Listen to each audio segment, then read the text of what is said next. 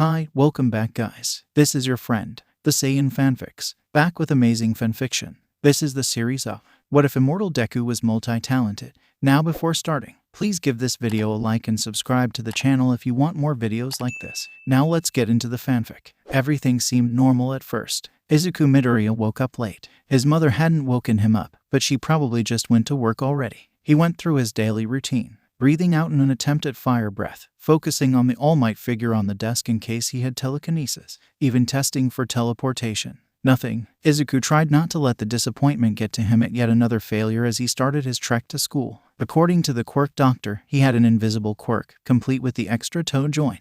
The doctor had been confused by the test results. No one was quirkless by this generation. It had been 9 years since he was diagnosed, however, and Izuku Midoriya was still powerless and had nothing. Defenseless, useless. Every other kid at school had an ability, ranging from relatively weak things like an intelligence enhancer to powerful quirks known for combat, such as explosion. If only he could have something cool like that. A normal person would have probably given up on their dream, especially when it required fighting supervillains. But Izuku didn't give up easily. Izuku was drawn out of his thoughts by a strange feeling. Something was missing, but he didn't know what. Maybe he forgot something at home. He checked his bag, but nothing was forgotten. His phone, wallet, and lunch were all there. But then it hit him. It was too quiet. He couldn't hear the sound of chirping birds, the bustling of cars as they zoomed by, or any soft conversations around him. Izuku looked around, but there were 0 people. There were cars, but none of them were moving. Izuku took a deep breath to calm himself, his analytical mind racing. Clearly, he wasn't in any immediate danger, and there were no villains nearby. Maybe he had been transported by some kind of quirk. Or this was a dream. Nothing seemed different. The city the same, only missing people. The second possibility was ruled out after Izuku pinched himself and nothing happened. Izuku checked Aurora Junior High just to be sure, but there wasn't a single soul in any of the classrooms. So instead of him being gone, everyone else was, meaning someone with some kind of warp quirk had kidnapped everyone. Everyone but him. Which didn't make any sense. Why was he left behind? His mom wasn't picking up despite his attempts to reach her, something he was doing his best not to dwell on.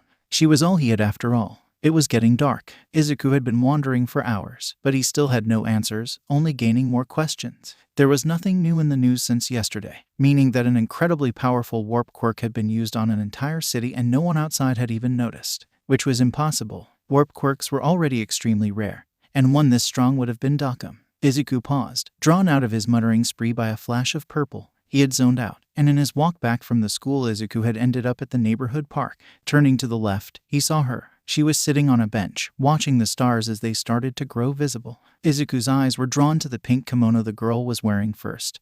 But then he noticed her hair. It was shimmering, stars shifting in her purple hair. What an interesting quirk. The realization that this was another person, finally, that might know what happened hit him a second later. Excuse me. She turned to him as he approached, her eyes widening in shock. Do you know where everyone went? Izuku asked. She stood up, still staring at him. Izuku was about to try English when she finally spoke. Are you a human? Izuku took a second to make sure he heard that right. Obviously. He was human, even if he wasn't always treated as such. Did that mean she wasn't human? Or maybe she was one of those UFO watchers? Was she an alien? Izuku looked at her face again. She was beautiful, astonishingly so, but she didn't seem like an extraterrestrial. That had been flawless Japanese after all. Ah, so you are human. I'm not an alien, by the way. Izuku blinked. Did he just say all of that out loud? Yes. Izuku blushed, shutting his mouth. You must be quirkless then, the girl commented. His first instinct was to deny it, but the word stopped in his throat. He was clearly powerless, and for some reason, Izuku didn't sense any of the distaste of the word he was used to. She used the term as a fact instead of a terrible medical condition. Izuku hadn't even met anyone who treated something so hated normally besides his mother. Who are you? Izuku gathered up the courage to ask. She smiled, and the dimly lit park got a little brighter. I am Aurora, goddess of light. I'm Izuku Midoriya. It's nice to meet you, Aurora-san. Izuku wasn't too sure about the goddess thing, but with how bizarre his world was, he just decided to think about it later. A thought struck him then. Wait, is that why your family name? He stammered out. Aurora seemed to be confused at his embarrassment for a moment, before understanding showed in her eyes. Right, using someone's given name is considered rude here. Still, Aurora is fine, she said. Izuku still felt a bit odd, but it wasn't like he had anything else to call her. Aurora-san, how did you know I was quirkless? He asked, tilting his head. In response, Aurora motioned for him to sit down on the bench next to her. Izuku took the seat, getting a better glance at her clothes in the process. The pink kimono was intricately designed, but unlike anything he had ever seen before. She looked up at the stars, her expression growing thoughtful, like she was wondering how to phrase her next words. It was now night, the stars fully visible. Humanity is gone. They've all been transported. Aurora spoke softly, as if she didn't say billions of people had been moved. She continued, sensing his shock. Your dimension is set to collide with another soon. This normally would not be much of an issue, but this other dimension is filled with dangerous creatures. She paused for a second, in thought. I suppose you would call them monsters. Izuku vaguely thought this sounded like some sort of video game.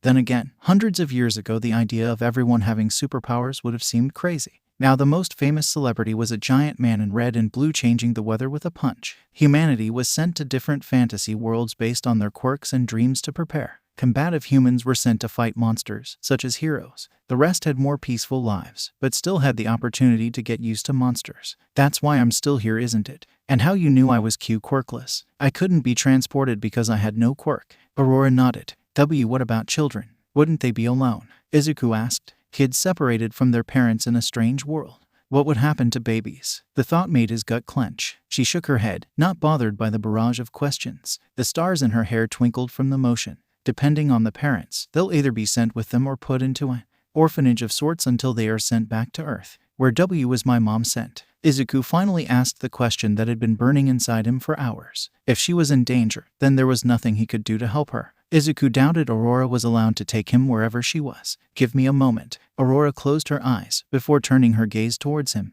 Izuku Midoriya was sent to the dimension Nourishment. It's a world focused on hunting monsters, but all of the ones there are relatively harmless. It's peaceful too. She was safe. Izuku let out a breath, the weight on his shoulders feeling lighter. When are they coming back? Izuku questioned hopefully. He'd have to wait here a few months maybe, but I don't know. Aurora sighed. Earth has been frozen in time until they come back. Humanity will spend 5 years before returning. However, time passes slower there, meaning while they have an adventure, it could be 10 or a million years before they return. Izuku's eyes widened. Then what about Hai? You will have to wait for them. Her beautiful eyes grew softer in sympathy. Izuku Midoriya, you are the only human left on Earth. The first few months were a blur. Aurora visited once a week, always appearing at the park. She brought him a week's worth of food as well as ingredients. Izuku wasn't an amazing cook, but he knew enough from the times his mother had worked late. He ignored the pang in his heart at the thought of Izuku Midoriya. Izuku practiced making katsudon the most, the meal holding a special place in his heart. Aurora supplied him with pork, definitely not opposed to tastier meals. He had small chats with Aurora, though lasting long from lack of common ground. Aurora was a goddess after all, and Izuku didn't exactly have the most social life even before humanity was whisked away. Some days she spent the meeting ranting about the latest issue in her world.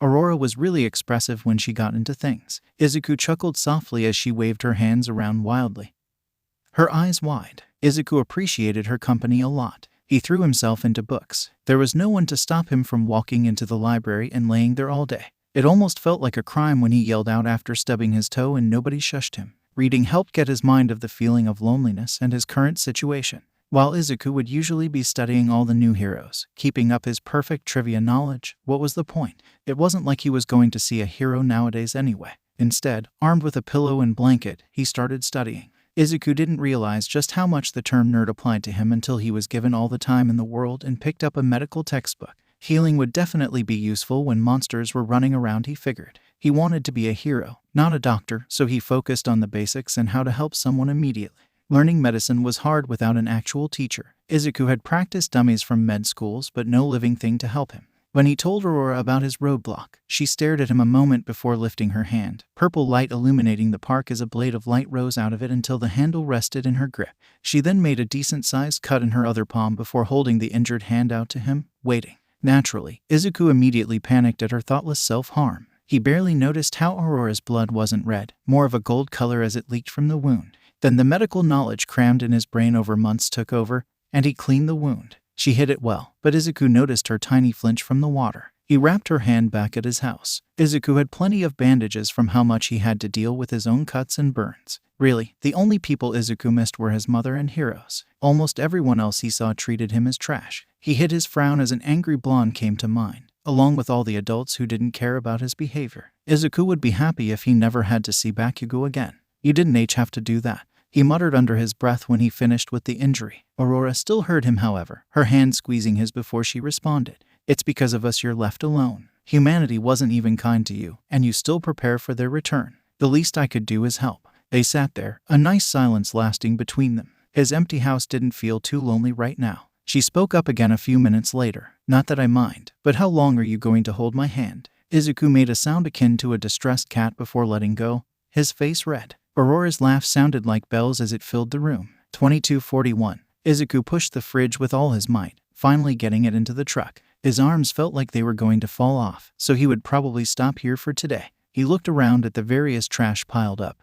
Everything from kitchen appliances to cars. Izuku even found guns there. He had started cleaning up Dagaba Beach while exploring the city. Even after over a year, strolling through a city completely devoid of people felt strange. It was also impossible to ignore the giant heap of trash, especially after seeing pictures of the beach in its glory. He had used a truck nearby to move his piles. Knowing how to drive didn't really matter when there was nothing to crash into. While residents might love it being restored once they returned, he was also doing it for himself. The feeling of needing to accomplish something was powerful. Izuku figured it also doubled as strength training. Aurora didn't question his methods, although she did tell him to try going to a gym as well. He did. Being able to freely use expensive gym equipment was definitely nice after all. Since he only saw Aurora on Saturdays, he spent the rest of the time training. His body felt like it was dying, but he felt happy at the thought of getting stronger. Izuku wanted to keep up his reading time as well, but Aurora had caught on to the bags under his eyes and made him stop. There was no one else left to tell him to mind his health after all.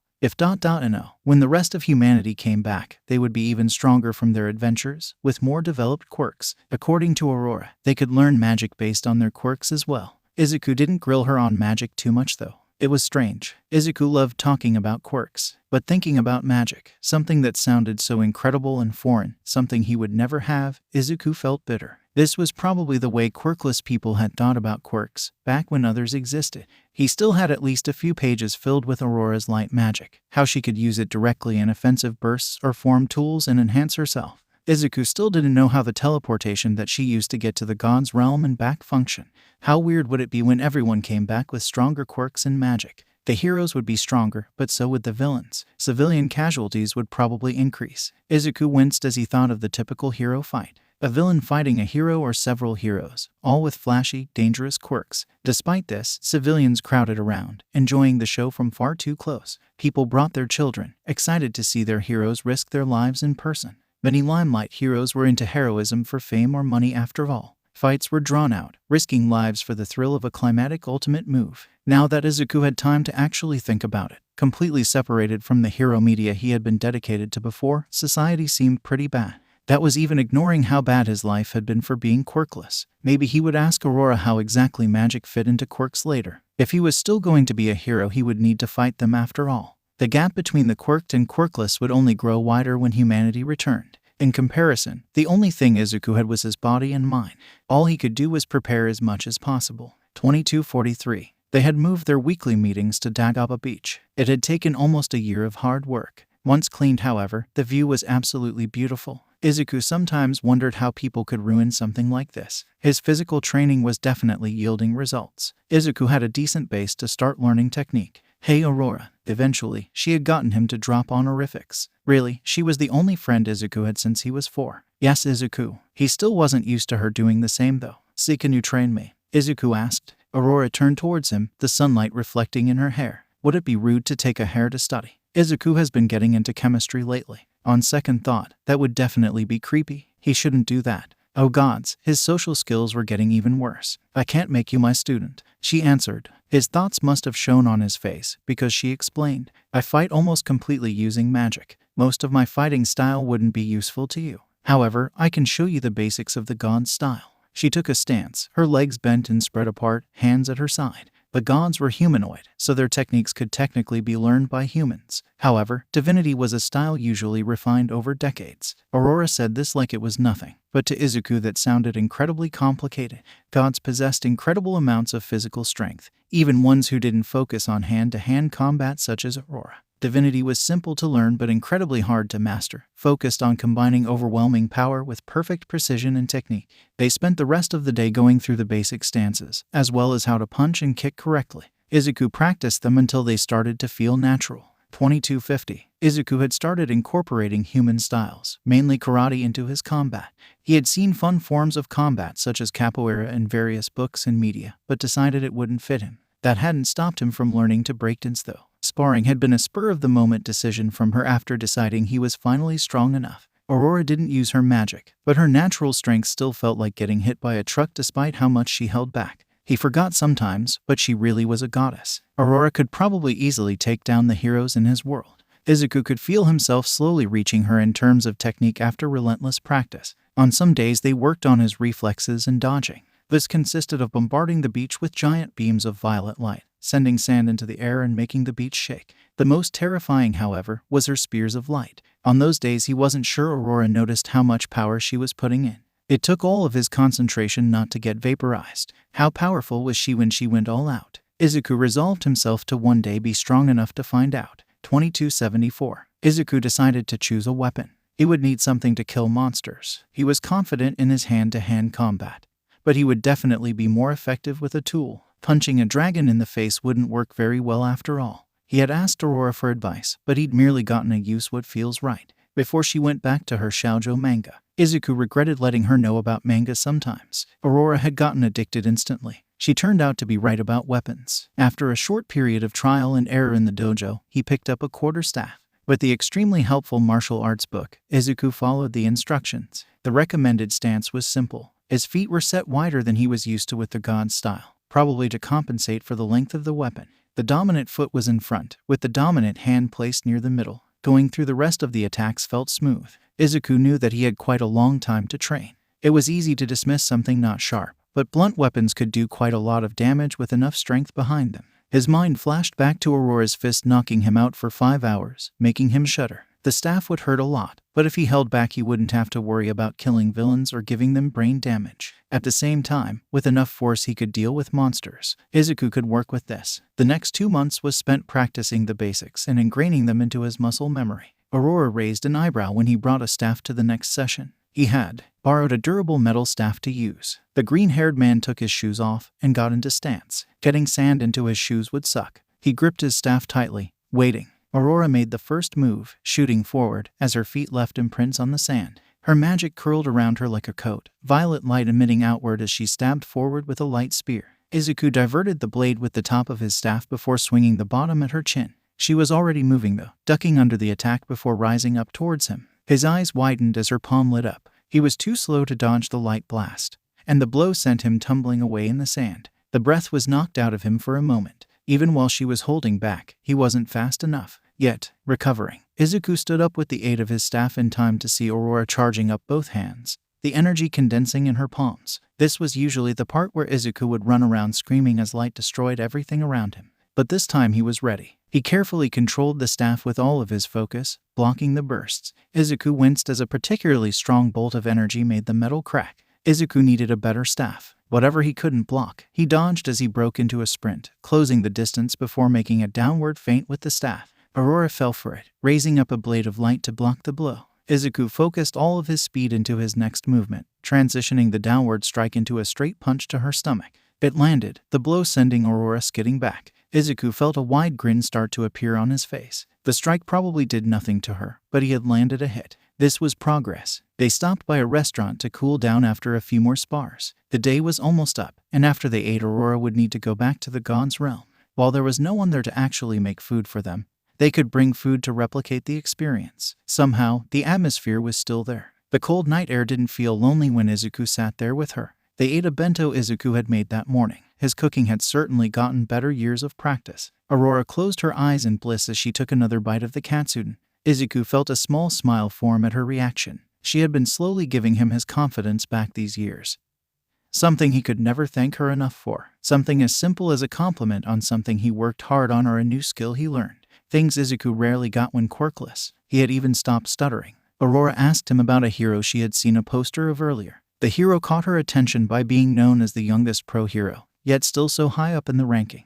The poster was filled with his bright smile and large red wings. Izuku opened his mouth to answer, then froze. Who was that again? As much as he racked his brain, he just couldn't remember who it was. According to the poster, the hero was ranked 3rd. Izuku definitely had notes on him, so why couldn't he recall who they were? You're forgetting, aren't you? Izuku looked up at her concerned face, eyes narrowing in sorrow. Aurora set the paper face down on the table. Decades have passed by so fast. However, your mind is still human. You haven't seen a hero in years, so you are slowly forgetting them. She explained. He was forgetting. In hindsight, it was strange it had taken him so long to realize. Of course, he wouldn't remember someone he hadn't heard of in years. His brain would think of it as unused knowledge. That didn't mean forgetting what life was like before didn't worry him. Suddenly, another thought struck him. Izuku hastily searched his memories before breathing out in relief. He could still remember a short woman with green hair. Her smile as she saw the All Might video yet again with him. Aurora knew him well enough to not say anything. They ate the rest of the meal in peaceful silence. The deserted restaurant was starting to feel more natural than one filled with people. When he got home, he set up a reminder on his phone. Every week, videos of his mother would play. Every week, so he could repay everything she did when she came back. Every week, so he never forgot her. After a moment's thought, Izuku also set a counter to track the years. It had been 34 years. By human standards, he wasn't even considered a teenager anymore. That was definitely a shock. Would he need to act like a teenager when everyone came back? People would change after 5 years. How much would he change after far more than that? Izuku guessed he would need to wait another few decades. If only he knew how wrong he was. Izuku leapt to the side, instincts kicking in. He felt the rush of air as the ball tore past him at incredible speed before smashing into the building behind him. Really? He asked, slightly alarmed. Sorry, came the yell from the other side of the court. Izuku sighed, picking another ball from the bag. Izuku had been experimenting with various sports to play while bored. He came across tennis in a magazine and wanted to try it. He had almost no experience with games. With no friends, Izuku had no one to play with. After Izuku showed her an image to use as reference, Aurora set up a tennis court made completely out of light on Dagaba Beach. Violet light represented boundaries, formed into a net, and covered the sand below them for a flat surface. Magic really was incredibly useful. Tennis was something that was impossible for him to practice when she wasn't there, but that just meant they could get better at the sport together. If there was anyone else there to see them, they would be amazed at the game. A ball of light zooming back and forth at incredible speeds across a court of light, both players moving at similar velocity. Aurora was having the time of her life. Her starry hair waved wildly, somehow not getting in her face. Aurora's smile was wide, almost blinding as Izuku was reminded once again why she was a goddess of light. The warm feeling in his chest must surely be her magic. Aurora didn't seem to be tiring from the match. To her, supersonic tennis was probably light exercise. Izuku, on the other hand, was using all of his concentration to keep up. Using practiced reflexes to predict the ball, he could make up for his current lack of speed. The effort was taxing though, and after a few hours Izuku's t-shirt was drenched in sweat. After 0.40 years spent training, Izuku's body had become near perfect as he reached peak human condition. It had felt weird at first, years passing as he felt his body change yet not age a single day. He compared it to a very old American comic he had found, about a weak man given a special drug and was instantly strengthened to the limits of the human body. Izuku's gained muscle mass condensed instead of piling on, resulting in a more lean frame. Izuku had stopped getting taller, and was now about a head above Aurora. This was another reason Izuku never stopped training. As long as the time on Earth was paused, he had a limitless capacity to get stronger. Aurora was holding back on her speed to keep the match fair, but her control was slipping in her excitement.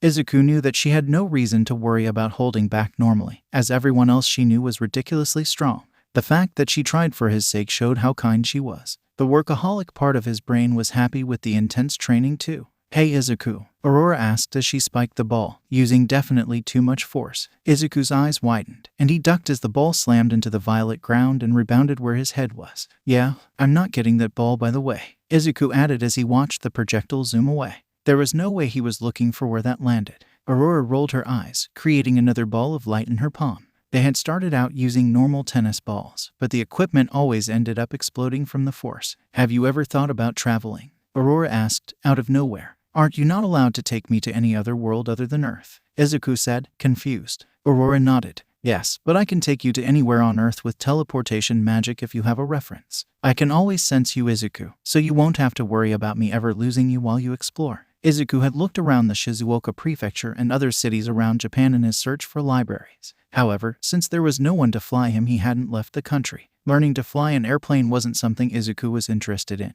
and was far down on his to-do list. But this was the perfect chance to tour his home. He grinned. Let me show you exactly why we humans love this place. Aurora smiled back, eyes glittering. I look forward to it. Then she launched the ball at his face again, without warning. 2298. Europe was beautiful. Izuku, armed with the internet and too much time, picked all the best cities. It was pretty much a tourist stream. No crowds, no spending on anything. Aurora was there once a week to marvel at the view with him. Izuku spent the rest of the time reading and learning new languages. Even when he now knew Japanese, German, Spanish, and English, French was hard. Izuku stayed in hotels. Without people though. The empty buildings made him feel so lonely that he made sure he was constantly reading or training. Was this what the rest of humanity felt when they were sent away? The feeling of being far away from what you call home. He was brought out of his thoughts by a familiar flash of light, as Aurora teleported into his hotel room. While his clothing taste had gotten slightly better from meeting someone frequently, hers had been drastically influenced by her time spent on Earth. Aurora was wearing a red dress that was simplistic in design but suited her completely. She had been growing out her hair, and it now fell to her shoulders. The stars unique to her eyes seemed to be sparkling, and she wore an excited smile at what he could have planned. She was beautiful. Aurora blushed, the pink contrasting with her purple eyes. Ah, Izuku must have said that out loud. Did you wait long? Aurora asked, recovering. She held out her hand. Izuku smiled, taking it. Not really, I was just thinking. So what's the place you wanted to show me? Izuku pictured the city in his mind, the one that had amazed him in the brochure. It's a surprise. Izuku opened his eyes as they reappeared, high up. So where Aurora started, and then cut off. Izuku saw why a moment later. There was no one to maintain electricity, but with time stopped on Earth, light bulbs essentially had infinite power. Izuku had never been so glad for it until now. The view of Paris from the Eiffel Tower was breathtaking. A seemingly endless amount of light spread outward below him, buildings flashing and roads visible like paths filled with stationary cars. It finally struck him now that this was the exact definition of a date. But for some reason that fact didn't bother him at all. I take back every bad thing I've ever said about Earth, Aurora said breathlessly, breaking the stunned silence. Her eyes were wide as she took in the sight. Izuku chuckled lightly at her reaction as they stood there together. The realization slowly set in as he watched Aurora happily point out what she could see. He loved her. By human standards, Izuku was ridiculously dense. Izuku had known her for at least 50 years, already half of a human's lifespan. When he looked back on it, Izuku was meeting someone once a week, usually at a beach or restaurant. They were basically dating already, only not romantically. Today was a major example, dressing up to show her the view in Paris of all things. By divine standards, Izuku was realizing his feelings too early. From what he knew, gods had incredibly high lifespans. A mere 50 years was probably not much to her. Izuku didn't actually know how old Aurora was, since he figured it would be pretty rude to ask. Izuku had no idea how divine beings dated anyway. Another question was why. Izuku had read enough shoujo manga to know that love just happened, but Aurora was the only person he had to talk to. Was he falling for her just because there was no one else? Aurora deserved better than that. His long-buried self-discouragement showed itself for the first time in decades. Izuku didn't have a complete understanding of his feelings. He wasn't enough. Yet, he let out a fond smile as he lifted her hand, pointing out his favorite parts of the view. Izuku had time. 23:23. Izuku knew he had loved analyzing, especially quirks, before the drift. Now, Izuku has an incredibly faint memory of Superpower's quirks. The only two heroes he knew of were All Might and Present Mic, and he had broken down their quirks long ago. Izuku's ability to analyze things had instead developed into an intense drive to learn and adapt. Most of this was spent training his martial arts, or whatever new thing he found interesting to try. At the point where he had an incredible understanding of divinity, Izuku focused on developing his own staff techniques. What he had the most time analyzing through was Aurora's magic. It made sense. As a goddess, she must have countless years to practice. A simple name like light magic just didn't seem to fit in with the notebook's worth of things she was capable. Just when Izuku thought he had seen everything, she would absorb the brightness from the nearby streetlight into her hair as she complained about a headache. So today, when Aurora said she had something magical to show him, he wasn't surprised. Excited yet worried. Yes. Why are we in a football stadium? Izuku asked. For the space. Plus, this was the closest thing to an arena nearby. Aurora answered, excited as her arms gestured wide at the stadium. They used to spar on Dagaba Beach, but that changed once they started traveling. Since they no longer had a fixed location, Aurora just chose clearings or wide areas for their practice. It wasn't like there was anyone to complain. So we're going to fight, Izuku said, preparing himself. Well, we're not going to fight, Aurora intoned, a strange expression forming on her face. Izuku didn't like that smile very much. She raised her hands and then closed her eyes in concentration. Nothing seemed to happen at first, but then something began to form. Violet light condensed before gradually taking shape. Izuku could make out claws and strong limbs connecting to a lion's body. But then wings formed out of the creature's back, along with a deadly-looking tail. The creature moved to Aurora's side, alive, coming up to her shoulders even on all fours. Izuku faintly remembered the creature from ancient human mythology. A manticore, a beast with a lion's body, yet also wings and a venomous tail. You can create creatures. That's amazing, Izuku exclaimed, awed. She just made a being out of nothing. Aurora grinned, clearly enjoying the praise. Using your advice, I figured it out. My light can replicate life, as long as I understand it. Aurora opened her palm, focusing. After a few seconds, a pigeon formed, before flying away and dissipating. Just as Izuku was growing and adapting, so was she. So where did you see a manticore? Izuku asked, curious. Aurora launches into a story about witnessing a battle between a manticore and a pro-hero on a forest planet. The hero apparently had some kind of earth manipulation quirk, and was able to contain the beast's flames and bury it. Aurora was able to visit other planets to help with magical-related issues as part of the Council of Light. Izuku thought that sounded extremely important, but she brushed it off as simply her job. Currently she was monitoring Earth, and he saw her every Saturday. She couldn't take him to any other planets, something that infuriated her. Decades ago, the goddess hesitated from bringing up stories of worlds other than the god's realm, but she understood that it didn't affect him anymore. Izuku had accepted that he would not see anyone else for quite some time. His current life, months passing in an instant with training and weekly conversations, were all he really remembered, and Izuku enjoyed his current life. That didn't mean he didn't enjoy hearing about other worlds, or wasn't lonely. So can you make sentient life? Izuku suddenly said. Aurora frowned. Not yet. Right now, they only follow my commands, although they might have basic intelligence. Izuku felt a small pang of disappointment, but not as much as he expected. It would have been really weird anyway to ask her to make people for him to talk to.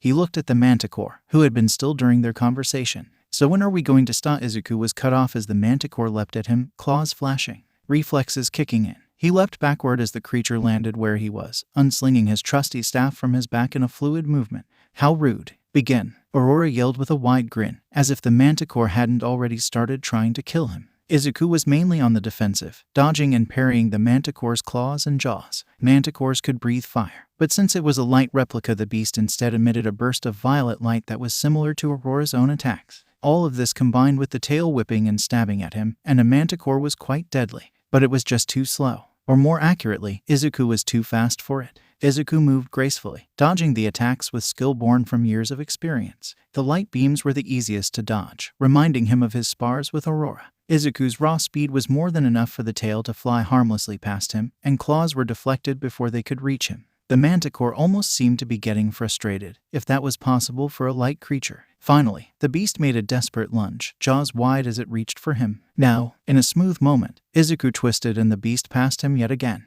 But this time, he counterattacked. He breathed in, focusing his strength into his arms as he moved into the familiar stance. Stance 2. Izuku swung his staff in an arc with all of his force and slamming into the beast's jaw. Bash! The manticore shattered, breaking into light fragments that dissolved into the air. Izuku grinned, the familiar feeling of accomplishment rising up. He hadn't ever sparred with anyone other than Aurora, and although he sometimes beat her, she never went all out. This was a pure fight that he won. Furthermore, his technique worked. His created stances seemed to be worth the years of practice. Can I fight it again? Izuku pleaded. 2346. Izuku's hair was turning white. He didn't realize at first. There wasn't much point in caring too much how he looked when there was almost no one to see him. Izuku wasn't exactly a very social person in general either. At least, that's what he assumed. Izuku couldn't really remember what his life was like before the drift. He did know he was quirkless, and with an invisible quirk he was definitely bullied. There wasn't a single trace of him ever knowing a close friend either. So Izuku, being the antisocial, unfashionable person that he was, didn't notice his hair color until he saw his reflection in a store window.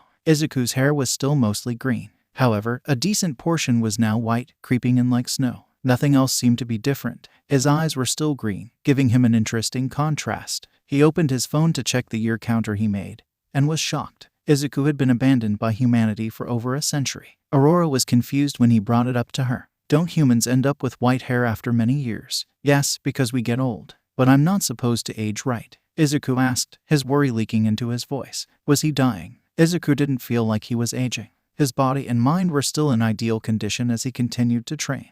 Maybe he didn't notice he was getting older biologically because of Earth being paused. You don't age right now, Aurora stated calmly, shutting down his spiral. It's probably the effects of living and training this long on your body. I mean, no human has been suspended in time before, not to mention for such an extended period of time. Aurora tilted her head in thought. I could try scanning you if you wanted. Using her magic to scan creatures allowed her to use a blueprint to see how to recreate them. By extension, Aurora would know if something was happening to him. Izuku nodded. The familiar light beamed over him, but unlike her attacks, it didn't hurt at all. Instead, it felt warm, almost like a hug. Aurora smiled when she ended her light show. Nothing's wrong. You're still Izuku Midoriya, just with whitish hair. Also, it kind of looks better this way, Aurora added, leaning back on the couch. Aurora missed Izuku's slight blush at the comment. She made something that worried him seem so simple. Izuku realized that until then, it hadn't fully clicked that he wasn't aging. But this meant he really did have time. Time to get stronger, learn whatever he wanted. Whatever he wanted. Hey Aurora. Yeah, she responded, turning towards him. Is it possible for me to learn magic? Izuku asked. Aurora just stared at him, eyes wide. He knew it was a dumb quest. You mean that you've watched me use magic constantly, for a century, and you're asking now? She asked, incredulous. Izuku scratched his head awkwardly, a bit embarrassed by her reaction. Well, you talked about how the magic you could learn was based on your quirk. Since I'm quirkless, Izuku trailed off. Suddenly, Aurora grabbed his hands, focusing. Used to her bursts of inspiration, he waited. Soon Izuku felt the same feeling run through him from earlier as she scanned him briefly before opening her eyes. Your body has the capacity for reinforcement magic, Aurora said. But you're right, you don't have magic circuits yourself. Aurora grinned. So I'll give you some. She continued, beaming. But I'll warn you, it'll probably hurt. Are you sure you want me to do it? Izuku didn't bother asking if she could do it. The confident smile told him everything. How could he say no to having magic? Aurora wouldn't have mentioned it if it could kill him. I trust you, Izuku answered, easily. For some reason, this caused her cheeks to take on a pink tint. Maybe she was tired. Aurora held his hands again, breaking him out of his thoughts, and he braced himself. For a second, there was blinding pain. It was like being electrocuted from the inside of his body, feeling every part of him cry out. And then it ended, as soon as it started. Izuku lifted his hands, looking at them. Nothing seemed different, but he could feel the energy under his skin, completely calm compared to a moment ago. When he concentrated, a violet spark formed on his fingers. Izuku lifted his gaze to Aurora to thank her, but found her passed out. A lazy smile filled her face as she lay on the couch. She really did so much for him. Izuku reached over to wake her. It was late and she probably needed to go back. Then he paused, checking the time.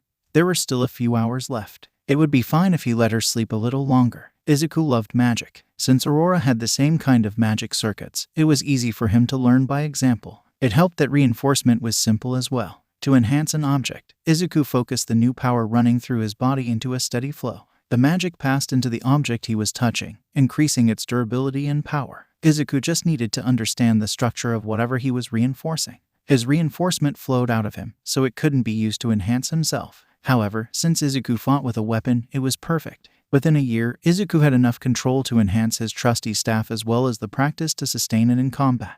His spars with Aurora started to intensify now that when he whacked her with a stick, it actually did something. Humanity was given 5 years to develop their new abilities and get used to the idea of monsters. Now that Izuku finally had his own powers, he threw himself into training them. Every time he used his magic, his total mana rose along with how powerful the enhancement was. Izuku needed enough mana to completely work through whatever was being enhanced. For example, using his magic on a building took a lot of effort and concentration when he started practicing. But within 5 years he had enough mana to do so easily. Izuku found that it was far harder to flow mana into non-solids. According to Aurora, the amount of time Izuku had put into it was already more than any creature before. No one had tried to use it on anything other than weapons. It took another decade to make progress, but Izuku was patient, excited. 10 years wasn't anything to him at this point anyway. Reinforcing liquids was incredibly interesting once he managed it. He practiced on the ocean, mana moving from his bare feet into the ocean, water becoming more solid as he worked.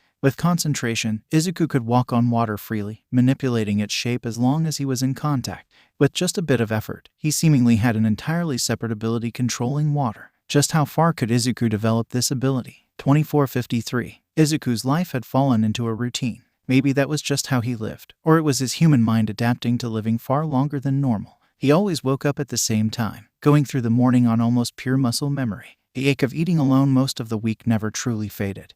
But Izuku rarely noticed it now. Training made him feel alive, the familiar feeling of using up everything he had bliss. Every year he added to the physical training as his body adapted, and going through the regime was something he knew as well as breathing. Izuku loved sparring with Aurora. She didn't need to hold back anymore and could unleash the full force of her magic on him, her rainbow leaving giant craters in the sand. Today was a Saturday, she would arrive soon. He didn't have any other friends to reference, but he did know how happy she made him every week. Izuku was happy with what they had, a comfortable friendship that made him feel like all the centuries were worth it, so he wouldn't risk telling her, ruining whatever they had. Aurora was too kind to push him away for something so simple, but the fact was that he knew nothing about divine courtship. She might not even consider dating a human.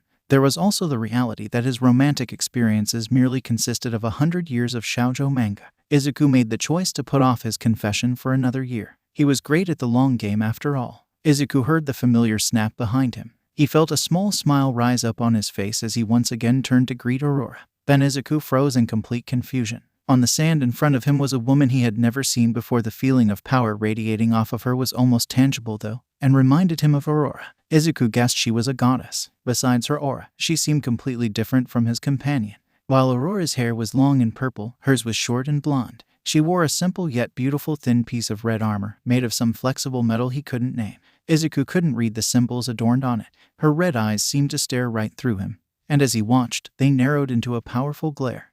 Staring was rude, right? Izuku Midoriya, she said, less of a question and more of a statement. Yes, Izuku nodded, confused. Sekhmet responded simply. Her right hand lifted slowly, tightening into a fist. Let's fight. It wasn't a question, but an order. Sekhmet's voice wasn't cruel, but low and powerful, akin to a commander. Slowly, her words began to set in. Izuku blinked, utterly lost. Sekhmet blurred forward, almost faster than he could comprehend. Thankfully, years of practice kicked in and he crossed his arms, just in time to block her fist. Izuku felt the blow throughout his entire body, the impact sending him tumbling across the sand like a ragdoll. He came to a stop 100 meters away. Izuku caught a flicker in the corner of his eyes and immediately rolled to the side, a vicious axe kick carving into his spot where he was. His eyes widened. The pure physical strength eclipsed his own easily. Sekhmet kept up her offense, a powerful series of punches and kicks that took all of his concentration to even keep up with. The fight felt almost like a dance. Every move she made was perfectly calculated. Not a single bit of energy wasted. He ducked under a kick, but there was already a punch heading his way. Izuku lashed out, but she was already behind him. Sekhmet was always one step ahead, but he could adapt, apologizing to his stomach in advance.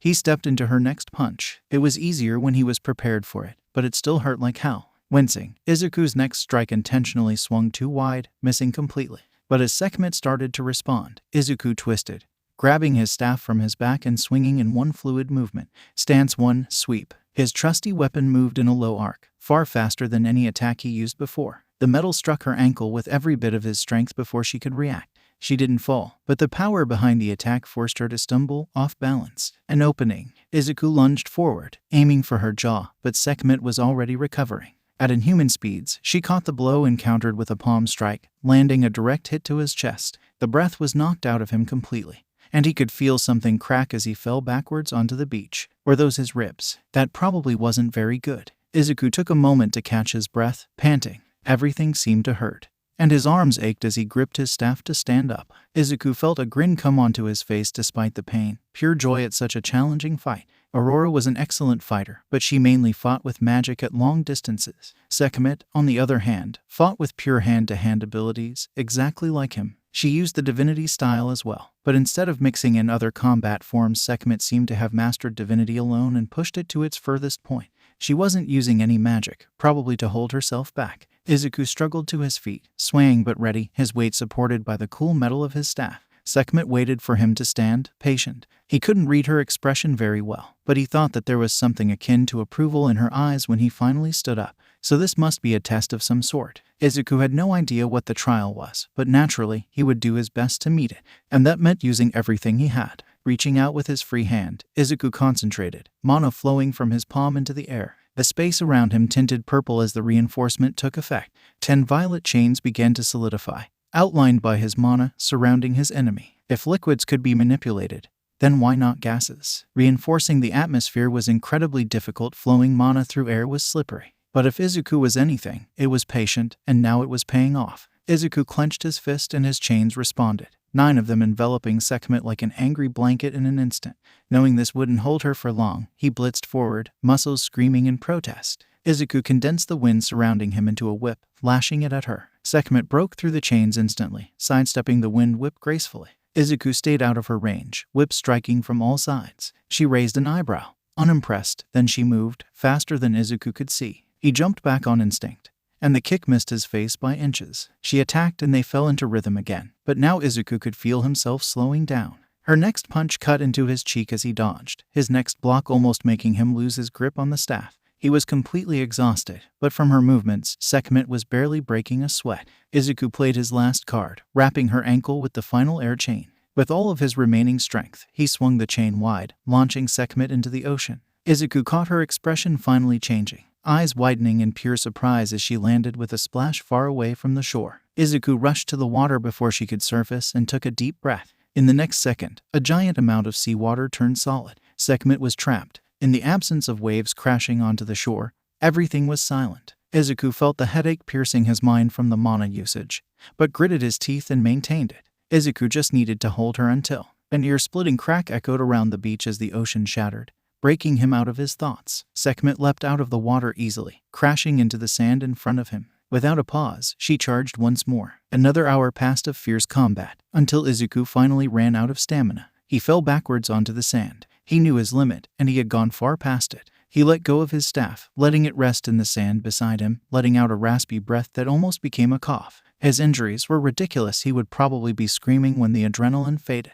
His arms were in pretty bad shape, and it was hard to breathe. Izuku doubted he could stand, and he had spent all of his mana. Sekhmet looked down at him, then to his surprise, nodded in approval. "Good fight." Thanks," Izuku said, confused. The edges of his vision were slowly turning black. Was he going to die? As if reading his thoughts, Sekhmet snapped her fingers. Now, Izuku did scream as his bones were mended and his broken body stitched up. It hurt just as much as being wrecked in the first place, but Izuku did feel a bit better as the pain started to recede. The exhaustion, unfortunately, stayed. Ignoring him, Sekhmet pulled a small, circular device out of her pocket, vaguely futuristic. She tapped it, and Izuku realized it was for communication when seconds later, a responding snap sounded on the beach. Aurora arrived, hair shimmering in the evening light. Izuku absently noticed the sun was setting, and wondered just how long he had spent being beat to a pulp. She looked to him first, her eyebrows scrunched together in concern. Izuku stared back. Their silent conversation was short, and Aurora's gaze turned softer for a moment.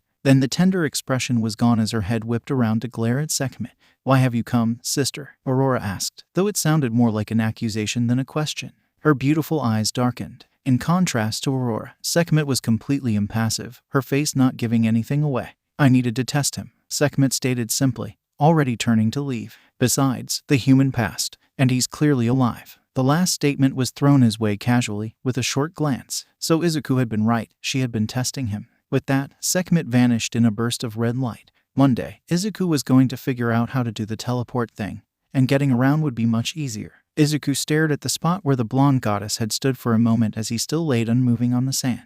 He sighed. "Of course, the first new person I meet after centuries tries to kill me." Aurora laughed, a bright sound that filled the silent beach. Izuku felt lighter somehow, despite how heavy his eyelids felt. She sat down next to him on the sand. "To be fair, I've tried to kill you too, Izuku," Aurora responded, eyes twinkling. Izuku turned his head towards her, slightly confused. Aurora was beaming, a wide smile stretching across her face. This was the happiest he'd seen her. "Well, yeah, but that was completely different," Izuku said, his own smile forming just from being near her. Izuku loved fighting. It is part of who he is. He wasn't scared of being injured or broken, but Izuku was scared of death. There are so many things he still wanted to do. He wanted to see humanity return. He wanted to improve himself. He wanted to spend time with Aurora. With so much time, suddenly losing all of it was a horrifying thought. He pushed away the turn his thoughts had taken. It didn't help that the adrenaline had faded, leaving his tired body completely spent. Izuku blinked, feeling his head resting on something far more comfortable than the rough sand.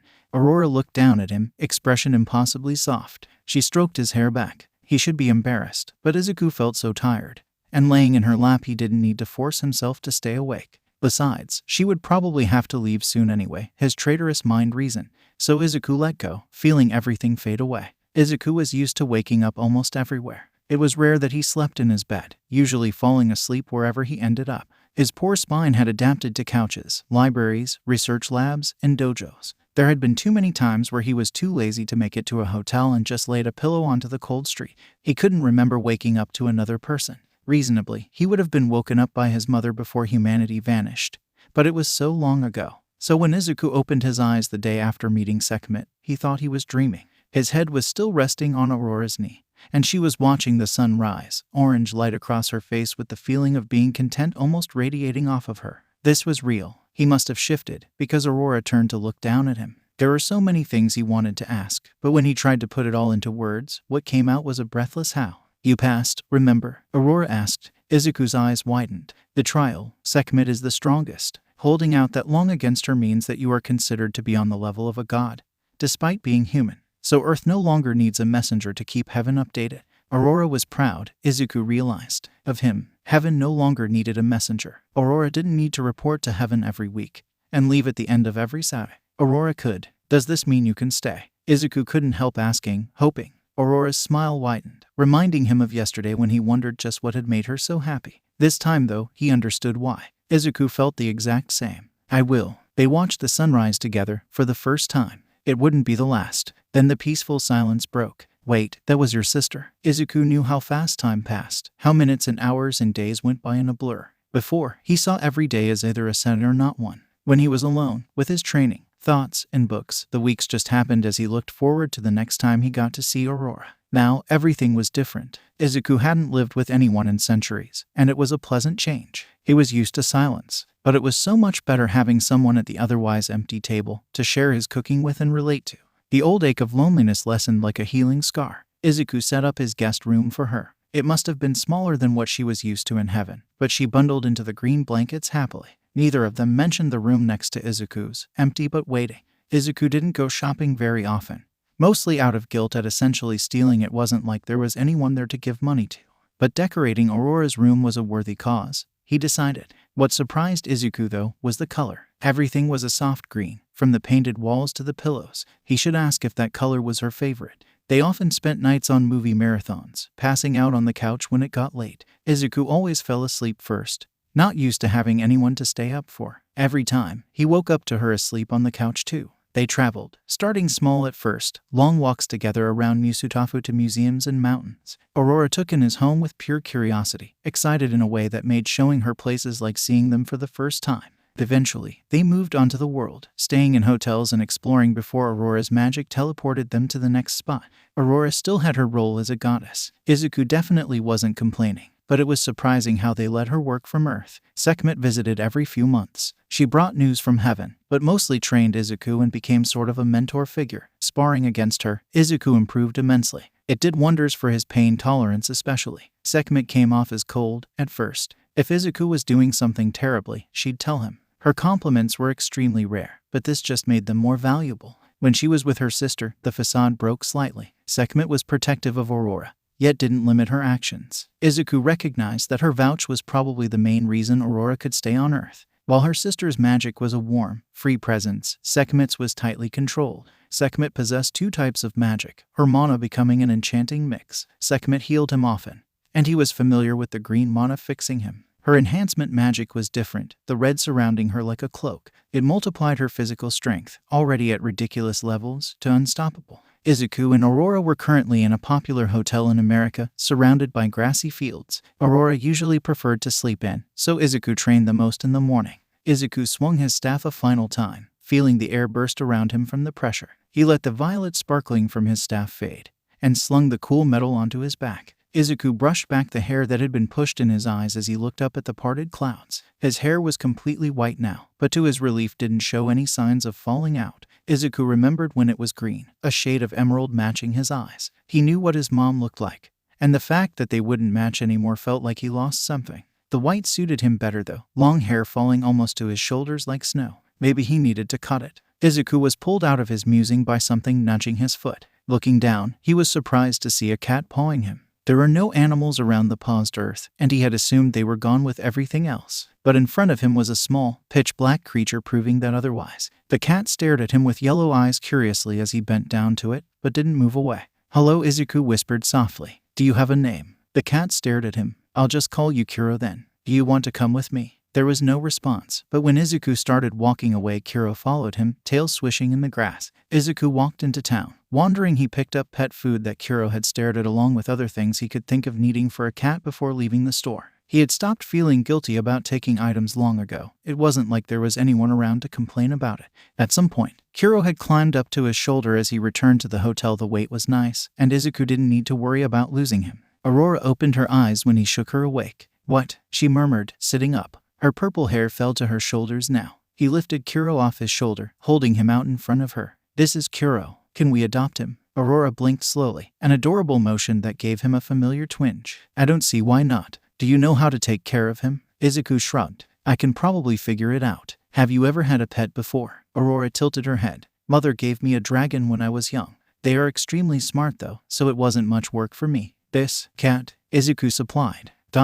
Cat seems easy to care for." She glanced at the creature, docile in his hands, purple eyes meeting yellow. "But Kuro, really? What? It's a good name." Izuku defended. Maybe naming a black cat black was a little unoriginal. Kuro didn't seem to mind though. Aurora shook her head with an impossibly fond sigh. Izuku put Kuro down, and they watched him explore the hotel room before leaping onto the bed. Aurora gently stroked his black fur. "You know, you didn't have to ask me if you could have a pet, right? Why wouldn't I ask if someone could join our family?" Izuku asked, confused. Aurora's purple eyes widened, and she stared at him for a moment. When she spoke, it was quiet. "You think of me as family." Izuku paused, feeling the weight behind those words. He was probably overstepping, but when he thought about Aurora, who had always been there. "Of course I do." Aurora smiled, small and genuine and soft. And Izuku felt like he was still outside in the sun. 2536. How does courtship work in heaven? The fist stopped inches from his face, the wind rushing by him and rippling through his hair. "What?" Sekhmet asked flatly. Izuku felt a bit of heat rise in his cheeks.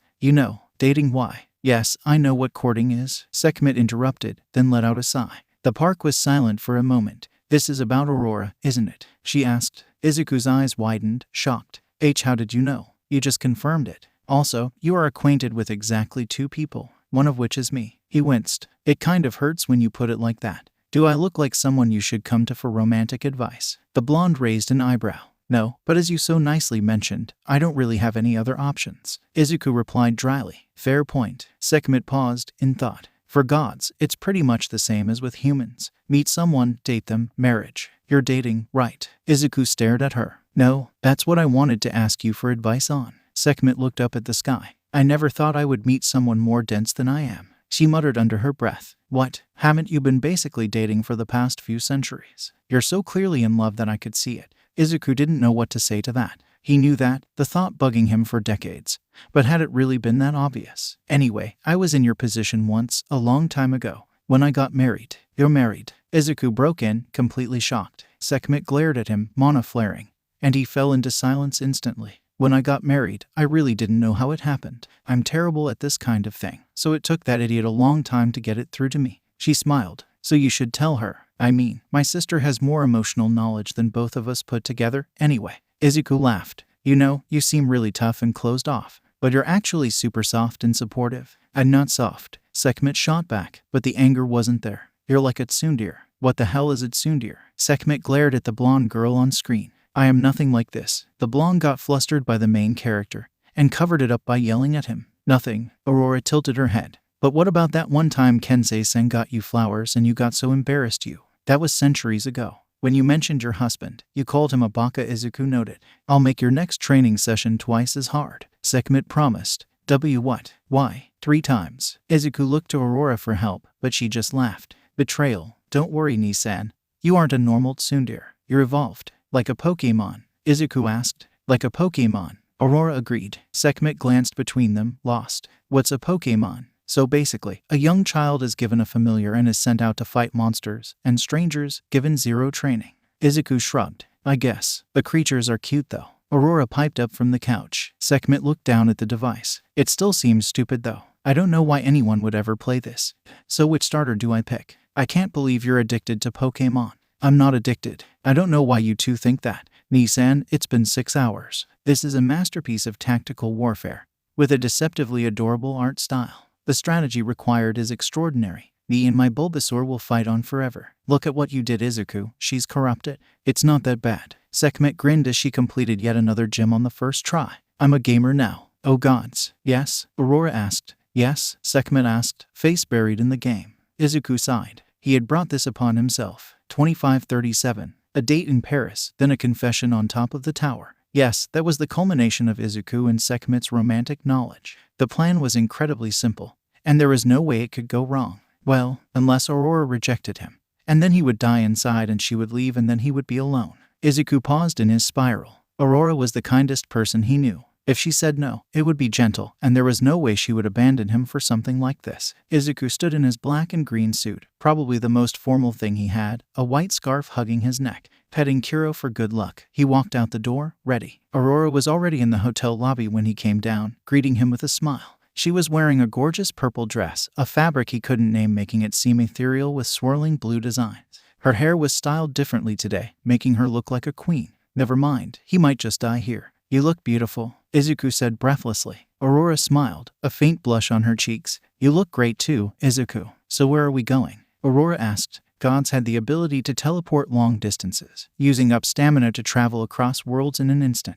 However, this meant that Izuku couldn't surprise Aurora unless it was within walking distance. Right on cue, Sekhmet arrived behind them and put a hand on their backs, warping them away. They landed with a snap, traveling from America to France in an instant. Sekhmet immediately vanished. Though with a last glance at Izuku, Aurora's eyes widened, and Izuku grinned. This is Paris. How did you get Sekhmet to help? Izuku shrugged. He really did owe her one for helping him. Or three. Izuku smiled, offering Aurora his hand. She took it, and they walked. The winter air was chilly, and Izuku was happy he brought his scarf. Sometimes he wished he was immune to the cold, like Aurora was. Izuku could remember watching her walk through the snow in a t-shirt. Aurora's hand was warm in his though. They hadn't been in Paris in decades, and Izuku was questioning that now. The city was amazing, bright lights illuminating the streets. They spent the evening like that, pointing out sides to each other. They ate a bento on the bridge, watching the river. The conversation flowed, and they talked about anything and everything. He was spending time with her, but now the atmosphere was charged. She laughed, and instead of laughing with her, Izuku's breath caught watching her. When Aurora realized they were going to the tower, she grinned and he almost fell. Gods, he was a mess. There was a peaceful silence on top of the tower, and Izuku remembered that date centuries ago. He had given himself time to see if it was a mistake, if he was just latching onto the first person he had met who was kind to him, time to see if Izuku had a chance. That time had passed though. It was easy to push it off for months and years and decades and centuries. Izuku looked at her. Aurora was radiant, a wide smile still on her face as she watched the city below. He loved her. Hey Aurora. Aurora turned to him. Marry me. Wait, that wasn't what. And then she was kissing him, something impossibly soft and an answer all on its own. Sure, Aurora replied, breathlessly, seconds later. Well then, so, how did it go? It went amazing. But then we got on the tower, and I didn't tell her I loved her. You actual idiot. You had one job. One, but instead asked her to marry me. What? And then she said yes. Sekhmet blinked. What? And then we kissed. Sekhmet stared at him. I owe you like 5 favors, Izuku said. This is what happens when you send an overachiever on a date, isn't it? Izuku shrugged. Sekhmet's eyes hardened, and Izuku suddenly felt an immense amount of pressure bearing down on him. It was like gravity was multiplied. Her red eyes glowed, and mana flooded the area. You know that if you hurt her, I'll destroy you, right? Then I'll heal you and crush you again. Izuku nodded. Of course. The killing intent vanished, and Izuku took a deep breath. Good answer. There is a pause. You'll have to teach me that someday. Teach you what? 2540. Are you sure? Aurora asked. Izuku nodded. I want to meet her. Aurora bit her lip. We don't have to get her blessing. We have Sekhmet as a witness, and Kensei-san can legally marry us. Aurora, did she raise you? Do you care about her? Yes. Then I have to meet her, right? Izuku asked. Aurora sighed. I do love her, but she's a lot, and she's scary. She was worried about him, Izuku realized. Her eyes were wide, and hands shaking so slightly he wouldn't have noticed if he didn't look for it. Aurora was so strong, yet she was scared of losing him. He knew how that felt. Izuku smiled, gently picking up both her hands, holding them in his own. Your mother is probably terrifying, but I'll survive, and she could never scare me off from you. Izuku, my mother is the queen of heaven. Oh fuck, Sekhmet, out of curiosity. What are my chances of beating the queen of heaven? 0%, she answered immediately. Izuku winced. Yeah, that's what I thought. If it makes you feel any better, I'll delete your internet browsing history if you die. Thanks, Sekhmet. The first thing that hit him was the color. Heaven was vibrant, the world around him incredible in detail. It was almost like he was in a dream. The woods they landed in so similar to what he knew but with amazing definition. His other senses caught up soon after, leaves rustling and a stream somewhere nearby. He could feel everything around him, his mana branching out like it was coming home. Izuku saw Aurora smile at him from the corner of his eye, probably from his reaction. He felt the familiar urge to adventure, to explore. She understood, taking his hand in hers, and they walked out of the forest. Izuku didn't know what he had expected, maybe a futuristic sea of lights and skyscrapers, or a hall of golden towers. Instead, heaven was more familiar. The buildings were traditional, something he could almost call Japanese, but the intricate detail spoke of centuries and centuries of construction. Looking around, Izuku could see things that he would probably never understand. Holograms walked around, carrying sentient conversation as they advertised products, and some kind of entertainment device was being held by a group of children. Of course, beings with a long lifespan would be far ahead in technology. Aurora, do gods have flying cars? Izuku asked, a bit of excitement leaking into his voice. Aurora laughed at the mental image. We teleported here, didn't we? Easiest way to travel. Some gods can fly under their own power though. Izuku's eyes widened. You can fly. Aurora's smile faltered ever so slightly. I wish, but no, few have the ability to do so. Izuku wondered if there was more to it, but didn't push her. They began to merge with the crowd. He knew, of course, that there would be other gods. This was a whole realm, one that hadn't all been whisked away. Cities were supposedly filled with people, but it was still so strange seeing so many people walking near him, talking, living. It wasn't too crowded, but there were presences all around him, and he felt the sound start to be smothering. The many conversations filling around him were quiet, but together it was like he was trapped in a sea of strangers. Aurora didn't say anything, but she squeezed his hand in support. He took a deep breath, letting all the voices and footsteps and noise wash over him like a river. Thanks, Izuku breathed. Anytime, Aurora said simply, like she wasn't anchoring him to reality. They got some strange glances, but nobody approached them. Izuku wasn't surprised people stopped to stare at him, but the reverent looks Aurora received confused him. Then Izuku remembered Aurora was an actual princess. He was brought out of thought as they approached something that could only be described as a palace. If he didn't know this was it from the architectural masterpiece in front of his eyes, the slight stiffening of Aurora's shoulders and the unmistakable feel of power made it clear. The guards didn't stop them, obviously informed they were coming. When they reached the office though, Aurora stopped outside the door. I can't go further than this, she sent for you alone. Aurora's voice was calm, determined. Only from centuries of knowing her could he hear the change in tone, the worry. Izuku pulled her in for a kiss. He watched the adorable furrow of her eyebrow lighten, a small blush at the unexpected affection. He grinned at her before turning to opening the door. It closed behind him, royal purple mana sewing shut like a gap in reality. Izuku looked around the office, taking in the surprisingly homely room of couches and photos. Izuku hadn't ever had a job before, but this workspace felt like a home instead of work. Before he could look closer, a woman stood up from the desk. Her hair was silver, and she wore a simple blue kimono unexpected of someone ruling a realm. Hello, Queen. Izuku started respectfully. A faint smile curved into her jaded features at the title. Please, just call me Amaterasu. Have a seat. She gestured to the couches, and he sat across from her. It was ridiculously soft, and if Izuku wasn't so terrified he might have fallen asleep. Izuku nodded, and felt the fabric of reality shift in front of him. Instantly, there were 2 teacups on the wood table. He took his, carefully sipping. It was delicious and calming, the technique obviously developed over an incredibly long time. Amaterasu's posture was regal, sharp gray eyes cutting through him. Hospitality's over. The kind host he just saw slowly began to recede, and the feel of her mana laced the room like increased gravity. Sekhmet said you requested a meeting with me. Amaterasu stated. Why? I wanted to talk to you about Aurora. She tilted her head slightly. Is this about the engagement? Izuku blinked. You know, of course, everyone's heard about it by now. A human marrying a god is exceptionally rare, and something like your case hasn't ever happened before. I am surprised you told me though. Why wouldn't I?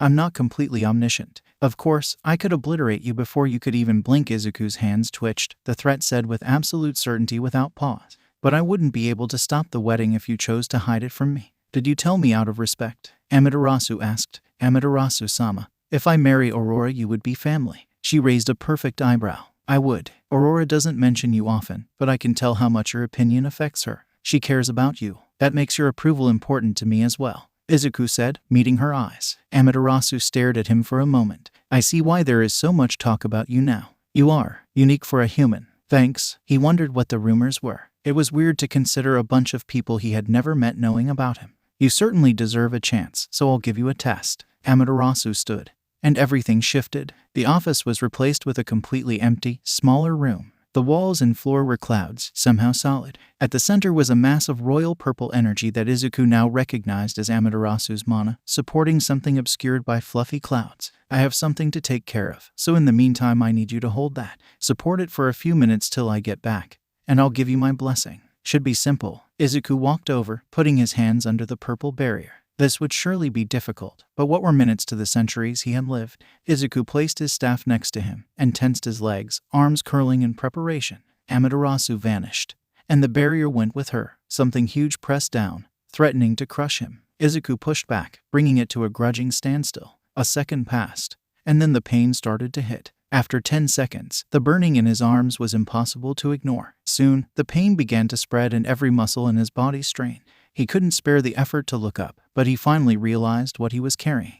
Amaterasu had dropped the fucking sky on him. Izuku stopped counting once a minute passed. His thoughts weren't coherent, beginning to blend, cutting off and swirling into each other. There was only his body screaming to let go, and himself screaming back. Izuku knew the sky was slowly lowering, the ridiculous weight pushing down, but he had no idea how to stop it. Izuku was just a human with 300 years of training, of course, but still a human. He felt blood start to drip from his nose. There was no one around him. For the first time Izuku could remember, time was moving so slowly. Every second he endured felt like another year. How much time had passed? 3 minutes. There was no way he could last. Black was already curling in the edge of his vision. The darkness would take him. Izuku would pass out, turn into a pancake, and then the sky would fall down through the clouds. If he was holding up the sky, the beautiful painting he had stared at for hours and hours until his neck hurt, then he was above Earth. Something this heavy with any velocity crashing into Earth would completely destroy it.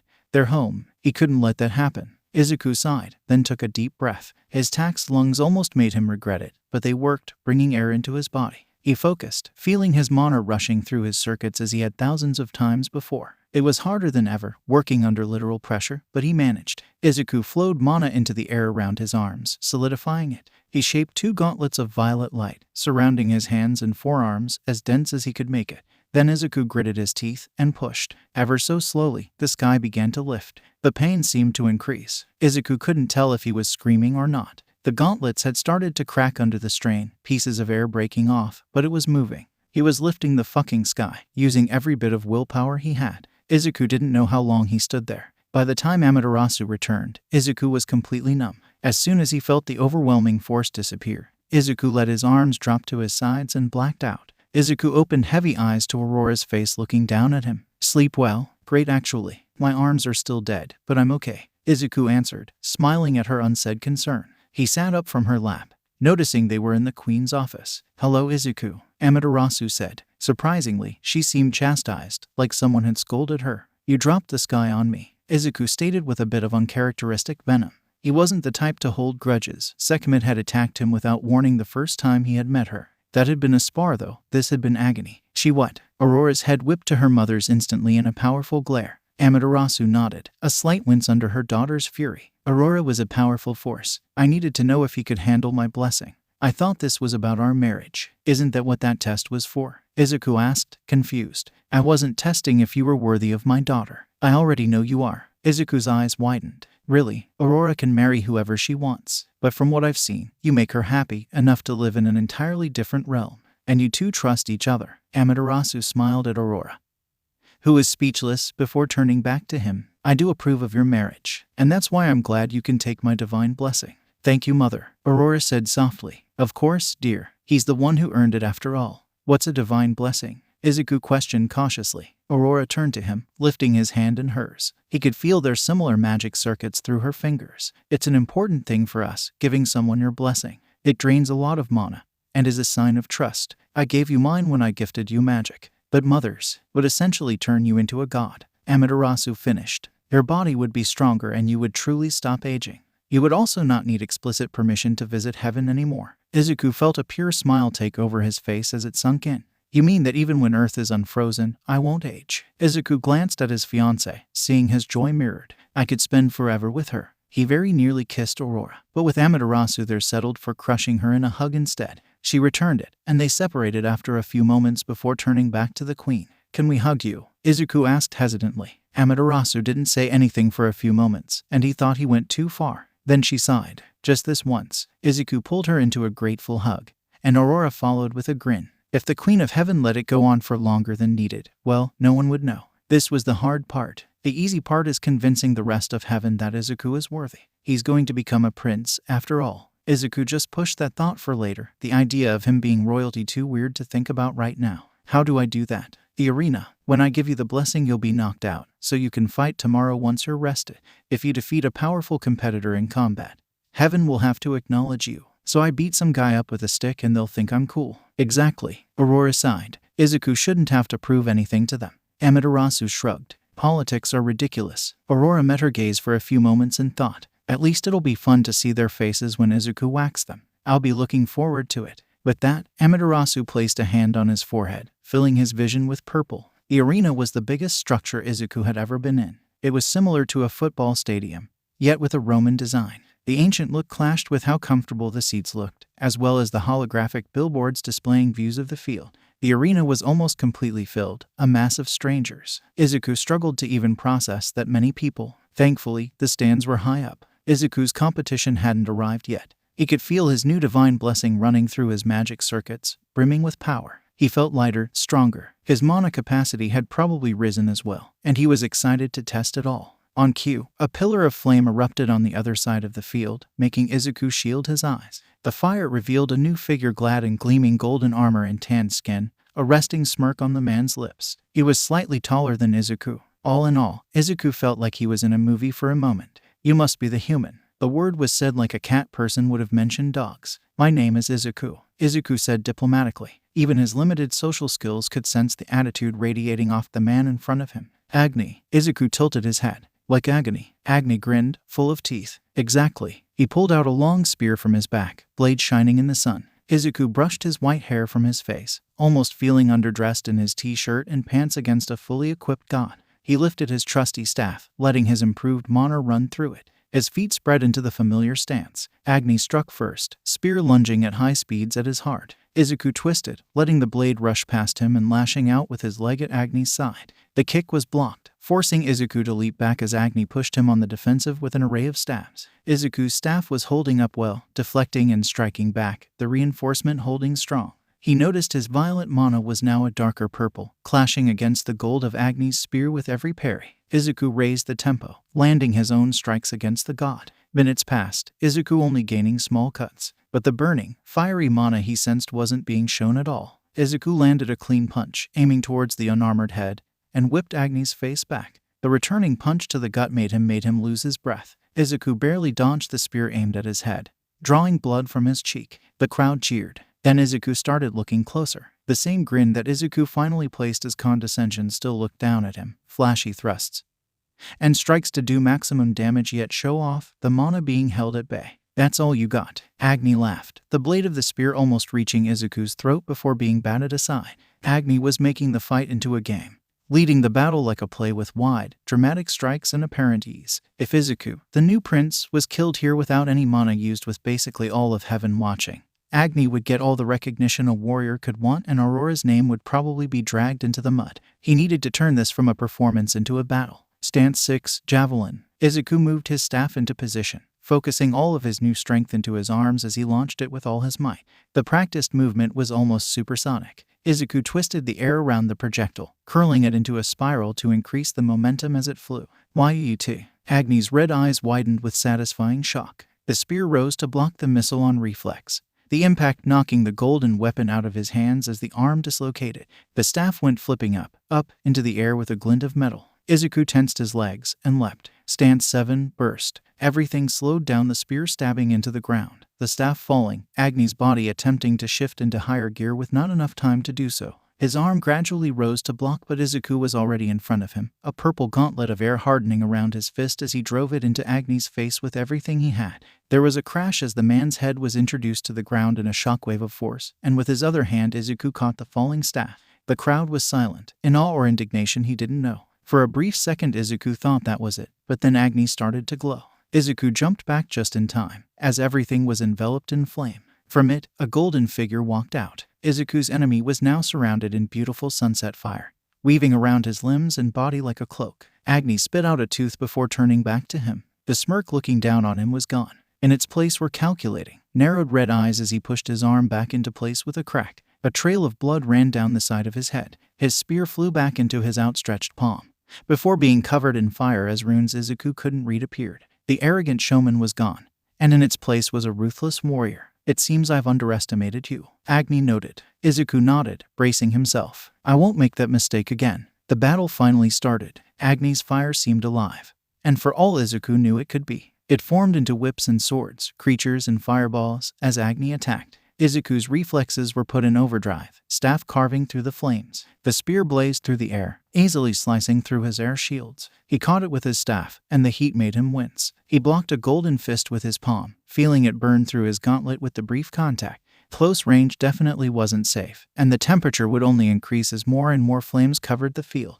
The crowd was excited, and Izuku was surprised to notice that some were shouting for him as well. Izuku began to get more creative. His air chains struck out at critical points, deflecting the spear or grabbing an arm. He shaped his air shields, curving flames back. Platforms of air let him move through the sky as he weaved through dragons of flame and bursts of fire. He could feel the sweat through his shirt, dripping down his chin only to evaporate instantly. He couldn't handle the heat forever. Agni was relentless. Thin but powerful threads of flame tore his chains. Return flames were deflected with the spear, and Agni propelled himself with his fire to catch up to him. Instead of dodging, Izuku shaped the air into a handheld shield as he turned to meet the fiery god. Izuku absorbed the impact as the spear tore through his shield like butter, giving him time to land a clean hit across his face. Something broke. Stance 2, bash. Izuku dissolved the platform under them, and Agni tumbled to the ground. Izuku swung the staff again, but Agni was already recovering and caught it in his hand, red eyes alight. Before he could move back, Agni stabbed forward with his other hand.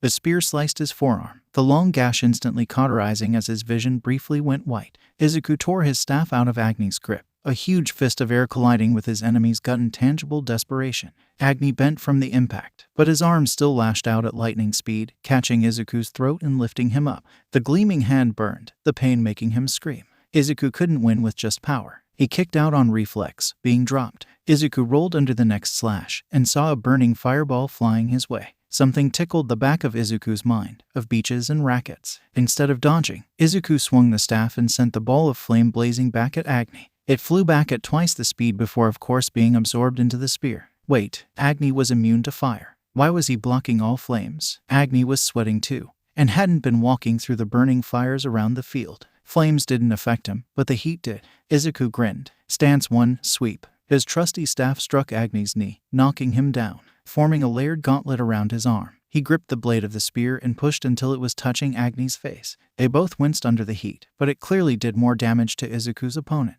Agni stepped back, readying to counterattack, and stopped as his back pressed up against a wall. Surprised, he finally looked around. Izuku and Agni were surrounded by dense barriers of air, forming a glowing cube of purple. It was faintly see-through, like colored glass. Agni stared around him before letting out a loud laugh. The cloak of flames grew larger, his face now seeming to glow as he gained a cowl. Fire curled around his armor, tensing for an attack. A fatal mistake. You've trapped yourself in with me. Izuku let a smirk play upon his face, resembling Agni's earlier. It was the other way around. Stance 5. Izuku twisted his body as he began to spin at full speed, pushing his body to its limit. His staff extended, the purple trailing it as he reinforced the swirling air into a powerful tornado. Whirlwind. Inside an enclosed space full of heat, the twister knocked Agni upward, along with all the flames and fire as the heated air rose. The beautiful tornado of orange and purple crashed into the top of the cube, and finally it shattered, letting the swirl of color rise high into the sky. Agni dropped to the ground when it faded, broken spear hitting the field next to him. His armor was burned off at places, and he was completely unconscious. The crowd was silent in awe for a few beats, then it roared. Izuku blinked back at the cheering gods, moving his burnt hand in a sheepish wave. This only made them louder. He felt a smile stretch his face at being so accepted, at this many people not only knowing who he was but praising him. Something strange to imagine mere years ago. Izuku wondered if his old self, the one before all this, would have enjoyed it as much as he did. He slung his staff onto his back, turning to leave. He walked down the glowing hallway, leaving the arena. Izuku chose to ignore the catcalls as he realized his t-shirt was burned off, a faint blush on his cheeks. He should have brought more shirts. At least he had an excuse to try on divine clothing now. They gave Izuku a fitting snow-white cloak after he came back from the arena, adorned in runic designs. Aurora said he looked great, so Izuku was keeping it forever. Heaven had been very impressed when Izuku whacked someone with a stick, recognizing him as the future prince. The palace sent a royal escort to take him and Aurora to the teleportation point, keeping the curious crowd away. Izuku wondered if he would ever get used to that many people existing, much less being around him. From what he read, Earth had billions of people before they vanished. He couldn't even begin to imagine that. Izuku heavily thanked the guards before he left. The first thing Izuku did when they got back was take a nap, passing out on his bed in an instant. He woke up to sunlight shining through his window, feeling more well-rested than he had in decades. Aurora was lost in a book when he came downstairs, eyes scanning the pages at a rapid pace. Izuku knew how absorbed she was, knowing not to interrupt her yet. Izuku was surprised to see a stranger opposite her on the couch. But if Aurora trusted him, he must be safe. He had bright red hair and intelligent blue eyes, framed by glasses. He was dressed light, and Izuku could see the hilt of a sword on his side. The man greeted him with a warm smile when he noticed him coming, petting Kuro absent-mindedly as the cat laid next to him. "Hello, you must be Izuku, Aurora's fiancé. You must be Kensei, Sekhmet's husband." Izuku returned. Kensei let out a small chuckle. "I am. She's mentioned me. Sometimes. Doesn't talk about herself much. I've heard a lot about you though. Your fight was brilliant. Almost no one realizes Agni's major weakness, and your magic was fascinating to watch." Izuku felt himself grin under the earnest praise. "Thanks. You know Agni, former student, very arrogant, but driven. You're a teacher?" Izuku asked. It wasn't too surprising, considering how friendly the man was. Kensei nodded. "Me and Sekhmet sometimes take on students." "I thought Sekhmet rarely took apprentices." "Yeah, I have taught classes, but my wife usually takes on one serious apprentice at a time." Kensei looked down at Kuro, hand still gracefully stroking black fur.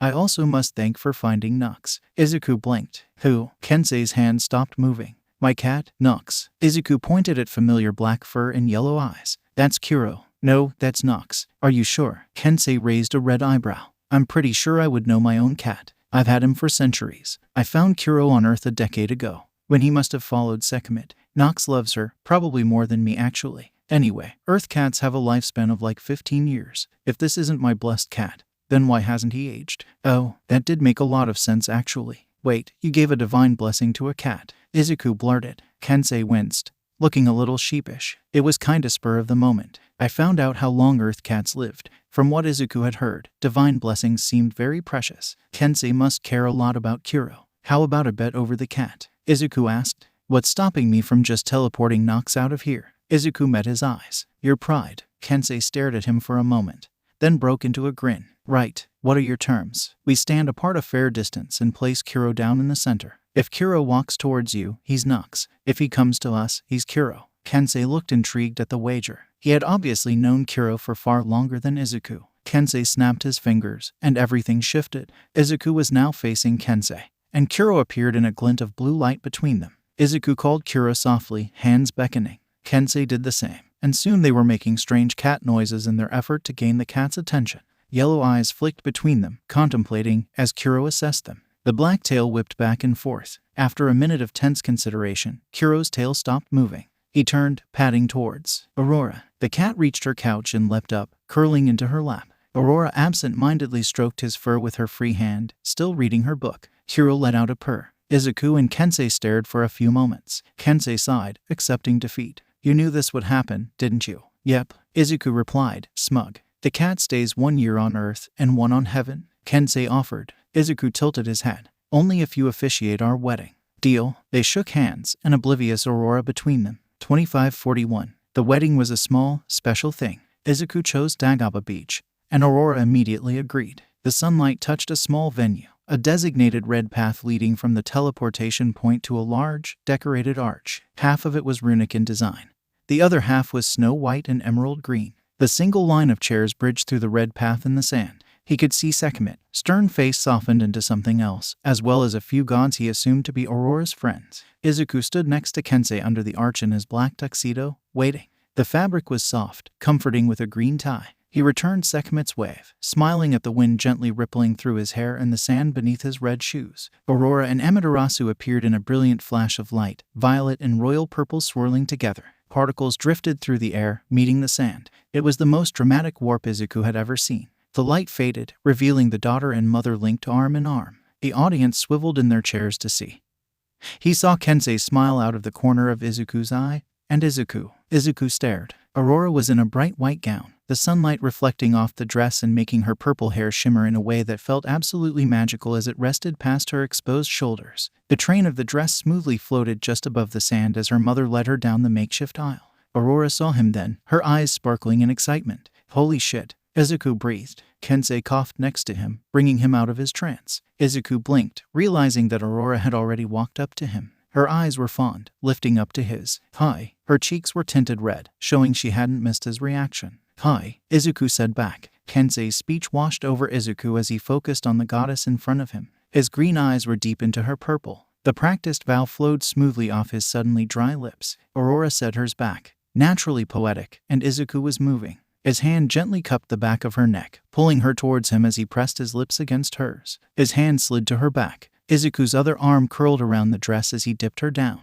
Izuku felt Aurora smile against his mouth as she kissed him back hard. She tasted like sunlight, warm and soft and sweet. The audience cheered and shouted somewhere behind him, but Izuku barely heard it, like he was deep underwater. He finally came up for air after a few moments, their grins matching. On impulse, his hand went under her legs and he lifted the princess off her feet into a princess carry. Izuku cut off Aurora's surprised shout with another blissful kiss. Izuku spun her in his arms with a wide grin, wind rushing through his hair and purple eyes still locked on green. 2548. Their honeymoon was an extended trip through the wonderland that was heaven. The divinity now in his veins let him teleport to designated points himself, as he had seen Aurora and Sekhmet do countless times. The ability was required to travel the vast realm. Warping, as Izuku called it, would always be unique. Everything he was broke into purple particles, his body dissolving into light like he was becoming mana itself. Yet the whole thing didn't hurt at all. Instead, Izuku felt free, almost pure before he reformed on the other side within seconds. Heaven was so large that there were still vast stretches of nature untouched by civilization,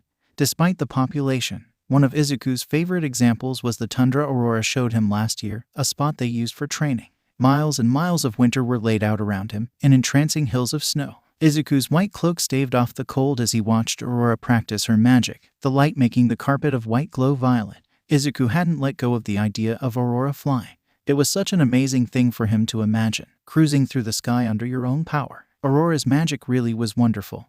The applications limitless. She hasn't found one yet, but there had to be a way. The first thing she tried was propulsion. Beams of light from her hands and feet could launch her in any direction easily. But there wasn't much control, especially the higher she flew. Aurora stood on a platform of light for the next attempt, levitating the construction higher and higher until Izuku had to shield his eyes against the sunlight. It seemed to be working, but once it started moving faster, Aurora was thrown off and Izuku kicked off the snow, catching her in his arms as she fell. His scarf blowed past him in the frosty wind. They went through a few more ideas before she tried something different. Aurora concentrated, gradually forming a large eagle out of her mana. Sharp eyes gazed down at her, the majestic bird almost twice her height. It bent down, letting her gracefully leap onto its back, then shot off the ground with a powerful flap of its wings. She circled Izuku from above, arms lifting towards the sky. Aurora grinned. After a few minutes, though, it was clear a large living creature took too much mana to sustain. Aurora landed back next to him, out of breath, the violet eagle slowly dissolving. Izuku insisted on a short break after that attempt, grabbing water from his bag and holding it towards her until she took it. Aurora rolled her eyes at his nursing, but couldn't hide a small smile. "Goodbye, Sam," Aurora said sadly, as the last of the violet eagle vanished. "You named it Sam?" Izuku asked, amused. Aurora corrected. "You named him Sam. He looked like a Sam, I guess. I thought you would name him something cool, like Windwalker or something." "That sounds lame. Your names aren't exactly the best, you know," Aurora teased. Izuku held a hand on his heart, mock offended. "Slander, from my own beautiful wife. You named our black cat Black. Are you ever going to get over that?" Kensei named him the same thing. Aurora laughed, a bright sound that made the icy hills feel several degrees warmer. "Nope, I'll hold it over you forever. When we have a child, you don't get to name it. You would probably name them Old Human Reference or something, and then our child would hate us forever." Izuku just stared at her, frozen like the landscape around him. Aurora stopped her ramble, going completely red. She covered her face with her hands. There was a pause. "Did you mean it?" Izuku asked quietly, emotion leaking into his voice. "The naming thing. I mean if you really want to." "Aurora." Izuku cut her off, slowly pulling her hands away so he could see her eyes. Purple eyes met his. "I want kids. I mean they're so adorable and everything, but I know we only got married a few years ago and..." Aurora trailed off, carefully watching his reaction. She hadn't been this nervous in centuries. This must be incredibly important to her. He already knew his answer. "Sure," Izuku said simply. "Why wouldn't I want our family to be bigger?" Because that's what she was offering him. Not just Sekhmet and Amaterasu, who were technically related to him now, but their own actual family. Aurora gave him a searing kiss in response, tackling him in a hug. Izuku laughed at her excitement as she knocked him down on the frosty ground. They went back to training after calming down, his green scarf now checkered with snow. She tried something similar to the platform, forming small circles under her feet and mana surrounding her to stabilize. It was clumsy and unrefined, but it seemed to be progress. Aurora, Izuku called after watching her glide around a while. She floated down, surprisingly seeming relieved at doing so. Yes, why don't you cover yourself in your mana completely? Wouldn't that be better? Aurora tilted her head. I would have, but I can't layer it over myself accurately. Unless you have a mirror, the closest I would get would be like armor, and it wouldn't fly well. She shrugged. Izuku placed a hand under his chin and thought, I'll do it. Divine marriage was special compared to humans. The process also connected mana, letting each god use the other's mana in close proximity. This was part of what made it the ultimate source of trust. A god's mana was part of them just like a limb. Aurora's eyes widened at his words, and she searched his face. Izuku held firm, and she eventually nodded her assent. She trusted him. Izuku gently held both of her hands in his, closing his eyes. He immediately saw his own mana, always stretching out to interact with other beings and objects, and pushed past it. Izuku focused on the second source of mana, bright and warm and safe, almost as familiar as his own. It washed over him for a moment, like a river of energy. Izuku imagined the complex light construct he needed, shaping it around his wife. When he opened his eyes, Aurora wore a new purple cloak made entirely of mana. It slid over her body and her jacket like a second skin, covering her up to the neck. Aurora twirled smoothly, looking down at it amazed, then took a step back to test it. The mana cloak glowed, and suddenly Aurora shot up into the air. It was perfect, giving her complete omnidirectional movement. The cloak was durable and flexible, so she could fight in it too. Aurora let out an excited shout as she flew loops in the air, leaving trails of purple light in her wake. Izuku grinned up at his wife as he sat back on the snow. He could watch her be purely happy for hours. 27-29. Kensei occasionally sparred against Izuku. Practice against someone else with a weapon was useful, and his magic was a definite challenge to fight as well. Unlike Sekhmet though, in a fight Kensei talked a lot. Maybe it was payback for the cat thing. Izuku tried to tune him out, but it was largely unsuccessful. Are you even trying? I can't believe you're attacking me with a stick. You missed. Are you okay? Took a hard hit there. You missed again. Is your hair getting in your eyes? Maybe get a haircut, man. Yes, I'm teleporting. Why? That's no excuse. Izuku suddenly broke off his swing, pivoting on his foot as he aimed right where Kensei was about to reappear, finally punching Kensei's annoying mouth and pushing him back across the sand.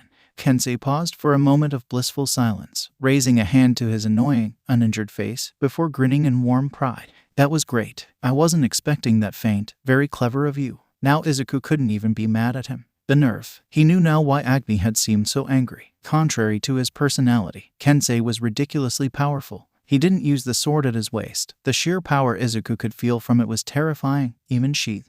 Instead, Kensei pulled out a wooden bakken out of a thin blue rift in the air. Despite seeming to be ordinary wood, it met Izuku's reinforced staff with ease, not showing a single hint of damage by the time they stopped to rest. Izuku glared at the weapon like it was responsible for all his problems. Kensei's earlier taunts finally began to register in his post-combat mind.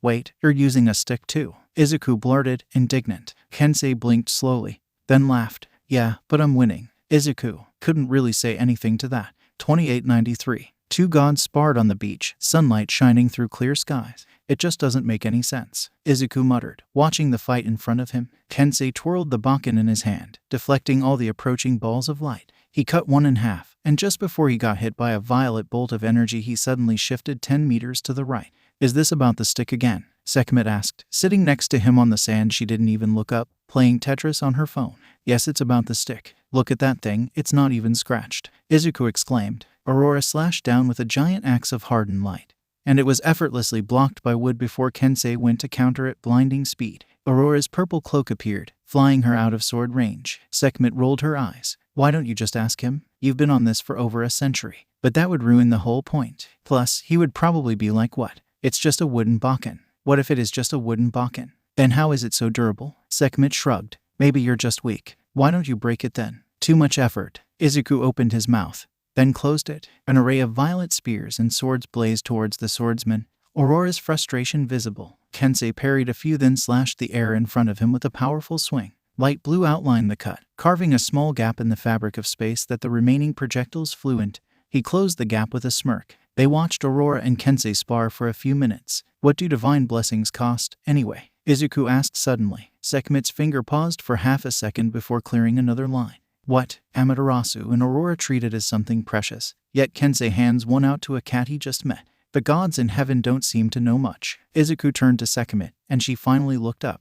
And you don't mention divine blessings at all. The goddess put her phone into her jeans with a sigh. I forget how curious you are sometimes, like in a good way. Sekhmet ignored him. Divine blessings are pretty rare. It takes a lot of mana to even be able to do so, and the blesser loses some mana permanently. That's part of the reason why it's seen as a sign of trust, since you can't take something like that back. Red eyes flicked back to the fight in front of them. As for Nox, Kensei is very impulsive. Izuku laughed, and the corner of Sekhmet's mouth lifted. Have you ever given a divine blessing before? Sekhmet didn't say anything for a moment, sharp features growing a tiny bit more rigid.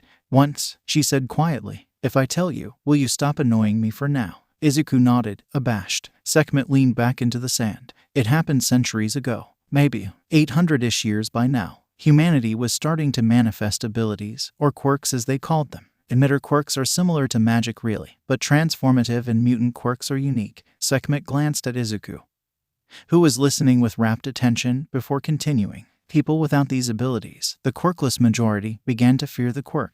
They were more powerful, different. It's in this time that two brothers were born. They had white hair, like you do. Izuku's hand went to his head, surprised. That was one of the only things the two brothers had in common though. The younger brother was kind and meek, yet had sparks of bravery. The older brother is more cunning, ambitious. The younger had seemingly no power at all, while his brother's ability let him have all the power he ever could want. The older brother was nice at first, collecting abilities from those too scared to hold them and giving them to those who craved uniqueness of their own. But then, he wanted more. Izuku finished. Sekhmet nodded. The older brother slowly conquered with overwhelming power paired with smarts. The younger tried to stop him, their relationship eventually crumbling, but was too weak, powerless. But he kept trying. I wasn't sure why this stood out to me so much. Maybe I saw myself in him. So I helped as much as I was allowed. Izuku's eyes widened. I gave the younger brother a tiny bit of my enhancement magic. But to my surprise, it molded with the quirk he never knew he had into something completely new, a mix of quirk and magic. He could transfer all of the compound to someone new, keeping the remains of energy within himself. So that's what he did before the older brother killed him. And then they passed it off to someone before going off to die. And this cycle kept repeating. Sekhmet sighed. I don't know why this bothers me after so long. The users would be dead in like a century anyway if the compound was never made. And I've killed far more gods. But it does. So I don't know if I could ever bless someone again. This was probably the most he had ever heard her speak at one time. It's not your fault, you know. The younger brother would have fought and died without your blessing, and the other users wouldn't just ignore the threat. Izuku said softly. If anything, you helped the younger brother by giving him the ability to do something. Sekhmet didn't say anything for a moment, closing her eyes. Sunlight poked through her blonde hair. Thanks, Izuku. Izuku turned his attention back to the fight in time to see it end. Aurora yielding to the Bakken resting on her neck. She seemed happy despite her loss, talking to Kensei before he went to leave, walking to the teleportation point. Hey, Kensei. Wait, Izuku shouted. Yeah? Kensei stopped, looking at him. Is your wooden Bakken magical? Or is the wood on heaven like, special or something? How did you make it so durable? Kensei stared at him in confusion. What? It's just a wooden Bakken. Akari was born. She had green eyes and familiar purple hair, and was so small. Izuku was terrified. They displayed enough power to level an Earth city on a daily basis, and here was this tiny adorable creature. He had absolute control of his strength, but now he was extra careful whenever he was near his daughter. His daughter.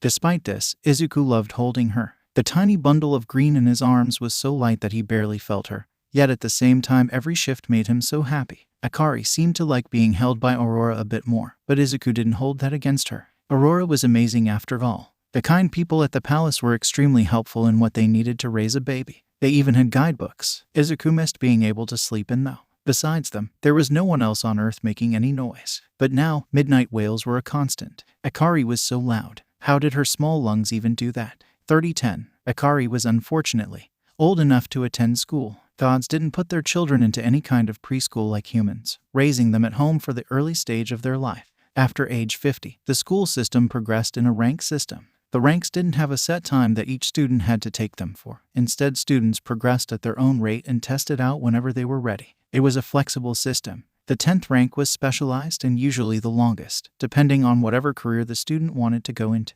Neither of them had known how she would age, being half human and half goddess. But according to Aurora, she seemed to age just as much as a normal baby god. Currently at 50, Akari resembled a human toddler. Divine life was quite long compared to humans. Izuku had thought about this before, yet so much time had passed he was now on the other side of the equation. Records he had read showed the human lifespan was constantly increasing, currently at an average of maybe 100. An entire human's life could go by in the time it took Izuku's daughter to become a teenager. If humanity came back, it would probably be depressing watching them die so fast. Izuku winced, shoving the thought deep under. He couldn't remember the old Izuku, or as it makes more sense to call him the young Izuku. To him, the 18 years he had spent alive must have felt like an eon. The difference between him and his past self was strange to think about. Young Izuku had green hair. Izuku supposed it matched his eyes. But anything other than Snow White was almost impossible to imagine now. A small head slumped onto his shoulder, bringing him out of his thoughts. Izuku glanced at the now unconscious girl next to him, passed out on the couch. Foundations of Mana and its usage rested on her lap. The book still lying open. Thinking was a big part of him.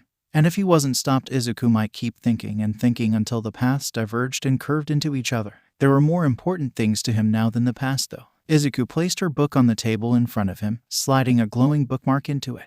Gently he picked up his daughter, walking up the stairs. "Dad." Izuku looked down, seeing her start to stir. "Yeah, we're going up to your room." "I'm not tired," Akari slurred drowsily in protest, eyes half open. Of course not." Izuku tucked Akari in with her green covers, watching his daughter fight back a yawn. "Are you nervous about tomorrow?" Izuku asked. Akari nodded, purple hair trailing the motion. What if the other gods don't like me because I'm a demigod? Or I'm not smart enough? The other gods are going to already have magic and everything." Izuku smiled softly. She rambled when she was nervous, just like Aurora. He carefully reached out, brushing back the hair that had fallen over her eyes. "Akari, classes haven't even started and you're already reading about Mana. You're going to do amazing. You're a genius," Izuku said, putting every ounce of his sincerity behind the words. And she would. Akari had that same drive he did to discover things, to learn about them. Akari loved reading even more than Izuku, something that made him ridiculously happy. And being a demigod just makes you special, right? Akari beamed at him. "Yeah." Izuku smiled back, soft. "You should rest now. You'll have to get up early." Izuku kissed her on the forehead, giving Akari a final glance before closing the door lightly behind him. Aurora got home 2 hours later, exhausted. There was a teleportation point directly in their living room, so they didn't have to go to the beach and back every time they visited heaven. Aurora's required duties as the princess weren't too bad, but she did have to attend meetings which dragged on with debates. Izuku let her vent as he half-hugged her on the couch. "How's she?" "Big day tomorrow," Aurora asked, leaning into him. "I think she's okay now. I talked to her. She was pretty worried." Izuku rubbed small circles on her back, and she murmured appreciatively,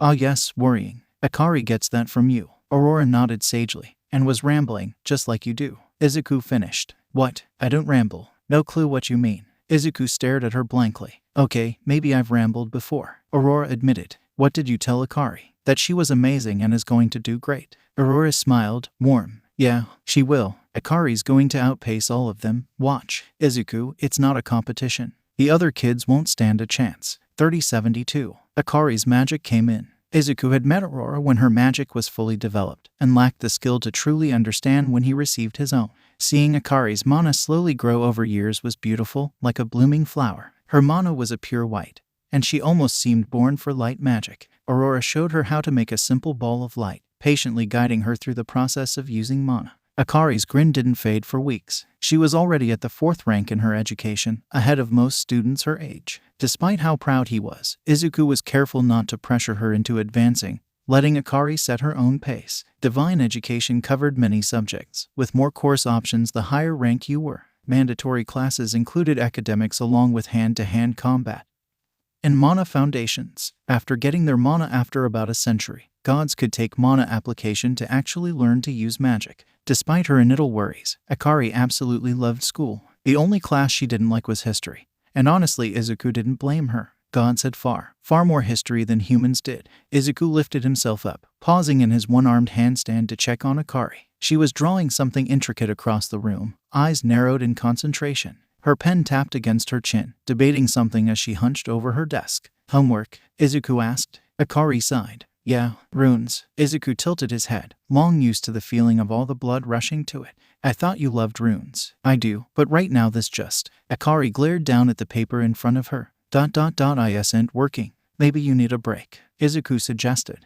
Akari placed the pen flat on her desk, watching him move up and down curiously. She wandered over, plopping down in front of him on the soft carpet. Akari struggled to lift herself up into a handstand, her eyes twinkling at him when she managed to stay upright. You know, this isn't really what I meant by taking a break. Akari's arms bent, straining as her head approached the ground, then lifted up again. It's a change of pace. Whatever works for you, I guess. Izuku gave the upside-down equivalent of a shrug. They trained for a while. As Izuku worked through the end of his routine, Akari kept pace as well as she could. Your stamina is pretty good. Akari rolled her eyes. You're not even sweating, and you've been doing this for hours on one arm. Akari, I've been doing push-ups for like 800 years. You're fine. The demigod scrunched her nose. Huh? Old? I'm not old, Izuku protested. That sounds like something an old person would say. Izuku sighed dramatically. Children, they grow up to be so cruel. I'm not a child, Akari insisted. You're not. I'm 112 years old. A baby, really? Akari pouted, making her look adorable. Her arms were starting to shake from effort of holding herself up. See, can I join you on your sacred routines? Akari asked. Izuku glanced at her. Sacred? I've watched you do it my entire life. Akari panted. I can't even remember you missing a day either. By now I have the workout memorized. I asked a long time ago, but but you said I couldn't. Akari's arms gave out, and she tumbled onto her back. Izuku pushed off his hand, sitting down next to her as she tried to catch her breath. Of course you can, Izuku answered. Akari blinked. Really? I didn't want you to do it before because you were young and could have hurt yourself. Izuku shrugged. My daily routine is something special to me, but of course I would love to share it with you. We'd work up slowly, adding to it like I did. Her eyes were wide. You're going to train me? Well, yeah, why wouldn't? Izuku was cut off by a hug that hit him like a tidal wave. 3090. Akari turned out to have an innate ability for reinforcement magic as well. Izuku enjoyed passing on his skills, and his daughter was an incredibly fast learner. Part of it was that she had someone to properly teach her, unlike him.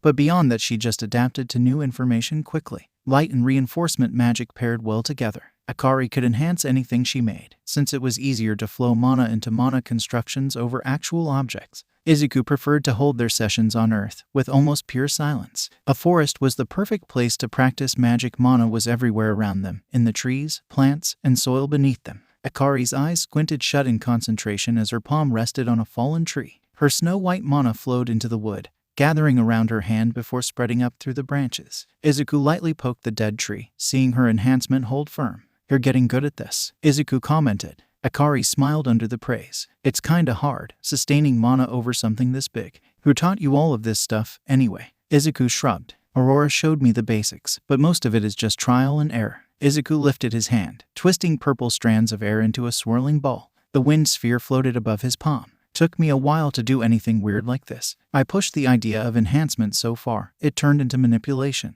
Izuku let the wind dissipate. Really, I think your time would be a lot better spent on other magic. Fascinating. Izuku startled at the sudden voice behind him, his staff in his hands instantly as he spun. He had grown quite comfortable in his ability to sense mana. Not only was it excellent in combat, but to someone barely used to people, knowing who was around him was essential. Yet this woman didn't seem to give off any mana at all. If I didn't know any better, I would think that was wind magic. Yet instead the air itself is becoming more durable as you reinforce it into shape. There isn't any visible effort on your part either. How remarkable. Green eyes glanced around him rapidly as the blonde's words turned into incomprehensible muttering. Izuku blinked. Thanks, sensei. What are you doing here? Akari asked from behind him. Izuku relaxed, seeing that she knew the strange character, slinging his staff over his back. The goddess pushed up her glasses, snapping out of her thoughts. Sorry, I get lost thinking about magic sometimes. I'm Loki, and I teach every magic class at Arcadia. I've been wanting to meet you. Izuku shook the offered hand, a little concerned. I'm Izuku. You said you teach every magic class. Arcadia was a massive school, and Izuku distinctly remembered the crowd of students whenever he dropped Akari off. In response, 2 more Lokis materialized next to the original, seemingly perfect replica. Her mana suddenly emerged from however it had been hidden with a green glow, surrounding all 3 Lokis. The clones happily waved at him and Akari before vanishing. Amazing. I can teach multiple classes like this. It's incredibly useful. That's part of why I'm here, actually, Loki said cheerfully. She roamed into her bag for a few moments before pulling out a bright pink envelope. Izuku carefully opened it, curious. Green eyes scanned the paper, growing more and more incredulous. Dad, what is it? Akari asked, trying to read over his shoulder. You're offering me a job. Izuku stared at her in disbelief. Yep, as a magic instructor at Arcadia. As the only other magic teacher, help would be great. Is this a joke? Nope. I'm a human though, right? Loki shrugged. You're considered an adult by godly standards and have a ridiculously good grasp on magic theory. Plus, you're literally the prince. I can only use reinforcement magic though, Izuku pointed out. I've heard from the Royal Library you've researched a number of the other types anyway, and reinforcement magic is part of the curriculum. I came here to see what kind of person you were before making this offer, but from what I saw it's clear that you love teaching. Loki finished brightly. He didn't exactly need a job, being a prince. There were also no bills to pay on an abandoned Earth. But teaching would definitely be a new experience, an interesting one. And Izuku wouldn't have to worry about Akari, since she would be in school at the same time he was. Sure, Izuku answered finally. But only if you teach me how you hid your mana earlier. Loki grinned. That's how Izuku found himself walking into a classroom full of children a month later. 30 pairs of eyes snapped to him instantly. Izuku took in the large space, staring back at rows of confused yet curious faces. Why had he thought this was a good idea? Hello everyone. I'll be teaching courses on magic from now on. My name is Izuku, so just call me that or sensei I guess. Izuku spelled his name in the air, the words traced under his finger, lighting up with purple mana. Izuku opened his mouth to continue, but then a hand shot up from near the front in a burst of motion. Izuku blinked at the girl, confused. Did she have a question? He hadn't even started teaching yet. Yes, Izuku asked. The redhead seemed to be about Akari's age. What did you just do? Also you're the prince, right? I've seen you on the holoscreen. Are you going to teach this course? That would be so cool. Or are you subbing for Loki-sensei? I hope she's okay. The girl suddenly stopped in her verbal barrage, cheeks flushing. What's your name? Velocitia, she murmured, embarrassed. Sorry Izuku-sama, I'm just really curious. Izuku smiled at her. Curiosity will take you far. What I just did was reinforcement magic. I am the prince. Yes, I've married into the royal family. I'm not sure when you would have seen me, though I do go out in public from time to time. I'm not subbing in for Loki. I'm a new magic instructor that will be taking over some of her classes. He glanced around the room, seeing most of them listening intently. You guys can ask me questions at any time. Just wait till I call on you and tell me your name first. A hand raised near the back. I'm Perseus. Reinforcement magic enhances tools and weapons, right? So how did you manifest words out of nothing? Izuku-sama, the boy asked. Izuku winced at the honorific. Please, call me sensei. Sama feels quite odd. Sorry, Izuku-sensei. Reinforcement magic does enhance solid objects, correct. But applying this to liquids and gases will let you harden and manipulate them. As Izuku spoke, the air around the room slowly shifted. His reinforcement took hold, and the students gazed around them in wonder as purple threads levitated their pens, flew past them, and formed into shapes. The room was filled with light dancing above their heads. He ended his little show with the strands floating up, disappearing as his mana left the air. Like so. The way they stared at him in pure awe made him grin. Impressing adults was one thing, but nothing compared to the feeling of broadening the world of a child. How come we've never heard of anyone doing this with reinforcement magic before? Perseus asked, eyes wide. Because no one put this much time into developing it before me. Izuku replied simply, and that's what I'm here to teach you. How to learn to push your magic into something new, something wonderful. The lesson went far better than Izuku had ever expected. His new students absorbing information like sponges. He felt himself relax, growing used to the attention and enjoying how natural it all felt. The bell seemed to ring far too early. 3092. With a mischievous smile, Loki raised her hands once again. In an instant, the feeling of her mana was gone. It was like there was a void of space. Izuku could see her, and knew the goddess was in front of him. But at the same time, his own mana sense told him he was alone, that there was nothing there. Even knowing about it, the ability was terrifying. I'll take that as a compliment, Loki said dryly, mana popping back into existence. Even after centuries, Izuku couldn't stop muttering. Why did you make some of these techniques, by the way? None of it is offensive, but it's really clever. Loki paused, smile fading, and Izuku quickly reassured. You don't have to tell me if you don't want to. Loki's voice held firm. It's fine, Izuku. There was a war a long time ago. How well versed are you on our history? I've been going through some of it, but the amount of events in divine history is incredible. Did you fight in it? Izuku asked carefully. Something like that. Loki glanced down at her hands. I'm not much of a fighter, but I wanted to help, so. Were you a spy? Yep. Got secrets, plans, general chaos. They gave me a title actually, the trickster. Being able to change my form was invaluable. However, it's useless unless my mana is hidden as well. So this was my solution, void. You know, you're a lot better at naming things than I am. Izuku commented. It earned him a small smile. I've heard. Akari says all your technique names are ridiculous. Wow, that traitor. Loki laughed, and a bit of the darkness in her eyes faded. He was glad for it. Ready to try void again? She asked. Izuku nodded, focusing on the feeling of mana inside of him. The familiar energy rose to meet him, but that wasn't what he wanted for once. He tried to suppress his mana, pushing it further down inside of him. Anything? He asked. Nope. Izuku frowned. What was he doing wrong here? He had been at this for months. Probably noticing his disappointment, Loki started to reassure him. It's fine, don't worry if you don't get it right away. Using magic was about embracing your mana, letting it grow and guiding it. What he was attempting to do was the opposite, so he expected it to be hard. Yet there hadn't been any progress at all. According to Loki, his presence hadn't twitched. Not even sure how I do it, and my magic is perfect for this stuff. So then he was going about this the wrong way. Suppressing his mana meant hiding it deeper in himself. It would still be there though, and manipulating his mana like that would only make his presence more obvious. So it might take you a while. You never told me why you wanted me to teach you this anyway. Hey wait, are you even listening? Loki invented this technique, but the amount of instinct and personal mana use meant that explaining how it worked was hard. But when she used it, her mana seemed to be completely gone, not diminished. It was so simple, Izuku wondered how he hadn't thought of it before. Loki blinked. What? Izuku let his purple mana pass through his circuits, pushing it out through his body. But instead of flowing it into the air, he let it run through existence itself, filling into the space around him. Kensei came to mind, his blade carving into reality like butter. That strange emptiness the slashes opened was what Izuku aimed for. And Izuku could feel his own presence vanish, suddenly unable to sense himself for the first time. He glanced down at his palms with a smile, the feeling strange yet fun. In contrast, everything around him seemed to burst into his awareness. Izuku couldn't do any magic with his mana woven into reality, but with his mana touching his surroundings, his mana sensing had improved by leaps and bounds. He could feel every tree around him in their shapes, every fallen stick and hidden rock. Izuku had never known the ground beneath his feet, earth, this clearly before. Loki's jaw dropped. Izuku noticed that she stood out, a beacon of green mana the shade of her eyes. If he looked at Amaterasu like this, he would probably go blind instantly. Loki closed her mouth with an amused sigh. You really are a genius. Izuku grinned at her. Why didn't you tell me about the sensing?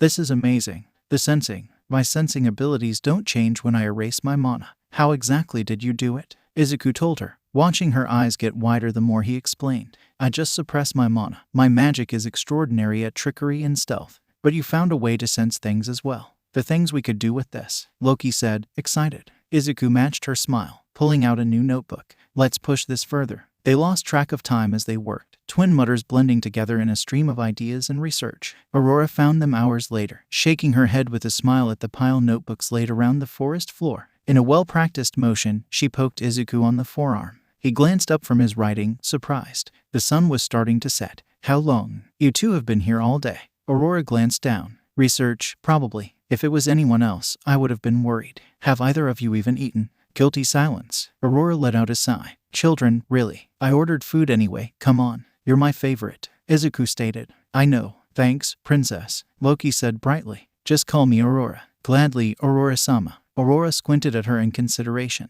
If I ask, would you drop the sama? Nope. 3121. Izuku's classroom was huge for a reason. No one was more excited than in personal practice, when Izuku let them work on whatever magic they wanted. Fireballs flew around the room. Lightning crashed into the desks and walls. If the room wasn't so durable, it would collapse every week. Izuku zipped around the room, keeping everyone safe at supersonic speeds. They were having fun, but the control of the godly equivalent of teenagers was terrible. Izuku-sensei. He barely heard him over the chaos. Yeah? Izuku asked, reaching his desk. Leo was one of his quieter students, which wasn't great when half the class was talking to each other. I'm trying to do something, but it isn't really working. Izuku hummed. What exactly are you doing? A bit of excitement was visible in the boy's eyes, and it made Izuku smile. I love my fire and everything, but... Burst. The classroom around them slowed as Izuku accelerated, cutting the boy off mid-sentence as his mouth stopped. The world came to a halt as he reached max speed, mana and energy stuck in the air. Everybody froze, like a chaotic group picture. Izuku started walking. He moved carefully, weaving through the bodies and misguided attacks. He saw some sort of impressive mini-tornado in the middle of unfurling and gently pulled a girl's head from where she stared down at it. He pushed a boy talking to her just out of its range, and as an afterthought reduced the spin on the twister a small amount. The guy had actually tripped, and with no one to hear him, Izuku freely chuckled at the wide-eyed shock before placing him firmly on the floor. Izuku sighed when he finally reached the corner, 3 boys pulling their fire magic together in some sort of ball. Kids. Somehow, he had missed them pulling off this stunt before it was almost too late. Their faces were captured in grins, and Izuku could definitely admire the effort. But that thing was clearly about to explode. His body was starting to feel the strain of moving at this speed, a familiar burn. Izuku grabbed the fiery ball out of the air and crushed it in his palm, dispelling the mana instantly. Izuku glanced around for any other reckless children before stepping back to Leo and letting the world continue its flow around him. The sound came back in a rush, and Izuku watched Leo's mouth slowly start to move once more. But it's almost purely offensive. Fire is super cool in fights and everything. Leo made a little spark with his hands. But I want to show how beautiful it is too. Is that dumb? Izuku shook his head. Of course not. That's amazing. He pointed at the other side of the room, the boy following his gaze. Those three lost control of a triple fireball and almost killed us all a second ago.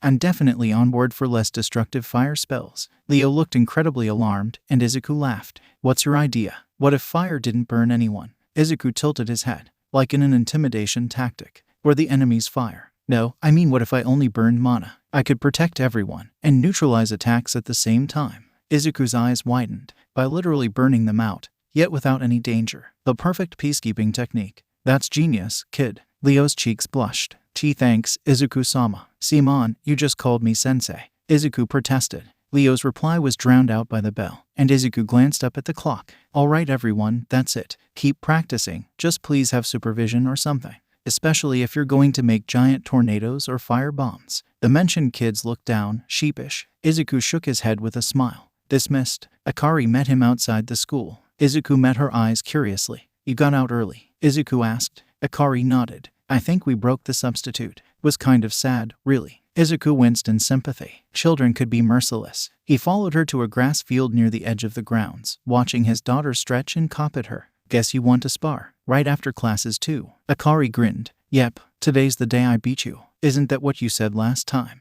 Izuku teased. I mean, you haven't beaten your teacher either. Akari retorted. Izuku paused, looking through years of fights. She was right. He had never actually beaten Sekhmet before. And starting right after I've taught my classes, when I'm usually tired, isn't a coincidence either, right? Izuku asked. No idea what you're talking about. Akari lifted her hand, a perfect sphere of white light resting on her palm. Izuku watched, surprised, as the white split into 6 smaller balls of light. Together they made up the rainbow, a spectrum of color. That's new, Izuku commented. I call it prism. Each orb floated up, taking up positions around her in a circle. Then they struck. Each ball flew separately, controlled with extreme precision as they attacked together. Red and orange rushed towards his head first, forcing him to duck. Yellow streaked at his exposed neck, and a barrier of air deflected it towards green. When do you think of this? Izuku asked, impressed. His staff blocked red and yellow as they bounced back. Purple and blue struck at his blind spots, keeping constant pressure. A decade ago. Cool, right? Out of the corner of his eyes, Izuku noticed her eyebrows were tightly knit in concentration. Then, each color started transforming. Izuku sped up as each light suddenly became a sword, twisting through the storm in a blur of motion. He wrapped the blades in chains of air as he countered, staff beating them back. The chains limited their motion, giving him less to keep track of. Izuku was proud of her. Manipulating that many projectiles wasn't easy. But something like this had its weaknesses. His chains suddenly multiplied, catching every sword at once as they reoriented for another assault. Akari turned them into circular saws, cutting through their bindings, but the effort to do so left her completely open. Akari barely dodged his fist, and it breezed past her hair. In the same breath, Izuku's legs swung low and knocked her off her feet and onto the grass. He went to follow up, but then that same white light glowed from her hand. Everything went completely white. Izuku blinked in surprise, but nothing changed. He was completely blind. On instinct, he activated Void, his mana sense growing exponentially. His vision covered. Izuku instead felt the lights return. Saws of red, orange, yellow, green, blue, and purple flew at him from all angles. The staff went back into its sheath.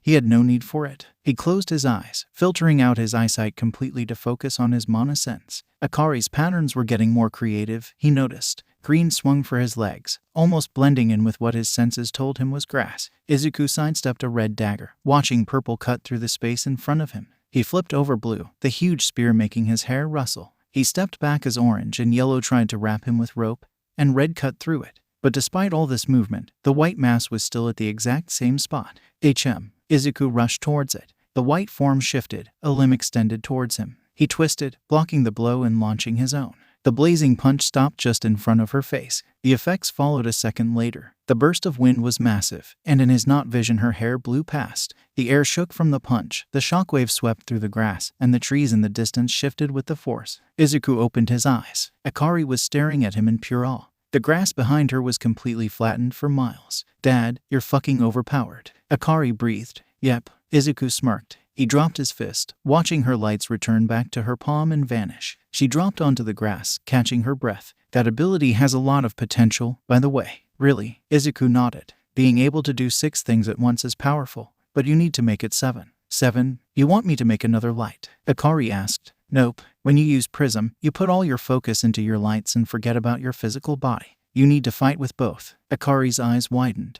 "That amount of coordination sounds." Izuku smiled at her, letting all of his pride show. "If anyone can do it, you can." Akari smiled back, her eyes starting to droop. "Thanks. I did kind of use too much mana though." Instantly she was encased in a bundle of purple blankets, air stitched together around her. Izuku floated her up, the daughter burrito levitating after him as he turned to walk home. Akari let out a little shout in surprise before snuggling into the softness gratefully. "Thanks, Dad." Anytime. 3240. "You know, if you keep jumping through grades, you'll be like the first baby to graduate," Izuku commented. Aurora elbowed him in the stomach, hard. "What he means is congratulations on passing ranks once again, Akari. You've been studying a lot. You deserve this." "Yeah, that's what I said." Akari laughed. "Thanks, both of you. Also Dad, I'm 280, not a baby." Izuku and Aurora stared at her in consideration, then exchanged a glance before turning back to their baby. "Sure, honey, whatever you say." Akari leaned back in her chair and rolled her eyes so hard Izuku thought they were going to fall out. And then Izuku's senses were overwhelmed by mana.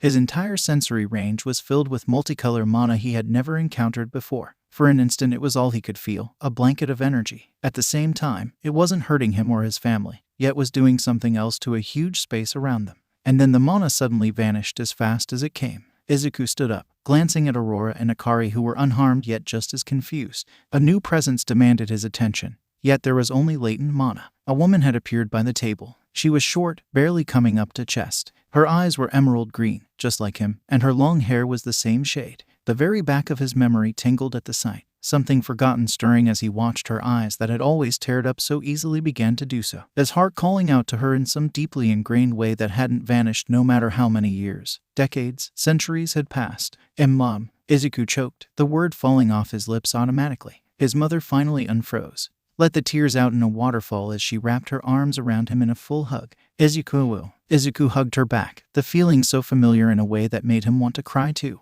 "Hi, Mom." Mom held him tighter. "It's been so long." The nice people said that all of humanity was gone for 5 years, which was not a bad vacation, but then you weren't there so I didn't know what to do. No one could tell me where you were so I just hoped you were safe. Your quirk still hadn't manifested but you were so determined despite it, but there are monsters now and Izuku gave her a watery smile. This was where his muttering came from. She pulled back to look at him, eyes growing wider as she stared. "You're so tall now. When did your hair turn white?" Mom poked his cloak, confused. "And when did you get fashion sense?" Aurora laughed. Mom blinked, noticing Aurora and Akari for the first time. I have a lot to tell you, Mom," Izuku said. "We should probably sit down for this." Izuku talked. His mother listened. He told her what he remembered from those hard early years, the empty longing and having too much time with nothing to spend it on. Her hand gripped his tighter when she learned he was completely alone 6 out of 7 days of the week, and the only sound on the abandoned planet was his own footsteps. Then his voice got lighter as he told her about his training, cleaning the beach so long ago. It had been so satisfying.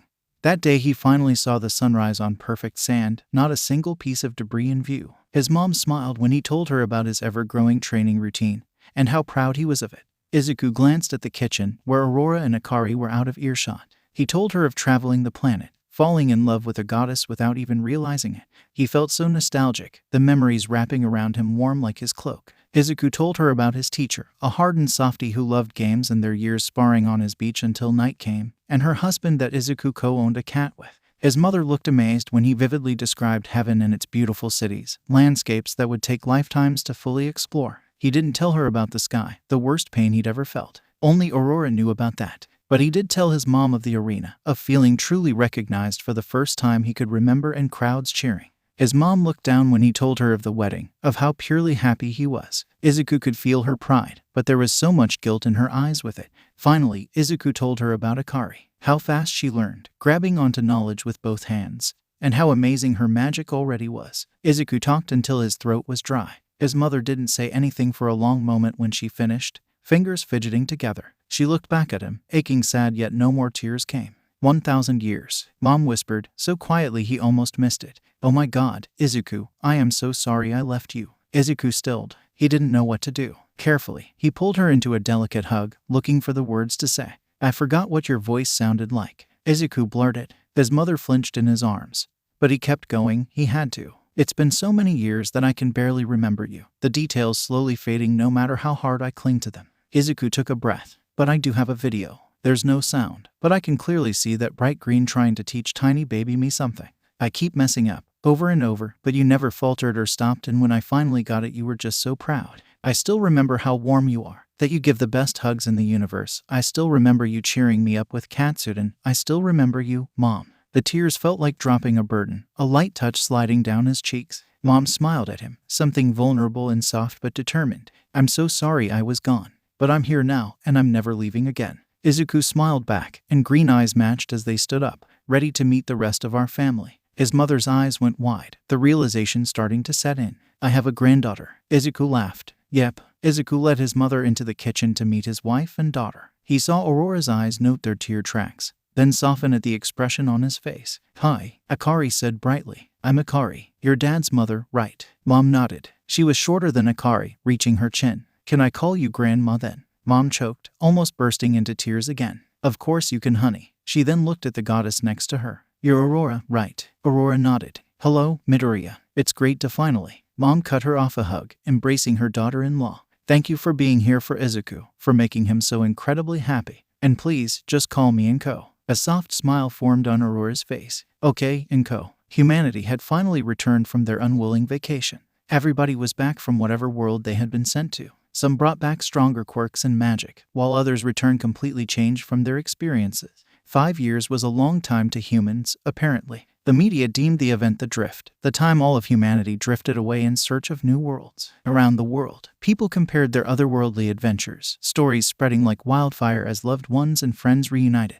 The world's governments were immediately on top of the aftermath. Magic was treated like an extra emitter quirk, needing to be registered. The new influx of abilities made it easy for Izuku to register his family with new identities. Almost no one bothering to thoroughly check through records. The line to the registry had been pretty long. Izuku wished he had brought a book. Izuku and Aurora were now both listed as 40 years old, since having a biological daughter Akari's age wouldn't make any sense otherwise. Akari passed for 20, a young adult by human standards. Izuku wrote down a mutant enhancement quirk to explain his and Akari's strength, and then just labeled their magic. They just needed to show their magic, and it would be approved. He had to keep reminding himself that humans had only known about magic for 5 years, especially when Akari's complex light display left them speechless. Aurora was easier, with an energy quirk that she used along with her light magic interchangeably. They were all listed under the Midoriya surname, something Izuku would really need to get used to hearing again. And just like that, Izuku's entire family was legally human. A few months were given for humans to adjust, to take time off whatever jobs or education they had to go back to. It was more courtesy, really. People would be with their family as much as possible after being gone for so long. Not every family had been separated, of course. Plenty of people seemed to have been sent to the same place, and reports showed that anyone in contact had been whisked off together. Izuku didn't want to think about how differently his life could have gone if he had drifted like that. Wings, Dad. He has wings. Izuku walked along the road with Akari, sounds buzzing around them. It was a Kuro year, the cat resting on Izuku's shoulder. He didn't seem to worry about all the new presences around him. They were off to buy groceries, something Izuku hadn't had to do in centuries. Pointing is rude, Akari. I can't help it. It's so strange seeing people with mutations, especially the really cool ones. Mutant quirks were really interesting, since they were nothing like magic or anything Izuku had ever seen before. It was like those humans had gone through another stage of evolution. I know, but Izuku trailed off, his daughter already walking up to the winged boy, waving to get his attention on the crowded street. Izuku sighed, deciding to watch. Hello, those are your wings, right? Akari asked. The boy stared back at her, confused. His bright yellow wings shifted slightly. Yeah,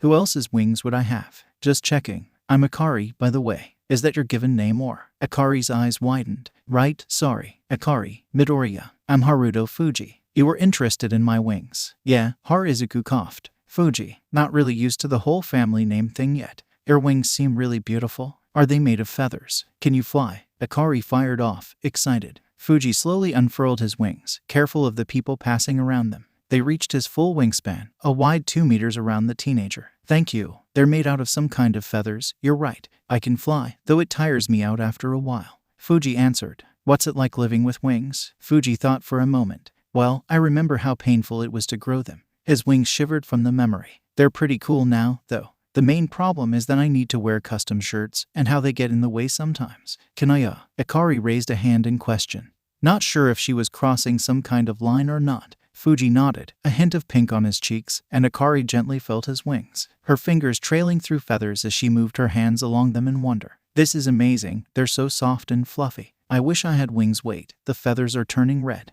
Akari glanced back, seeing the poor boy's face turn a similar color. Oh, they're related to your emotions. I'm sorry if I made you uncomfortable. I'm just super curious about things. Fuji waved it off. It's fine, don't worry about it. You're right, they turn red when I'm embarrassed. Like just now. I don't hate this color really. When my wings are red it's kind of like I'm Hawks. Akari tilted her head in confusion. Who? Hawks? Fuji repeated, seeing her blank look. You know, the third-ranked hero. He has those huge red wings. I guess it has been 5 years. But he's still really famous for all his rescues. Sounds like a cool guy. I know, right? There aren't too many heroes with quirks like mine, but he's my inspiration to be one. I want to swoop in and save people, just like he does. So you're going to become a hero. Fuji nodded, excited. Yep, that's why I want to get into UA University, though no one really knows what the exam this year is going to be like. He was cut off by a call, and he pulled out a device, eyes wide. Oh no, my mom's going to kill me. I really need to go. I'll see you again. Akari waved as he rushed off. Thanks for letting me feel your wings. The sunny yellow feathers flickered back into red as Fuji ran out of view. You forgot I was here, didn't you? Izuku asked, amused. Akari jumped, startled. Wow, I kind of did, sorry. I do that sometimes too. Focus isn't really a bad thing. Dad, why was he that embarrassed? Akari asked. He can probably feel through his wings pretty well if they're connected to his emotions. Imagine if a stranger felt your hair like that, even after asking. Oh, that makes sense. I should apologize or something, right? Probably. They walked into the grocery store, buying and thanking the cashier. It really was strange for Izuku. He had a salary in heaven, of course, and was used to paying for things there. But on Earth, there hadn't ever been anyone to pay. They left the store as night started to fall, familiar streetlights showing the road. Cars were slowly trickling into usage, and more people were out getting used to their planet again. Then a portal appeared in the middle of the street, stretching wide. Out of it came a wolf, its fur an unnatural, eye-catching orange. The portal closed behind it soundlessly, and most of the humans backed away from the clear threat. The creature was large, taller than Izuku while it was on all fours. So that's a monster. It was one thing hearing about monsters, but seeing one in all of its glory was different. Red eyes flickered around wildly, and Izuku heard someone scream somewhere behind him. Are you going to kill it? Akari asked. Izuku shrugged, walking forward. The wolf's head snapped to him, growling as he stepped closer. Hello, Izuku said. Are you here too? The wolf lunged, jaw wide, and Izuku's hand instantly swung in a deadly arc. He sliced through the center and the monster erupted into golden dust, its blood not even having time to fall before its existence was gone. Guess so. Akari wrinkled her nose at the dust now covering his shirt. Killing actual monsters is a bit messy. I think I like Mom's light animals more. I mean, the body vanishes. No need to clean up a giant wolf corpse, Izuku reasoned. Izuku waved off the thanks of the passerby, and Akari watched him closely as they kept walking. Dad, what do you think of heroes? Is this because of that boy earlier? Or what happened just now? Both, Izuku hummed, considering. I love the idea of saving people, of rescuing. Though I don't really know much about heroes yet, I'm sure my old notebooks have something. You have notebooks from before the drift? Akari asked. Yep. They've just been sitting there for 1,000 years. Couldn't throw them away. I guess I thought they would be useful when humanity came back someday. Akari paused in consideration. Dad, can I become a hero? You know you would need to leave Arcadia for 3 years while you attend hero school, right? Akari shrugged. I'm already ahead of the other gods. 3 years won't make any difference. Besides, this sounds like it'll be more interesting. I know I'll have to be on Earth more if I become a hero. Akari, you're amazing enough to do whatever you put your ridiculous amount of energy into. But, please ask your mother first. Why do you want to be a hero, Akari? To save humans, I guess. I have this much power, but I don't really have much to use it for. Plus, Fuji's doing it. Who? Kid with colorful wings we met earlier. Izuku answered for her. Sure, I would never stop you from saving people, and your father's trained you pretty well. Izuku, you're going too, right? Wait, what? Akari said. Izuku nodded. I don't know much about my old self, but he definitely wanted to be a hero. It sounds interesting.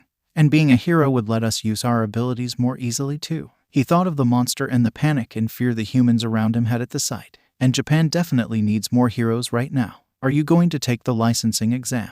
Aurora asked. I heard that it's an easier thing to get into now, with that need. It's not like you can attend UA as a student with Akari. No, Izuku raised his phone, opening UA's website.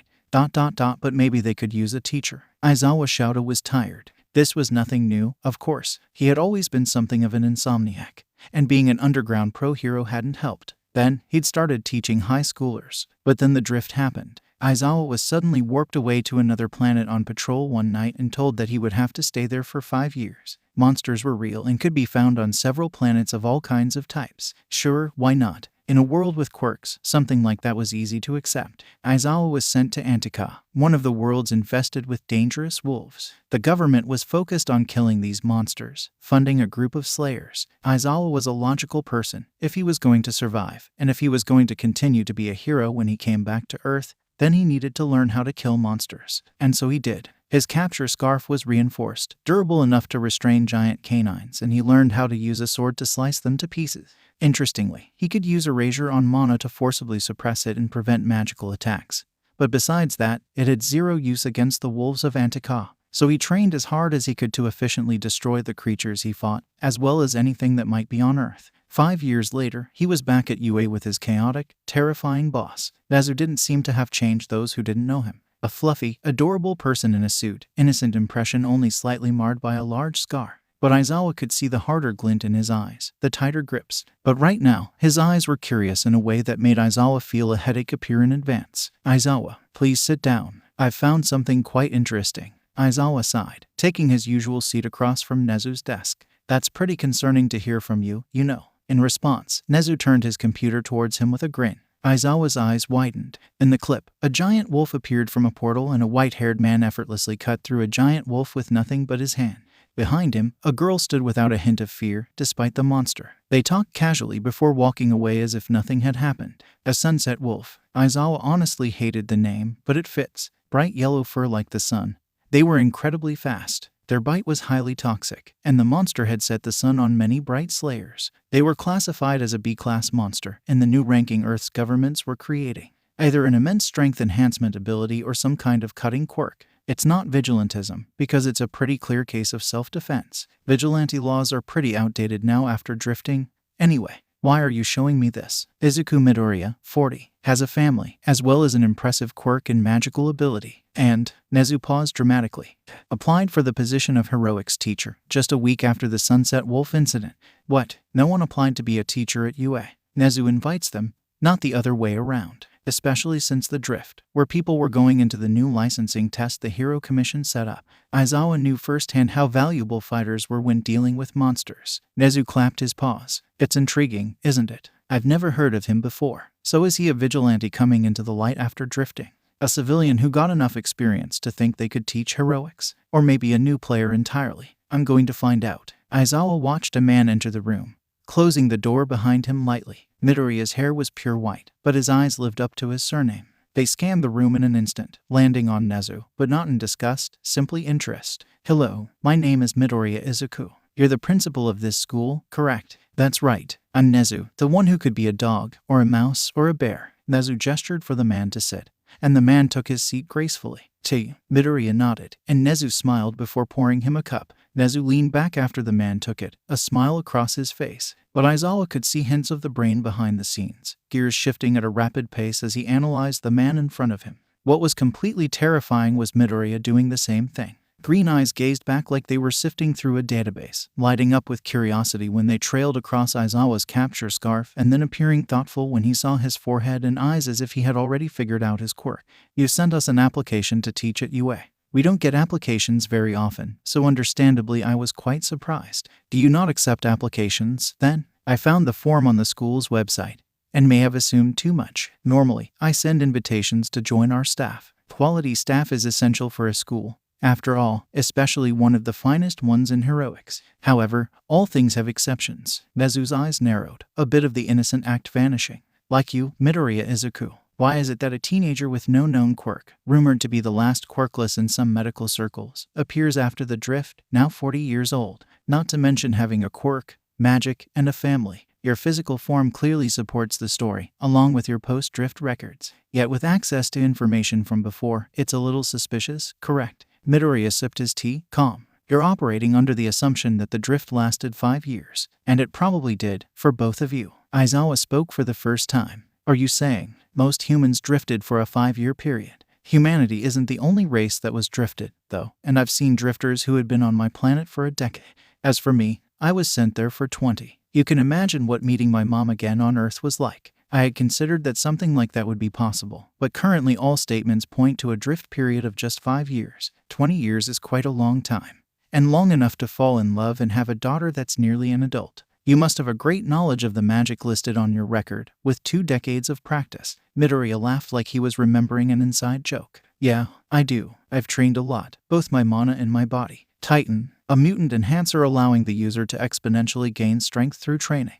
It makes sense that you wouldn't have discovered a quirk like that before drifting. Where did you drift, Midoriya-san? Midoriya's voice grew fond, almost wistful. The planet I drifted to was called Aret. It was quiet and peaceful. There were no monsters and almost no other people, but it was very beautiful. I started training, wishing to grow stronger, and eventually met my sensei. Was this sensei from Earth as well? Aizawa asked. Izuku shook his head. No, she isn't. Sensei is incredibly strong. My technique was mostly self-taught, but she sparred with me often and helped me grow. That's how I discovered my ability. And your reinforcement magic. My wife was a natural at magic. She helped show me the basics, and from there, Midoriya picked up his empty cup, and Aizawa watched purple energy flow into and around it like a transparent shell. Then Midoriya let go of it. The cup hit the floor with a thud, yet remained perfectly intact. Fascinating, Nezu noted. Reinforcement magic isn't very versatile, but enhancing objects seems to be quite useful. This was a very refreshing interview. Your exam will be in a week, so please return then. Midoriya smiled, thanking him and nodding to Aizawa before walking out of the office. Aizawa watched his boss slowly drink the rest of his tea once Midoriya left.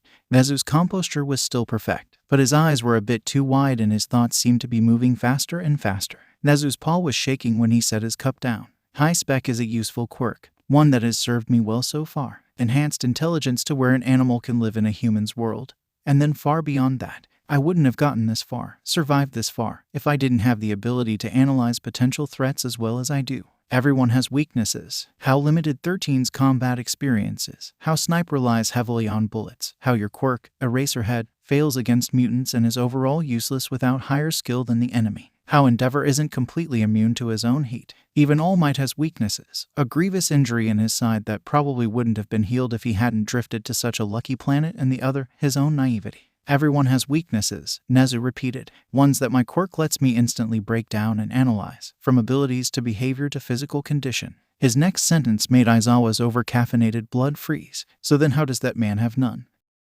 Aizawa watched Midoriya closer this time as the man walked into the viewing room. There was a staff slung across his back now. His smile was light, excited, and his eyes grew curious again when he saw the other teachers. But there was also the ease in which the weapon rested on his back, the way power rippled across his skin as he moved, how his eyes had scanned all of them like he was grasping all their strengths and weaknesses instantly. Midoriya-san, welcome back to UA, Nezu greeted cheerfully. Any hints of his fear at their last meeting were already analyzed and dealt with. Thanks, Nezu. You've already met Aizawa Shota, aka Eraserhead, 1A's homeroom teacher and head of the heroics department. Aizawa nodded to the white-haired man, watching him glance back at him in recognition. This is Sekijiro-kan, aka Vlad King, another heroics teacher. He also has 1B's homeroom. Here we have Ectoplasm and Ken Ishiyama, aka Cementos, who teach mathematics and modern literature, respectively. Lastly, we have 13, who specializes in rescue, and Majima Higari, also known as Power Loader. He's the head of the support department. Midoriya seemed quite confused at their hero names, obviously trying not to stare at Cementos, but smiled genuinely. It's great to meet you all. Aizawa stepped forward, feeling the familiar weight of his capture scarf warm his neck. Midoriya-san, your exam will be in 3 parts. First is the rescue portion. Aizawa gestured out the testing window at the fake city. Majima held up one of the robotic dummies. They were nearly as large as an adult. These are the hostages you will save, found in various buildings. Aizawa continued. Several safe spots have been placed around the city, and once you bring a hostage there you will be granted points. They have sensors on them for damage, and points can be reduced if they are injured. If a hostage robot is killed, they do not grant any points. There will be enemy robots, which represent villains and monsters. You can destroy them for a low amount of points, and they will be an obstacle in retrieving the hostages safely. The exam portion will end after 30 minutes have passed, or all the hostages have been rescued. A staff will be grading your performance for the duration of this exam. Any questions? Do I have any limitations? Midoriya questioned, other than keeping building damage and injury to the hostages to a minimum. Not really, Midoriya grinned. That makes it easy. There wasn't a hint of arrogance in his voice. The statement said as fact. They watched Midoriya on screen, the many cameras in the fake city providing a nearly perfect view. He seemed completely relaxed, examining the constructed buildings. The white-haired man stood in the middle of the city, waiting. He seemed completely relaxed in his white t-shirt, his staff still sheathed. Begin, Nezu announced through the speaker, and Midoriya vanished. Aizawa blinked, confused. Midoriya wasn't appearing on any of the other cams either. Where did he can started? 13 cut him off. Look, the extraction point. At the grassy square, a hostage robot had suddenly appeared, completely undamaged. Then another and another, piling on top of each other. A street full of villain robots turned into a street full of scrap metal. He's not teleporting, Kan realized. He's just moving so fast we can't even see him on the cameras. That's incredible. It's like All Might. I made these robots extra durable, and he's not using that metal staff of his yet they're being obliterated.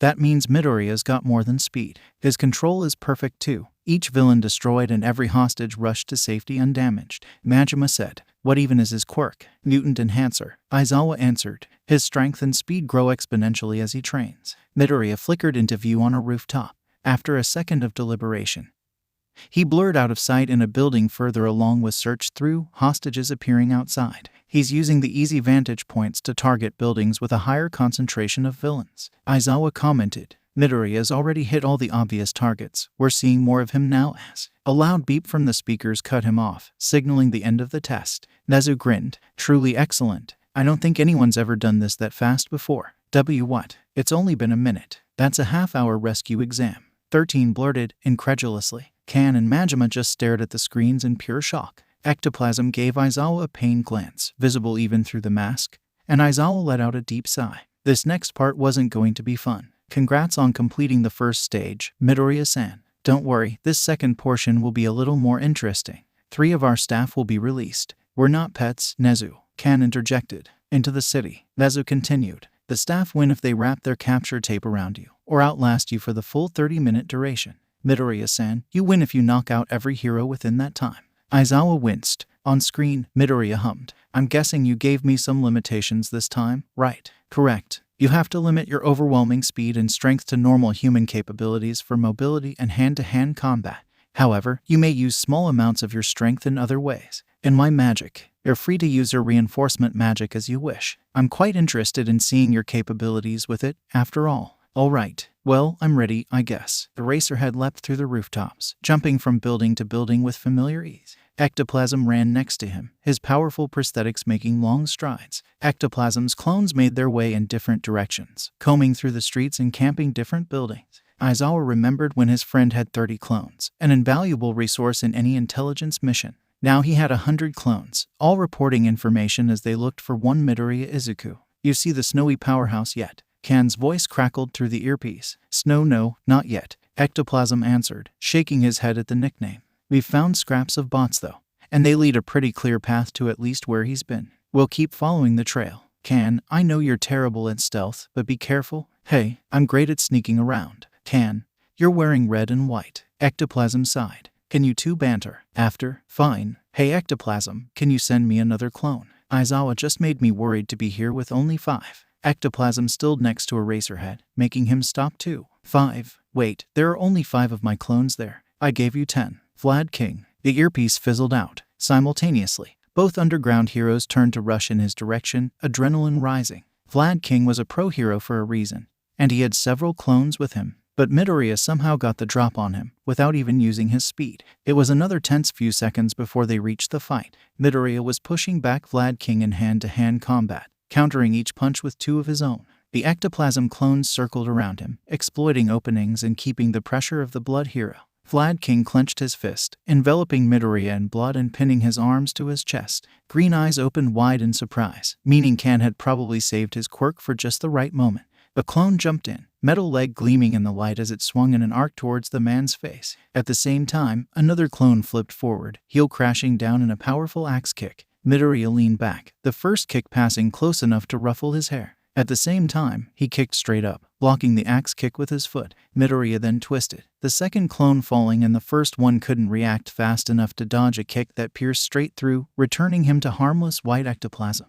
Can's blood formed into a great sword, thrusting forward. The snowy powerhouse sidestepped easily, the blade cutting open his blood restraints. Can's face broke its stoic mask as a freed fist shot towards him, only to be stopped by a gray capture scarf as Eraserhead finally got close enough. Midoriya shook it off easily and swung his other hand at Eraserhead. Eraserhead's mind flashed back to the footage of Midoriya ripping apart a sunset wolf with that same hand, and he instantly dropped to the ground, pulling his scarf back out of the way. The blade of wind streaked above his head, slicing through a stop sign. Eraserhead activated Erasure yet was still forced to dodge more wind blades. He felt one graze his arm, blood dripping to the ground. Erasure proved Midoriya wasn't using any kind of magic right now. The air itself turned into a weapon from the sheer amount of strength he possessed. That power was currently being held back because of Nezu's limitation, judging by the fact that Midoriya fighting them hand-to-hand hadn't ripped the heroes apart instantly. Eraserhead's capture scarf snaked through the projectiles, reaching the man and stopping him from firing again. Midoriya paused, looking down at the scarf once again wrapped around his hand.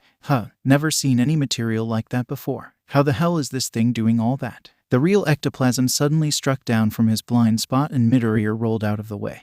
His arm still held tight by the capture weapon. Ectoplasm's leg hit the ground, the impact resonating through Eraserhead's body and forming a large crater into the city ground.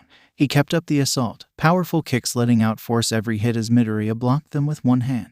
Those legs are pretty interesting. Are they a mutation or something? Nope, they're prosthetics. You would be amazed at how cool alien metal is. Midoriya sighed, almost wistful. Yeah, I probably would be. Eraserhead and Vlad King broke into the conversation. Can's greatsword formed into gauntlets of blood to avoid cutting Eraserhead's scarf as the capture weapon lashed out at Midoriya like it had a mind of its own. They fought together with ectoplasm seamlessly, building on years of field experience. But their opponent was ridiculously skilled. Midoriya flowed through the battle, catching Can's enhanced fist before ducking through a swarm of metal legs as the remaining four clones attacked. His style was a mix of karate and many others, but mainly something Eraserhead had never even seen before. Every move was perfectly calculated, punches and kicks deflecting attacks and breaking through their teamwork. The fight got even harder when Midoriya finally got time to shake the scarf off again, giving him another limb to fight with. Eraserhead kept Erasure on Midoriya, not letting him use magic. They had no idea what his real capabilities were with it, but given how they were already struggling, Eraserhead really didn't want to let him have an ability. Before they realized it, Midoriya had maneuvered the fight back to their original position.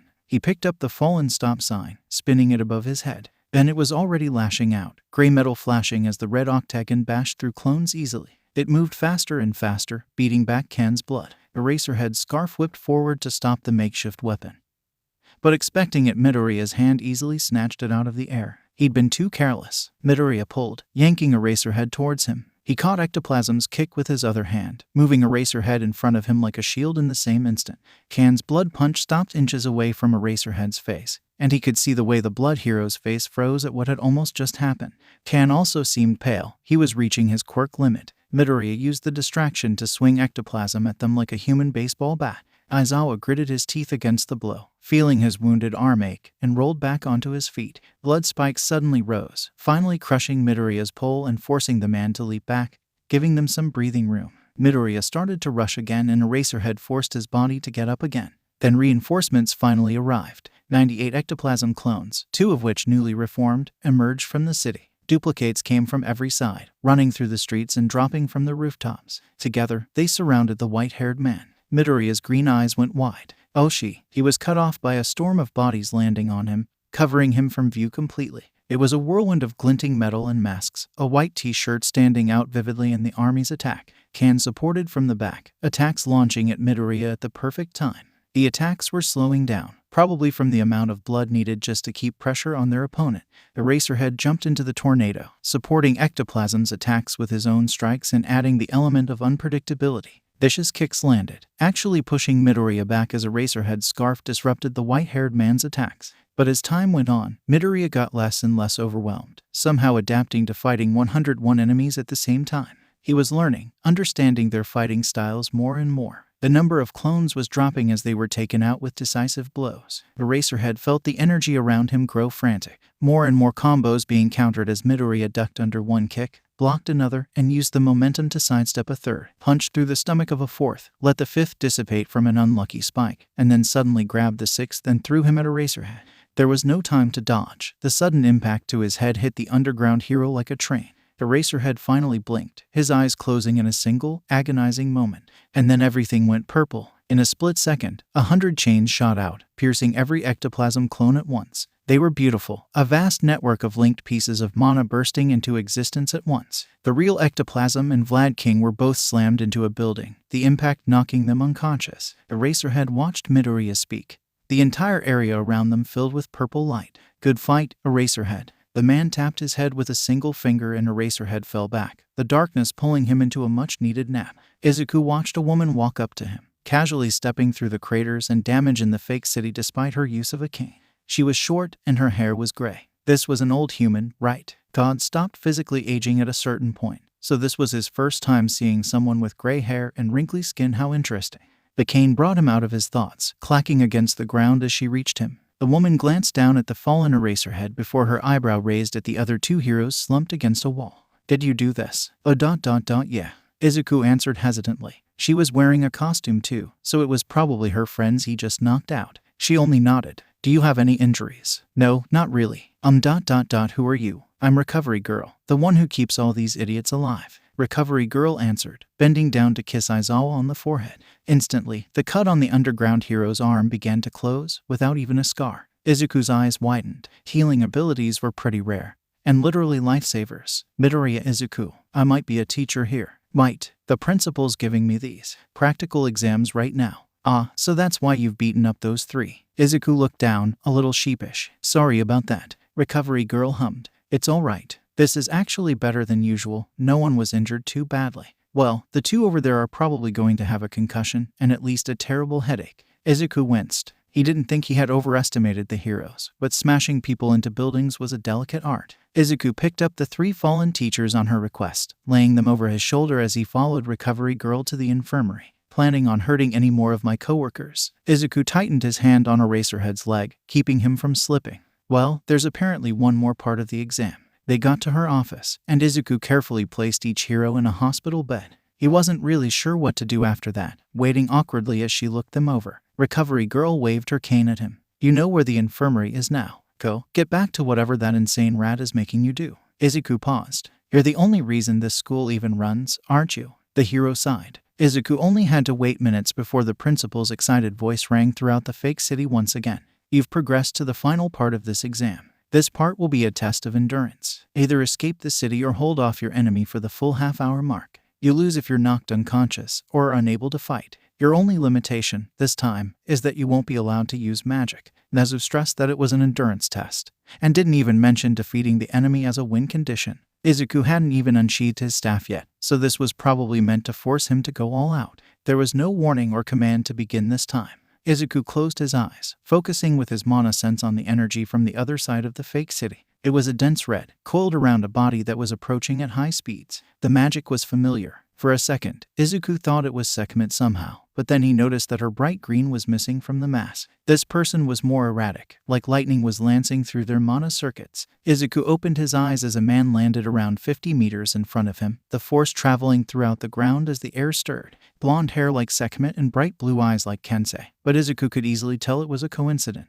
Despite the power radiating off him, the man was completely human, yet his mana felt like Sekhmet's, as if he had taken part of her strength.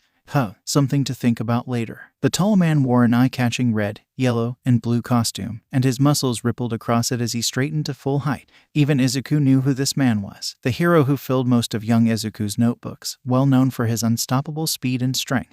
All Might, a bold name, unless you were also the strongest hero. Young Izuku had wanted the man's autograph so badly, and Izuku just wanted to see how unstoppable the man was, how things had changed. All Might laughed, warm and loud enough to echo around them. You aren't running away, it seems. Izuku shrugged. Nope. That's some real confidence you have there, young man. All Might boomed. Let's see if you can back it up. All Might rushed forwards, right arm back in one of the most telegraphed punches Izuku had ever seen. Barely any of the mana was in the attack, and Izuku almost sighed as he watched it slowly reach towards him. Izuku hadn't been underestimated this much in a long time. He didn't like it very much. Izuku grabbed the large arm, twisting his body with it as he controlled the approaching momentum. He lifted All Might over his shoulder, slamming his body down into the concrete. As a human with that much raw power, you probably have to hold back on people all the time. I bet it's rare that you get to go all out, fight with everything you have. All Might aimed a punch at his chin, recovering instantly. Izuku caught it easily, watching as shock filled the hero's face. He punched All Might's chest at twice the speed of the initial blow, sending him skidding back against the asphalt. The hero's iconic smile turned into something more intense as his blue eyes narrowed. All Might raised his arms in front of him, actually getting into a stance. His muscles tensed against the costume, his mana starting to flow throughout his body. He didn't get as far as someone like the #1 hero without being able to read people. The first blow slammed into his hand, the shockwave ripping at his t-shirt. The second one was a bit stronger than the first, the third punch moving faster than both. His arms protected his upper body, but for some reason, All Might was also shifting his body to keep Izuku's view off the left side of his stomach. All Might was a boxer. His legs served as a strong foundation, letting him attack at high speeds as his fists flew. Izuku kept on the defensive, blocking and weaving through each strike. They were targeted. Whoever taught All Might seemed to know what they were doing. Izuku started to get an idea of All Might's strength and began to counter. Izuku's physical capabilities weren't an ability. They were him, strength slowly trained through so much training. He couldn't turn it off, meaning he was essentially a walking bomb. Of course, this didn't matter when it was just him and Aurora. It didn't really matter if he accidentally broke a table or dropped a building. But it would matter eventually. He knew that. The first time he visited heaven only reaffirmed it. So Izuku practiced controlling his strength, of knowing exactly how much power he needed to use. He had worked at it until it became instinct. Izuku deflected All Might's next hit, and this time his fist collided with All Might's stomach with the exact same force. The blonde winced from the blow, and his fist smashed down. Izuku flipped over the arm to land a powerful kick on his back, already ducking under the next blow, on reflex, as All Might spun around. All Might's fist clenched, mana rushing into it. Nebraska. All Might's arms suddenly spun, rotating mid-strike in a circle as it launched forward and formed a horizontal tornado. Smash! The whirlwind struck Izuku by surprise, the force blasting him through the street. Izuku tumbled across the ground, pushing himself to his feet. Now that was interesting. All Might pushed his advantage, crossing the distance instantly for another punch. Izuku sidestepped, and in the same movement his leg swung up into a powerful roundhouse kick. It viciously collided with All Might's left side, the man's eyes opening wide from the impact. His body went smashing through walls and windows as he flew sideways, buildings collapsing in his wake. Izuku leaped after him, watching the man slow to a stop in the debris. "You guard your side too much. Maybe a recently healed injury?" Izuku asked. "Yes, healed while I drifted. I am one of the few lucky ones who was given far more than others from the adventure," All Might replied, struggling to his feet. "Before, I couldn't even fight a few hours, but then I was back in my prime once more." He stared back at Izuku. "You were right. There have rarely been monsters and people to push me that far since the fight that injured me." All Might grinned, teeth flashing. "Would you like to challenge me for the title of strongest hero?" Izuku grinned back. Then he flickered. Izuku appeared in front of All Might's face, moving so fast the air shook, flipping forward in an axe kick. All Might crossed both arms above him to block it on instinct, gritting his teeth under the blow. Izuku brought his hands down on the blonde's head. The shockwave blasted away the rubble around them, shattering the nearby windows. Izuku pushed off, knocking the hero away and backflipping onto his feet. He kept up the assault, increasing the tempo with every attack, every movement as All Might was forced to push himself to keep up. The air shook with every strike, the city vibrating under their feet. Texas smash. Izuku blocked the punch, the burst of wind blowing back his white hair. Izuku kicked up and All Might barely ducked in time, losing a blonde tuft of hair. In the same motion he struck down, bringing all his force onto the ground. Detroit smash. Izuku jumped, watching the earth crumble below him. All Might's legs tensed, enhancement magic flooding into them. Carolina. The hero shot into the air like a bullet towards Izuku, red lighting trailing behind him, arms crossed. There was nowhere to dodge without his magic. Smash. Izuku raised both arms against the double chop, blocking the strike in time. All Might's head swung forward into a headbutt as they floated. Izuku twisted in midair to avoid it, kick crashing into All Might and knocking him back towards the earth. New Hampshire smash, where the blonde immediately punched the ground, rocketing him back towards Izuku. The hero's back hit Izuku's face, the sudden pain disorienting him for a moment before instinct took over. He crossed his arms over All Might, then leaned back, suplexing the hero into the ground in a painful takedown. The already mutilated ground broke further, the crater stretching wide. Izuku pushed himself back onto his feet as the blonde pulled his head out of the ground, cracking his neck. Got anything else? All Might asked, raising his fists again. Can you take any more, All Might? Izuku teased back. All Might laughed, blood running down his cheek. Are you familiar with the concept of plus ultra, Midoriya? Further beyond, right. It's the motto of UA, the school that I graduated from, and exactly what I'm about to show you. All Might's fist reared back, and his legs tensed. The red lightning was back, this time crackling around the hero's entire body. Izuku could feel All Might's mana as a tangible force, and might have mistaken him for a god if he didn't know who he was. The energy grew and grew, blue eyes glowing as they contrasted with flashing red. All Might kicked off the ruined street, a shockwave rippling through the ruined road behind him. United States of. He moved faster and faster as the punch streaked towards Izuku, then started to slow. The red lightning emitting off him froze. All Might's entire body was moving at a crawl, like it was underwater as the blonde slowly inched towards Izuku. Sweat could be seen on the man's forehead, unmoving. Izuku started walking, stepping in front of the nearly frozen hero for a better look. This is the result of what Sekhmet did over 12 years ago. Her small blessing of enhancement magic stockpiled and then exponentially increased, power growing more and more. 200 years was quite a while for humans. In another few centuries, how far would this power go? Soon, this ability would be on par with an average god, if humans could still handle it. Even now, the fact that All Might's body was still moving, albeit at an incredibly slow pace, was proof of that. Izuku walked in a circle around the blonde hero. All Might's eyes were wide, slowly tracking him. They were the only things moving near Izuku's speed. It was Sekhmet's mana, but like Izuku's blessing, it had adapted to each person it was passed to until the small changes added up like a game of telephone.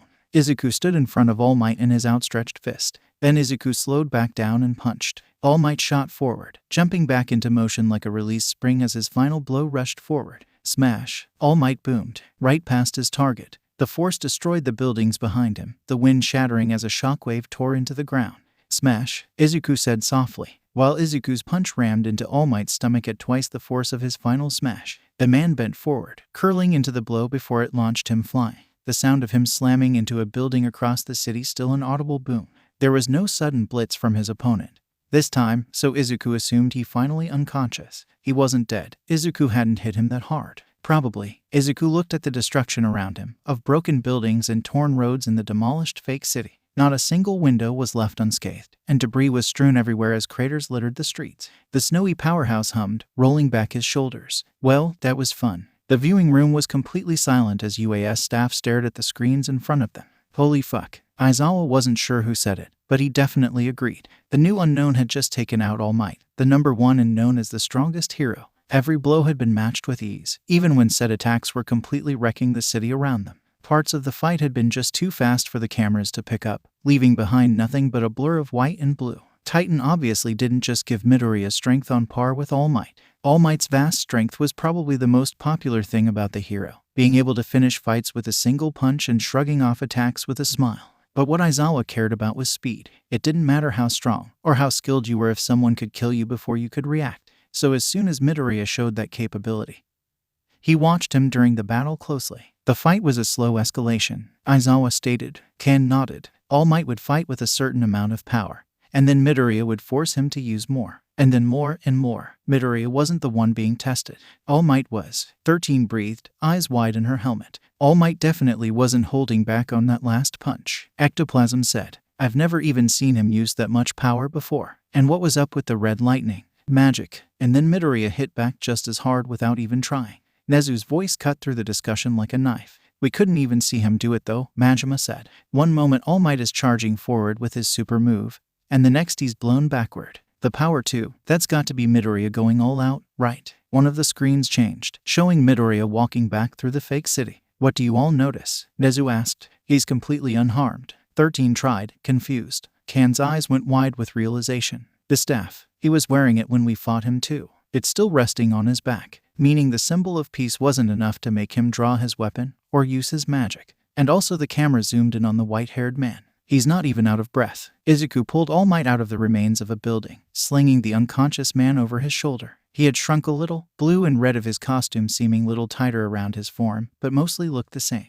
This was probably what the blonde looked like when his ability was inactive. Izuku managed to fit All Might on one of Recovery Girl's hospital beds, wincing a little as he watched her fuss over the fallen hero. He's okay, right? Izuku asked. Recovery Girl waved it off. Don't worry, that big idiot will be fine. He's been through far worse. Izuku smiled. That human was kind of tough. I knew he was the number one, but he was a lot stronger than I thought. I wasn't really sure what his limit was. His last punch was pretty cool, so I dodged and tried it with twice the force. Recovery Girl's hands twitched, but it may have been a little too much, so I'm glad to see he's all right. This was the last part of your exam, right? The rat and other teachers should be waiting back at the viewing room for you. Izuku nodded. Thanks, Riko. Call me Shuzenji, please. I have a feeling we'll be seeing a lot more of each other. The conversation in the room seemed to cut off as Izuku walked in. Heroes stopping to stare at him with a mix of awe and curiosity. It reminded him of when he beat Agni, the champion of the arena, and the looks of wonder he was given for years after. Wait, Izuku basically had just beaten humanity's Agni. Huh, congratulations, Midoriya-san,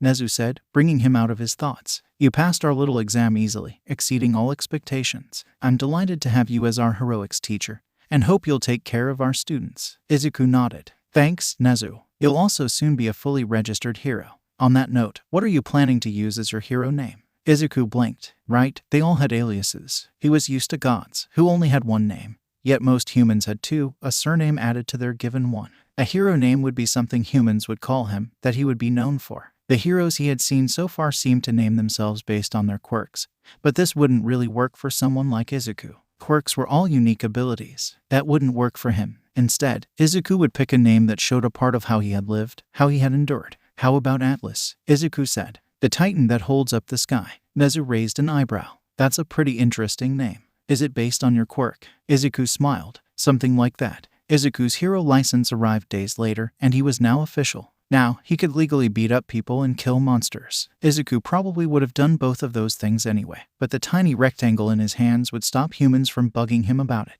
Aurora lightly took it, reading the license curiously. The enduring hero, Atlas. Aurora's eyes narrowed with small hints of concern. It's a great name, Izuku, but are you sure you want to be known for the greatest challenge you've faced? Izuku smiled. More than that, it's the memory. I'm proud of being able to overcome that. And taking it with me means I'll always have part of it with me, even if no one else understands. Also, being a hero means I'll be holding up the sky again. Not literally this time. Aurora sighed, smiling back. You never do anything by halves, Izuku. Not really, no. Aurora stared down at the card for a few moments. You got pretty unlucky with the picture though. Why didn't you change it? Izuku winced. You can't change the picture, can you? They only take it once, and I wasn't really expecting the flash. Hey, stop laughing. Izuku's first patrol was uneventful so far. As soon as he started looking for trouble, it was suddenly nowhere to be found.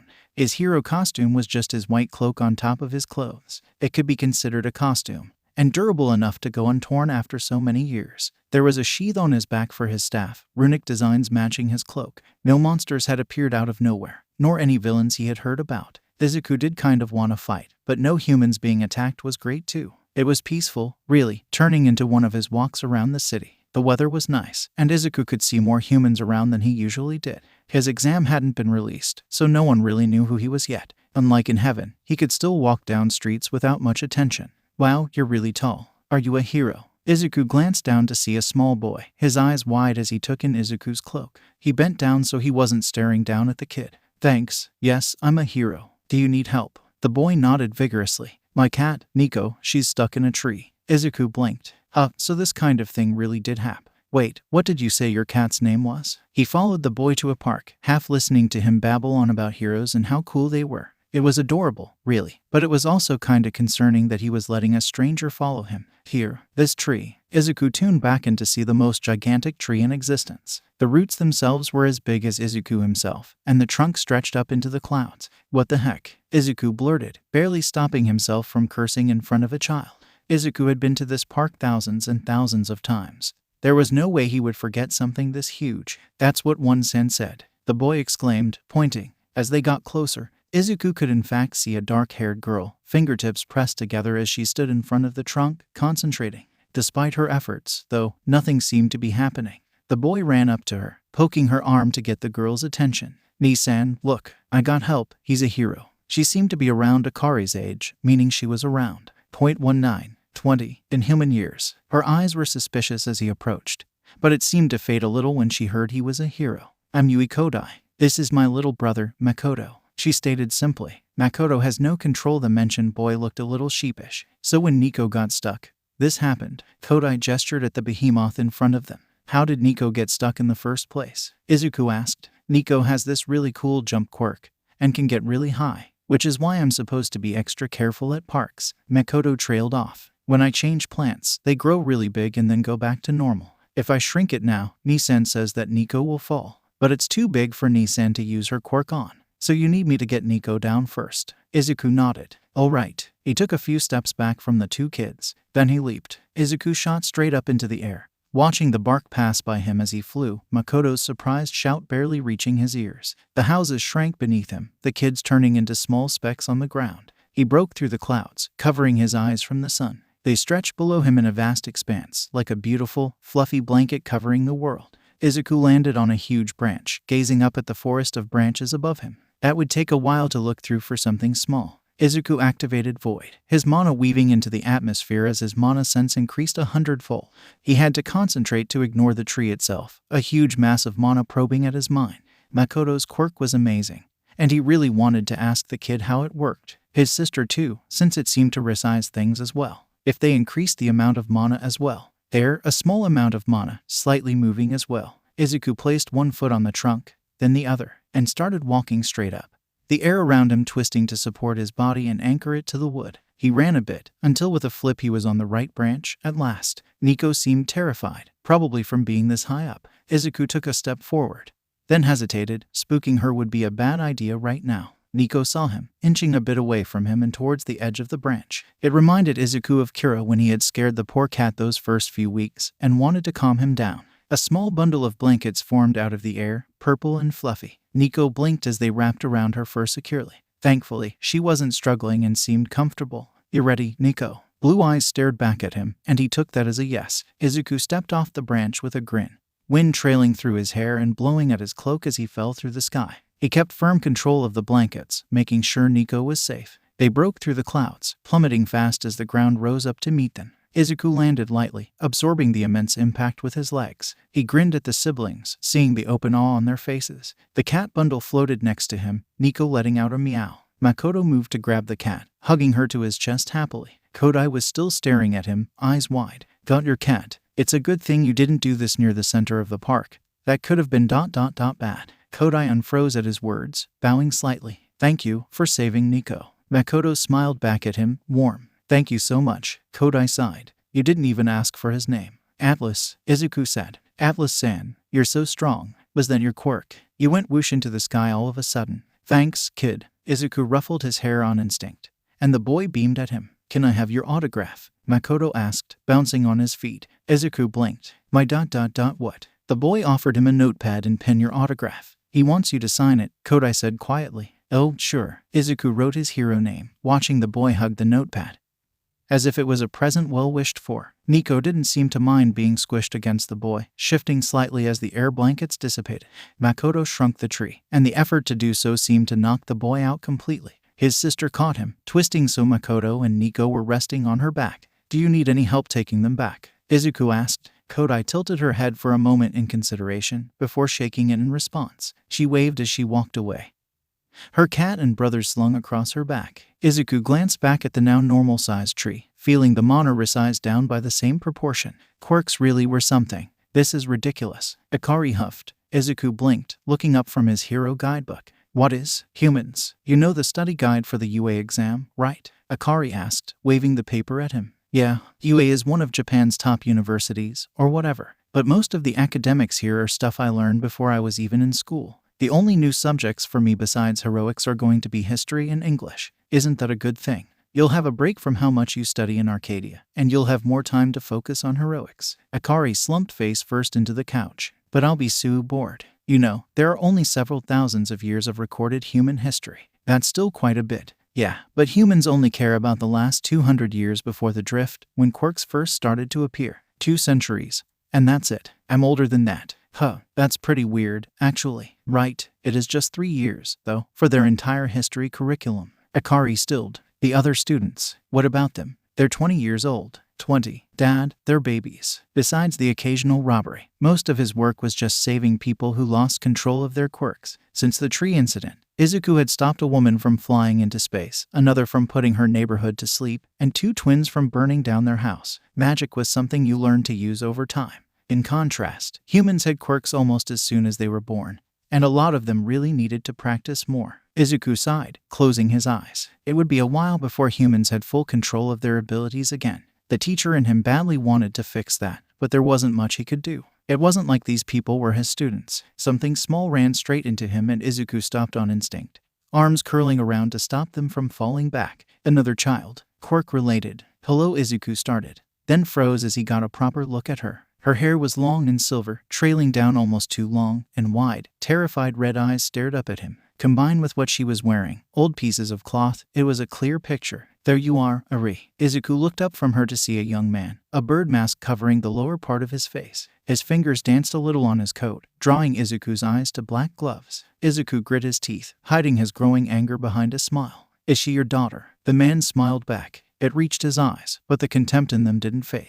Yes, she is, hero. I'm sorry she ran into you. It's all right. I am a little concerned, though. Was your drifting time hard? Your daughter seems to be wearing rags. Yuri shifted slightly in his arms, horn poking Izuku's chest. And she's wearing bandages. Coming back after drifting is weird indeed. Yuri is a little clumsy, and it's just terrible how often she falls. Yuri, let's go home. No need to bother the hero more. Yuri gripped him a little tighter, and the man's gloved hands finally stopped tapping. You know, I haven't been a hero very long, Izuku said. Really? Nope. So I don't have much experience with things like this. Izuku bent down, picking up the small girl with one arm. I do have a daughter, though, and it's pretty obvious Iri's not yours. The man's eyes narrowed. People around them were starting to stare at the confrontation, pausing on the street. This isn't any of your business. Izuku held Iri closer, clenching his other fist. I think it is. He glared, facade finally dropping. So this was your plan, Iri. Run, run. Until you find a hero dumb enough to think they could stop me. Is that what you thought would happen? Even after this long? His voice grew louder with every word, malice practically dripping from his tone. It's been a while since I showed you, after all. The black gloves came off, slowly gliding to the ground. Bet you'll never be free. The man pressed his palms to the ground, and the earth rose up. Huge spikes erupted from the ground, taking up the entire street in a single attack, about to kill every human around them, including Iri. Izuku sidestepped the attack about to impale him. At the same time, dozens of purple chains lifted every bystander high above the sea of spikes, dangling them in the air. That was fast, hero. How about thigh? Izuku crossed the distance between them in an instant, eyes blazing. Shut up. Izuku barely held back in time. The uppercut hitting the man's chin so hard his head whipped back, mask shattering into a million pieces from the impact. And Izuku found that he didn't mind much. The villain flew up in an arc before crashing onto the ground, unconscious. Iri gasped in his arms, and he could have sworn he heard one of the people above him cheer as he carefully lowered them to the ground. The street was completely ruined, spikes filling the area and stabbing into the nearby buildings. But no one seemed to be hurt besides the villain, so Izuku counted it as a win. Izuku realized he was still holding Iri, looking down at her. Do you have anyone to stay with that isn't ... like that? Iri shook her head, and Izuku sighed. Figures. Iri was quiet. This wasn't necessarily a bad thing. Izuku had seen plenty of shy children at Arcadia, and it usually lessened over time. But Iri still tried to be as unnoticeable as possible after weeks. She moved as lightly as she could across the floor, and when encouraged to eat always ate just enough. It was like she was trying not to get on anyone's nerves. She spoke only when spoken to, and even then it was so soft you had to strain to hear. She wasn't just shy but clearly traumatized. Honestly, Izuku wanted to go and punch that birdman again. Maybe break more than just his mask this time. Overhaul had apparently been a big deal, a well-known villain with an organized crime group. His quirk let him manipulate any matter in contact with his hands. Such an amazing ability, completely wasted. The advancement of technology that was possible, not to mention the use in healing.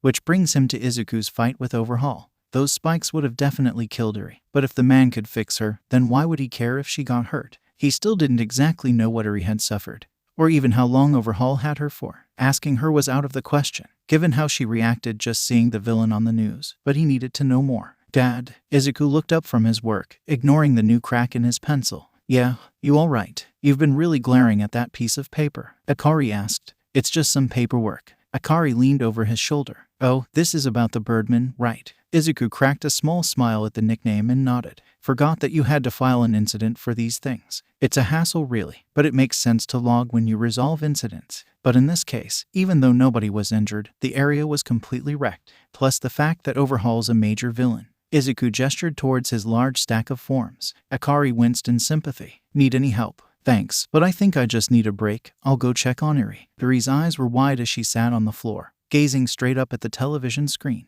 Akari's old sweater was just a little too big for her, hanging off the girl's shoulders. Izuku stepped into the room, footsteps audible to not surprise her, and sat down next to the 11-year-old. Animated horses ran across the screen, lit up in bright purple and pink. They seemed magical as they dashed across grass plains, stars trailing in their wake. On top of each of their heads was a single, glowing horn. Eri stared in wonder, her hands gently cradling her own horn. It had grown back to its full length now, yellow branching off her forehead. They're like me, Eri murmured. Yeah, they're called unicorns, Izuku said softly. Unicorns, Izuku hummed. Pretty, aren't they? The girl bit her lip. Are the other unicorns cursed too? Cursed? Eri gave him a small nod, silver hair falling on her sweater at the movement.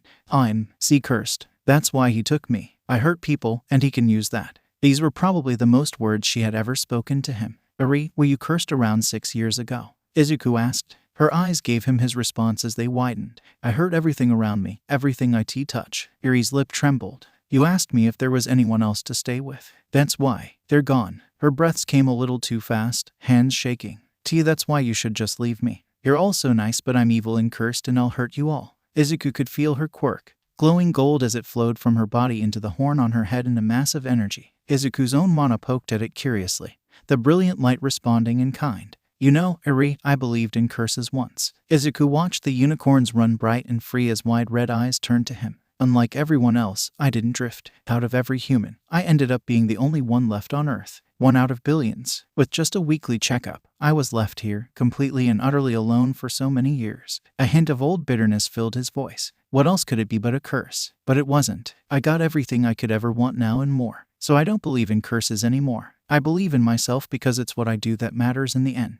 Your ability could be a terrible thing. It took so much from you the past 6 years. I don't even know what it does yet, but so much power can always become destructive. Izuku smiled. But I can also feel how beautiful it is, how much that same energy wants to be free. You aren't like that man, you're so much better. If you try, it can be a blessing too. Izuku wrapped his arms around Eri, slowly pulling her into a hug. She still but didn't tense up. So Eri, let go. Izuku finished, softly, and Eri finally let herself cry, arms hugging Izuku back. He felt the sobs, tears finally releasing like a broken dam as Eri's quirk activated, the built-up energy from her horn releasing in a burst of golden light. Eri flinched in his arms, but Izuku held her closer, smiling wide. I'll be fine. Trust me. And everything was bright, light surrounding Izuku's body and tickling his skin. Izuku glanced down at the girl in his arms when he could see again, green eyes meeting red. Eri was staring back at him, scanning him only to find nothing wrong. Why, you're not hurt? Eri asked, eyes full of hope. Nope. Are you? Izuku asked. Eri blinked. No. Izuku grinned. See, I even feel a little better than before, like my skin is tingling.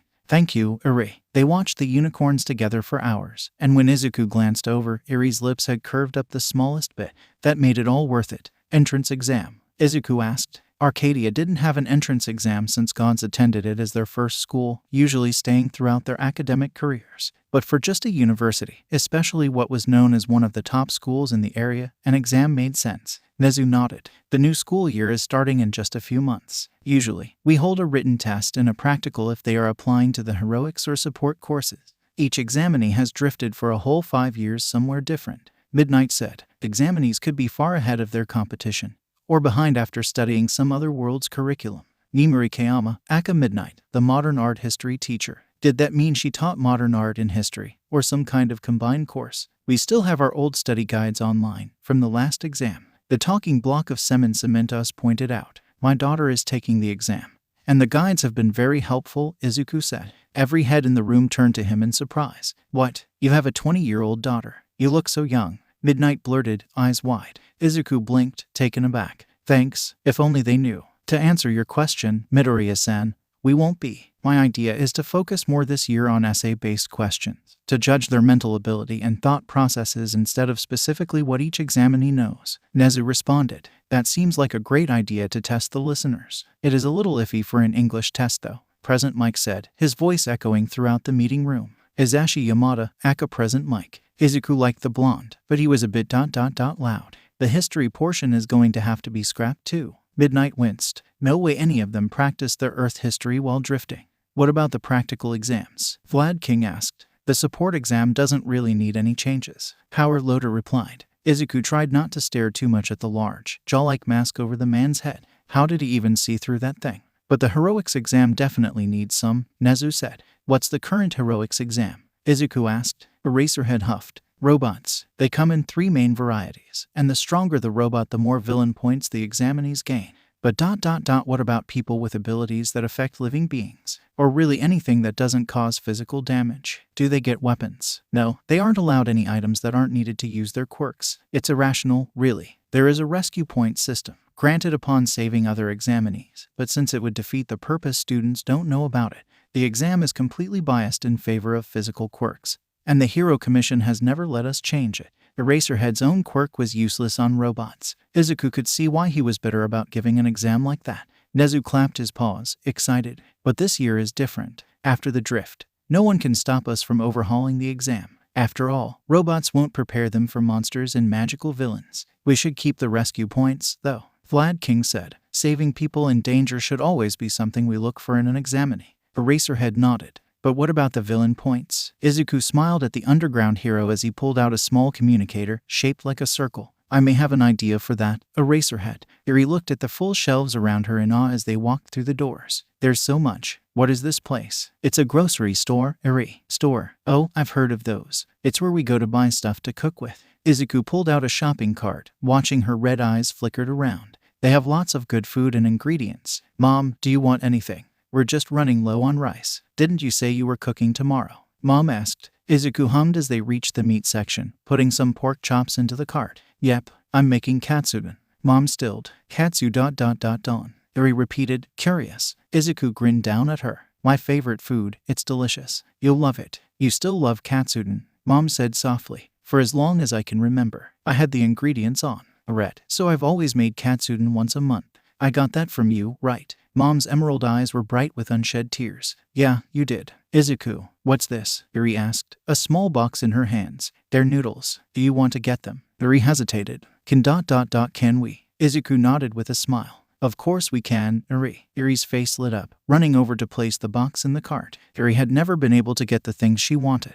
The fact that she had gained the confidence to ask meant everything. You're a good parent, Izuku, Mom said. Thanks, I'm really proud of Akari. I meant Eri. Mom cut him off with a knowing smile. Izuku blinked, confused. Eri's not my. Izuku trailed off, fondly watching Eri zip around the store. Mom raised an eyebrow. Izuku sighed. I took her in on a whim because she didn't have anyone. And there was no way I was letting people like Overhaul go near her again. Then I would find a kind, safe foster family. But, her quirk, rewind is what I've been calling it. It's amazing what the quirk could do. But to humans, being rewound 30 years is a big deal. I'm probably one of the best people on Earth to teach her control, so I thought she should just stay with us for a while. But now, only a few weeks later, Eri's already becoming like a daughter to me. Is that weird? Yes, Mom answered nonchalantly, pulling some eggs off the shelf. Wow, thanks, Mom. Yet, that's exactly what makes you Izuku. The Izuku I knew cared so much for everyone, even when they didn't care nearly as much about him. I know you aren't the same person now, but there are still so many beautiful things that I can recognize in an instant.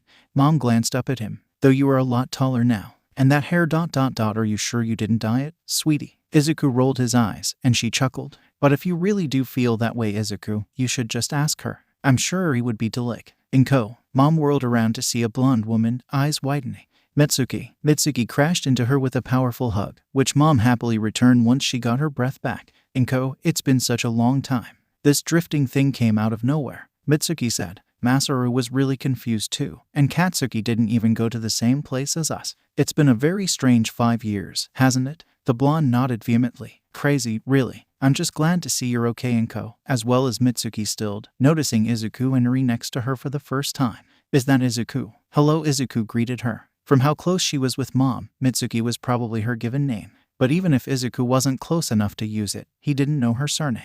Mitsuki said, you look so much older, and taller too. What even? Eri tugged at his shirt, and Izuku glanced down to meet her curious eyes. This is Eri. She's 11. Hi. Mitsuki just stared at them for a minute. Why don't you three come over for dinner? Mitsuki asked, voice a little shaky. We can swap our stories then. That works for me, Mom said. Izuku, yeah, I'll just need to call Aurora first. Aurora, she's my wife. You're what? You became a model? Mom asked. Mitsuki nodded, a proud grin on her face. It was pretty weird at first. Utopia is so bright in future Y, so it took a while for us to adjust. But once we did, it was great. Right, Masaru? The blonde elbowed her husband in the side. Yeah, Masaru Bakugous seemed like the complete opposite of his wife, overbearing confidence replaced with quiet thoughtfulness. We were unexpectedly quite successful in the show business. Masaru already worked in the fashion industry, so with my quirk and looks, we were set. What exactly is your quirk, Mitsuki-san? Izuku asked. He watched Eri out of the corner of his eye as she ate, making sure the curry wasn't too spicy for her. Just call me Mitsuki. The woman waved off the honorific. My quirk lets my skin emit glycerin, so my skin always stays youthful like this. Mitsuki tilted her head, a bit of confusion in her eyes. But wouldn't you already know that, Izuku? I remember you being a huge quirk nerd. Izuku was cut off as a blonde boy walked down the stairs, red eyes sweeping over everyone without notice before he pulled out his chair and sat, piling Mitsuki's cooking into his mouth at a rapid pace. Katsuki, the blonde, glanced up, doing a double take when he realized, in fact, that there were 3 other people at the table, Auntie and Co. And Deku. Izuku blinked, realizing the boy was looking at him. I'm Izuku, not Deku. Those do kinda sound similar, though. I can see why you got them mixed up after so long. The blonde stared, angry red eyes narrowing. Deku, what the F? The world slowed to a familiar halt, Mitsuki's spoon frozen mid-bite. Carefully, Izuku stepped around the table, covering the boy's mouth with a clean napkin. MMPH. Izuku frowned. There's a child here, don't curse. Also, my name is Izuku. Katsuki glared at him, and Izuku removed the napkin. What child? And how did you teleport here, you? That one. Izuku pointed at Eri. Eri waved shyly at the Bakugous, and Mitsuki cooed. Whose child is that? Deku. Izuku. Izuku corrected. Deku. Katsuki insisted. Izuku. Deku. Deku. Izuku arg. Izuku smiled. Thanks, Katsuki. As for the other thing, I was just about to explain that to Mitsuki. Mitsuki, before you interrupted. Now, may I finish? Katsuki huffed. Fine, let's hear your SHMMPH. He spat out the napkin. That's disgusting. Then stop cursing near Eri. Izuku scolded. I drifted to a planet called Red. It was pretty nice. Though instead of drifting for 5 years like you all, I was gone for over 20. What? Mitsuki and Katsuki said at the same time. So I found my quirk in magic, trained a lot, got married, and had a daughter. You have a quirk? Katsuki blurted. You're married? Masaru asked, incredulously. You have a daughter, Mitsuki said, the loudest. Izuku was sure those things were normal for humans. Maybe the Bakugous were just an over-the-top family. Yeah, my mutant quirk doesn't really change my appearance, so I didn't realize I had it until I started training. Yes, I'm married, and I have 2 daughters, the younger being Eri here. Izuku smiled. Actually, my oldest is around Katsuki's age, give or take 260 years. Next time, you should all meet her. Masaru spoke up hesitantly, almost like he didn't want the answer. Izuku ... How old are you now, exactly? 40, why? Mitsuki choked. It was almost night when they left the Bakugous, Eri dozing off peacefully in Mom's arms. Mitsuki had plenty of stories to tell of the past 5 years and reminisced with Mom about Katsuki's childhood with Izuku. It was interesting to hear about young Izuku, but Izuku also felt quite guilty for forgetting her now. Masaru came out of his shell the longer the evening went, his well-meaning remarks slipping behind Mitsuki's words with ease. Despite their contrast, Izuku could understand their dynamic now. Their son clearly took after his mother, but his pride was far, far greater. From the way Katsuki acted, the relationship between him and young Izuku was nothing like what Mitsuki had told him. Mom, can you go on ahead? Izuku asked. Izuku, is everything okay? His mother spoke softly, careful not to wake Eri. Don't worry, I'll be there in a bit. There's just something I need to do. Izuku smiled fondly, watching the slight tension leave her shoulders as she nodded. Izuku was alone for a minute on the street, watching the stars above him. It was quiet now, spare the cars passing by and low conversations around him. Angry footsteps broke him out of his thoughts, and Izuku looked at the approaching boy as his blonde hair reflected in the streetlight. Red eyes already fixed into a glare. Katsuki, Deku. Katsuki returned. Izuku raised an eyebrow. You do know that's not my name, right? Of course I fucking do. Then, I grew up with that shitty nerd, my entire life until I drifted. The only kid without a quirk, without any power. Yet he still wanted to be a hero, despite being so weak, so pathetically useless. That's why Izuku is Deku. But you're right, you're nothing like Deku. That wasn't fucking teleportation, was it? You were faster than I could see. Katsuki gritted his teeth as if the admission pained him. You're even a hero. And your hair is fucking white. Katsuki's fists were clenched at his side, tensing as his voice rose. You're not that shitty Deku. There's no way. So who the hell are you? Right, I'm not Deku. I'm Izuku. Izuku stated simply. Katsuki snapped. The boy lunged, his palm outstretched as the sweat sparked. A purple sphere of air appeared in front of the charging boy, covering the large explosion inside of it as the attack nullified. Even as Katsuki's eyes widened at the display of magic, his leg was swinging forward in a kick, foot covered in flame. Izuku stepped past the flaming kick, too fast for the boy's red eyes to track. With one leg still in the air, the boy was unbalanced. A targeted poke to the back and the blonde was knocked to the ground. Chains materialized, tying him to the asphalt. 20 years is a long time, Katsuki. The words were quiet but so heavy with meaning the boy stilled. 1,000 was even longer. You're right, I am pretty different from the Izuku you know. A hand drifted to his head, rubbing his white hair self-consciously. My quirk is called Titan, a simple mutant enhancer. The more I train and my body develops, the exponentially stronger I grow. Katsuki's face shifted in realization. It makes sense, doesn't it? I didn't even notice the quirk until I had trained for a decade.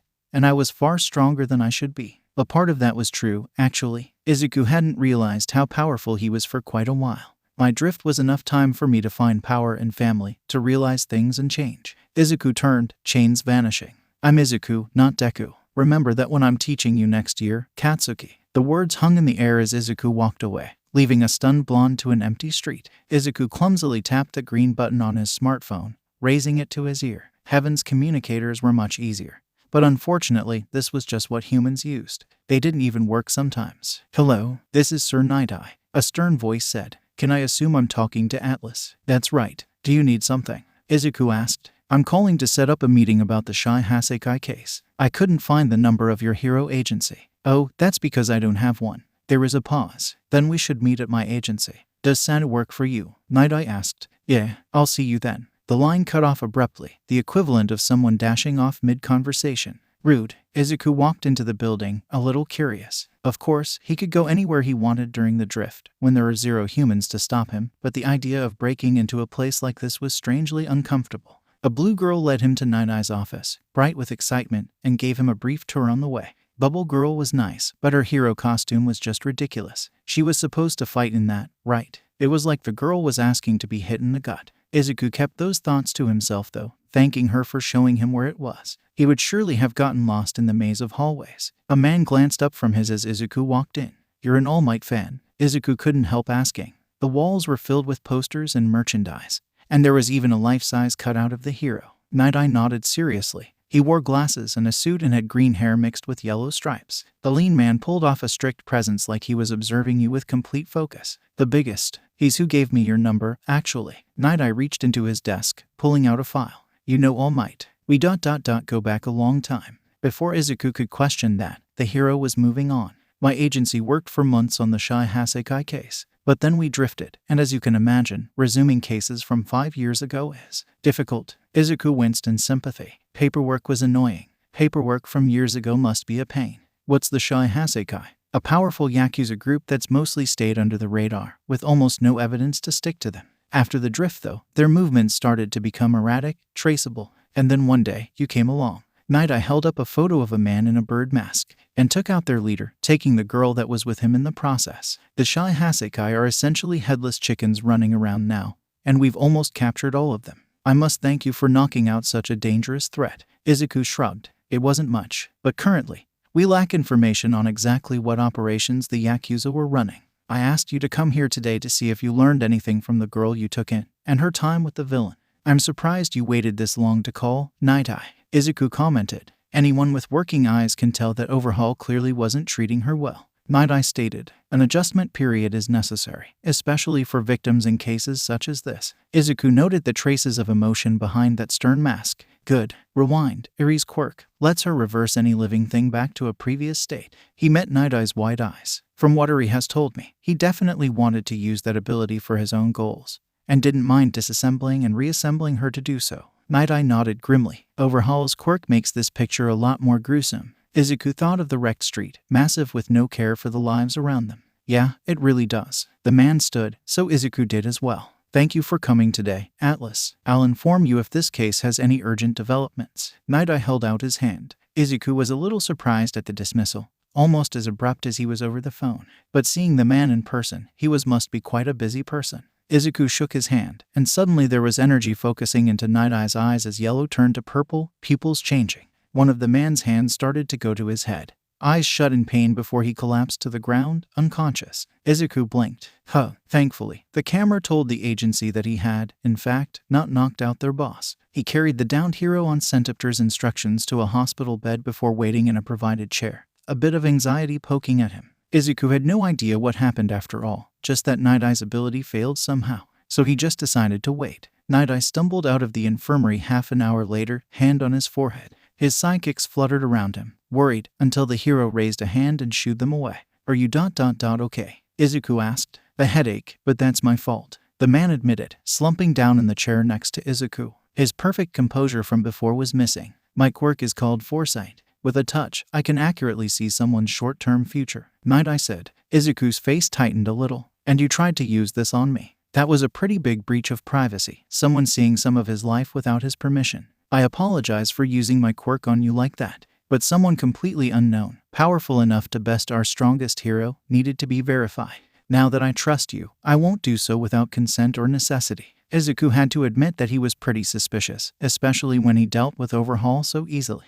But, you had to spy on my life with your ability. There was no other way. Night Eye looked a little uncomfortable. Foresight is impossible to deceive. Izuku rolled his eyes. So, what did you see? My quirk failed on you. I saw nothing but a blur, the film blazing over my eyes in an instant. I felt a piercing pain in my head before I lost consciousness. Izuku tilted his head. Wait, but if you didn't see anything, then why do you trust me now? Centipter told me how you carried me to the infirmary. Also, this experience has shown me that blindly using my ability on others instead of trusting my instincts and those of my coworkers is inadvisable. Night Eye pushed up his glasses. But I am quite curious about something. Why did Foresight fail? Is it because of your quirk? Izuku nodded. My speed comes from a mutant quirk. Even now, I'm slowing down to a stop. That's why. A sudden burst in speed would be normal if a little disorienting. But you're constantly moving at incredible speeds, needing to adjust yourself to a base level. No wonder seeing the world from your perspective caused that much backlash. Not to mention how Izuku's sense of time perception was far, far different from Night Eye's. But the man was certainly smart, and despite this experience, Izuku could tell he had earned his role as an investigative hero. See you later then, Night Eye. I'm looking forward to working with you in the future. Before Night Eye could reply, the man was gone, dashing out of the agency faster than he could see. The hero stared at the spot where Atlas had stood in wonder. I deserved that, didn't I? Night Eye muttered. You sure did, boss. Bubble Girl chirped. Dad had left early for UA, probably to set up the exam. So after getting ready and armed with school supplies, she walked out the doorway. Even though Dad had definitely made the physical part a challenge, she could do this. Probably. Well, either way, she was going to try her best. Good luck, Ni-chan. Yuri called out brightly. Akari was going to destroy this exam. UA was impressive, with huge buildings that stretched straight up. The auditorium wasn't nearly as large as Arcadia's, though. Akari took her seat near the back, next to a blonde with red eyes. He was glaring up at the front with some kind of intense focus as a man walked up to the stage. What the hell was that hair? It shot straight up, like the man had lost a fight with an electrical outlet. Hello, listeners. The cockatoo boomed. Despite his lack of a microphone, it echoed throughout the spacious room. I'm the voice hero, Present Mike, your host for this practical exam. Who's excited? Can I get a yeah? She was. Akari cupped her hands around her mouth and shouted back, yeah, then realized that not a single other examinee had responded. Almost every head turned to look at her, and Akari now wanted to bury herself into the ground. Mike, however, grinned. Thank you, listener. A board lit up behind the hero. 3 shadowed figures listed. This year's practical exam will be point-based. There are 4 different enemies you will encounter. Robots will count for 1 villain point, and you will find several throughout your zone. Fake monsters, stimulated through an ability, will be more of a challenge and count as 2 villain points each. And for the 3-pointers, Mike's grin grew wider and next to him a familiar woman appeared. Blonde hair with green eyes scanning the room. Was that Loki-sensei? Loki here will be helping out. Mike stepped back, and the goddess took the stage. In her hand, a microphone appeared. Hello everyone, my name is Loki, and I'll be serving as your 3-pointer today. A clone of the woman appeared next to her, and they both bowed to the audience. There won't be too many of us around, but will definitely be a challenge. Good luck, students. With that, both Lokis winked and vanished into thin air. That covers your 3 enemies, listeners. Also, Mike paused, looking at a student waving his arm in the air frantically. Yes, a boy shot up from his seat. Excuse me, I have a question.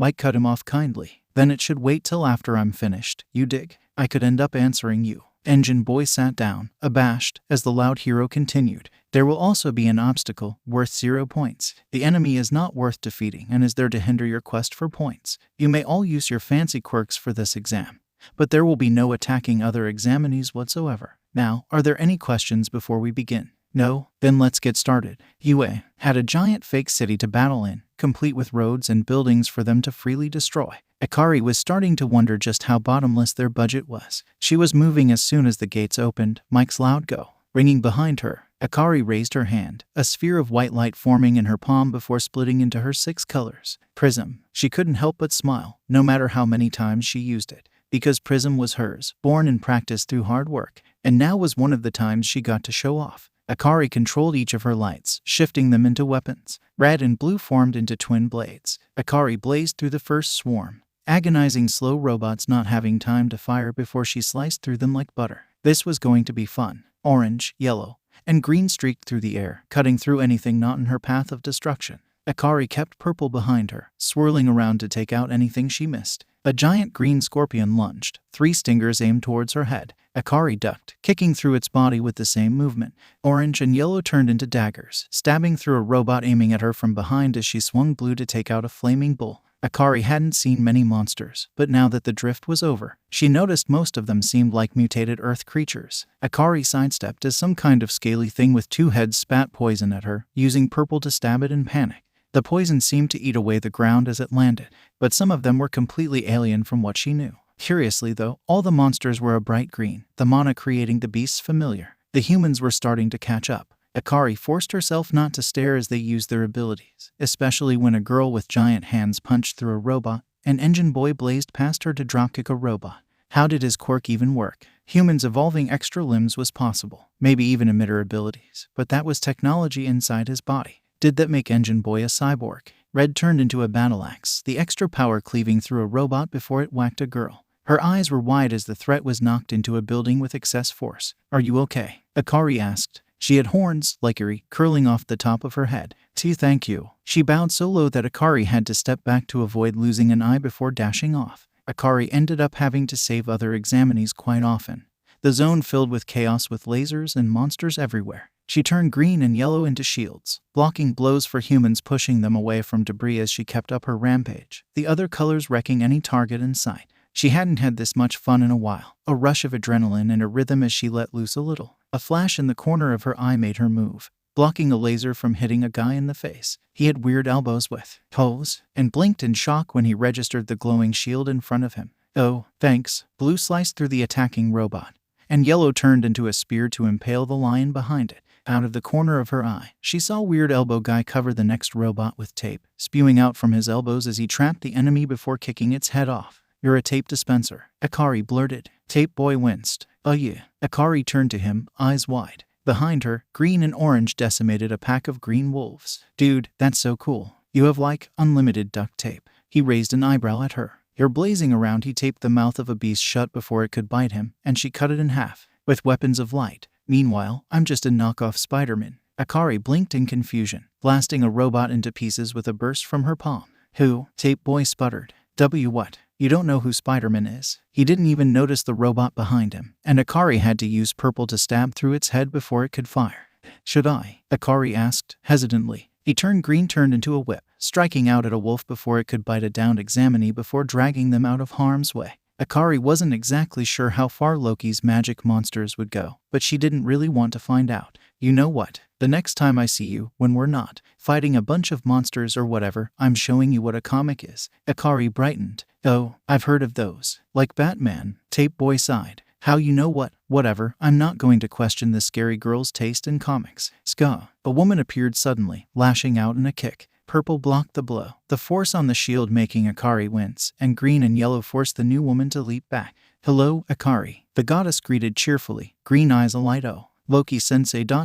Why are you here? Loki shrugged, even as 2 clones appeared behind her student, firing off blasts of green energy. Izuku asked me for a favor, and I was bored. Here we are. Red and blue flashed, cutting through both. She would probably feel bad for killing clones of her teacher later, but right now, she honestly didn't care. Tape Boy was struggling against a Loki, but she couldn't help him without dealing with her own clones first as they came from every direction. 2 more clones appeared with every one Akari dispelled.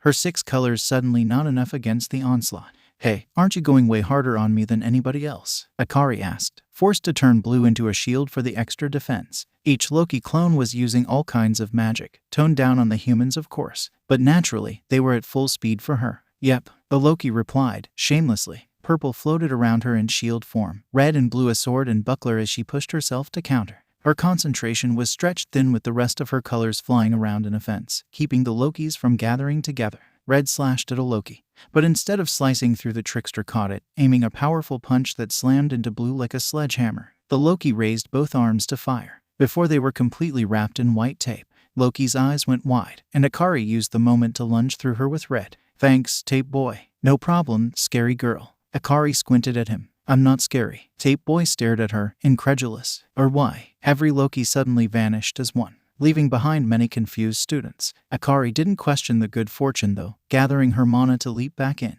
With the abrupt gap in, Akari noticed the students hiding along walls or away from the fighting. It wasn't like combat was for everyone. After all, and better they find that out now than in an actual fight. That was one thing this crazy, unorganized exam was good for. With the Lokis gone for some reason, reaping through the monsters and robots was easy. She left Tape Boy back there somewhere, but he would be fine. It wasn't like there was anything more dangerous her. Then the ground shook, trembling like her very thoughts were an insult. A huge robot stumbled into view, taller than a skyscraper as glowing red lenses scanned the ruined fake city. Its giant head rotated to face the now terrified examinees, weapons preparing to fire. Right, the 0-pointer. She forgot about that. Well, that was cool. But it was just that, a 0-pointer that would give her absolutely nothing but stress. Akari ran the other way, like a calm, reasonable person. She wasn't going near that massive thing, probably worth more money than their Earth apartment. Mana pinged at the edge of her senses, especially since, unlike the other escaping humans, this light pink presence was right in front of the approaching robot,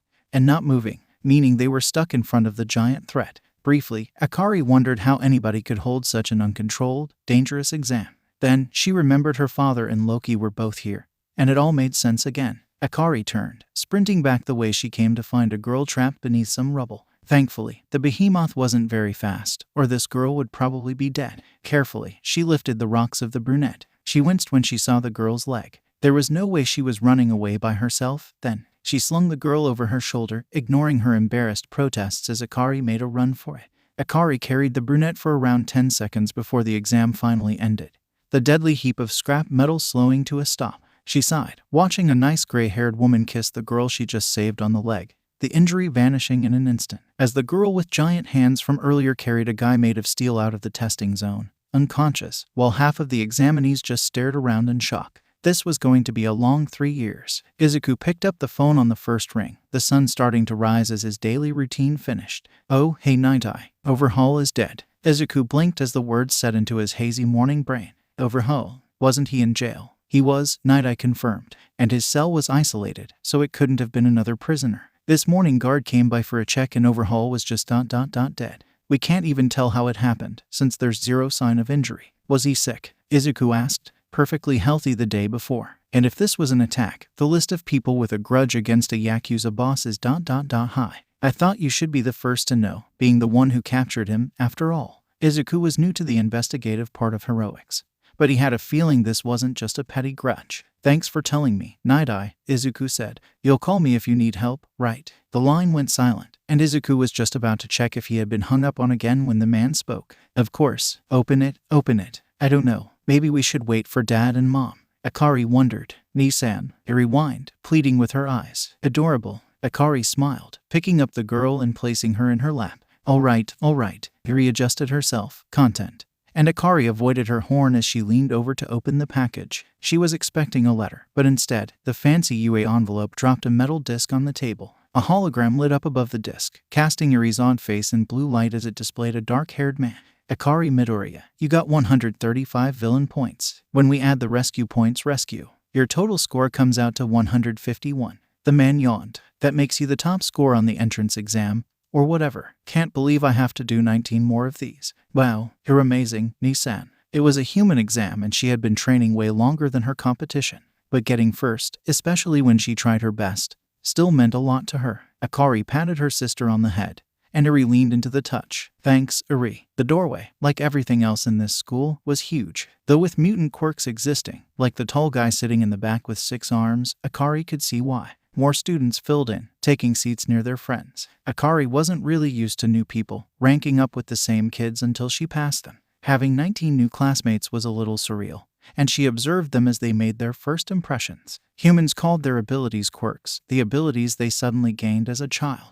Akari knew enough English to directly translate the word, a unique trait or habit. It made sense now, seeing her new classmates. Every human was strangely unique in some way, with physical differences even outside mutant quirks and emphasized personalities. Akari was happy to see that Tape Boy got in, especially. The angry blonde from before sat in front of her, slamming his feet onto the desk in front of him and setting off Engine Boy into a rant. Fuji, Akari said, getting the attention of the winged boy as he walked in. His was the only name she knew here, after all. Fuji glanced at her, surprised. Midoriya-san, right. Akari nodded. I remember you, it's been a while. It's lucky that we're in the same class. Akari cut off, her head snapping to the side. A muted presence, but with their mana unsuppressed it was like a beacon to anyone who could sense magic. A giant yellow caterpillar was slowly making its way across the floor, undetected to the talking students. When Akari stared at it, the caterpillar paused, standing up. Oh, a sleeping bag. That made more sense. The bag was unzipped with practice speed, leaving an exhausted-looking man in a dark combat suit, the same guy who gave her the exam results. There was some kind of wrapping around his neck, and the conversations around the room slowly stopped as they noticed him. It took a full minute for you all to quiet down, and only one student here even noticed me come in. Much to improve on. My name is Aizawa Shota, and I'm your homeroom teacher. Behind me are your gym uniforms. Get dressed in the changing rooms and meet me on the field. Hurry up, you have 5 minutes. The scruffy man walked out of the room as he finished, leaving them rushing to comply. Aizawa-sensei seemed like a serious person, which was probably exactly what heroes in training needed. But at the same time, he seemed to exude an aura of pure exhaustion, like he was seconds from falling asleep. It didn't look like he had taken care of his hair once in his life, either. Were all human teachers like this? Dark eyes scanned the crowd. Today we'll be holding the quirk assessment test, a simple set of physical exams. But sensei, what about orientation? A brunette asked. Oh, girl, Akari saved. A waste of time, really. So every year, I've held this instead. You've probably done exercises like this to measure your growth throughout your schooling on Earth, without any quirks. But now you'll have free reign to use your abilities, including magic, to get your best score. Lots of students seem to light up with excitement, getting to show off, test themselves. But whoever comes in last is expelled from UA University. Aizawa finished with an evil smirk on his face. Silence. Then, everyone started talking at once, protesting with loud voices that drowned each other out. Akari only smiled. A challenge was exactly what she was here for, after all. The rest, on the other hand, you can't do that. It's not fair. A blonde yelled, a black bolt running through his hair. Aizawa only raised an eyebrow, unimpressed. And, are you going to say the same thing when you're fighting for your life against villains? Or trying not to be eaten by a monster? But we passed the exam. A voice came from somewhere behind Akari. Congrats. Now you need to pass this. Aizawa cut them off. The man held up a red ball. Midoriya, you got first place in the entrance exam. As a demonstration, stand in that circle and launch the ball as far as you can. Akari caught the ball in her palm, feeling its weight as she stared at the field in front of her. She could hear the students whispering behind her, excited to see the top-placed examinee's abilities. She could, really, just toss the ball and get more than enough distance. After decades of training with Dad, her physical strength was nothing to scoff at, especially by human standards. But that would be boring. Moreover, she definitely wasn't going to spend 3 years holding back, and Akari had shown off her magic in the exam. If Akari was going to be a hero, then she might as well be the best one, right? Akari glanced back at the crowd. You, might want to cover your ears. A girl with headphone like Jax did so immediately, along with a few others. The rest just seemed confused, though. At least she'd warned them. Akari's mana flowed out, a brilliant sphere of light enveloping the ball. Soon it was completely covered, a white projectile bristling with energy in her hand. It was almost too bright for the other students to look at, lighting up her face. Akari winded back her arm. YET. And launched the ball with all her strength. The white beam streaked through the clouds, vanishing in an instant. The boom came immediately after as the sound barrier shattered. The force knocked a few students off her feet. Their eyes wide as the wind blew past them, the bushes around them flattened. There was a giant hole in the clouds, stretching wide from where her throw pierced through. Akari grinned. It wasn't as strong as Dad's javelin. Not yet. But it was definitely pretty cool. Aizawa was still standing, impressively, despite being the closest to her. Akari could see a bit of his carefree mask break, eyes calculating. But then the tired look was back, just a second later. Infinity, you must have thrown it outside the atmosphere, Aizawa intoned, holding up the distance gauge. The rest of you, see this as an example to push yourselves as far as you can go. Holy shit, did she say yeet? That chick just launched the ball into space. How do we beat that? Aizawa ignored them. Next, Akari felt a little guilty, destroying her classmates at the physical tests. Then again, some of them clearly hadn't trained their bodies at all, like that electric guy. Most of them were creative with their abilities. A guy who shot beams out of his stomach propelled himself for the sprint. And she saw Tape Boy launch the ball with a tape slingshot. Some people were perfect for a specific test, like when the brunette matched her score on the ball throw by removing its gravity, making it float into space. On the long jump, Fuji simply hovered with his wings until Aizawa sighed and told him to come down. A dark-haired girl seemed to be able to create objects with her body, which was probably the most useful quirk Akari had seen so far. Almost anything she'd need, right at her fingertips. She breezed through the tests, able to make the right item to get through each one while the red and white-haired guy created large amounts of ice, scoring high with similar ease. For some reason, though, the ice only seemed to come from his right side. In contrast, the invisible girl had it the worst. Being invisible was useless for physical tests. And while she was a lot more flexible than the majority of her class, she couldn't get an impressive score on any of them. Akari came in first, the dark-haired girl behind her. And third was the angry blonde, seething. Akari thought he did pretty well. Really, fire magic boosting his legs while explosions emitted from his hands for a lot of mobility. Her eyes slide down to the end of the list, wincing at the invisible girl's dejected pose. By the way, that was a logical ruse to make you try harder. No one is getting expelled, Hagakure, Aizawa said casually. The class burst into an uproar, Hagakure straightening up in surprise. We're already on the roster. Of course, he wouldn't actually expel us, the dark-haired girl commented over the fuss. Unfortunately, their teacher heard her. Actually, Yaoyorozu, I expelled the entire class the year before the drift. Her face changed from a reassuring smile into shock. The only reason the 20 of you aren't going home is that I see a bit of potential in all of you. Class is dismissed for today, so go check out your dorms. Before I change my mind, Aizawa finished. The field was empty of students in an instant. One had an entire building for their class dorms, called Heights Alliance. The girls would be moving into the right wing, with the guys on the left. Akari's room was on the third floor. It was pretty similar to her room at home, with a green bed and blanket with purple walls. The stars lit up on the ceiling above her when she turned off the lights, and she had brought a few pictures to put up. There wasn't much yet, but she could probably take more from the house. Akari was sad to move out after living in her Earth apartment for so many years. It helped that Mom, Dad, and Eri were moving into the faculty building near her, but she couldn't help feeling homesick over living somewhere new now that she was really here. The class filtered into the first floor after setting up their rooms, taking spots among the couches. A girl with eye-catching pink skin and a bright smile spoke up, breaking the awkward silence. Hello everyone. Now that we're all here, we should introduce ourselves. Name, abilities, and something you like. I'm Ashido Mina and my quirk's acid. I love dancing. Kirishima Ejiro. The redhead next to Ashido said. My quirk's hardening. Kirishima flexed his arm to demonstrate, the limb turning sharp and rock-like.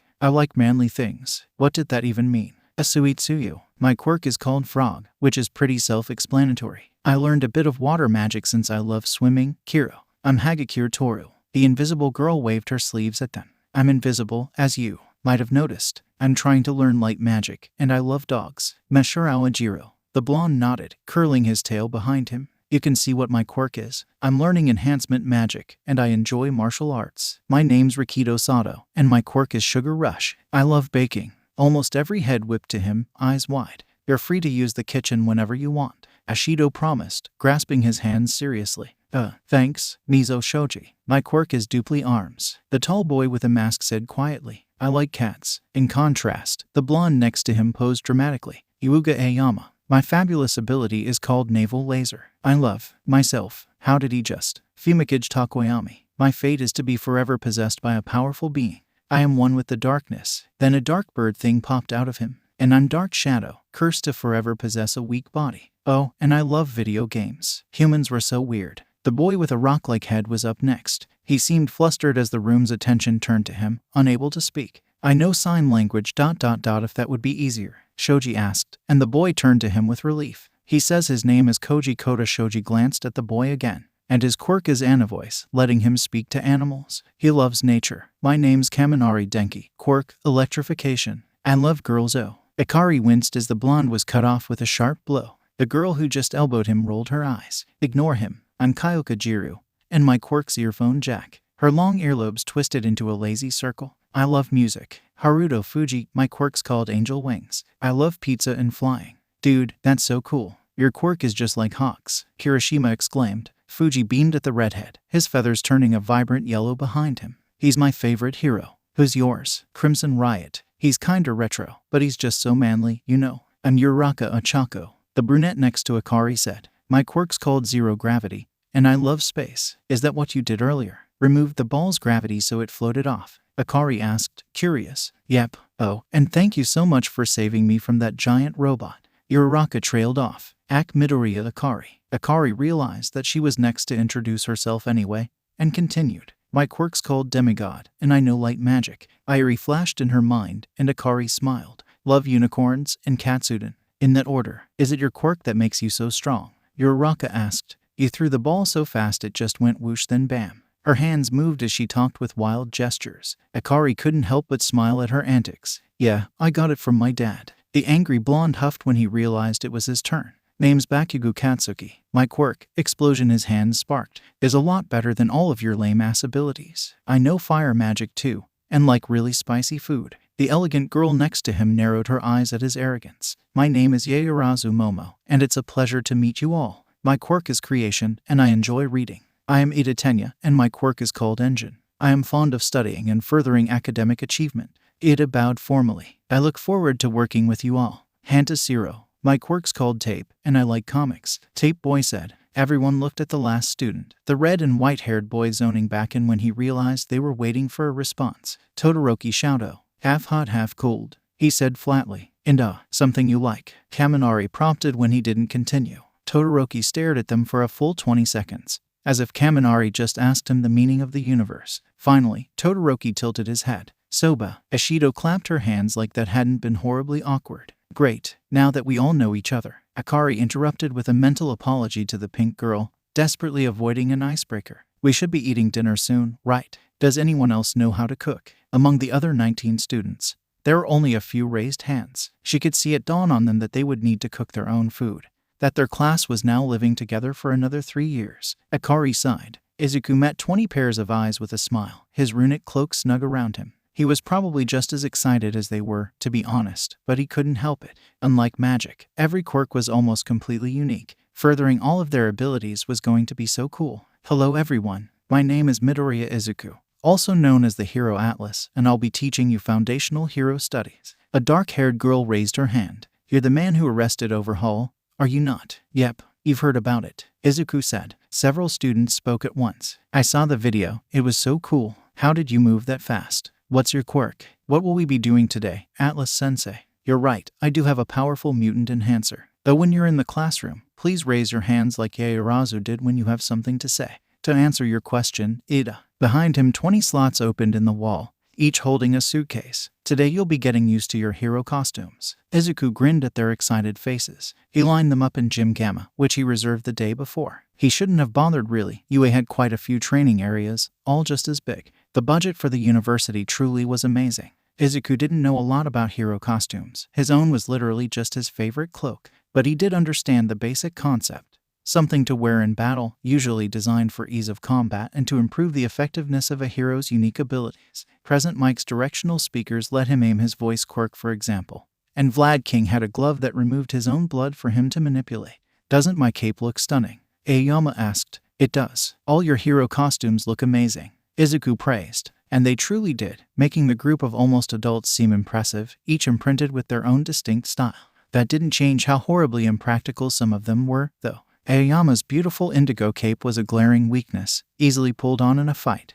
Todoroki's entire left side was covered in what looked like fake ice. That would probably mess with the hot side of his quirk. And if it was symbolizing that the boy was just going to be using his ice, well, that was even worse. Yaoyorozu's costume was revealing. Though it made sense with her quirk, more exposed skin would let her wield her creations better and bring out bigger objects. It didn't change the fact, though, that she was practically asking to be hit in the stomach. It worked for Kirishima.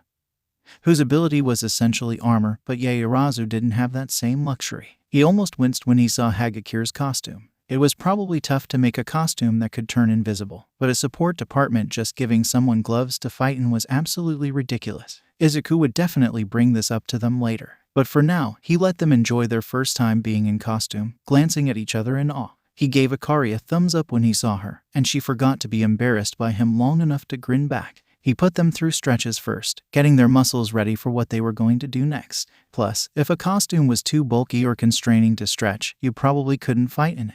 Some of his new students had barely stretched before, while on the opposite end Ashido looked like she was having fun. He had to concentrate on the feel of her light refraction to even get a vague idea of what Hagakir was doing.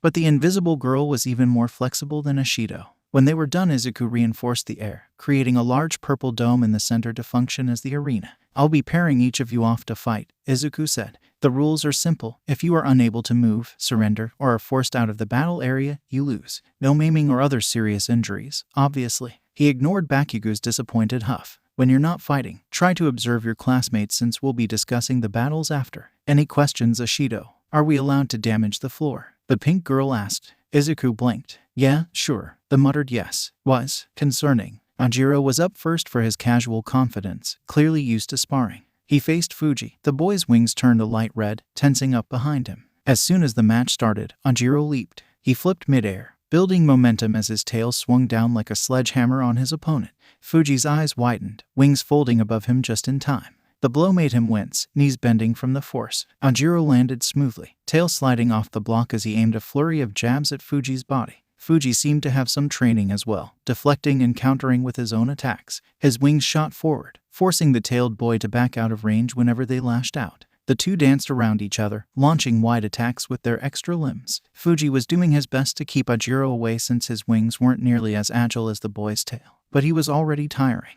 Anjiro ducked under Fuji's left wing, landing a fierce punch before sweeping out the winged boy's legs from under him. The match ended with Fuji pinned on his back, wings flapping below him uselessly. Anjiro let him up once Izuku called it, grinning despite the sweat on his face. "Good fight." Fuji smiled back hesitantly, his wings flickering into a light yellow. "You too." Ashido slid across the cement, her acid letting her skate circles around her opponent. The ground withered beneath her as she moved. Shoji was chasing after her, multiple arms growing to grab the pink girl. Ashido tossed globs of acid in wide arcs to keep him at bay. The tall boy was surprisingly agile, sidestepping her attacks. Izuku noticed that her projectiles didn't eat through the ground, meaning that she could effectively control how corrosive her acid was. To use her quirk in combat, she needs perfect control to avoid permanently injuring her opponent. This was probably how Shoji was catching up to her so easily. Subconsciously, Ashido was afraid of messing up and hurting him, so she wasn't aiming hard at him. Ashido was mobile in a way only years of practice could get you, dodging through the barrage of arms with grace. The girl didn't seem to have an actual basis in hand-to-hand combat though, so when Shoji did grab her, Ashido was easily tossed out of the arena. But there was definitely potential there. Aoyama had the right idea. Blasts of blue energy forcing Yaoyorozu to focus on dodging so she wouldn't have time to make anything. She seemed frustrated at first, unable to make anything complex, before the solution came to her. She had been commenting on the matches before her. Her tactical sense was impressive for someone so young.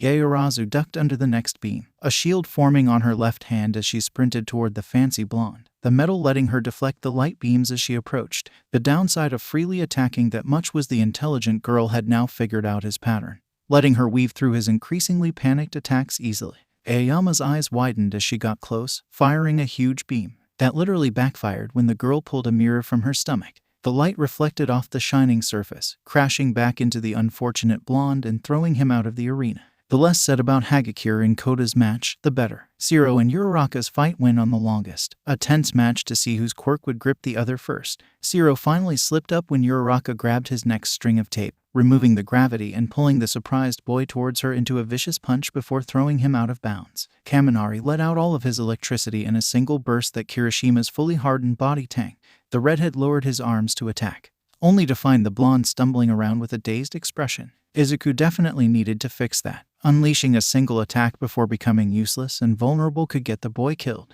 Fighting without frying his own brain would be great as well. Katsuki and Iida were up last for the day, since this would probably be the most intense match. And at least one of them would most likely need to visit Recovery Girl. Iida's hero costume was a bright white that protected his entire body, complete with a helmet. The well-designed suit of armor didn't seem to hinder him at all, instead offering protection that he was probably about to need. Katsuki's hero costume fit his demolition theme, with huge grenade bracers attached to his wrists. The bottom of his boots were bare, and Izuku immediately found out why. Mana concentrated into his feet, fire pushing out and launching him like a rocket as soon as Izuku started the match. At the same time, his arms pointed behind him and let off explosions, boosting him even further. Iida accelerated immediately, ducking just in time as the first flaming kick blazed over his head and swinging his own roundhouse to counter. Katsuki seemed ready for it though, blasting himself over the kick in an impressive show of control before landing behind his opponent and landing a searing palm to Iida's back. Take that, fucking four eyes. The other boy stumbled, recovering fast to throw an armored elbow.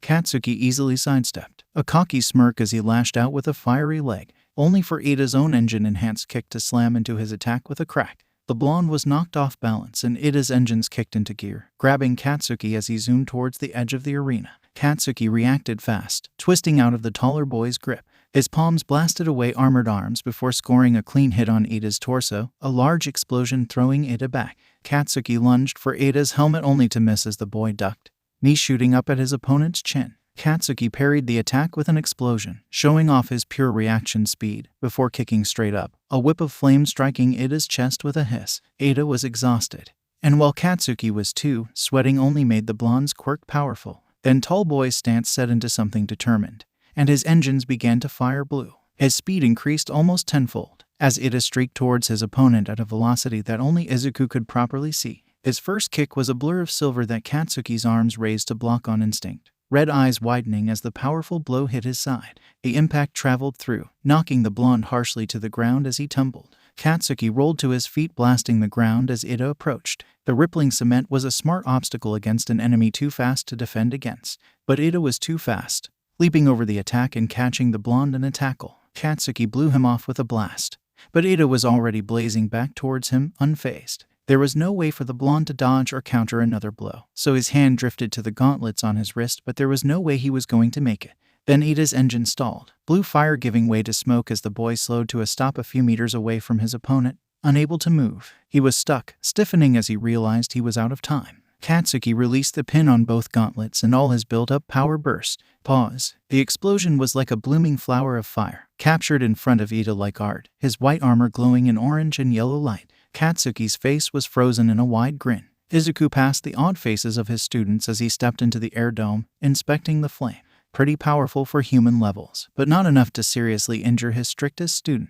If Katsuki had more time to collect sweat, well, it would be a completely different story. Just to be safe though, Izuku carved away a bit of the explosion. He pushed Kaminari and Nishido, who were directly behind Iida, out of the way before stepping back, in huge twin blasts, slamming Iida into the wall with a massive crash. Nishido gasped, not even noticing she had just teleported as the armored boy slumped to the ground, unconscious. Meanwhile, Katsuki stumbled out of the arena, standing on pure stubbornness before collapsing onto Kirishima. Akari was staring at Izuku, the only one to catch a hint of what he just did, and Izuku winked at his daughter before picking up both of his fallen students. Great work today, everyone. Izuku grinned at the rest of his class. They really had been amazing, especially for the first day. Your fights were pretty impressive, though it got a little bit more exciting at the end than I expected. If you didn't battle today, then you'll be going next class. Remember to talk to me about any concerns or changes you want to make to your costumes. Izuku gave them a thumbs up at the chimed yes, Atlas-sensei. Class dismissed. Recovery girl didn't, in fact, kill him. You did the right thing, dearie.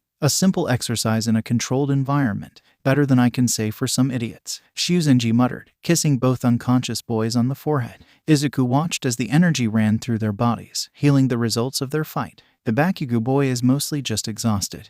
And with my quirk, Iida will be fine after just a little rest. That said, Shuzenji's cane hit the floor with a sharp clack. I don't want to see any more of your students here for a while, understand? Yes, ma'am. Izuku gave her a salute, and she rolled her eyes at him. Bakugou, you can't put that much in there. Akari sighed. The blonde turned, a handful of peppers held over their curry. Why the hell not? You'll kill, like, half our classmates. Bakugou huffed. Serves them right, the weaklings. My preparation is due, Bakugou. Are you putting in all of those? Ajiro exclaimed. It's going to be spicy. But how are the rest of us going to eat it? Bakugou paused, considering. You have a point, Tail. I just told you my name. My cooking going to waste would be a fucking tragedy. The blonde went to remove the poison, tucking away half. Kaminari, Akari reminded him. Most of his peppers, muttering something under his breath about wimps and natural selection as he did. Kaminari coughed, hurriedly sipping his water. Man, this curry's really spicy. Todoroki blinked at him from his spot on the couch. I thought it was mild.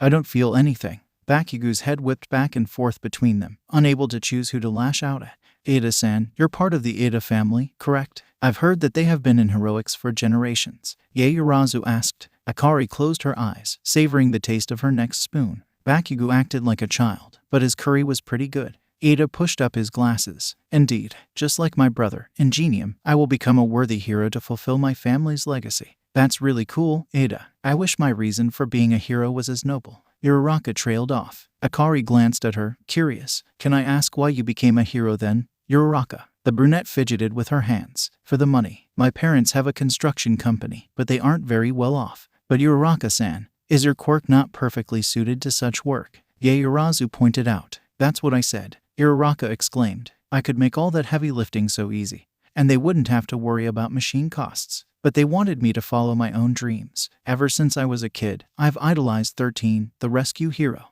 I'll rescue people just like she does, and earn enough that they'll never need to work again. Uraraka stopped in the middle of her speech, a little sheepish. It's not really as cool as the rest of you, I bet. So basically, you want to save people and help your parents? Isui asked. Yeah, I don't think you can get much nobler than that, Kiro. What honorable goals. Iida boomed. You should be proud of yourself. Uraraka's face turned red at the praise, arms flailing. It's not that big of a deal. What about you, Midoriya? Uraraka turned to ask.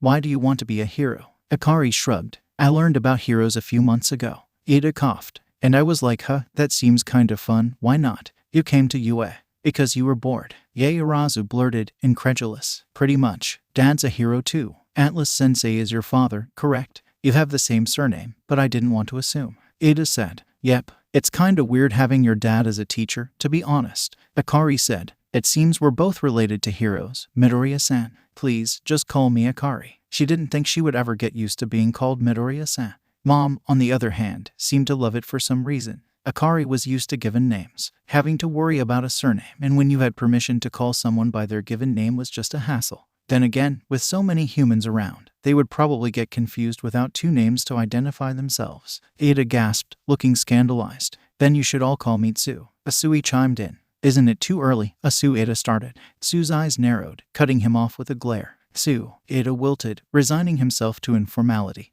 And Yaoyorozu giggled into her hand. You know, I think I'm getting used to it, Kaminari said brightly, his eyes watering. This isn't spicy at all. Bakugous finally snapped, and his palms sparkled. Time to die, Pikachu. A high-pitched scream. Aizawa popped his head in, alert, saw a panicked Kaminari running around the couch while chased by a yelling Bakugous, then immediately walked back out the door. Setsuna showed exactly why she was a recommended student, splitting herself into 50 different pieces that each flew independently as they barraged her opponent, Nirengaki. The small boy seemed helpless against the onslaught of body parts, scrambling to dodge as they attacked him from every angle. It was then that Izuku truly gave up on making sense of quirks. Maybe Setsuna had a link to each piece of herself, letting her move telekinetically. But how was she breathing while separated like that? Setsuna wins. Izuku announced as Nirengaki was forced out of the purple arena after he was finally cornered. He had done well, really, considering how bad of a matchup his Twin Impact was against Lizard Tail Splitter. Twin Impact had an incredible amount of potential, offensive power growing exponentially with the user's physical strength.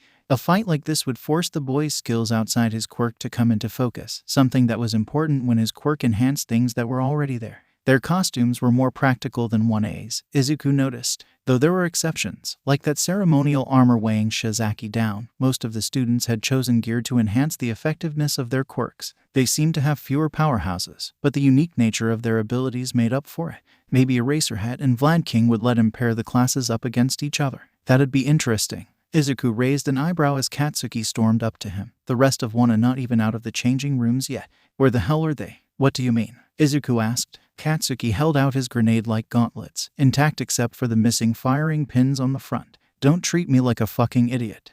Those. Don't worry, they haven't been misplaced. I just removed them for now. The blonde scowled. This is about that fucking glasses, isn't it? Why? His stuck-up ass is completely fine. This time, at least. Izuku cut him off. Katsuki.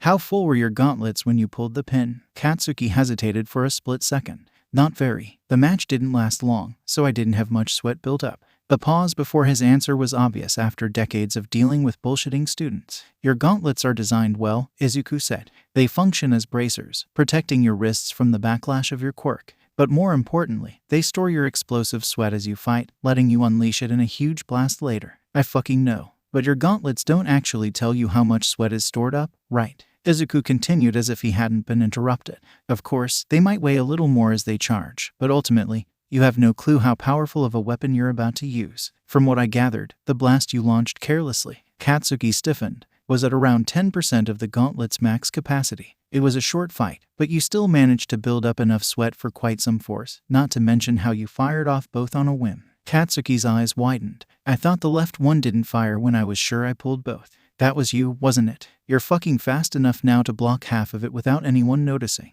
Izuku nodded, meaning that you only hit Iida with 5%, yet you knocked him out for a day. If he wasn't wearing that armor, he might have even broken limbs. Unlike your carefully controlled explosions, your support gear is truly lethal. If you want to use them in the field, you need to prove to me you understand that, Katsuki. Izuku didn't know much about being a hero, but he did know what controlling overwhelming power was like. And that knowledge was exactly what a boy with this much pride and drive needed. To be honest, most of Akari's new classes were pretty boring. She didn't mind having an easier year, but there was a point where it just felt slow. You would think that with a divine sense of time an hour would breeze by. Wrong. It was the opposite. Every pain minute stretching more than it should as Cementos talked about literature. It helped a little that all her teachers were unique, each with their own pro-hero persona. The amount of innuendos Midnight dropped in a single class was incredible, some so subtle it was like a verbal scavenger hunt. Present Mike was a bit too loud, but he did teach the only new subject she had. Akari had almost zero background in English, so learning it actually took some effort. Maybe she should learn other human languages. She'd probably never use them, though. Akari sighed. She couldn't wait for heroics, where she could work off her boredom by beating someone to a pulp. Wait, that sounded bad. Bakugous was sulking when Akari walked in, which was weird, but the lack of screaming was definitely welcome. Today we'll be finishing off the battles from last class for those who haven't gone yet. Dad's clear voice carried throughout the gym as he set up his fancy air sphere, the arena brimming with purple mana as it expanded.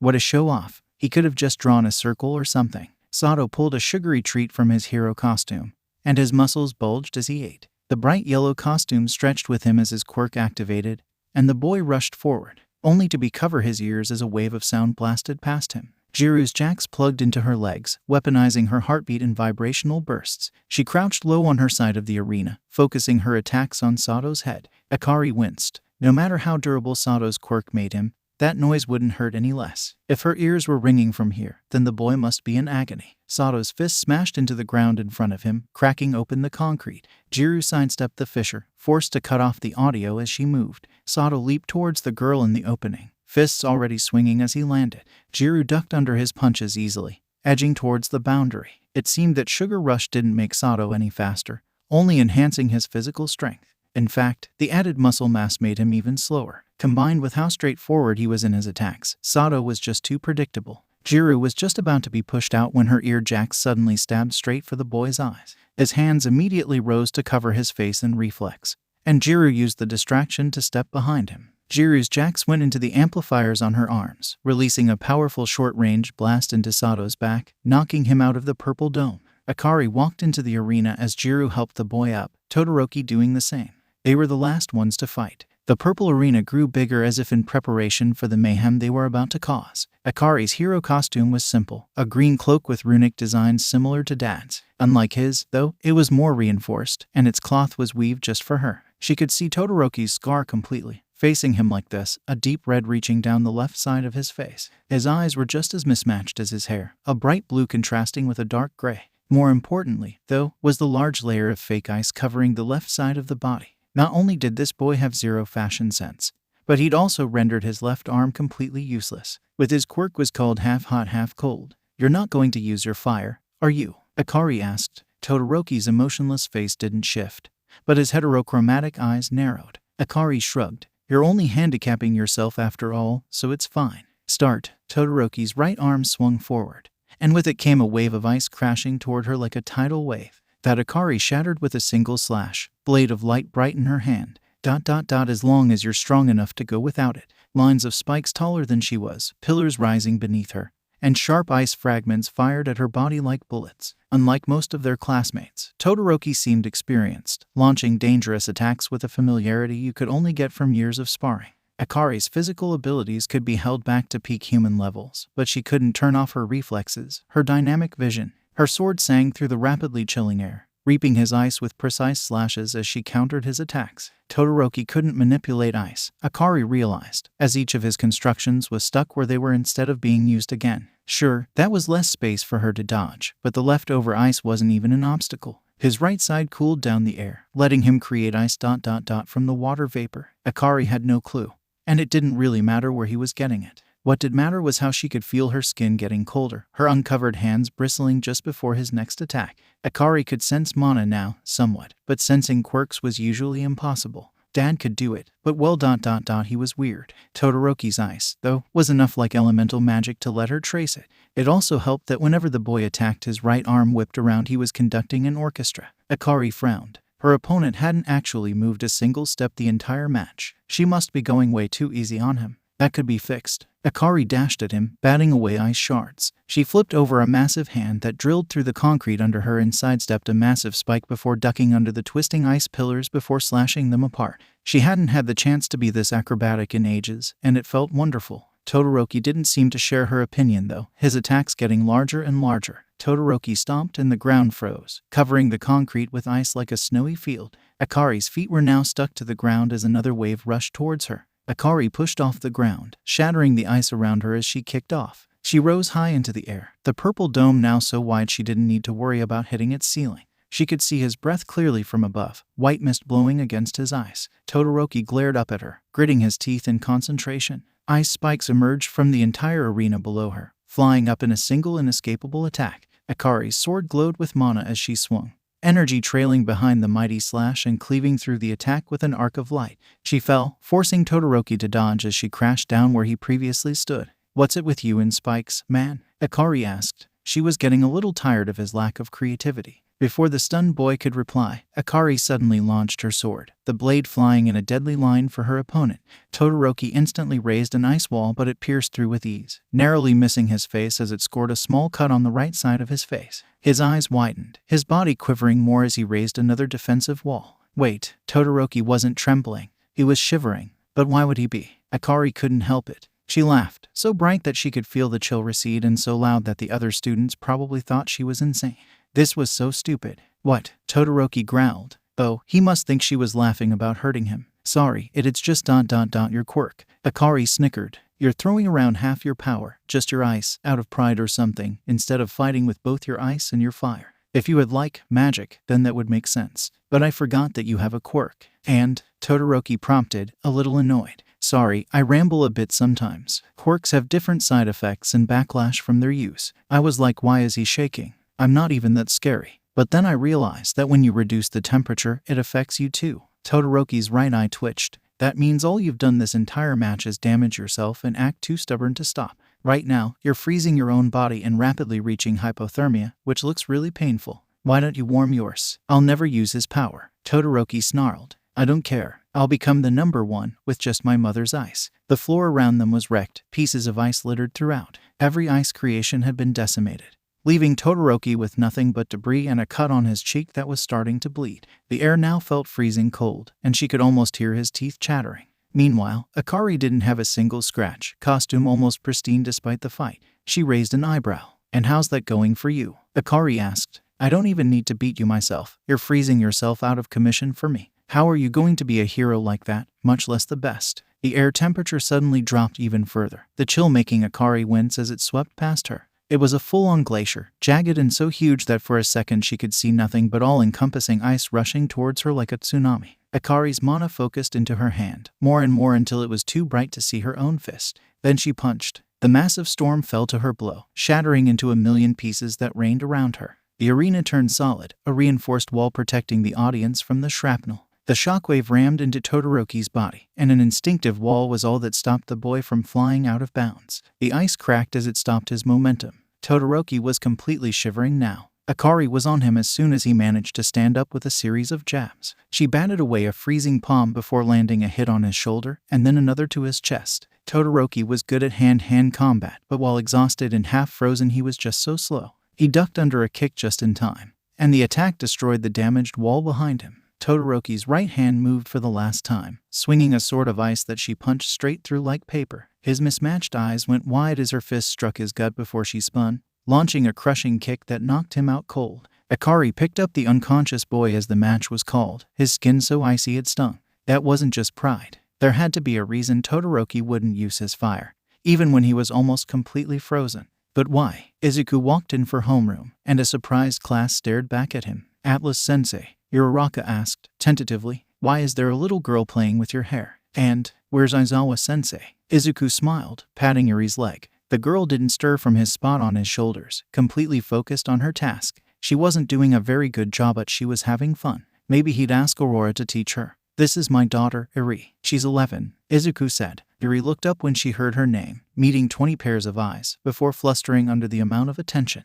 Today is a little different, so you'll be in heroics for the entire day. She's the cutest thing I've ever seen, Ashido declared immediately. Hagakure nodded her entire body in agreement. Yuri waved shyly at the students, and Ashido squealed. What will we be doing, Atlas-sensei? Yaoyorozu asked, unable to resist waving back at the girl. We'll be going on a field trip to the USJ for rescue training. This isn't necessary, so you can opt out if you really want to, but it's a valuable experience. When no one spoke up, Izuku continued. We'll leave in about 10 minutes, so suit up in your hero costumes. A few students had taken his costume suggestions. Izuku noticed. Aoyama's red cape was gone from his shining armor. The boy had been reluctant but gave in after Izuku convinced him that it wouldn't be very stylish to get pulled by. Uraraka switched out her heels, and her new shoes could absorb her landings even better. Eraserhead met them at the buses, his eyes scanning over their students as he counted them over. Izuku raised an eyebrow. Did you think I lost one of them? Izuku asked. Eraserhead muttered something about not underestimating the hellspawn before climbing into the bus. Iida tried to organize the class seating before Yaoyorozu, the new class president, pointed out that they didn't need to. Eraserhead was already bundled into his yellow sleeping bag like a caterpillar when they filled in.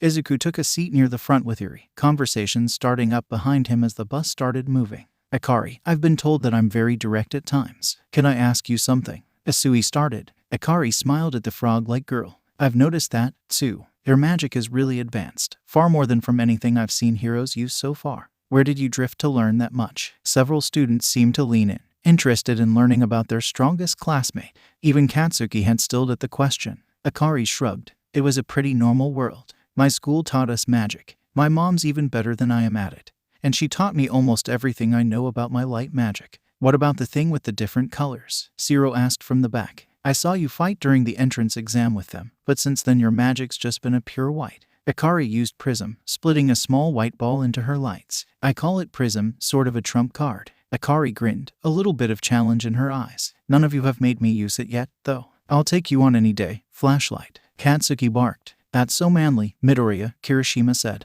He glanced down at his hardened arm. I wish my quirk was that flashy, but it's kinda boring. Your quirk definitely isn't boring, Kirishima. Izuku cut in. That kind of defensive ability is incredibly useful in a fight and is also perfect for protecting people. Not to mention that you look pretty cool when your quirk is fully activated. Kirishima's face was almost as red as his hair. Thanks, Atlas-sensei. What about me, Atlas-sensei? A student chimed in. Or me. Hello, everyone. 13 greeted them, her full spacesuit on. Welcome to the USJ, otherwise known as the Unforeseen Simulation Joint. Uraraka's eyes were wide. Oh my god, it's 13. This is the best day of my life. Eraserhead rolled his eyes as several others had similar reactions to the rescue hero.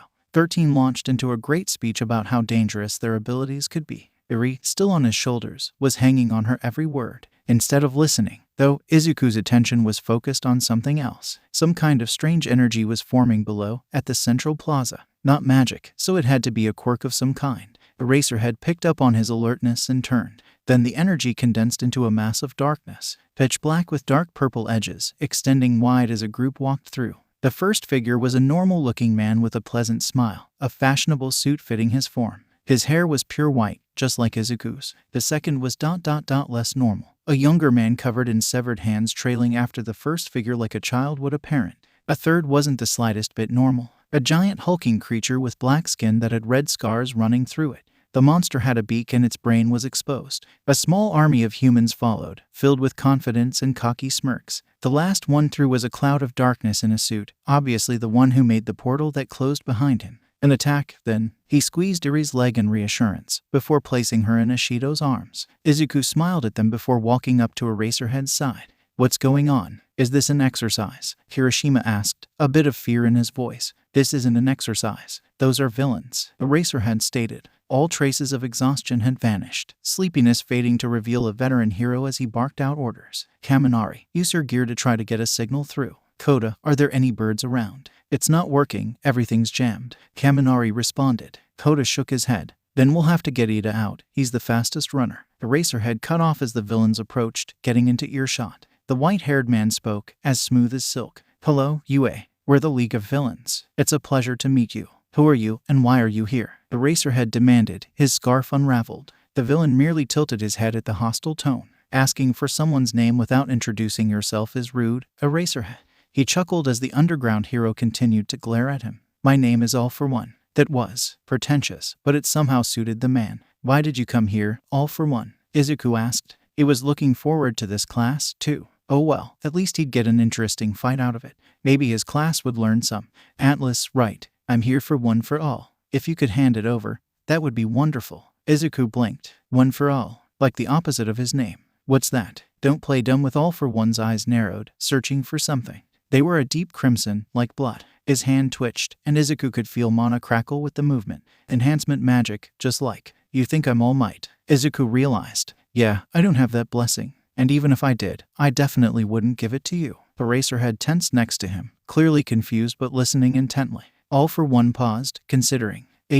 So you're not the successor, then? Assuming that you were, or even that the Big Oaf had one, was a bit of a leap. I don't have the ability you want. There isn't a reason for you to be here anymore. Leave. A bit of anger flowed into the last word, making several villains flinch. Izuku loved fighting, but attacking him along with his family, his students, unacceptable. All for One hadn't moved, but now his full attention was on him, calculating. You don't have One for All. But you're not a normal hero at all, you're something different, something stronger. As for your request, we won't be leaving just yet. We still have a second goal to fulfill. The death of every student behind you, there. All for One stated calmly. The pleasant smile didn't change but now just felt cold. Tamura, take the party and boss and kill all of them. I'll have a nice chat with this one. Handman reacted to the name.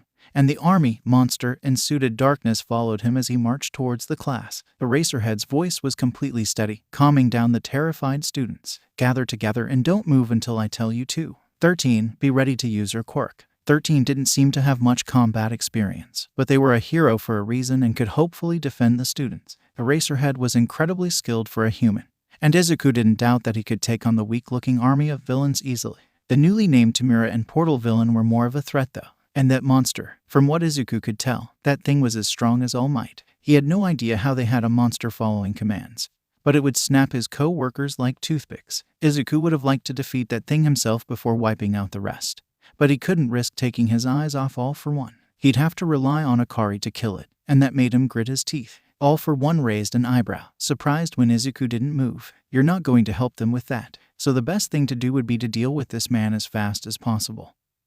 Who had the nerve to try to kill his class? That's some confidence, hero. Izuku stepped behind him. All for One reacted in an instant, whirling around as a green barrier formed between them. That Izuku's fist shattered, continuing to slam into the irritating man's face. All for One's body tumbled against the ground, and Izuku dashed in to follow up with a kick. Suddenly, something welled up from his enemy and Izuku leaped back just in time, spikes erupting from the man's chest. The metal retracted into his body, a centimeter away from impaling Izuku, red energy crackling along their edges. That one's called Spike Body. All for One explained proudly, like he was showing off a new phone. As he spoke, his jaw lit green as it mended itself. Some kind of healing. Izuku recognized that energy, a quirk, but nothing like he'd ever seen before. It was confusing, so fragmented yet running through his body like mana. Now that Izuku looked closer, it was like a set of parts. His face was the most emphasized in the array as the healing quirk worked. I thought people only got one quirk, Izuku asked, confused.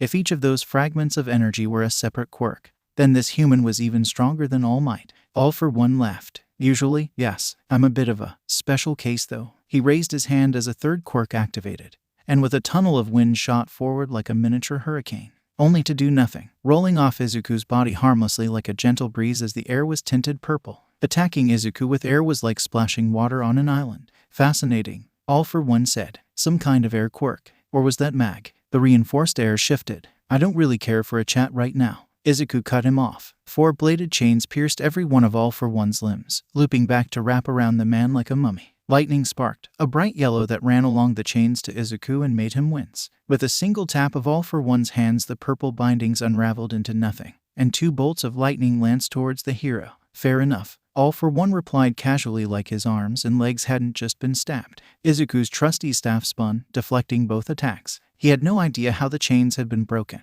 but Izuku knew that All For One's regeneration had limits now. His legs were still bleeding, healing too slowly to let the man move, and his arms were in similar condition. Yet despite how much that must have hurt, All For One's face hadn't even twitched. Izuku ducked under a burst of flame from the man's mouth. With no way to dodge, the man was vulnerable. Stance 2, bash, and the glowing staff slammed into All For One's stomach, throwing him across the plaza in an unwilling tour. The man crashed into the ground near the flood zone, the impact wrecking the area below. Izuku leaped near the crater, seeing his enemy in an unconscious heap, the biggest threat dealt with. Then All For One disassembled. Like a glitch in a video game, his wounded limbs dissolved before reforming completely healed, new limbs attaching to his body. It was strange to watch, like he was rewriting himself. Even his suit stitched itself as good as new. All For One rose, completely unharmed, a slight smirk playing across his face. Overhaul, a ridiculously useful quirk, wasting away on some low-time Yakuza. All For One said, I suppose I have you to thank for practically wrapping up the quirk in a gift for me. You can take quirks. Izuku realized. What an amazing power. The potential it had was limitless.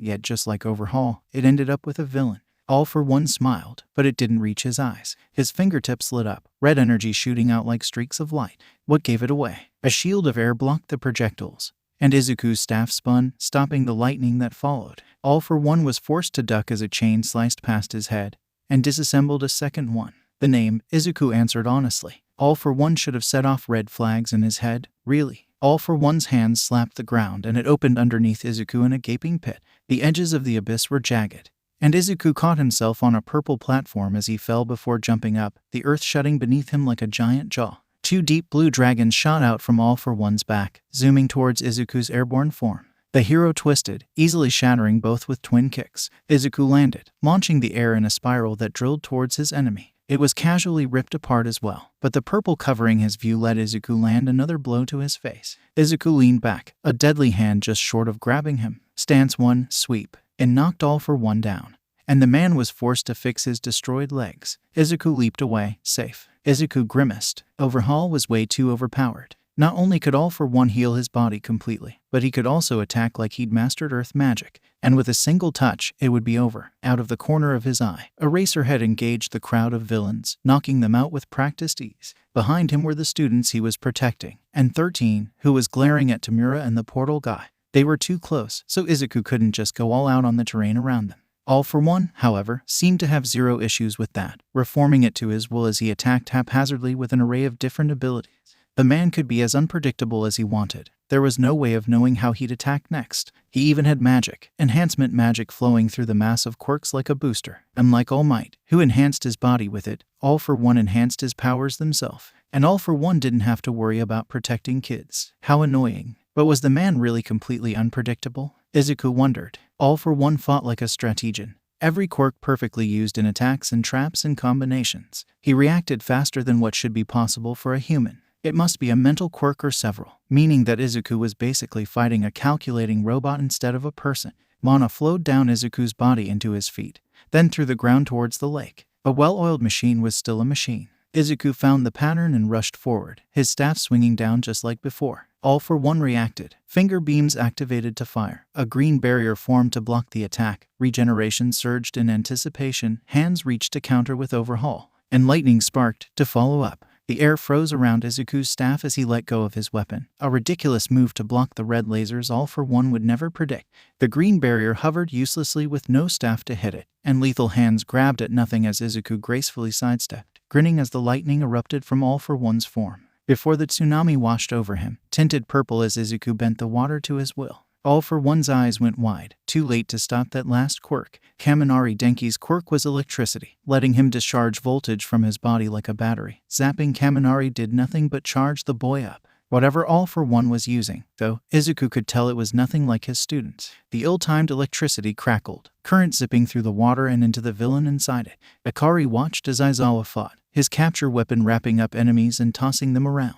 Quirks were erased with glaring red eyes, leaving confused villains completely open. He wielded the sword in his hands well, countering attacks and knocking out humans with the flat of the blade. And to top it off, vicious kicks met anyone too close. This man was nothing like the unkempt, sleepy teacher she knew, and she almost didn't recognize him. Pretty badass though. She'd immediately gotten Iida out through the large hole now in the doors. 13 was holding the black cloud guy back with careful use of her black hole. He had almost redirected 13's quirk against her, but luckily the hero had dodged in time. Akari wasn't very helpful there. She couldn't tell where hitting him would actually do shit, and her light magic would be aimed at her classmates. Eraserhead had given some of them permission to use their quirks on the army of villains. They were really weak, and Wana was mowing through them like grass. Akari kept an eye on her little sister, Ashido protecting her near the rear. She'd have to thank her after this. Eraserhead was fighting defensively, instead of just carving straight through them, and Akari could see why. The guy covered in hands and the huge monster were waiting, watching the battle. Tamura, as the boss guy had called him, was a much bigger threat than the cannon fodder in front of them.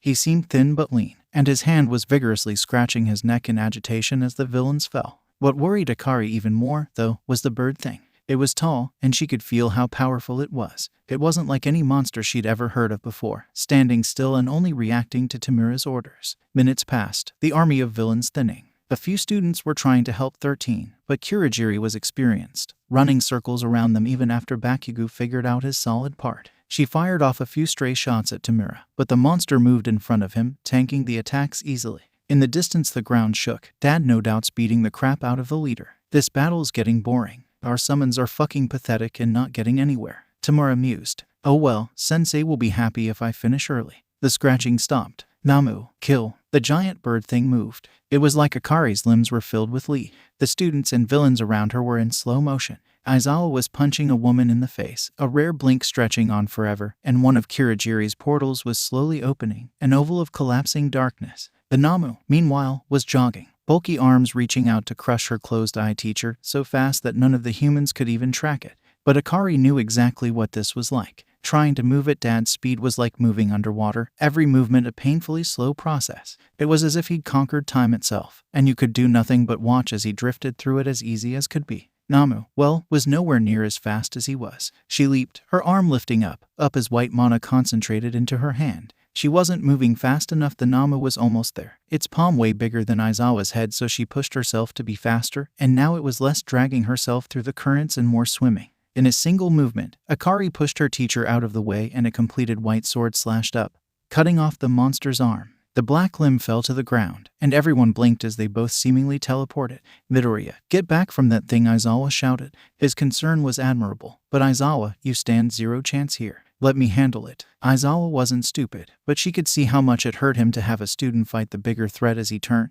punching the next villain a little too hard. What's this? Tamura said. Someone brave enough to take on the Namu. How interesting. Like a bad horror movie, the stump on the monster's hand regrew until in seconds it had a fully functional arm once more. Tamura snickered. You don't stand a chance against a boss of this level, though. A boss level? Huh. Akari grinned. That sounds pretty fun. Tamura started. She could do without the whole kill order thing, thanks. Out of her non-sword hand, a whip of light struck fast, forcing the man to leap back. It clipped his face, slapping the hand off, and it landed on the ground. She was just collecting severed limbs now. Angry red eyes, pale skin, and chapped lips were revealed to the unfortunate world. Akari winced. On second thought, you can put that thing back on. Father, the weird guy shrieked. What? You dare? Namu, kill her. Akari launched her sword straight forward. As predicted, the Namu dashed in a direct line for her, letting the blade pierce through its exposed brain. Naturally, this made it pause for exactly 1 second before it started moving again. She was going to need to do a lot more than that. Prism. Akari didn't even get to say her super cool name out loud before she was forced to roll under a strike that pulverized the ground. Her lights formed as she stood up, 5 lights forming into blades that whizzed around her enemy, scoring cuts as she dodged. It was like playing tag, but not fun and very stressful. Purple formed into a large shield, weathering blows that she couldn't avoid. Each impact jolted her arms, and she gritted her teeth. The Namu grew back every wound she made. It just wouldn't die, even when its heart was gone. Todoroki was trying to help, but the ice was barely an obstacle for the monster. Todoroki still wasn't using his fucking fire, something she'd yell about later. Each time he stabbed it, though, he bought Akari valuable time. Tamura laughed when she cut off the stupid bird's head for the 10th time. That isn't going to work. The Namu can regenerate as much as it wants. With its quirk combination, you don't stand a chance. Oh, quirks, that made sense. She wasn't sure why her enemy was giving out information though, but she definitely wasn't going to complain. Red and orange formed into spears, stabbing through Namu's arms while her other colors linked into chains, wrapping around its legs. Aizawa-sensei, Akari yelled. He turned, assessing the situation in an instant, and a razor turned on the monster. The stab wounds in its arms stopped healing, and Akari immediately attacked in a whirlwind of rainbow blades in a desperate effort. The Namu fell to the ground without its limbs, head, or heart like the mess it was. Akari's blades flew back to her, hovering, and she drew a long breath with no monster chasing her. The Namu, finally, didn't get up. You cheaters. Tamura ceased and sprinted towards Aizawa. The man whirled, capture scarf wrapping around the man-child, only for the scarf to disintegrate into nothing. Aizawa's eyes widened as he ducked under the lethal hands, aiming careful kicks to avoid becoming dust. Some of the remnants of the scarf fell as they fought, a bit blowing into Aizawa's eyes, and he blinked. And a familiar crunch reached Akari's ears. Of fucking course. The Namu stood, fully healed, ready to continue its previous order. What was it going to take to kill that freak show? Its regeneration kicked in after it was definitely dead. An erasure would have taken care of any revival quirks, meaning they'd have to completely eradicate the thing. And Akari wasn't strong enough to do that. But she knew who could. Izuku wrinkled his nose as the water flowed away to leave his ruined enemy. He'd been lucky to never smell burning flesh before. It really was rotten. All for One broke himself and came back together whole once again, standing up, several quirk combinations already set. He hadn't even bothered to repair the suit this time. Atlas, was it? I thought you were a hero. All for One mused. In my 200 years, I've never seen a proclaimed hero that was this violent. Stabbing, lethal amounts of impact, electrification. Really, it's a wonder I missed a monster like you 5 years ago. Izuku rolled his eyes. You're clearly still fine, so it's not like I've overestimated you. And why would I hold back on an enemy like this? Then again, you are quirkless. Izuku stilled. What? All for One laughed. You thought I didn't notice. I can't sense any quirk inside of you, despite the impressive amount of mana you have. But if you don't have one for all, how are you this strong? I guess I'll just have to pull the truth from your dead body. All for One sighed. The villain was getting ready to kill Izuku, meaning he thought he had seen everything he had to offer. For someone so smart, All for One really was an idiot. Izuku activated Void, and his mana flowed into the air, stitching itself into space. He had no access to magic now. The quirk combination All for One was about to use was offensive, enhancement magic flooding into quirks Izuku couldn't recognize. The rest of his quirks were affecting his eyes and brain to keep up with Izuku's speed. All for One smirked. I know you're still holding back some of that strength. It's hard to tell with how brutal you fight, but you have the same problem as that blonde oaf. We're still too close to the students, aren't we? Izuku charged. The sound barrier broke as soon as he took a step, the ground starting to break behind him, air whistling past him so fast it stood still. Walking like this made him feel like he had been running for days. But Izuku still pushed himself into a sprint. He gripped his staff harder, an anchoring weight in a silent world. All for One was still moving, mental and reflex quirks stacking on top of each other to bring the human to incredible heights. The quirk combination activated as Izuku approached. Hundreds of swords formed into existence in front of him, hanging for an instant like a wall before the telekinesis kicked in with a red outline. They launched forward in a deadly maze of metal. The weapons couldn't fly nearly fast enough to catch up though. Izuku weaved through them gracefully, his cloak protecting him from the few glancing blows as his staff spun, flicking away the last few blades aimed straight for his heart. The magnetism was less expected, forcing Izuku to tightly grip his staff before he lost it and duck under the storm of blades returning like boomerangs. One scored a cut on his temple, a light prick that could have been much worse. All for One's left hand broke off his body, his arm turning into a spring. Izuku's fist slammed the palm aside. All for One tried to activate Overhaul in triumph, only for nothing to happen. After all, how could he focus on a biological process when they were moving that fast? All for One's mistake cost him 10 strikes slamming into his chest in a single breath. His other hand turned into a massive drill, and Izuku sidestepped to land a crushing kick that shattered it, rendering the arm useless. Then every bit of All for One's energy focused into a single quirk. Izuku was forced to stop moving as something pressed him down, the world returning to sound and perception.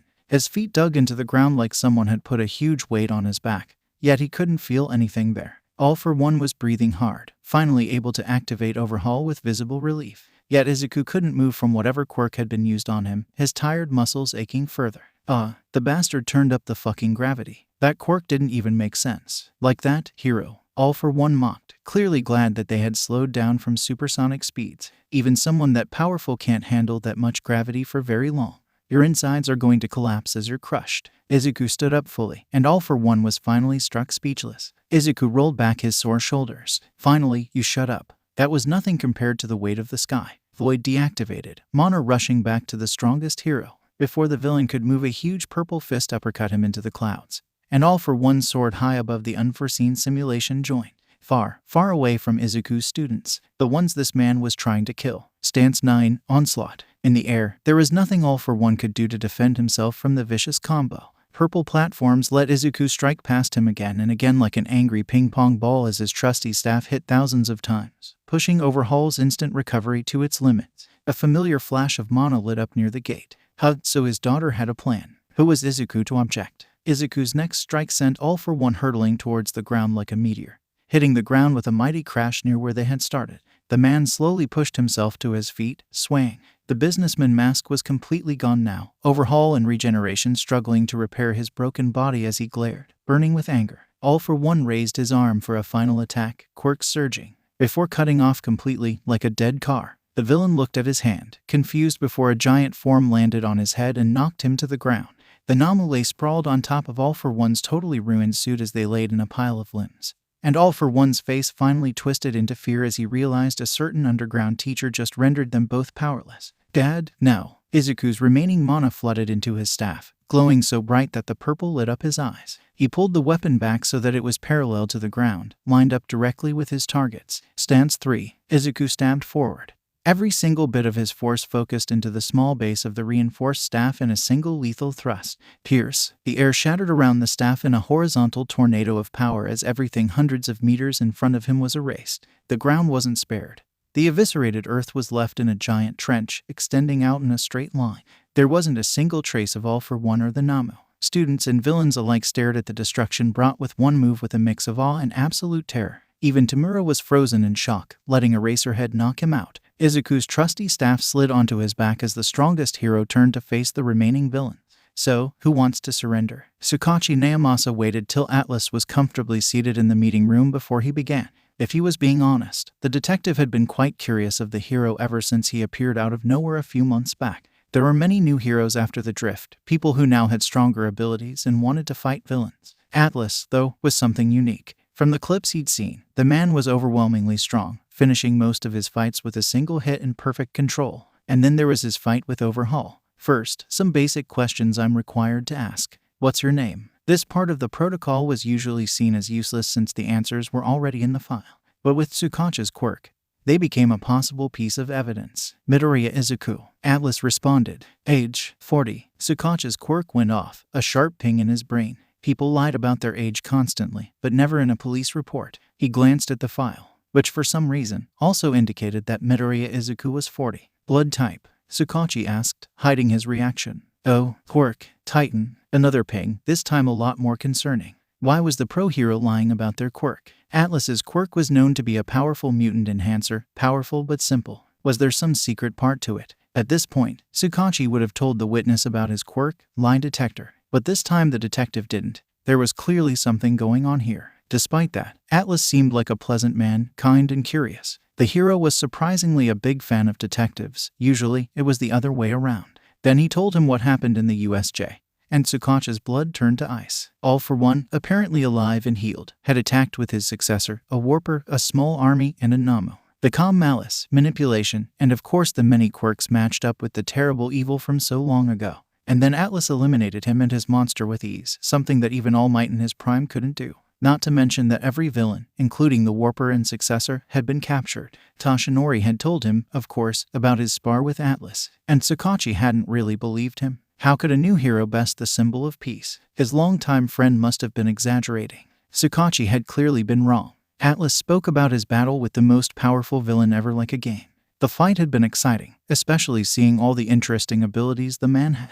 Overhaul had been irritating, but made everything riskier, and therefore fun. But Tsukachi could see where Atlas went all out, not willing to endanger his students in the battle. The detective was hesitant to believe All for One was completely dead. Yet the ridiculous amount of destruction he could see from Atlas's final attack seemed to have done the job. And Tsukachi's quirk still hadn't triggered a single time the entire tale. A man came out of nowhere, powerful enough to destroy All for One with ease. Tsukachi could only stare down at the incorrect file after Atlas left, confused. Who, exactly, was Midoriya Izuku? Izuku dropped through the clouds, landing softly on the sidewalk, and the opening exposed the stars to the world below. Aurora flew down next to him. Her magic vanished in a flash of violet, and her hair sparkled in the streetlight.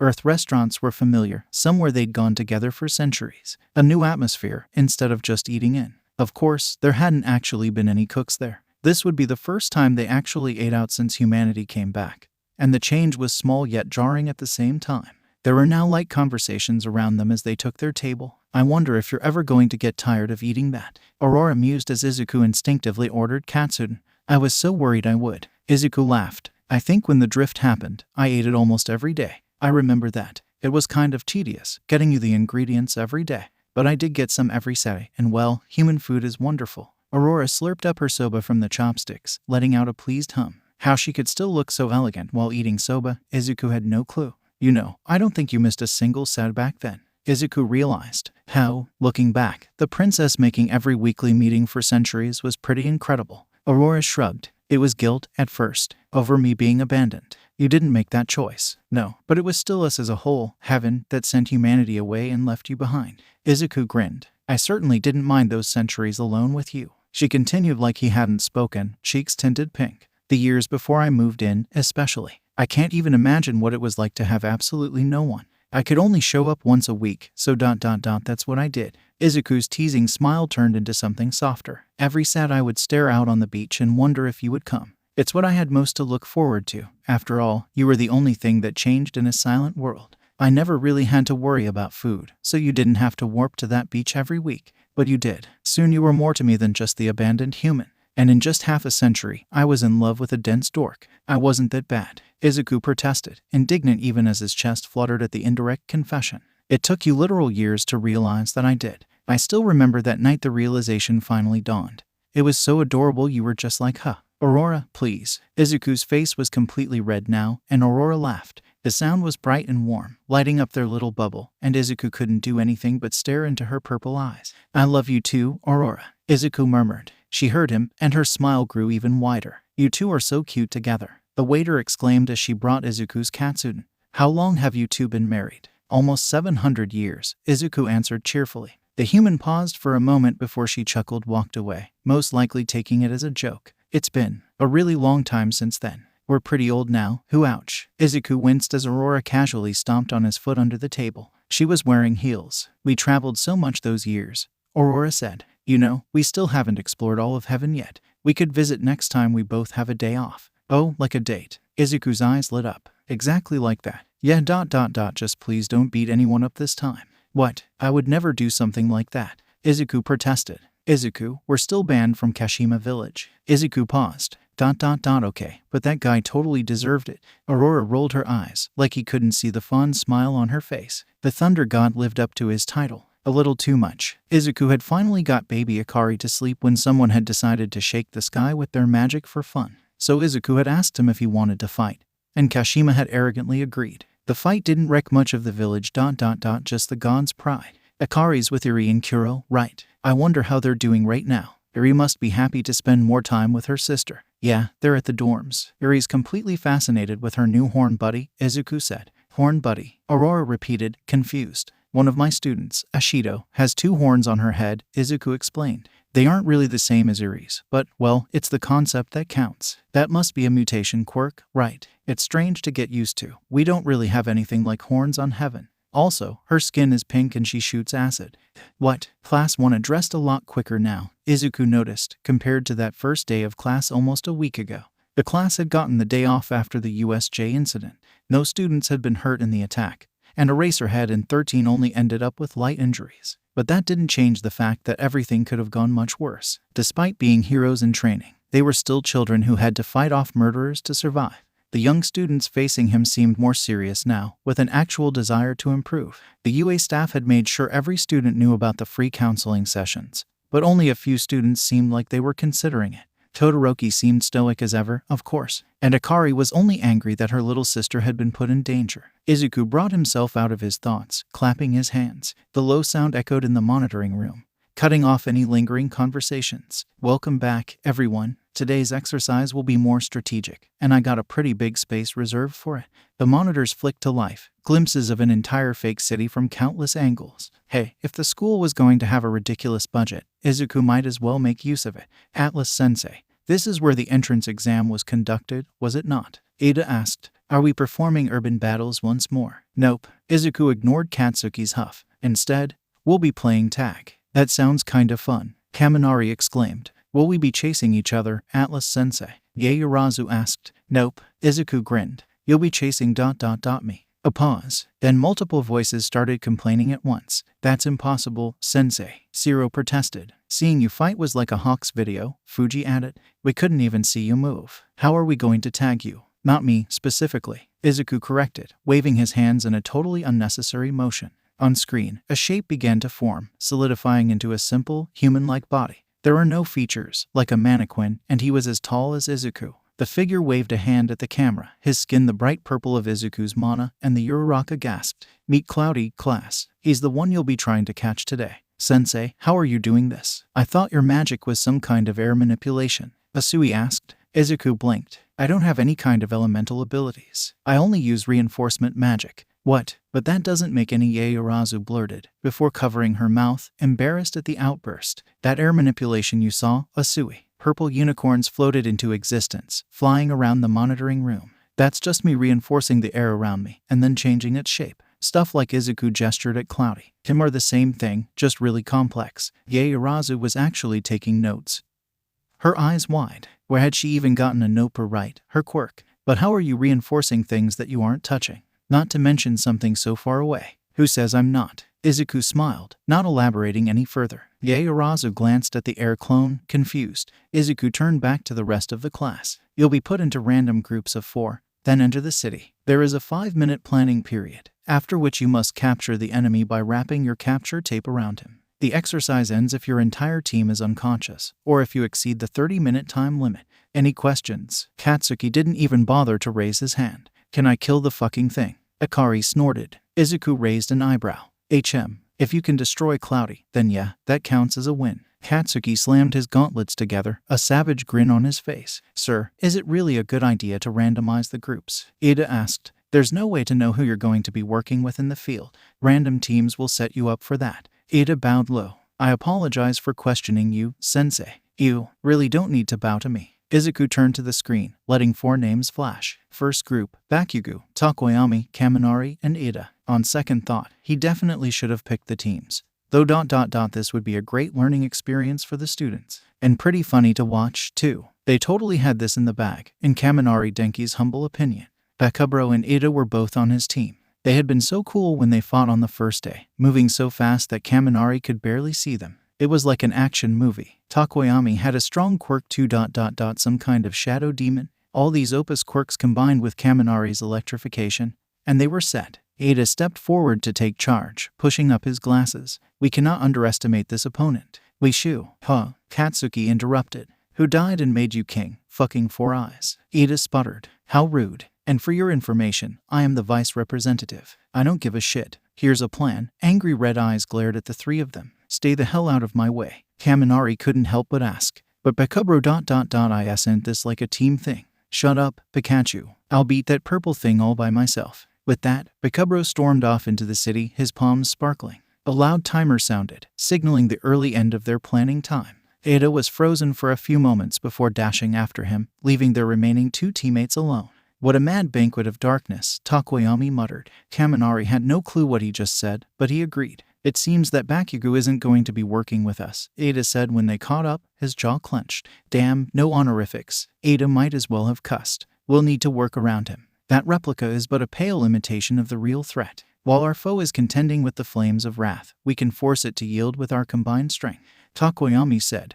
What? Dark Shadow laughed. The looks on your faces. Fumi here's a chunny, you see. He means that he wants to attack the air clone while it's busy with the hothead, or something. Oh ... that sounds good. Kaminari gave the shadow creature a thumbs up. This class really had some interesting personalities. That only made it more fun to get to know them, though. Iida nodded. Simple and effective. We wait for the perfect moment, and Katsuki flew above the buildings, explosions from his hands and fire from his feet propelling him forward. He'd been waiting for a chance to fight, training harder than before ever since those bastards had attacked the USJ. Now he had a chance to test that out. Katsuki's eyes scanned the fake city from his aerial view. He'd picked the most likely path for the fake Deku to appear, a straight path from where they'd started.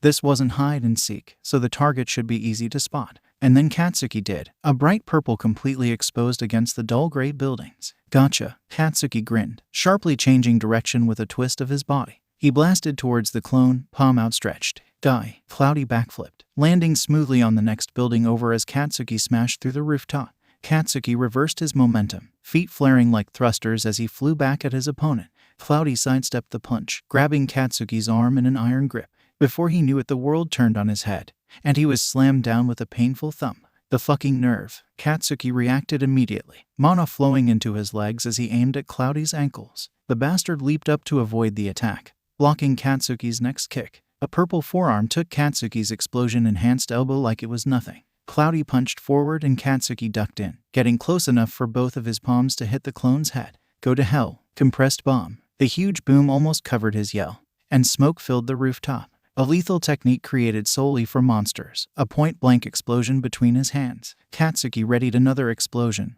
ready to finish the clone off. The smoke cleared to reveal a cracked building, no opponent in sight. Where? A kick hit him hard in the back, making him hiss. Katsuki's reflexes kicked in and he swung behind him. The counter missed as Cloudy jumped back a safe distance, watching. Katsuki clenched his fist. His explosions affected the thing, dealing knockback. But Cloudy was super durable and could hit back strong. Not even a scratch had remained from his point-blank attack. On the other hand, he was moving at only above average speeds, instead of the insane shit that the white-haired bastard did. That meant Katsuki could still land hits. Cloudy suddenly turned and sprinted away, skipping across the rooftops. Katsuki froze, before running in pursuit. Shit, Cloudy had no reason to fight him, did he? All the purple fucker had to do was run, and Katsuki would lose. Get back here, damn it, Katsuki shouted. Cloudy wasn't too fast, and with Katsuki's speed he could catch up to him easily. But Cloudy was skilled, weaving through explosions and flames and dodging every attack he threw at him. That white-haired bastard was controlling him, wasn't he? The reflexes on the thing were irritating. Cloudy met his palm strike with one of his own, and the sweat ignited harmlessly in his purple hand. At the same time, his knee nearly cracked Katsuki's chin, and the opening let him get away again. The counterattacks were the biggest problem. If he wasn't careful, that shit was going to knock him out. Katsuki needed to corner him somewhere. Katsuki's leg swung in an arc, a blade of flame slicing through the air. Cloudy changed direction as the roof in front of him was destroyed, vaulting over the sudden fire. An explosion wrecked a building a few minutes later, keeping him moving in the same direction. Katsuki kept up his small explosions and fireballs as he herded the pest, keeping up the pressure. Actually hitting Cloudy was almost impossible though, the clone running gracefully over ledges and rolling under obstacles. If Katsuki wasn't so annoyed, he'd probably be impressed at Deku's Parker. The debris everywhere from Katsuki's attacks had become weapons. Anything was a lethal attack when launched with an explosion. Rocks and pipes had become unwilling projectiles, shattering against his purple enemy. Finally, Cloudy approached his cage, a ridiculously tall building marking the center of the city. And there, Katsuki could let loose, with no way for Cloudy to dodge in the confined space, and bring the entire thing down. He blasted forward at top speed and Cloudy whirled around, arms lifting to block a punch, only for Katsuki to feint into a dropkick, striking him full in the chest and sending the clone flying towards the skyscraper. Suddenly, Cloudy twisted in midair and planted both feet on the side of the building. Instead of falling, the clone kept moving, running straight up as windows cracked below him. The fuck? Reinforced air, Deku had said, molded into a solid human, and running around with perfect agility. Of course, it wasn't affected by gravity. That would be too easy, wouldn't it? Damn, Bakugou's strong, Kaminari-sen exclaimed, watching the blonde unleash pure destruction with his quirk and magic, chasing after Cloudy. Despite the wrecked building, the clone was still getting away, defying physics as it leaped between falling debris. It was even running faster than Iida without his recipro. But how are we going to get up there, Iida? Unfortunately, the rest of them couldn't fly or run up buildings. Iida only stared up at the skyscraper, speechless. Impossible. Had Bakugous really gotten that much stronger in such a short time? Or had the blonde just been holding back when they fought? Cloudy grabbed onto the ledge, flipping himself onto the roof of the building. Big mistake. Katsuki soared up right behind him, rising higher with a fierce grin on his face. On the roof of the skyscraper, there was nowhere for Cloudy to run. All the clone could do was watch as Katsuki pulled out his trump card. Katsuki stopped, now far above the clone, hovering in place. Then he fell like a meteor, spinning faster and faster, explosions twisting the smoke around him in a spiral as a trail of flame pushed him even faster. Howitzer. Katsuki broke out of his spin at the last moment, palm crackling with an explosion from all of his momentum. Impact. The blast was deafening, a sharp pain against his ears as the rooftop crumbled below him. Katsuki winced as the knockback hit his wrists. Fuck, that hurt. The heat left in a rush, bristling against Katsuki's skin. The shockwave knocked Cloudy high into the air, and the clone plummeted down, unmoving as the air rushed past his body. He slammed into the street, the crash inaudible to Katsuki's ringing ears as he landed nearby, explosions slowing his descent. Did that do it? Cloudy was embedded in the concrete, stunned. The only damage from the massive explosion and resulting fall were thin cracks in the dust covering his body. Katsuki made his exhausted body move, dashing towards his fallen opponent with his capture tape. A purple fist suddenly shot out, catching him in the gut. The breath was fucking pushed out of him as he tumbled across the street, coming to a stop. Cloudy stood up, slower than before but moving nonetheless. Despite the fact that his enemy had no eyes, Katsuki just knew the fucker was looking down on him as he forced himself to his feet, panting. He could keep going, he wasn't done yet. Now, attack. An annoying voice shouted, somewhere to his side. Fuck, he'd completely forgotten about those idiots. Cloudy's arm shot behind him, catching a kick from Glasses. Glasses' other leg slammed into Cloudy's ankle, putting the clone off balance. The armored boy rushed in to keep up his attack. But this time Cloudy sidestepped and he tripped. Dark Shadow lunged, pinning Cloudy to the ground. Katsuki used the chance to fire off an explosion, but the clone was unfazed. The shitty Shadow Demon, though, was very scared of the explosion for some reason, leaping back to Bird Brain. The now free air clone had no problem fending off Glasses and Katsuki. The damn engine kid was getting in Katsuki's way, and it was so fucking frustrating, his missed kicks jamming at Katsuki's strained arms as they jostled each other. Their styles didn't match up at all, and they were doing more damage to each other than Cloudy. Fuck off, engines, Bird Brain, Katsuki shouted. I have this covered. Takoyami tilted his head, glancing at the ruined landscape. It does not seem to be so, Bakugous. Shut up. Dark Shadow's next rush completely missed, making Glasses trip and face plant into the concrete. This would usually be hilarious, but the opening let Cloudy land another punch on Katsuki's chest that ached like hell. Dark Shadow moved to attack again, but Katsuki's next kick made him flinch back. Was he afraid of the light? The thing that Katsuki, with his explosions and flames, made constantly. The sentient quirk nudged Glasses off balance as it suddenly drew back, making him stumble. When Cloudy ducked, Katsuki's foot slammed into Glasses' weird helmet. Now that was satisfying. Bakugous, Glasses yelled as the blow knocked him to the ground. If he could see his face, the idiot would probably be glaring at him.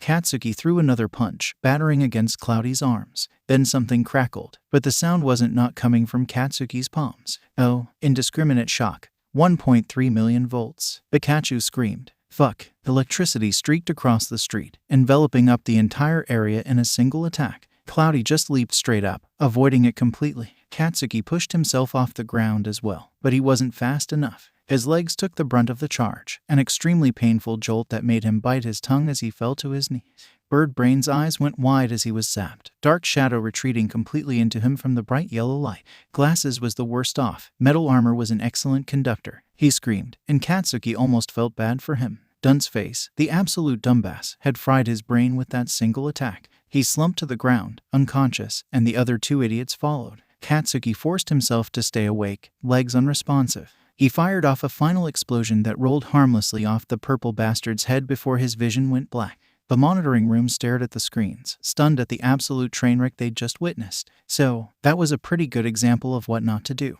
A thin strand of mana, invisible to the inexperienced humans in the room, was connected to Izuku's palm like a wire. It ran out of the monitoring room, through the hallways, and into the fake city. Air clones were something he'd worked out with Loki, modeled after her abilities. They weren't as good as Loki's clones. They were actual beings that could think and function, while Izuku's were more like drones. Still, the advantage of numbers was undeniable. Cloudy was effectively just manipulated mana. To work long range, Izuku needed a camera set up on Cloudy's forehead to see what was happening. What do you think that the first team did wrong? Izuku asked. He would have liked to go over it while the team was here, but somehow, all of them had ended up unconscious. Yaoyorozu's hand shot up. This exercise is based on teamwork, correct? Team 1 seemed to struggle with that. Jiro snorted. Bakugous abandoned his team at the start, and while Iida tried to lead the remaining members, his plan was too simple and directly clashed with Bakugous. Neither of them could fight in a team, and Kaminari-sen messed up pretty bad at the end. Kiro, Usui said bluntly.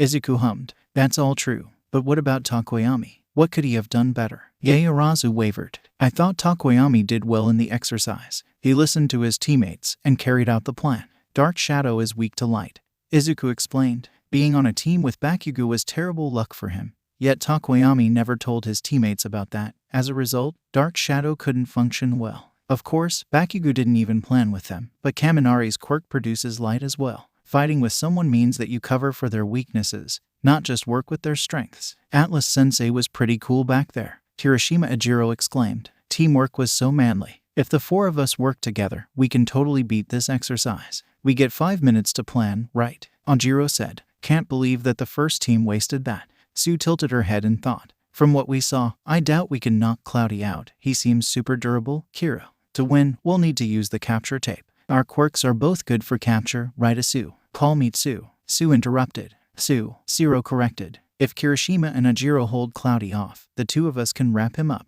From there, we just need to get the capture tape around him. We can't afford to underestimate Cloudy, though. The skill he showed against Bakugous was still incredible. Ajiro noted. Cloudy's body looked like some kind of purple stone, strong enough to tank a giant explosion with ease. Would his hardening be enough? Izuku's phone connected to the camera on Cloudy's head. He reinforced Cloudy's body, fixing up the minor damage Katsuki left, before making the clone stand up. It was oddly similar to playing a video game, just with a very difficult controller. It had taken a lot of practice to make complex movements with Cloudy, moving each part of his body precisely. Now Izuku could control the clone easily, even from this far away, to the point that Cloudy was like an extra limb. The planning period ended, and Cloudy took off in a sprint. Izuku decided to run through the streets, this time keeping off the rooftops. The camera on Cloudy's forehead was holding up well, and the empty streets came through in perfect quality despite the fast pace. He'd have to thank Power Loader for helping with that. Again. Minutes passed, yet strangely, nothing happened. The student should have attacked by now. He was in plain view, yet he hadn't seen a single one. Asui, Kirishima, Zero, and Ajiro. They didn't seem like the kind of group to slack off in exercise, so they must have a plan of some kind. Cloudy twisted his head side to side as he ran, scanning his surroundings. He didn't need to go looking for the students. He would win if he just kept running till the exercise ended. There was some kind of resistance as Cloudy moved, barely noticeable. Was Izuku not using enough mana? Cloudy glanced down, only to see many white stripes wrapped around his legs. He must have been running for several minutes, only getting progressively tangled without even noticing. Cloudy's only had 2 senses, the vision and audio coming from the camera. Izuku couldn't detect the additional weight of something as light as tape. Now, someone yelled behind him. Zero. Cloudy was suddenly flying backward, and his head dragged across the concrete. Cloudy turned just in time to block a thick tail, knocking him off balance. Before he could counter, something pink wrapped around his arms, keeping them in place as Kirishima leaped forward, his capture tape in hand. All of Cloudy's limbs had been immobilized with quick work from Zero and Asui, Izuku noted. Ajiro had set up the perfect chance for Kirishima to capture the enemy. An impressive show of teamwork from the start. Absolutely nothing like the first team. Izuku couldn't make it too easy for them, though. Cloudy leaned backward, unnaturally so for a human. Kirishima's grin vanished as he missed, and Cloudy's wrapped legs hit his head in an uppercut. He hadn't hardened his face, sloppy. Cloudy used the motion to flip back, landing away from the 4 awkwardly, like some kind of purple burrito. Kirishima smiled in excitement, hardening his fists. Asui said something that was muffled by her tongue. Ajiro was in a karate-like stance, and Zero still had his arms out, keeping Cloudy contained. Cloudy swung his foot forward, yanking the tape and by extension, Zero towards him. His other leg slammed into the boy's side, and Zero tumbled across the street. He moved towards Asui next, to break her grip on his arms. Red Gauntlet, Kirishima shouted, and a hardened fist drove straight into Cloudy's gut, making him bend from the impact. Ajiro followed up with a leg sweep, knocking Cloudy to the ground. Cloudy reacted instantly as he fell, rolling to the side. He aimed a kick at Ajiro as he stood up, only for Kirishima to proudly step forward and tank the blow. Thanks, Kirishima. Ajiro used the opening to attack, and his tail swung in a fluid arc. Anytime, bro. Kirishima yelled back as his rock-like arms blocked Cloudy's next kick. The three fought together well, with Kirishima stopping Cloudy's kicks while Ajiro pressed the attack. Isui's tongue was still tightly wrapped around Cloudy's arms, not letting him get far or throw any punches. He was worried about damaging her tongue at first, but it seemed to be durable. Ajiro was well trained, smoothly flowing into blow after blow. He was obviously dedicated to karate, and his mutation made it into something unique. His tail functioned like an extra arm, yet it had even more flexibility and range. Most interesting though was the red mana tinting his limbs before every strike. Basic enhancement magic. Kirishima was a brawler, swinging his fists without any type of martial art. There was talent though, and his quirk could be amazing in hand-to-hand combat. From what Izuku could tell, his upper body was entirely hardened at the moment, holding strong even as the fight stretched on.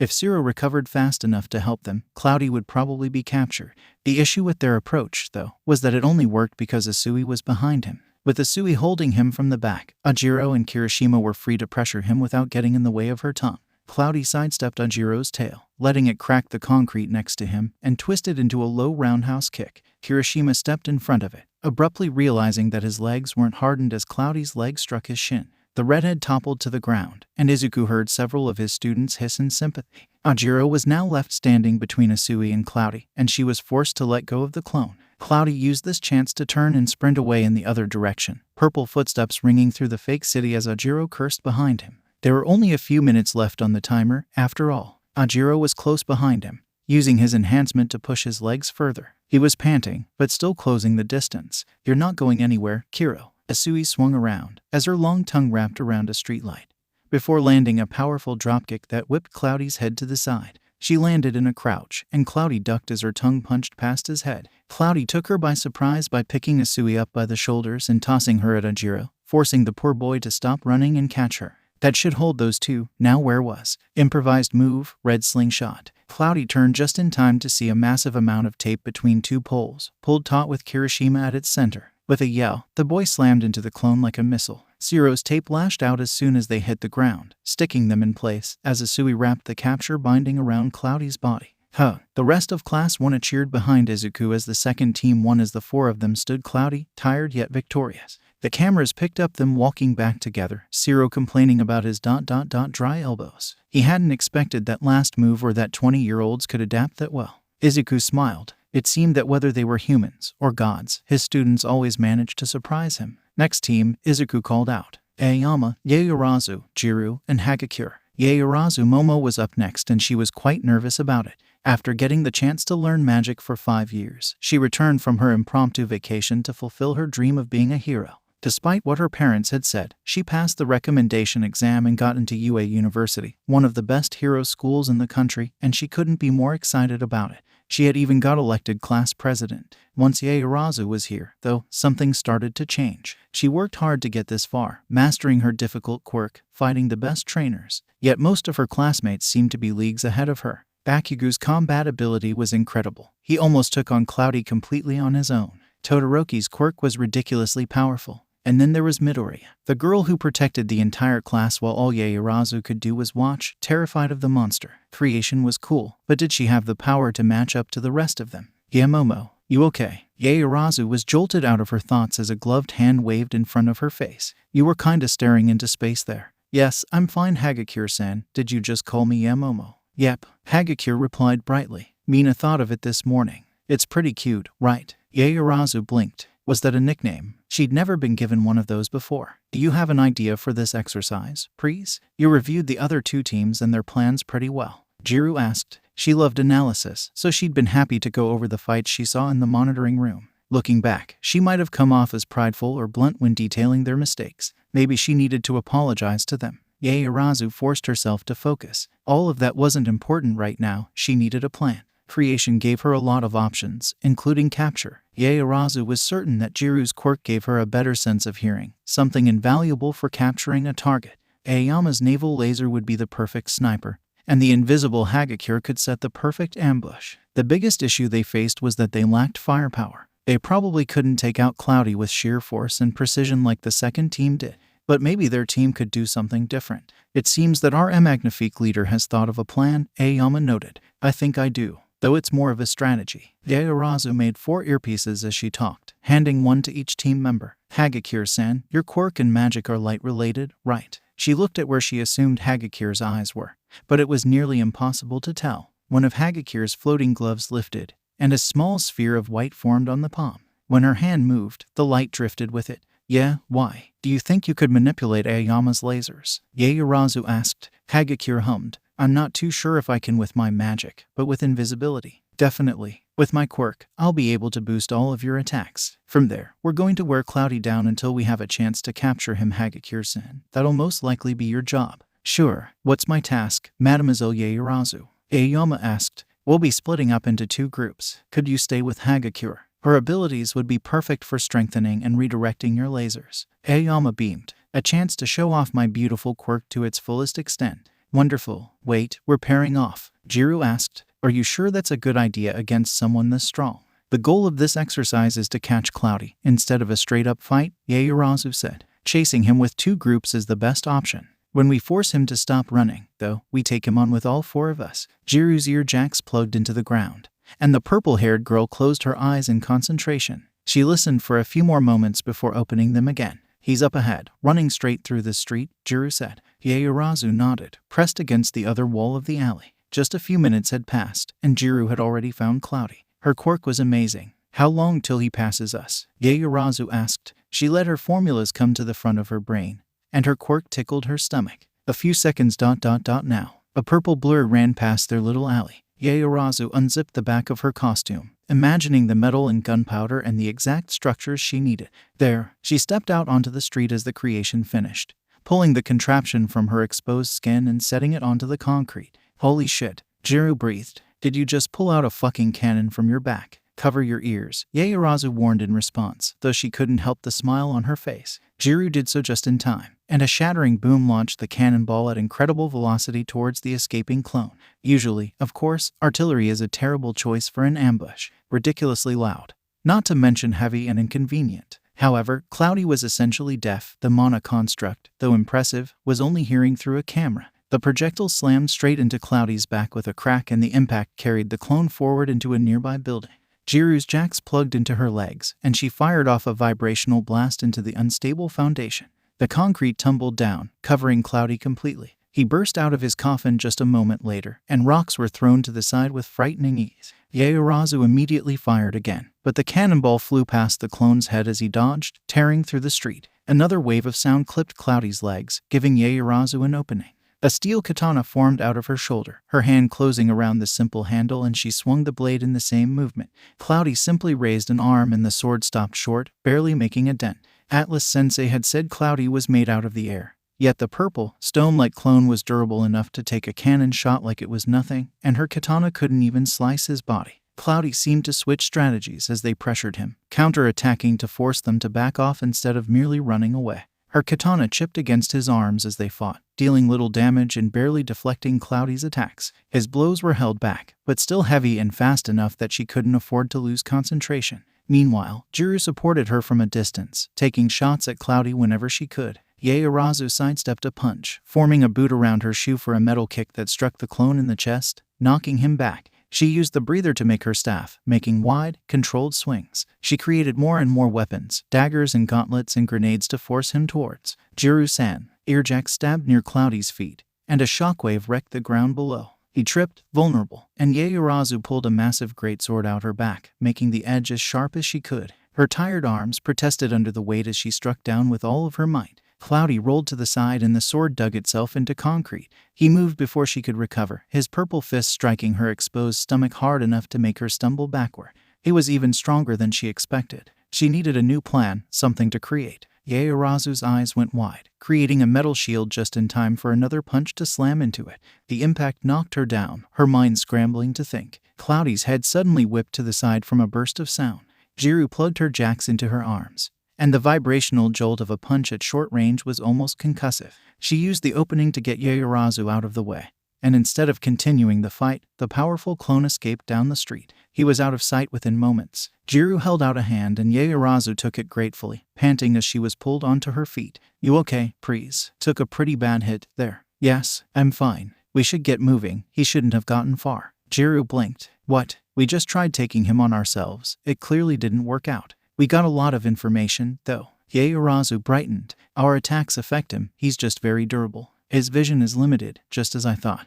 And your quirk works quite well despite Cloudy being deaf. Jiru shrugged. I don't need to hold back on the vibration since Cloudy isn't human. So, what now? For our next ambush. Another bright blue beam struck Cloudy's side, and the clone stumbled. Aoyama posed from a distance, a shining sniper firing laser after laser. His quirk had its limit, but with stomach medication on hand, that limit was much higher. Hagakure had ditched her gloves, going for a capture whenever she had the chance. Cloudy couldn't see, hear, or even feel the girl, but since the capture tape became visible when she took it out of her hair, his reflexes were enough to keep getting away. She lacked experience from what Yaoyorozu could tell, but her invisibility was hard to counter and Aoyama was making more and more openings for her. 15 minutes had passed, and Yaoyorozu was starting to see the results of their strategy. Repeated attacks and guerrilla warfare were getting to the clone, thin lines of damage visible on his purple body. With Cloudy running away from Aoyama and Hagakure, it was the perfect time for Yaoyorozu and Jiru to cut him off from the front. Yaoyorozu leaped out in front of him, activating her little reinforcement magic. She swung her reinforced staff down, and the metal connected with his shoulder. A white ball appeared behind him, seeming to float before the magic struck Cloudy's legs. Hagakure pulled out her capture tape, starting to loop it around his arm. Cloudy twisted away at the last moment, knocking heads with the invisible girl in the process. Jiru's jack stabbed into Cloudy's camera, but they didn't seem to do any damage to it. Oh, Hagakure, are you okay? Yaoyorozu asked, worried. Did she get a concussion from that? Yeah, I'm fine. That hurt a lot, though. Hagakure made another light sphere as she talked, punching Cloudy in the face. At the same time, one of Aoyama's lasers struck the back of his head, yet Cloudy was barely phased. How could a clone even be this durable? Cloudy caught the end of Yaoyorozu's staff, yanking it out of her grip. It twirled between the clone's purple fingers, lazily spinning in a wheel. Yaoyorozu's eyes went wide. She'd never considered that someone could take one of her weapons before, and then use them better than she could. The gray metal blurred into motion, somehow deflecting a vibrational blast.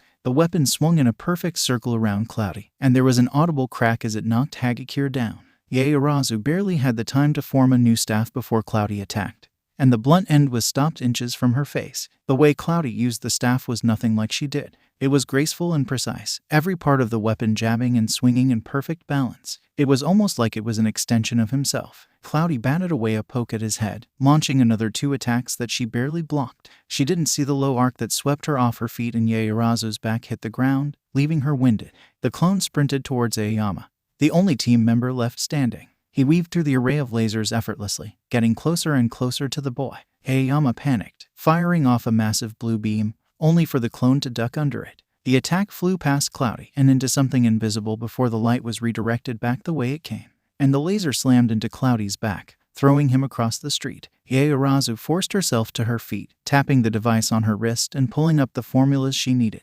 Cloudy lunged at Aoyama, but he pushed himself far away using naval laser just in time. Yaoyorozu finally pulled her strongest weapon out of her back a few seconds later, bracing the heavy weight against her shoulder as her stomach screamed at the loss of lipids. Hagakure-san, Yaoyorozu called out. Here. The voice responded cheerfully next to her. Jiru blinked, covering her ears on instinct. Wait, please, is that a... Yaoyorozu fired, and the rocket moved faster than her eyes could track. The smell of smoke was almost tangible, and the explosion did more than anything Bakugous had managed, she noticed with satisfaction. The area around Cloudy had been completely wrecked, the building behind him unrecognizable and the street ruined. Cloudy was still standing, but his arms had a clear dent in them and cracks were running down his body. The stolen staff had been destroyed from the attack. Yaoyorozu only had enough food left for a metal baton now, and the rest of her team was just as tired as she was. Despite that, she was having so much fun, fighting such a strong enemy like a real hero. Her parents would probably call her crazy if they could see her now.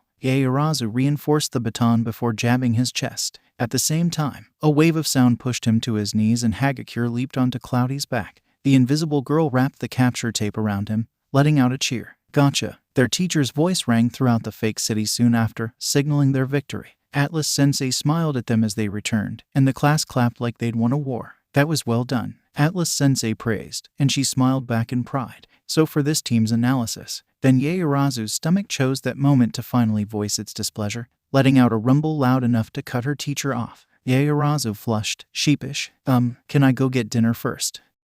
Yaorazu happily munched on her bento as Izuku resumed class. The rest of the third team was still trying to catch their breath. Aoyama and Jiro had pushed their quirks pretty far, and Hagakure had to be constantly on the move. They had passed and done great, in Izuku's opinion. Their plan was smart, Akari said, and they carried it out well. Yeah, Momo, I didn't know you could make actual rocket launchers. And grenades too. Ashido gushed. You're like a cooler Bekubro. Naturally, the mentioned boy took offense to that. What the hell did you just say, you damn extra? Yeah, and you were super fast with that staff. Where'd you learn that? Kirishima interrupted. After only a few days of living in a dorm, it seemed the other students were used to Katsuki's language. Izuku still wasn't. Why did the boy even need to curse that much? Yaorazu blushed under the praise. I have several tutors I practice with often, since my ability to create weapons would be useless without training. I guess that's true, Kaminari said. I don't think I could remember how to make all of that stuff. Of course you couldn't, your brain's completely fried. Jiro teased. Hey, Jiro did great, Uraraka said.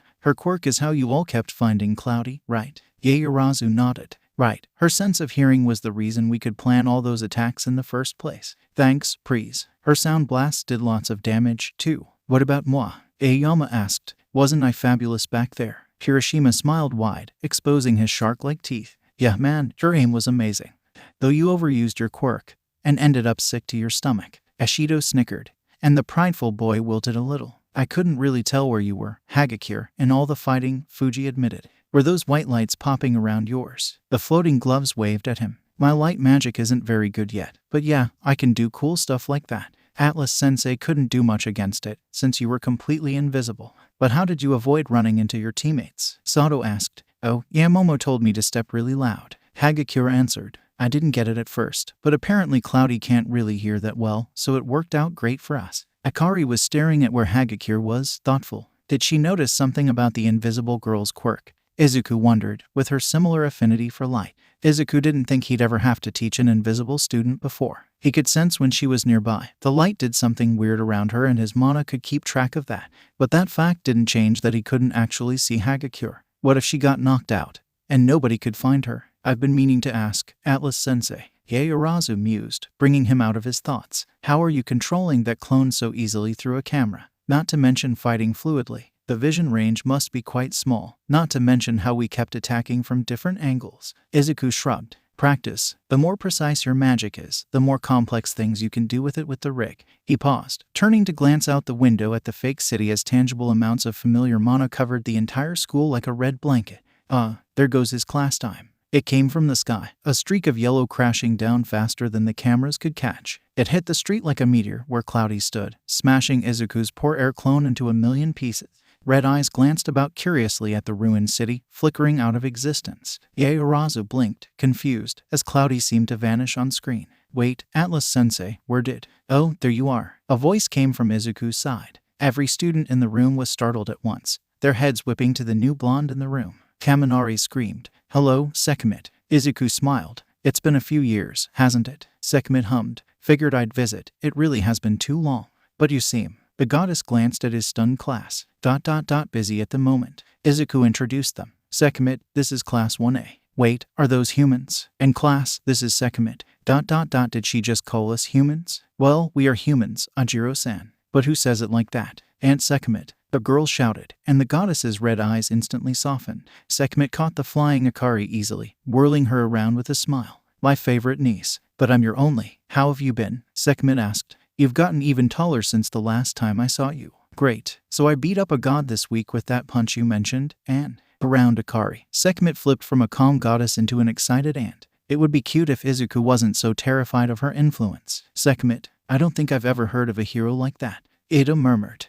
That's because she isn't a hero, Izuku said. Sekhmet's her actual name, she's like my sensei. Atlas-sensei's sensei. She must be really strong, Kirishima exclaimed. Izuku shivered. Yeah, Sekhmet put Akari down before she could get dizzy, ruffling her hair. So you have human students now? Huh. When that happened? A few months ago. Seemed like fun. Iida was so taken aback by the casual answer, but most of the class just nodded with his explanation. Sekhmet blurred in front of Ashido, curious, and the girl jumped. So this is the quirk thing you mentioned, right? Been so long since I've seen one. Is the cool alien skin your ability? Ashido seemed to relax, almost unconsciously. My quirk's called acid, pretty self-explanatory. And I've looked like this my entire life as a neat side effect.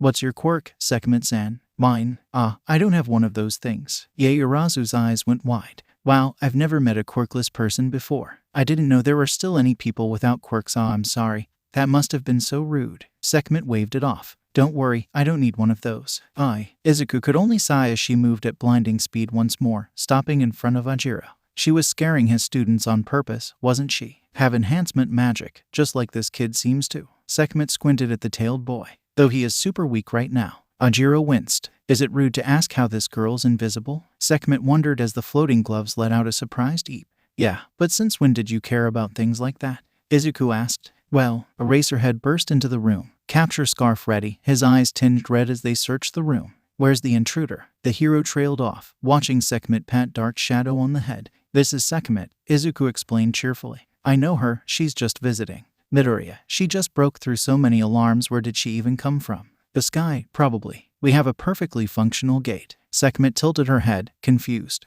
Who's Midoriya? That's my family name, Izuku answered. Your name is easier to say. Why do you need another? Eraserhead raised an eyebrow. Who exactly is she? Sekhmet poked him in the side, and Eraserhead flinched. Who's this? Another one of your students. He seems really scruffy. Uraraka choked. Eraserhead ground his teeth, and Izuku hurriedly stepped in. No, this is one of my co-workers. His name's Eraserhead. Sekhmet laughed. What kind of name is Eraserhead? Does his head erase things? Izuku brightened. Exactly. It's cool. His eyes change and then abilities just go ...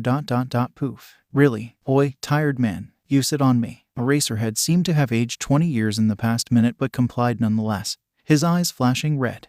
Sekhmet said, thoughtfully. It's like my mana's being suppressed, somehow, yet he isn't using any magic at all. I wonder if I could overpower it. Please don't. Izuku pleaded. No way would that end well. Sekhmet rolled her eyes. Fine. I swear you take the fun out of everything. Remember when I wanted to see how far I could punt a person last decade, and you didn't let me? I think I was completely justified there. It would have been hilarious. Iida cleared his throat. Excuse me ... but if Sekhmet isn't an alias, is that her actual name? Yeah, just call me Sekhmet, kid. Iida gasped, scandalized at the very idea. Eraserhead sighed. Turning to Izuku as hands flew into the air, the rest of the class full of questions. Just ... get a visitor pass next time, so I never have to run here again. Alright, this is weird, Sekhmet noted. She stood on Dagobah Beach next to him, watching the sun start to set like she had so many times before. Now, though, the beautiful sight was tainted by the groups of humans playing in sand and water, and shouts covered up the sound of waves. It really is, Izuku agreed. I've had a few months to get used to it, but even then, seeing so many people is just strange. Especially here. Spot. How do you train in peace, then? Izuku shrugged. I go to heaven or just run further into the ocean, out of sight. Training on the water is good practice for my magic. Anyway, right, you can make water solid. That still doesn't make any sense, by the way. Sekhmet, I've explained it so many times. Shouldn't the water just get stronger? ... Do you want a lecture on magic theory? Sekhmet shook her head, vehemently, and Izuku huffed. Maybe next time. That's what I thought. Also, I've been meaning to ask, but why are you wearing armor? Sekhmet blinked like she hadn't noticed the decorated plates running along her body, colored an intimidating red. Oh, this. Mom made me go to this thing earlier. Something about a challenger for my champion title. I don't know, it was really boring. Wait, isn't that supposed to be a really big deal? Izuku exclaimed. Nope, it's just a pain. I can tell when there's an actual fight, and when it's a weakling that I still have to deal with anyway. Like you. Izuku frowned. I'm not that Sekhmet ruthlessly cut him off. Izuku, how many times have you won against me? Izuku opened his mouth, before closing it. Exactly, Sekhmet said, smug. Alas, I've tried so hard to teach you everything I know. You never teach me anything, Sekhmet, you just beat me up. For centuries, only to be so disappointed. But anyway, so I knocked her out with a punch. Izuku winced in sympathy, and came to check on my precious student, to see if he's gotten any stronger. Sekhmet's voice was still light, but Izuku tensed. The speed I used in that room, with the humans. You're faster than the last time I saw you, but the actual reflexes ... they're slower. So she hadn't just been zipping around the room for fun. Izuku realized too late. You haven't had a serious fight in years, right? I haven't either. Most of the gods, and definitely none of the humans here, would really give you much of a challenge. Izuku thought of all for one, how much power he'd had to use. But that was more like dealing with an elusive bug. The man himself hadn't really posed a threat to him. All Might, who didn't have annoying amounts of regeneration, could be knocked out without using his staff. And there was no way other humans would be as strong as those two. And, Izuku asked, really not liking where this was going. Sekhmet grinned, full of teeth. I can fix that for you, my dear student. Don't worry, sensei. Izuku started. You really don't need to go through the trouble. Sekhmet warped the both of them before he could even react, the beach around them disappearing in a blur of mana. Fuck. Izuku's vision sharpened, taking in the bright green trees stretching below him as far as he could see. The fact that he was high up in the air and currently falling down through branches that barely stopped his fall. He tucked his body in on impact, tumbling across the forest floor before finally coming to a stop. He stood to his feet, brushing the leaves out of his shirt. Sekhmet had probably taken him somewhere in heaven, but he had no idea where. Somewhere isolated, where a huge fight wouldn't disturb anyone. With Void, his mana would be untraceable, so Izuku could hide and escape. Knowing his sensei, though, that'd never work. She'd just destroy the entire forest. She was also ridiculously fast, so that left combat, Izuku realized, and with his trusty staff sheathed across his back, he waited. 5 seconds passed before he felt the wind shift, and he dove to the side on instinct. The tree behind him shattered as the Sekhmet's first punch flew past his head,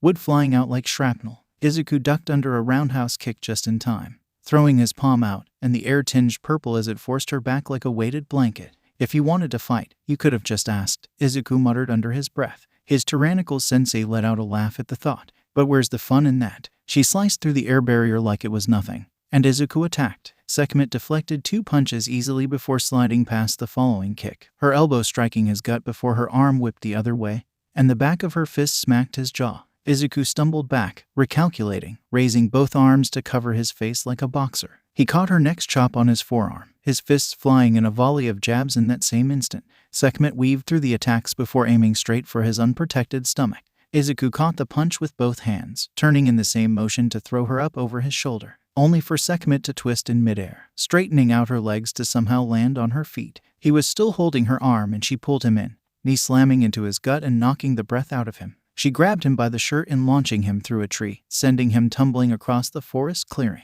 Sekhmet was dashing forward before he could even stand up, but this time countless air chains stopped her, tugging at her arms. Sekhmet broke free in an instant, but more chains wrapped around her legs and dragged her down into the ground, like purple snakes. Izuku reinforced the earth to trap her before he lifted the trees around him at once. Stray leaves drifted down as Izuku raised the woods higher and higher. Little threads of air connected to the roots and flowing his magic through the floating forest. They shined purple as he dropped them down, an angry storm of trees crashing down on his sensei. She was completely covered in the pile, and Izuku wondered for a split second if that had really worked. Then the world exploded, the wall of wood helpless against the overwhelming force. Izuku's eyes went wide as the wind rushed past him, blowing back his now dusty hair. Sekhmet stood without a scratch, the forest clearing devastated around her, hand raised in the air. Her fist glowed a bright red.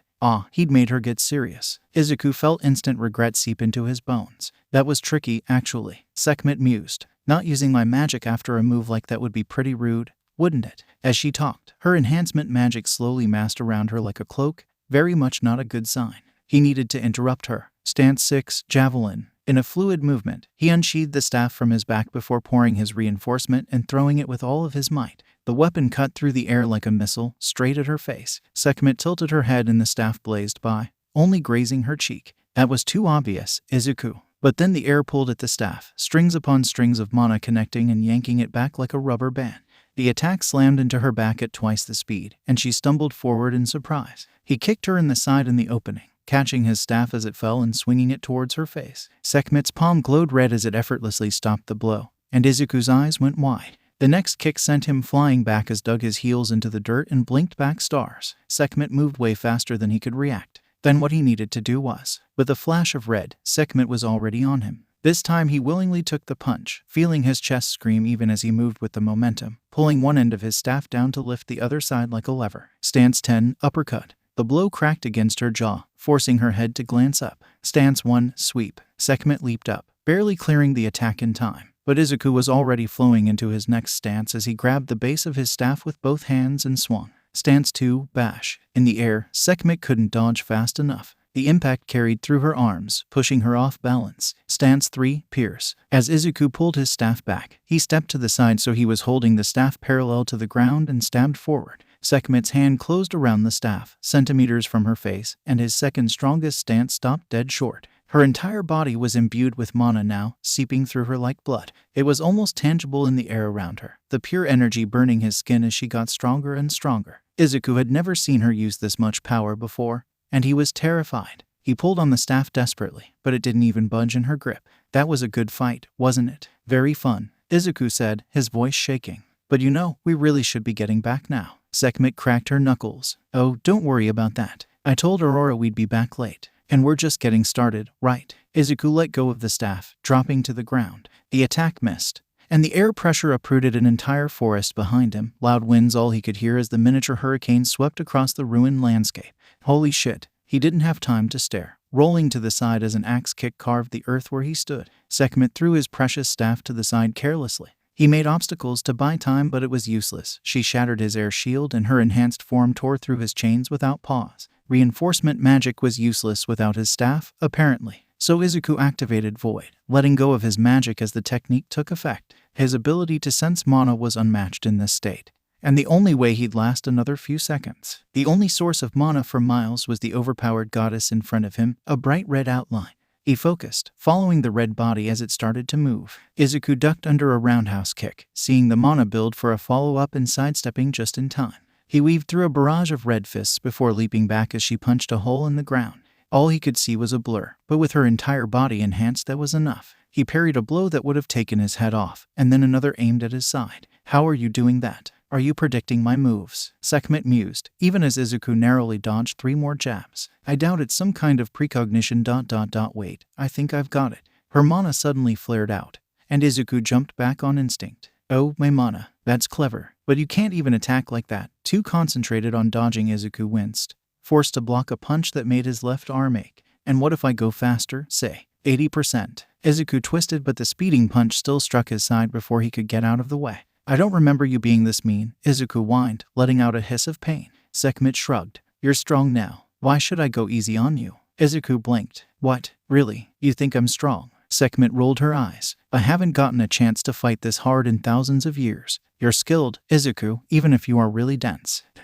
That's not what you said earlier. That was just so you'd let your guard enough for an unwilling warp. Which worked, by the way. Oh, Izuku felt a wide smile stretch across his face. Stop doing that. Sekhmet frowned. That's weird. Doing what? Izuku turned Void off and pulled his staff back into his hands with a few air strands. This time, he tried for more reinforcement than before, flowing more and more mana into the staff until he finally felt the metal crack. He actually had so much more mana now. Why was he sticking to a familiar limit? Izuku smiled wider. Thanks, Sekhmet. For what? Stance 7, burst. Izuku focused on his legs, pushing off against the ground in a single breath and launching himself forward. For a single instant, he was just as fast as Sekhmet. He stepped behind her, slashing down in an arc. She barely ducked under it in time, and his staff twirled in his hands as he attacked, lashing out in flashes of purple. Izuku blocked a devastating kick, and the staff held against the massive amount of force without complaint even as the impact jolted through his arms. He couldn't see attacks coming as he had before, but the more he fought, the more he adapted. The staff spun in front of him, batting away blows as he made his own strikes. He was having fun, he realized. Stance 8, hook. He caught the back of Sekhmet's neck, yanking her forward as the other end of the staff struck her stomach. Izuku sidestepped her next blow easily. Stance 2, bah. It was a feint, and the actual punch slammed into his side with an audible crack. He didn't falter, countering back. I've been meaning to ask, but Izuku ... Why do you say your stances out loud? Sekhmet asked, aiming another strike that he deflected on reflex. Why not? It's fun. It sounds dumb. Stance 1, sweep. Sekhmet stepped back automatically, and Pierce drove into her stomach and knocked her back. Izuku grinned. He pressed the attack, metal flashing as his staff spun faster and faster. He could win if he kept this up. Sekhmet was a being of perfect control. As the strongest, if she didn't know how to hold back, she'd accidentally kill her opponent. So she took her ridiculously huge amount of power and divided it into neat percentages. By accurately judging the enemy, she knew exactly how much enhancement to use, and they wouldn't end up dead. And as Izuku grew to have similar strength, she taught him that control so he didn't break his precious city with a twitch. Sekhmet spent ages rarely going above a comfortable 20%. But for the first time in forever, she got a chance to go all out. Izuku didn't see it. One moment he was swinging his staff, and the next his chest exploded with pain and he was slamming into a mountain miles and miles away. He slumped to the ground, staring at the path of destruction, trees and bushes destroyed in line from where he flew from, stretching as far as he could see. The adrenaline started to wear off. His limbs were numb, his back was wrecked, and his ribs were definitely broken from that last hit. He let out a sigh before grimacing as his body protested the action. Izuku heard Sekhmet land near him, and she snapped her fingers, healing him in a familiar flash of green. the bones and bruises knitted together through magic, reigniting the pain. Luckily, he had insane pain tolerance, Izuku thought, half-conscious. Good fight, Izuku. He glanced up, expecting sarcasm, to see Sekhmet smile genuinely at him, actually reaching her eyes. He couldn't remember the last time he'd seen his sensei that happy. Whatever it was, he was glad for her. Izuku took her hand, and as she pulled his exhausted body to his feet, he couldn't help but smile back. Yeah, it was. Izuku looked up at the mountain's peak, ignoring the freezing winds against his cloak, high above the surrounding landscape. And with nobody around as far as he could see, it was the perfect place to train. Really, Izuku needed to start a travel agency. He'd seen and explored enough area for several lifetimes. After so many years, Izuku finally forced Sekhmet to stop holding back, and evidently, he wasn't close to matching her yet. How could he change that? Izuku fought by reinforcing his staff using the violet reinforcement magic Aurora gave him, and his air constructs. He trained his physical body diligently, getting a bit more powerful every day. And his stances and martial arts were his own, practiced over and over again until a simple attack turned into a triumph card of its own. He could destroy entire cities with a kick, hold up the sky, and survive a punch from the second strongest goddess. But what about his magic? The amount of mana he had increased many times over. He'd been proud of himself for creating his void technique, something creative and useful. But despite all that practice, Izuku hadn't really improved his magic in centuries, even after he became a teacher at Arcadia. There just hadn't been a need, and his entire life wasn't consumed by training himself anymore. Izuku pushed reinforcement magic farther than anyone had before, but in the end, he'd just stopped just like everyone else, hadn't he? Sekhmet broke through his air chains like they were nothing, and his reinforcement wasn't even enough to phase her with solid objects. The only thing that had worked was, Izuku glanced down at his precious staff, tossing it from hand to hand. Scratches and dents lined the metal from centuries of use, and one end was visibly cracked after his fight with Sekhmet. The weapon was worn, old. Izuku slowly reinforced it, flowing more and more mana into the weapon like a river of energy. The staff outlined in violet at the first stage, his mana surrounding it like a coat. Then he filled it up from the inside, the gray starting to change color. He stopped when the staff glowed bright, shining with power in his grip. Izuku frowned. At a mere 50% of Izuku's mana, the weapon trembled in his grip. Any more reinforcement and it'd break. His no longer trusty staff had gotten too weak for him long ago, and Izuku hadn't even noticed. If a physical staff didn't work, what about? The frosty air solidified into a new bow staff, and Izuku adjusted the weight until it was just right. Then he reinforced the makeshift weapon even further. His air constructs were mostly held together through mana, so they could handle a lot more of it than metal. Izuku angled himself so that his left side faced the mountain. The beautiful violet staff held parallel to the snowy ground beneath him and thrust forward with all of his might. Stance 3, Pierce. The rock in front of him exploded inward in a massive burst of force, drilling a huge hole through the mountain and clearing the snow and mist. The strike kept going, a shockwave slamming through smaller mountain peaks almost like collapsing dominoes. But when Izuku glanced down, the air staff had completely crumbled into nothing, dissipating back into the chilling air around him. His mana couldn't hold up to the immense force yet, but an air staff could still perform a single stance, and meaning they had potential. Izuku had never even considered it before too attached to his metal one. Izuku created a second staff, stepping into another pierce that devastated the icy landscape in front of him. Then a third weapon formed into existence. Thrusting again, a fourth disintegrated. Then a fifth, each one just a bit stronger than the last. He could definitely use this. I'm done with them, Toru. Done with what? Akari tapped the cover of Harry Potter and the Goblet of Fire with a finger. The books you gave me this morning. Oh, those wait, you're already done. Yeah, why wouldn't she be? Wow, you read super fast. The invisible girl exclaimed. I haven't gotten anyone else hooked on my pre-Quirk era books yet. What do you think? I like them a lot, but the magic's weird. Akari mused. It does all sorts of different things. But I couldn't imagine having to shout strange words to a stick to do anything. It'd probably feel pretty ridiculous. True, but this was written over 200 years ago, back before humans had any kind of powers. I doubt the author could have guessed humanity would end up like this. White sparks drifted off her t-shirt, flying up to the ceiling. I mean, it's been 5 years and I still can't believe I have magic. Their mana was the same color, Akari noticed. Toru wasn't nearly as experienced at magic as she was, but her mutant quirk was essentially just a difficult application of magic. Akari could see Toru's vague form when she squinted, the constant light manipulation poking at her mana sense. I haven't seen anything like their magic items, though. Like, having the invisibility cloak sounds really fun. The pranks were practically endless, though you would know about that, Toru. What's being invisible like? Akari asked, curious. The floating t-shirt froze. Akari instantly regretted the rude question. I'm sorry, you don't have to answer that. Toru waved a sleeve at her. No, it's fine. I get that question a lot, looking like ... this. It's fun, sometimes. No one sees me, so I can get away with a lot of small, silly things. I made this bully think he was being haunted, once. That was fun. Wow, but the rest of the time. I hate invisibility so much. Some things are impossible when you can't see yourself or get noticed, Toru said quietly. Her voice was the only way Akari could tell what she was feeling without any facial expressions. That's why she moved her clothes so much almost every time she talked, Akari realized with growing horror. Quirks came in when humans were very young, Akari knew. Could Toru even remember what she looked like? You can't turn it off, can you? Akari muttered. Nope. Even if I try as hard as I can, or get knocked unconscious, I'll stay just like this. The t-shirt sleeves dropped, falling to her side. Sorry for venting on you like this. Akari, I've only known you for weeks, but I really needed you to understand. I'm going to help.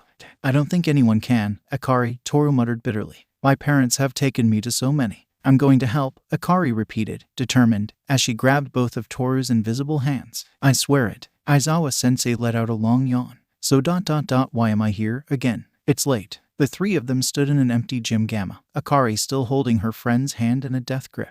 I'm doing some testing with Toru's quirk, Akari stated. Aizawa-sensei, I have no clue what she's doing. Help. And you're here for if, well, anything goes wrong. So I'm insurance, then. Fine, but this better be worth ruining my nap, Aizawa-sensei said. The demigod interlocked their hands, closing her eyes. Okay, Toru, don't move. Akari's mana flared up, a wealth of white energy that filled the space around her, and she focused it through Toru like a circuit. Wow, Toru gasped. That tickles. Careful, Toru. This is kinda a delicate process. Mom had taught her this years ago, how to flow her mana through another person. It was usually a pretty important show of trust for gods. Not that Toru knew that, or the fact that Akari was scanning her. Toru's mana seemed normal, and the girl wasn't currently using any of it. Right now, Akari could vividly see how her entire body was constantly manipulating the light around her, making her invisible. But if her quirk was affecting her eyes, too, how could Toru even see? And how could Akari see things behind Toru? Akari needed to understand exactly what invisibility was doing before she messed with it, so carefully she pushed a bit of hardened light at her friend's arm. Barely enough to be a poke, and observed the results. Instead of being redirected, the ball reappeared behind Toru's arm. Weird. The projectile never actually passed through Toru. Did invisibility move light around as soon as it hit Toru, in some kind of transparent-like effect? Clearly, this quirk was a lot more complicated than she expected. She concentrated, building a mental image in her head before letting go of the scan. I'm going to work on this, Akari said, opening her eyes. You and you, she pointed at a confused Toru and an exhausted Aizawa-sensei. Meet me here in 24 hours. On the dot. Aizawa-sensei sighed. Akari marched back into Gym Gamma, dragging Toru behind her. In her other hand, she held a bright green notebook. Toru watched, stunned, as Akari flipped through pages filled with writing. Ho. Wait, when did you get all of this information? Yesterday, duh. Oh ... that sparkly thing. But when did you have time to write all of this? Please tell me you slept, Akari. I did. Totally. Anyway, Aizawa-sensei, come here. The man grumbled but complied, walking over to the side. Akari pointed in front of her. Toru, stand there. Akari tore out the last page of her notebook, a highly detailed diagram of Toru's mana circuits and her invisibility. Different parts of her body were labeled with varying levels of the quirk. Notes were scribbled all over the paper, arrows pointing out how the different levels of refraction worked, and how it'd all affect Toru. The system she was planning had taken her all night, and she was pretty excited to try it. Akari, what exactly are you going to do? Toru asked nervously. If this is going to kill us, I'd at least want to know beforehand, Aizawa-sensei muttered. This isn't going to backfire, I think. Very reassuring, Midoriya. Akari tried again. Don't worry, Toru. I'm just using a very intricate mana system I made last night to nullify your body's automatic light refraction so you become visible again. What? That sounds scary, but also really cool. Do it? Akari smiled at her. All right, then, I'm going to start now. This time, Akari's bright green eyes were open, concentrating on what she was doing. She was about to do a lot more than a simple mana scan. She couldn't afford to mess up and hurt her friend. Pure white mana drifted through their connected hands, flowing all the way down to Toru's toes before rising up to her head. Her hair was tricky, taking longer to work with, but Akari got every last strand before moving on. Once she had a firm hold, Akari felt Toru's light refraction with her mana and then pushed in the opposite direction, as if she was stopping a river. Toru, are you okay? Nothing hurts, right? Nope, I'm fine. It just feels really tingly. Akari nodded, adding more energy. Keeping track of Toru's entire body was starting to give her a headache, but as the minutes passed, she could tell it was working. Just a little more, and then Toru shimmered into existence. Her concerningly pale hands turned visible first, still held in Akari's own, before the rest of her came into focus. She had long, opal-like hair that almost came to her shoulders, and colors danced in it like pieces of a rainbow. Toru's wide eyes were a pure blue, and the rest of her face was blank from shock. She must have never had to worry about facial expressions before. Akari blinked, realizing she had been staring way too long. Wow, Toru watched her hands move incredulously, curling and uncurling her fingers. Wait, I'm visible, Toru whispered.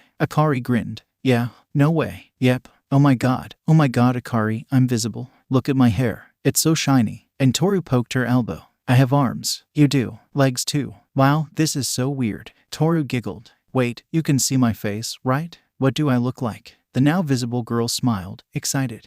Amazing. You look amazing, Toru. Here, try to take a selfie careful. Don't let go of my hand, you'll break the connection. Wow, is that me? I look nothing like I remember. Aizawa-sensei stepped up behind them, hand cupping his chin. Interesting. How long can you hold that with your magic, Midoriya? As long as I'm touching Toru. Around 10 minutes, I guess. The mana usage isn't much, but the amount of focus I need is a lot. Aizawa-sensei nodded. I can use my erasure on Hagakure now that she's visible if you need a short break.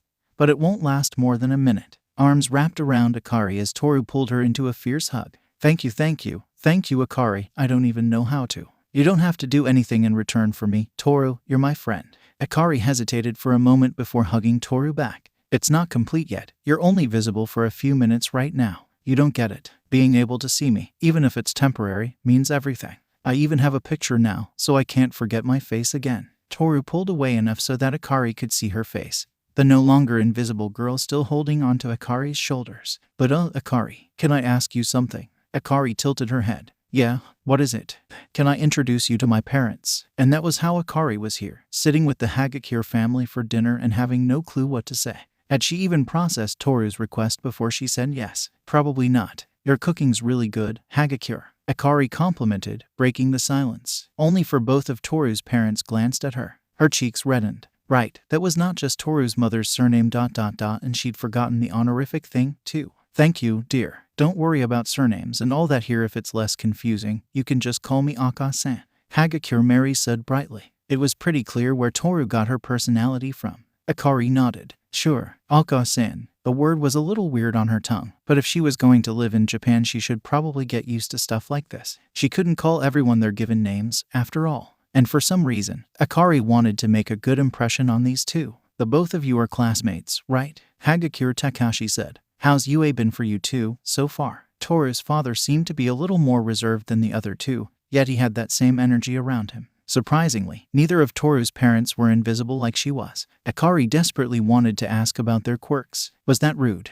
I've been enjoying the classes so far. UA University is an unique experience, Akari said thoughtfully. And all my new classmates are all interesting. Akari's the strongest in our class, Toru exclaimed. We saw her fight at the USJ, and it was so cool. That field trip was terrible for us to hear about, Takashi said. I'm glad you were there to protect Toru, Midoriya. Akari blinked. How'd you? Takashi smiled. Just a guess from what Toru told us about the attack. And while the media doesn't know much about the incident, there are plenty of theories. Do you need to call your parents, Midoriya-chan? Mary asked. I know that Toru probably troubled you, inviting you over so. Suddenly, a glare in the floating shirt seemed to wilt. Akari waved it off. Don't worry, Aka-san. I told my mom where I was. Toru didn't trouble us at all. And Dad's ... away, right now. Away. He's somewhere in heaven, but she couldn't say that. Out of country, right now. Isn't your father Atlas, Midoriya-chan? Hero work must make him really busy. Yeah, what's having your dad as your heroics teacher like? Mary asked. Akari shrugged. Dad's a really good teacher. He's helped me train ever since I was little. Learning from him at UA is just expanding on that. Atlas Sensei's really nice, though he doesn't go easy on us when we train. Toru shivered a little, likely remembering Cloudy. He kinda reminds me of All Might. Atlas reminds you of the symbol of peace. Really? Mary repeated. Exactly. It's strange. You know how All Might goes. Toru made her voice several times deeper. I am here. To her credit, Toru's mother didn't even blink at the impersonation. Yes, with Atlas, he doesn't need to say anything like that. Toru shrugged. He's a lot more casual than All Might is, but reassuring all the same. He was making jokes when he was fighting the ringleader guy, too. He sounds like a great hero, Toru. Takashi smiled. Yeah, he is. Hey Toru, Akari asked. Do you want to do the thing now? Oh, right, I almost forgot. Mom, Dad, we have something really cool to show you. A surprise. Toru jumped out of her seat, excited, and Akari took her hand in hers. It was easier to make her friend visible the second time, nullifying her quirk almost immediately. The room was silent.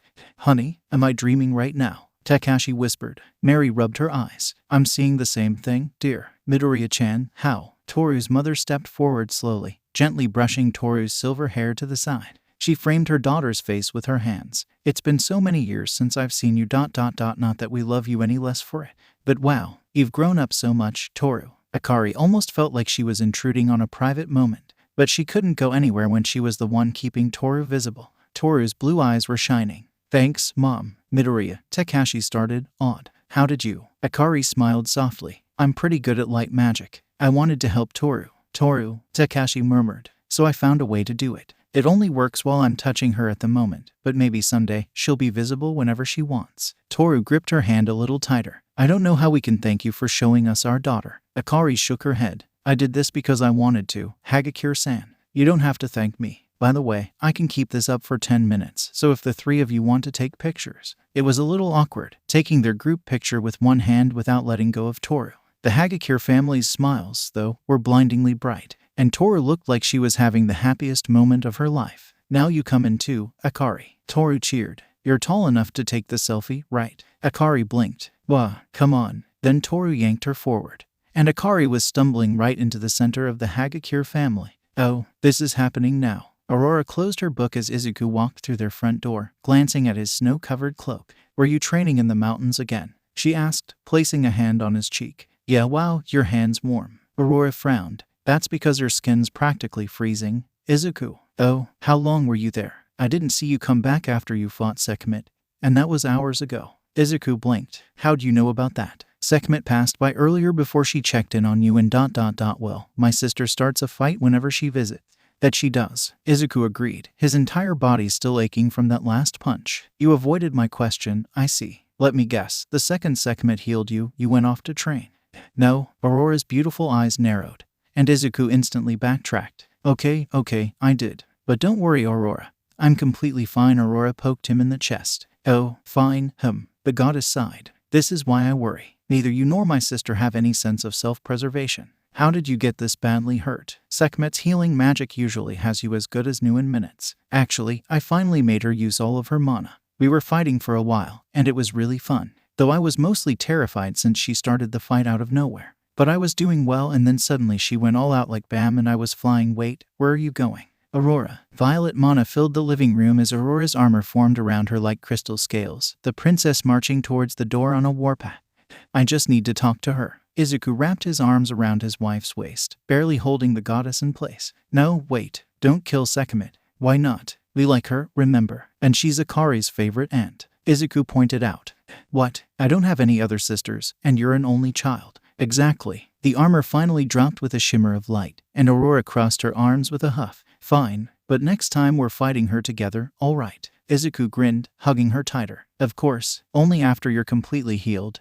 Izuku. Aurora leaned back into his chest with a sigh. And please be a little bit more careful. Sure, you got snow everywhere, too. My bad. But hey, Irie's never seen snow before, right? She'll love it. Aurora hummed. That's true. We should show her somewhere with plenty of it sometime. Izuku rested his chin on her hair. That sounds fun, Aurora. I'll ask Akari when she gets back. I'll buy Irie a cute jacket and everything. It'd probably be easier to plan a trip if we went to heaven, right? Yeah, we can't travel across Earth without raising a lot of questions, Izuku murmured. Speaking of Irie, she wanted to show you. Izuku lifted his wife up, zipping over at full speed to their youngest daughter's room. Something earlier. Aurora paused as the world around her blurred. Izuku, you know I can walk by myself, right? But this is more fun, right? Irie's red eyes lit up as soon she saw them. Izuku, you're back. They both bent down to her level, catching their unicorn in a hug. Hello, Irie, Izuku said. Did you want to show me something? Irie nodded, turning to search through the piles of papers strewn all over the floor. Some were folded into various shapes, while the rest had all kinds of drawings on them.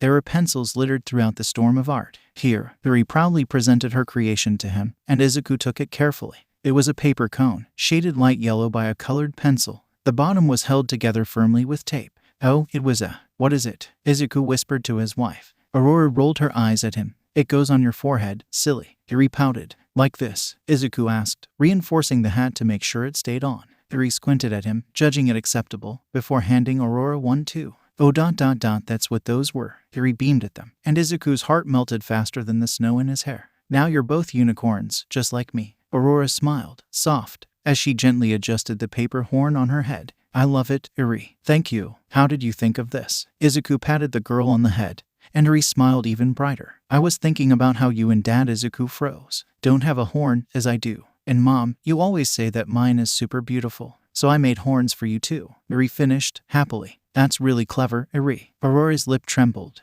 Mom, Dad ... are you okay? We're fine. We just love you, honey. Oh, Eri thought about this, then brightened. I love you both, too. A lot. They pulled their daughter into a hug, sobbing into her unicorn onesie, and Eri's tiny arms wrapped around them tightly. Izuku hummed a song he'd heard somewhere under his breath, leaping across through the sky in his iconic cloak-turned-hero costume. Violet platforms formed underneath his feet like stepping stones, pushing him further with each jump. Excited shouts and points came from the street below. He was rapidly rising through the hero poles. He wasn't very flashy, all of his fights ending in a blink, yet he somehow had a growing fanbase anyway. According to his co-workers at UA, he was seen as the next symbol of peace, his strength compared to All Might. Izuku didn't really care. The hero rankings were based on popularity, not strength, and that's not why he became a hero. Fighting human enemies was interesting and new, each villain with their own unique quirk or magic. And then there were the sharp, foreign mana brushed against the edge of Izuku's senses, jolting him out of his thoughts.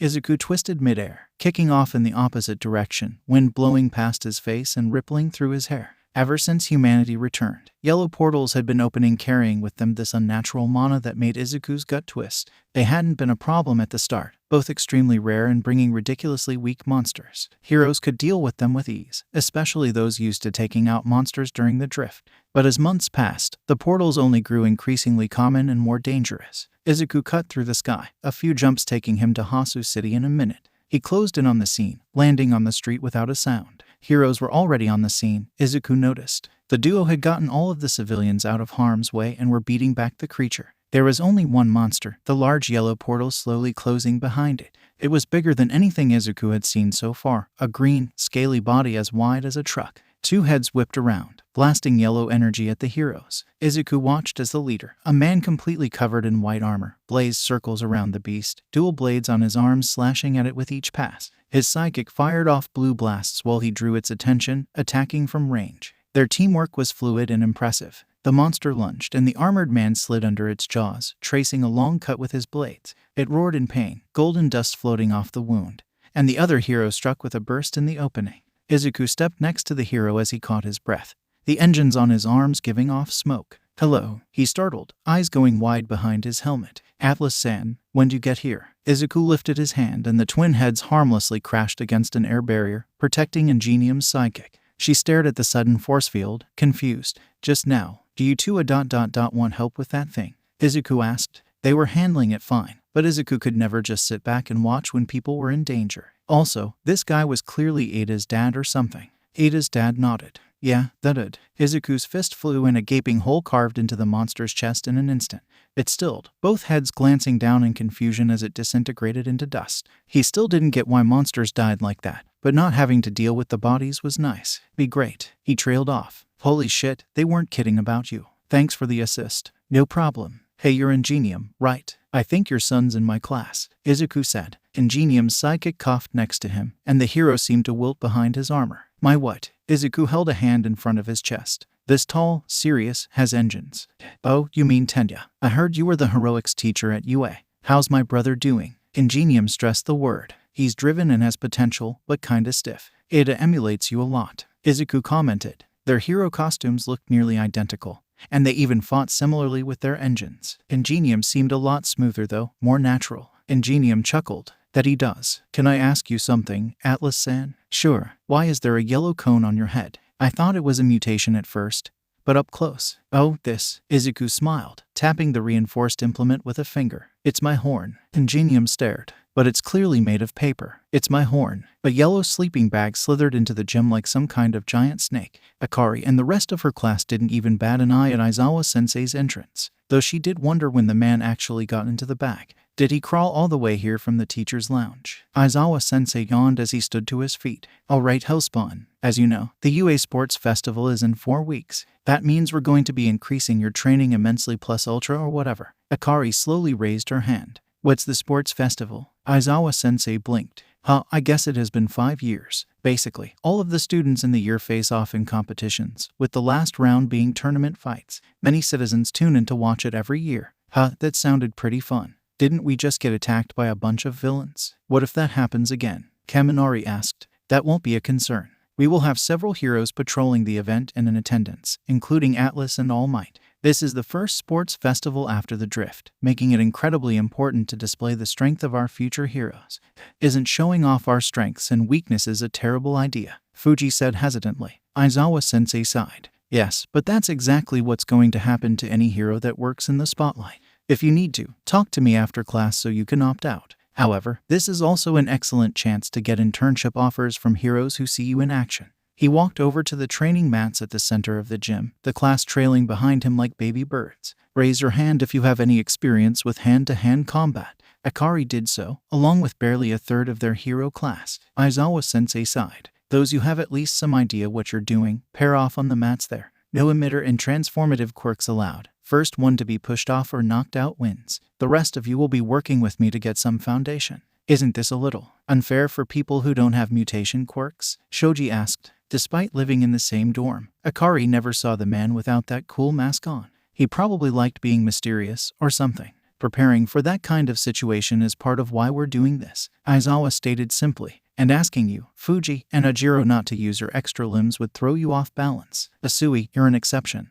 Don't use your tongue. Okay, sensei. Aizawa-sensei glanced at Akari, probably thinking about her physical strength. He knew she had the common sense to hold back, though she doubted he knew just how much stronger she was. Fuck yes. How badly can I hurt them? No permanent injury, Bakugous. Aizawa-sensei said, leading his group away. The remaining members of Wana edged carefully away from the blonde. Akari paired up with Kirishima, standing across from the boy with the large blue training mat between them. His hero costume left him completely shirtless for some reason. Maybe it got in the way of his hardening. Let's have a manly fight, Midoriya. Kirishima grinned, his teeth razor sharp. Sure. Akari smiled back, his excitement infectious. Aizawa-sensei called the first round. Kirishima threw the first punch and Akari sidestepped just the right amount, throwing a kick at his exposed side. Kirishima winced but didn't falter, launching blow after blow. He fought completely directly, Akari noticed, steadily advancing forward like a battering ram. His punches had a bit of practice behind them, though they were wild,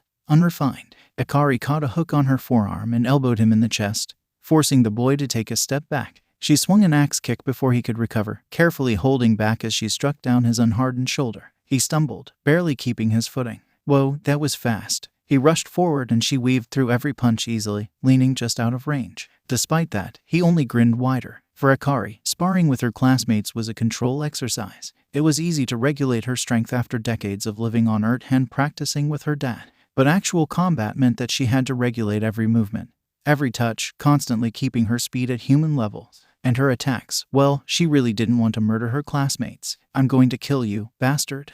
Except maybe Bakugous. He was loud and annoying. She couldn't lower her own reflexes, though. Even when she stood still, Kirishima's inexperienced punches moved at a snail's pace. Her mind wandered to the rest of her classmates as they sparred at the edge of her vision. It was incredibly sad to watch Aizawa-sensei teach Kaminari how to throw a basic punch, his arms wobbly and thumbs inside his fist. Sure, none of her classmates were actually as old as she was, but they were still nearing human adulthood and entering a profession based on combat. Heroes primarily fought with their quirks, almost to the point of relying on them. While there were heroes like Aizawa-sensei without physical, combative ability, they were almost completely overshadowed. Akari understood why most humans didn't focus much on martial arts, but to someone like her it was a little disconcerting. You must practice a ton, Midoriya. Akari blinked, surprised. Thanks, Kirishima. Akari zoned back in to deflect a punch, landing a clean palm strike on Kirishima's chin. The boy went flying off the mat, back hitting the ground hard. She internally let out a sigh of relief when Kirishima took her hand, unharmed, letting her pull him to his feet.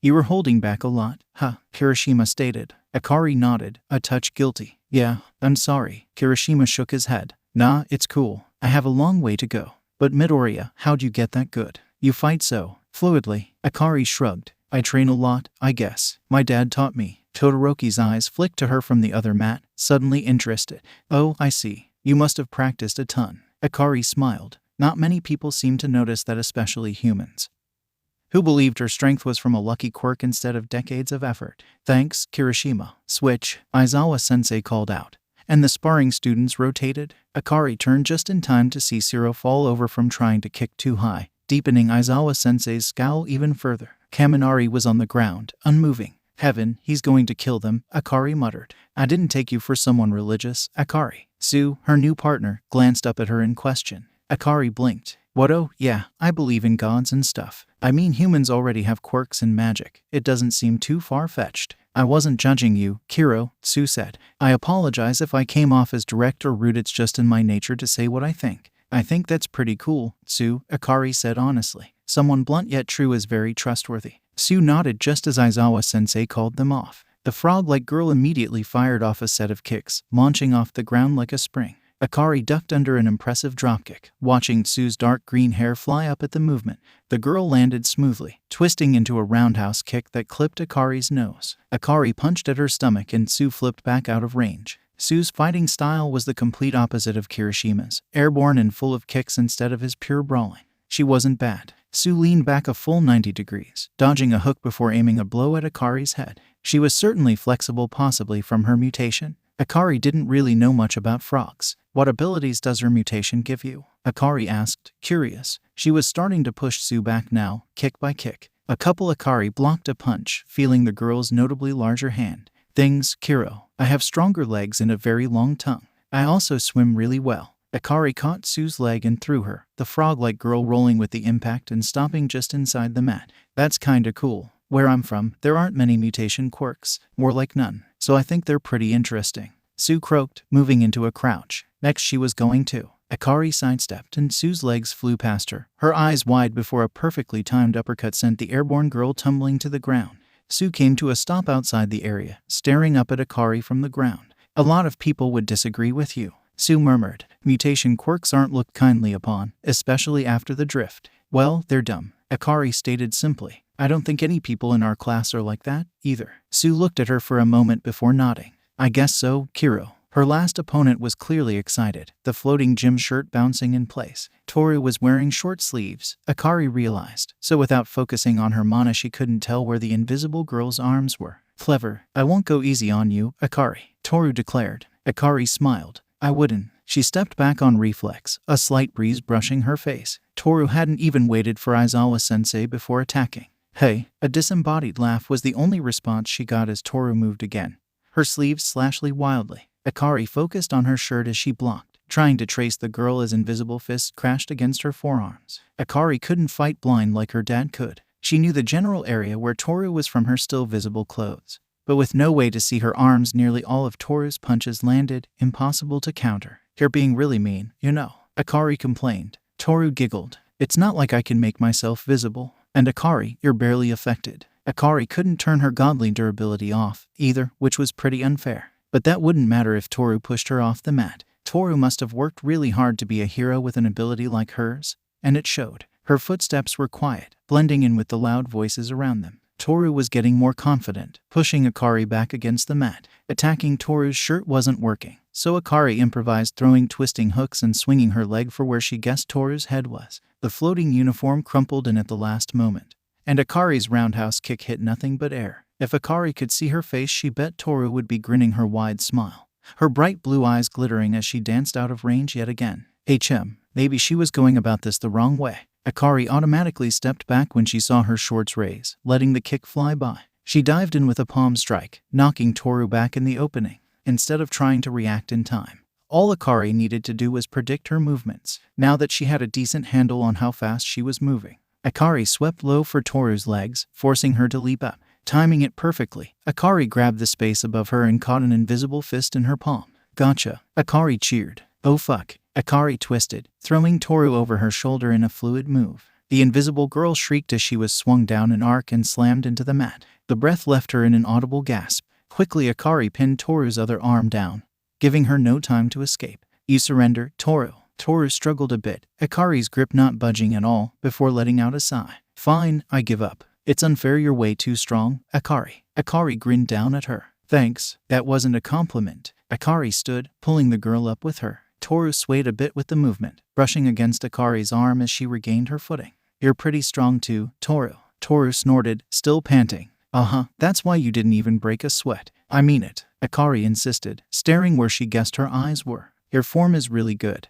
And you have a lot of talent." She really wished she could see Toru's face right now. Wait, Akari could do that. Sapphire eyes blinked into existence, her long silver hair forming out of nothing like an illusion. "Really?" Toru paused. "Oh, I'm invisible." "Why?" "Hi," Akari said, watching Toru's cheeks flush red as she got her breath back. "Anyway, I think you just need more experience. Want to spar again later?" Toru stared back.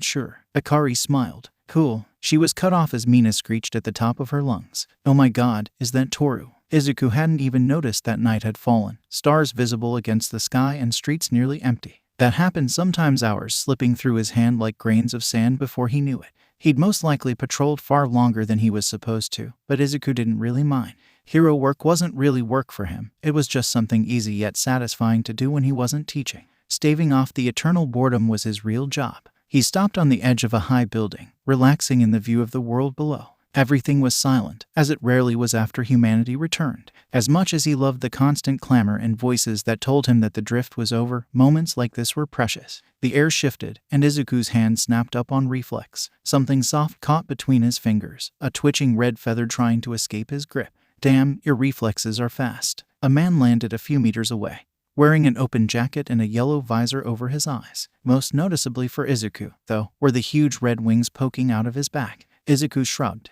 "Thanks." He held up the feather. "Drop this." The feather glided out of Izuku's hand, flying into the man's wings, so he could control them telekinetically. That was interesting. Fuji couldn't do that. "You're a hero, right?" Izuku was pretty sure he was the only top hero with wings, and that was named after a bird. He grinned. "Yeah, that's me, the number 3. You must be Atlas. You're ranked 3rd. Wow, you must be strong, then. You don't recognize me." The man looked surprised. Izuku squinted at him for a moment before it clicked. "Oh wait, I know you. You're the bird guy. My students love you." The bird guy just stared at him. "My name's Hawks. I can't say I've ever gotten this reaction before. Sorry, I don't know many heroes." "Seriously? But you're a hero. You should at least know the top 10. Izuku rubbed his horn and thought. "Well, I've met All Might. He was pretty funny, I guess." Hawks swept a hand through his own hair. Well, whatever. I wouldn't say I'm strong, but I am really fast. I heard rumors about you, and had to see if you were as speedy as they say. I know I'm Hawks, but..." "Cool. So do you want a race or something?" Hawks blinked. "Wow, no one's ever asked me that before." "Really? That sucks." "I know, right? They just give up immediately, because I'm Hawks, saying I just want more bragging rights." "Which is true, but I also want a race." Izuku nodded in sympathy. "My wife and daughter worked together to trip me up. Now, this one time I was ahead. And they made this." Izuku stretched out his hands. "Really big rope of condensed light that I never saw coming. Totally unfair." Hawks winced. "Do you usually win, then?" Izuku skillfully changed the subject. "Anyway, where are we racing to?" "UA." Hawks raised an eyebrow at the deflection. "Nah, you teach there. Bet you know some super shortcut." "Fine. Alright, let's go for the..." Izuku suddenly sighed. "What?" Hawks asked. Izuku waved a hand. "Monster attack. It's the 3rd one today, for some reason." Hawks still had a lazy smile on his face, posture completely loose, but when Izuku glanced at him his eyes were alert. "Where?" Izuku hummed.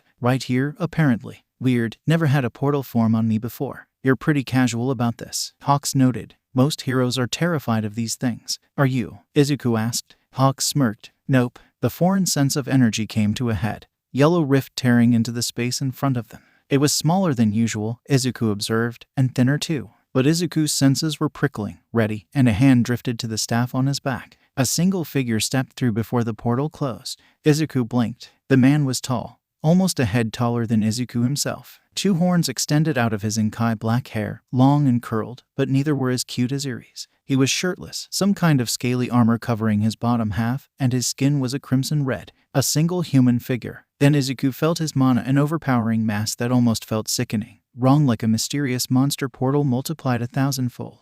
Nope, no way was he human. Izuku doubted Hawks could sense mana, but the winged hero tensed next to him, clearly aware of the threat. "Greetings," the man boomed, arms wide in front of him, his powerful voice loud enough to wake the entire block. "My name is Briareus, the hundred-handed one." Hawks snorted. "Sorry to break it to you, man, but you only have 2 of them." "That's rude," Izuku admonished. "I mean, it's probably a title or something. Still sounds pretty dumb." Hawks commented.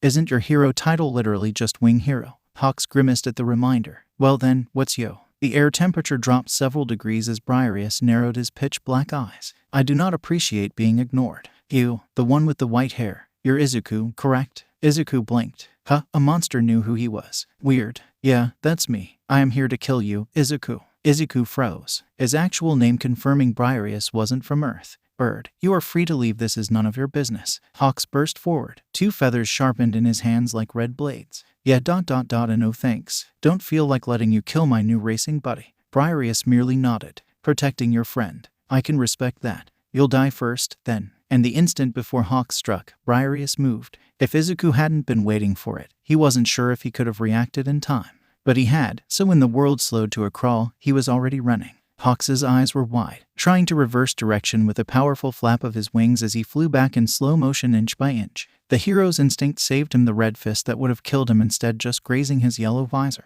Briareus's second punch cut through the still air mercilessly. A direct punch for Hawks's throat that the hero wasn't nearly fast enough to dodge. Izuku blurred in, stopping the lethal blow with his palm and pulling Hawks out of the way by the back of his jacket with his other hand in the same motion. With the momentum he swung a kick, knocking Briareus back and giving him some breathing room. "You know me," Izuku stated, tense like a coiled spring. His hand still stung a little from that blow. Briareus was strong, and he hadn't held back at all with that punch, aiming to kill the human with zero hesitation. "Yes, I've heard many tales of you, Prince of Heaven." Briareus grinned. "I'm quite honored to kill you."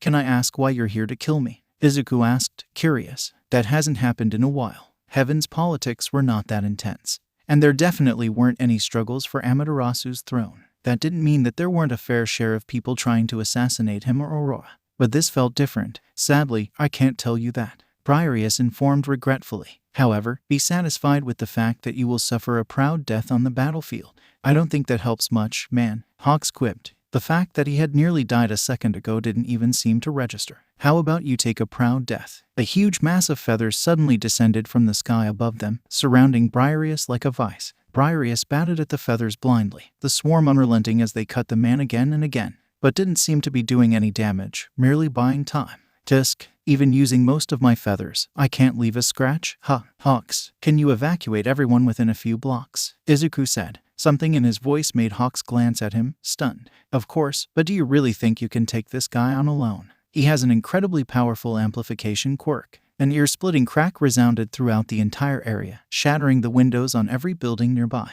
Every feather was knocked outward in a burst of wind, revealing a now angry Briareus, his red hands pressed together in a clap. "Never mind," Briareus growled. "I'm plucking that bird first." "Hawks, go," Izuku ordered. Hawks hesitated for a moment, clearly annoyed. "You better know what you're doing, Atlas." He jumped up into the sky. Briareus lunged for the escaping hero, hands curled in for Hawks's neck. Nope, only for Izuku's fist to catch him in the jaw before he even got close, knocking him clear off the roof. A quick leap put him in front of his still-flying enemy, and he spiked Briareus down with a powerful kick. The man crashed into the empty street like a meteor, and Izuku could already see feathers carrying the nearby humans away to safety. After trusting that to Hawks, Izuku didn't have anything left to worry about. "So you're a monster, right?" Izuku asked as the dust settled. "Never met one that could talk before." Briareus laughed. He didn't seem the least bit affected after being smashed into the ground. "Something like that. And you are a god, aren't you? I've killed many of your kind before." Izuku's eyes narrowed. "So why do you monsters want me out of the way?" "Fear. If some monsters were intelligent, then that changed everything. They would have actual strategies and training, instead of random, weak attacks. I may have come here to see how strong you are, God, but that doesn't mean I'm afraid." An extra arm burst out of the monster on either side, his forelimbs rearing back in perfect coordination. Briareus grinned, full of malice. "It's quite the opposite, really." He clapped his hands together. Izuku formed an air barrier on reflex, the incoming shockwave rippling across it like rain off an umbrella. The force wrecked the street at Izuku's sides, leaving him untouched. The loud, booming sound made him pretty glad that he wasn't any closer, something Briareus immediately fixed, stepping into his space to shatter the force field with a fist, already swinging 3 more for Izuku's head. Izuku ducked, sweeping at Briareus's legs and twisting with the movement to drive his elbow into Briareus's gut. He pushed the arm further in with his other palm, jumping back when the monster tried to grab him. "What is that thing on your head?" Briareus asked. "It does not look like it's made out of organic material." Izuku cracked an air whip against the monster's shoulder, and it broke on impact. "What do you mean?" "It totally is." Briareus lunged to close the distance, summoning 4 more arms, and now there were 8 different punches to counter. Izuku was starting to lose ground, ducking and weaving and deflecting through the onslaught. He was landing his own hits, but Briareus was unrelenting. He'd never fought against anyone with an ability like this. It reminded him of Shoji in a way, but far stronger. At first, creating extra limbs seemed weak, but when you had to block 8 fists with 2 hands, you quickly realized that was completely wrong. Briareus caught both of Izuku's hands, so on impulse Izuku stabbed his reinforced horn forward, the unexpected attack actually crashing into Briareus's gut and giving Izuku an opening. Izuku leaned all the way back, letting the massive limbs fly over his horn, and swung his feet up into Briareus's jaw. He pushed off his hands as Briareus's fists came down on the street in front of him, landing lightly on the street. Briareus raised his arms to attack again, and suddenly found that he couldn't. Dozens of violet chains slithered around his many arms, holding them firm. A roundhouse kick crashed against his cheek, whipping his head to the side. "All you do is punch. Doesn't that get boring?" Izuku asked. Briareus merely looked amused, despite being trapped in place. "No, why would my fighting style get boring? Especially when..." Izuku's eyes went wide, a surge of mana making him leap back.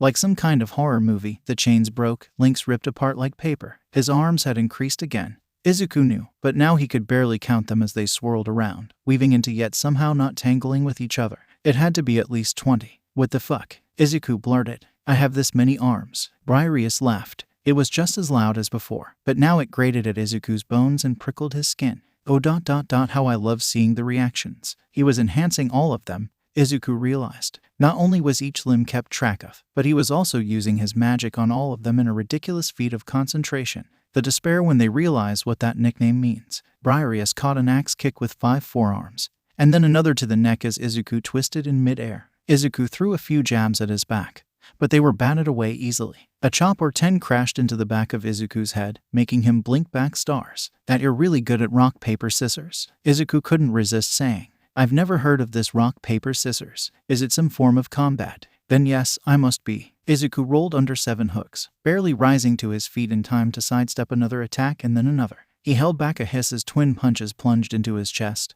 probably breaking something. "You're really arrogant," Izuku noted. "And you're not nearly as strong as I am."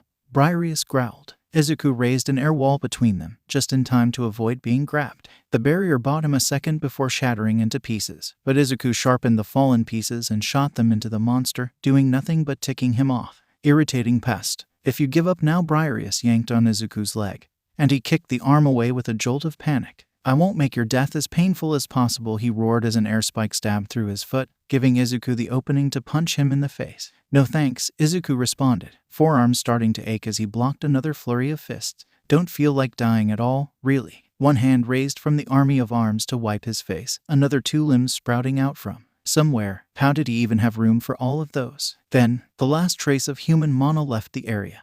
The entire surrounding area now bare spare for a few lingering feathers and the annoying monster in front of him. Izuku felt himself smile. Hawks had pulled through, getting every single civilian out of the area within minutes. Finally, Izuku interrupted the monster, cracking his neck. "Now we can get started." Briareus blinked, taken aback. "Wah." Izuku stepped in front of him, staff unslung from his back and swinging in a fluid motion, bright violet lighting up the ruined street. Stance 2, bash. A red swarm of arms rose up to block the blow, but the sheer force continued through with several cracks and sent him skidding to the side. Izuku stabbed his staff down and vaulted over a dozen punches in a clean arc. The glowing metal struck down on Briareus's less protected head in that instant, and Izuku hit the street in a roll. Stance 10, uppercut. The sudden blow knocked several arms straight up. Stance 11, double, and his trusty staff rolled back to rest under Izuku's forearm before striking twice with blinding speed in the same instant, dual blows crashing against Briareus's sides. Izuku snapped a kick into the monster's gut, pushing his other leg back and raising the weapon to parallel to the ground.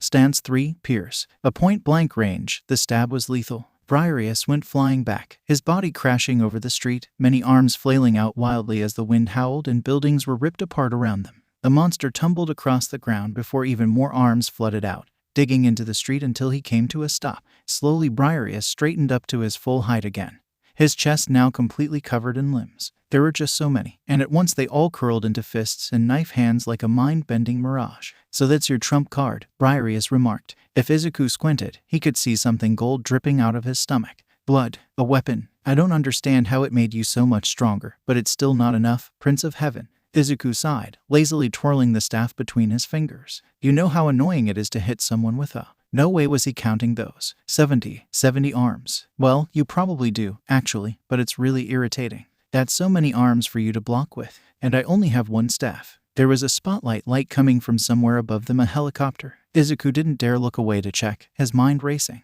The pierce definitely should have killed him. Izuku had relied on the element of surprise, combining several stances together in the perfect pattern, poking away at the massive arms to land a good hit. Clearly, it did something. He'd hurt him, but Briareus was still standing. Briareus cocked his head to the side. "I've never met an opponent like you before. Usually, they're screaming in terror by now." Izuku actually was, just internally. "You have been a strong opponent." Briareus nodded. "In respect, it's only fair if you die to my full strength." Oh, don't worry about that. You really don't have to." The massive arms got even larger, and now Izuku really wanted to throw up as he raised his staff, reinforcing it to its limit. Do that. I, Briareus the 100-handed one, acknowledge you, Izuku, Prince of Heaven. Meet your end at my many hands." Why did the monster have to be so dramatic? Izuku barely had the energy left to talk. Briareus wasn't any quicker now. If anything, he was a little slower. But that didn't matter when he was swinging 100 fists forward at once, an inevitable wave of red death. There was no room to dodge. Izuku spun the staff, faster and faster and faster until it was a blur of violet in his hands, its outline a near solid circle that made the air sing.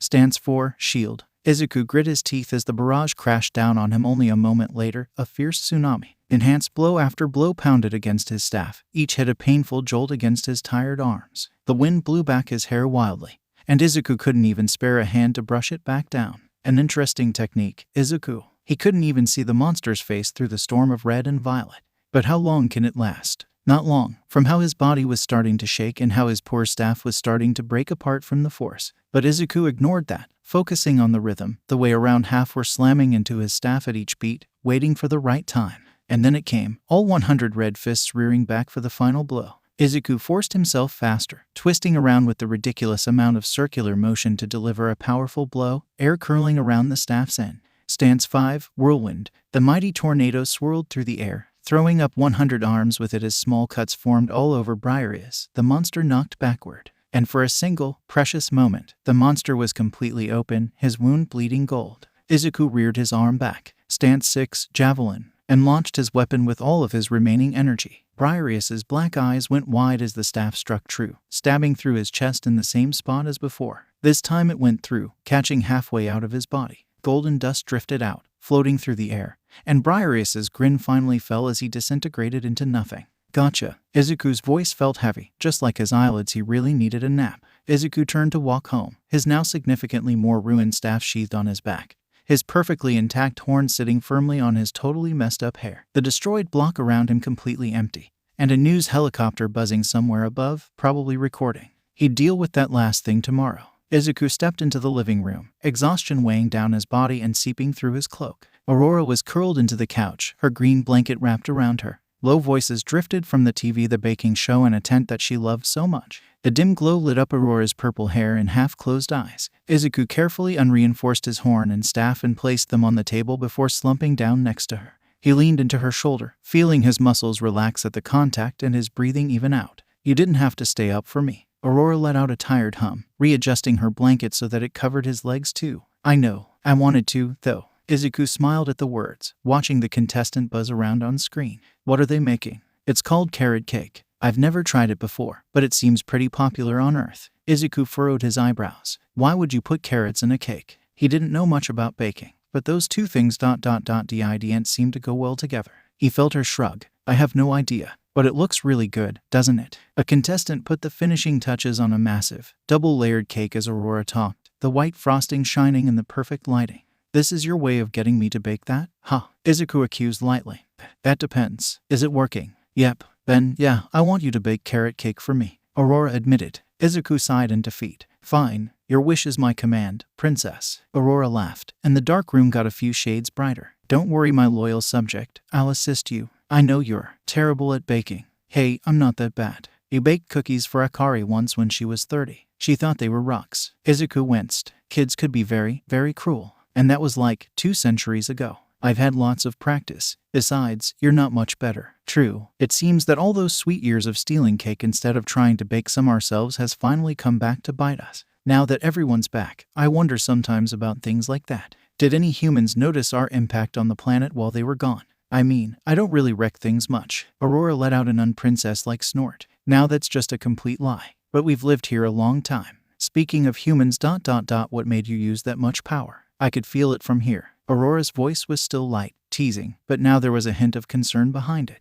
It was really Izuku yawned wide, eyes drifting off the screen. Wow, he was tired. Weird, actually. Aurora shifted, letting his head fall from her shoulder to her lap. He stared up at her for a moment, her long starry hair framing her face as she looked down at him. What was he saying again? Right. So, I met this funny bird guy. By bird guy do you mean Wings, or somebody like that Takoyami kid you mentioned? The former. They were super big and let him fly incredibly fast for a human. I'm not surprised that he's the 3rd-ranked hero. That seems like a useful quirk, especially for stopping crimes, Aurora commented. Her smaller fingers gently ran through his messy hair, her purple eyes still fixed on his. Yeah, anyway, we were talking and then this monster portal appeared right in front of us. There's no way that's a coincidence. Even with my luck, and this strange monster came out. He was actually sentient and looked just like a mutated human. He had horns, though they weren't nearly as cool as mine. Aurora blinked. I've never heard of a humanoid monster before. Are you sure he wasn't a god? Completely, he even said so himself. His name was Briar something.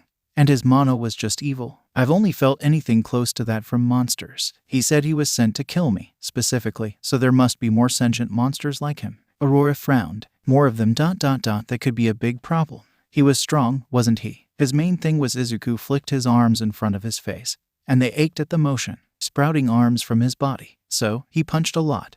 And by the time he hit 100 arms, he was nearly impossible to handle. Wow, it's hard to imagine someone like that. Try seeing it in person. Izuku shuddered. You didn't break anything, thankfully, but your arms are badly bruised. Aurora sighed. I wish I was there. Izuku smiled at the thought. If you were, he'd be dead in literal minutes. All that time we spent training together, and you go off and fight the actual powerful enemies on your own. She traced his temple. It's mean, really. Izuku thought back to a short while ago. You do realize that you just called your sister a threat, right? To our safety. Of course. Izuku laughed. All right, I'll call you for sure next time. His voice slurred a little at the end, the familiar pull of sleep getting stronger. Aurora hummed, happy. I'll hold you to that. For now, rest, Izuku. He felt her pull the blanket over him. But wait, isn't it going to be uncomfortable for you if I sleep like this? A little, yeah, Aurora admitted. How about this? Then you owe me the lap pillow next time. Sure, Izuku agreed almost instantly. The very definition of a win-win situation.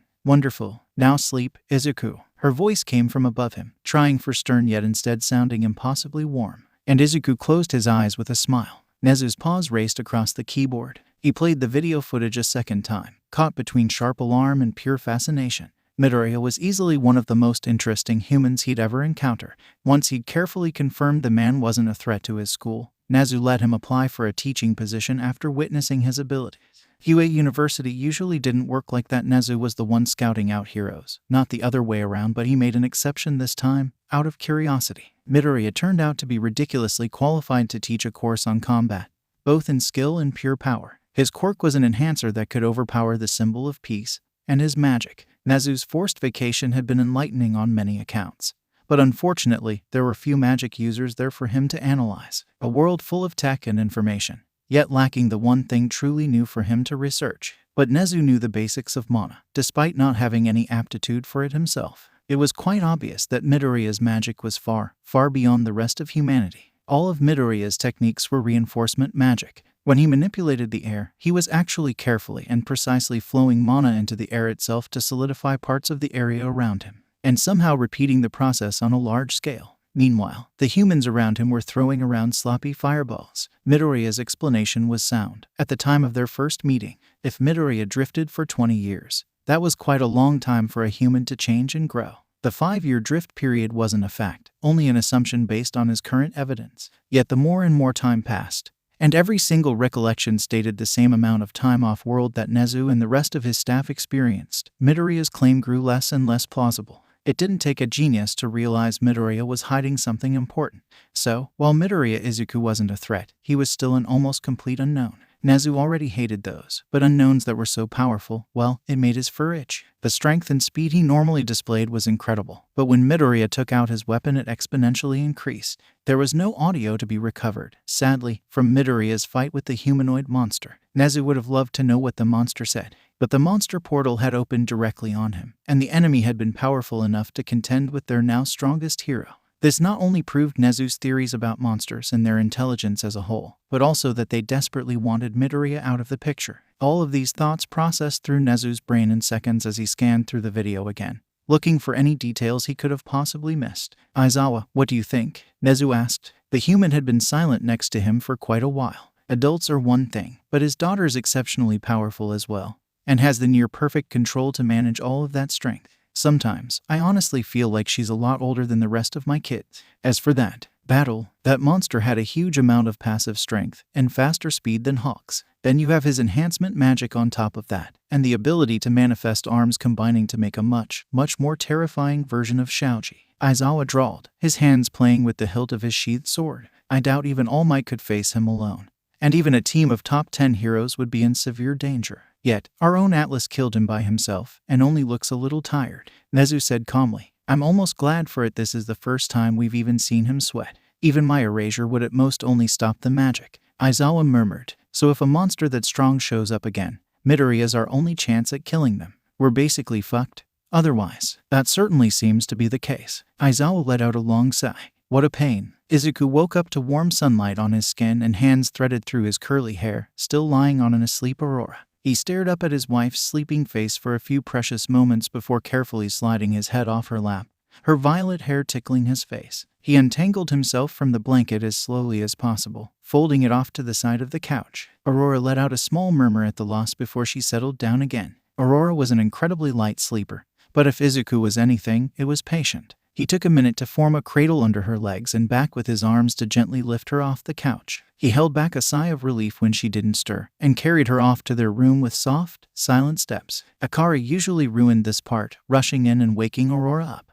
But right now she was at UA University with Uri. There was no one to stop him from lowering his wife into bed and bundling her in the blanket like an adorable burrito. Izuku brushed the hair out of her face and stepped back, watching the lazy smile stretch across her face, before remembering that he had a job. Damn it. Izuku walked in through the door seconds before the meeting was scheduled to start. Most of the staff was already seated, sending him some weird looks as he walked in. Cutting it close there, huh, Midoriya? Vlad King quipped. Izuku shrugged. I mean, Nezu isn't here yet, right? Eraserhead wasn't here yet either, but well, that was Eraserhead. Vlad King, Ectoplasm and Power Loader were the only ones actually reading through the papers in front of them. Present Mike was humming some tune under his breath, completely zoned out, and Midnight was grinning at her phone. Snipe was cleaning one of his many guns. Cementos was actually snoring, the long sound almost unsettling in the meeting room. Once again, Izuku wondered how the man's biology even worked. Your mutation quirk lets you move at extreme speeds, Midoriya. As a result, you are usually quite punctual. Were you preoccupied with a powerful threat? Ectoplasm asked. Oh, no, I overslept. Ectoplasm blinked. Oh, well, I suppose that after such a fearsome battle, some rest is certainly earned.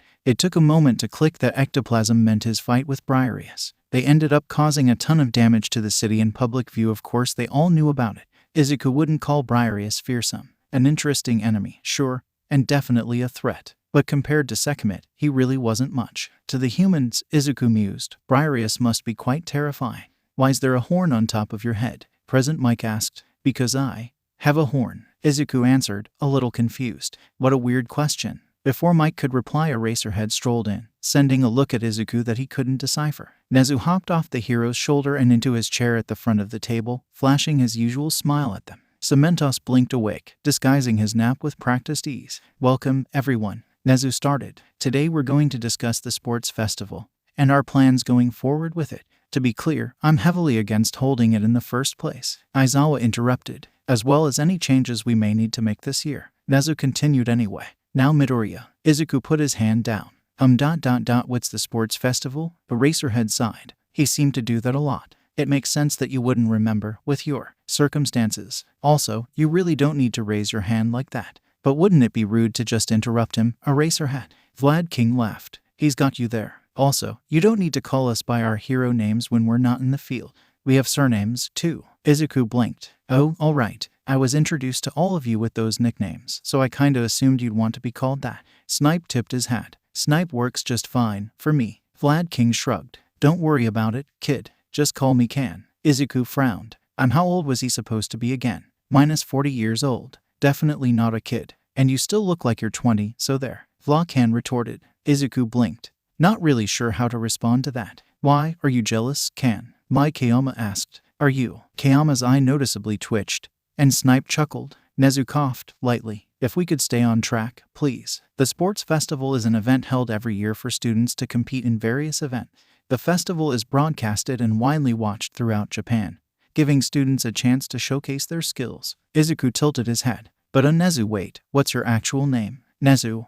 Do you have a hero name, then? Nezu nodded. More accurately, a title. I am Mr. Principal. Wow, that was a terrible name, even for Izuku, though he had enough tact to not say that out loud. Anyway, won't we just be showing off all our students' techniques and abilities? That sounds like a bad idea. Exactly. Aizawa muttered a little too loudly. And didn't the little listeners recently get attacked by villains? That could happen again. Yamada said. All valid concerns. Nezu acknowledged. But this year's sports festival will be immensely important. Being the first one since the drift, we will show Japan that the next generation of heroes is strong enough to fight enhanced villains and monsters. The safety of our audience and students will be well protected. With all might, Atlas. Nezu nodded at Izuku, and several other heroes on security, in addition to the ones attending. No one protested further, though Izuku noticed the creature didn't say anything about that first issue. So we're going through with it, then, Cementos noted. What are we planning to change? Typically, we have 3 events, Nezu said, most likely for Izuku's benefit. The first one is where competitors do their best to stand out in the crowd, and where we have the most eliminations. For example, a race. The second event is team-based, and very entertaining to watch. We see creative planning and the intelligence of our students here, as well as their teamwork, of course. It's also pretty chaotic. Hey, Nezu, can I be an announcer? Mike asked. Obviously. You're always the... Mike pumped his fist like a kid getting exactly what he wanted for his birthday.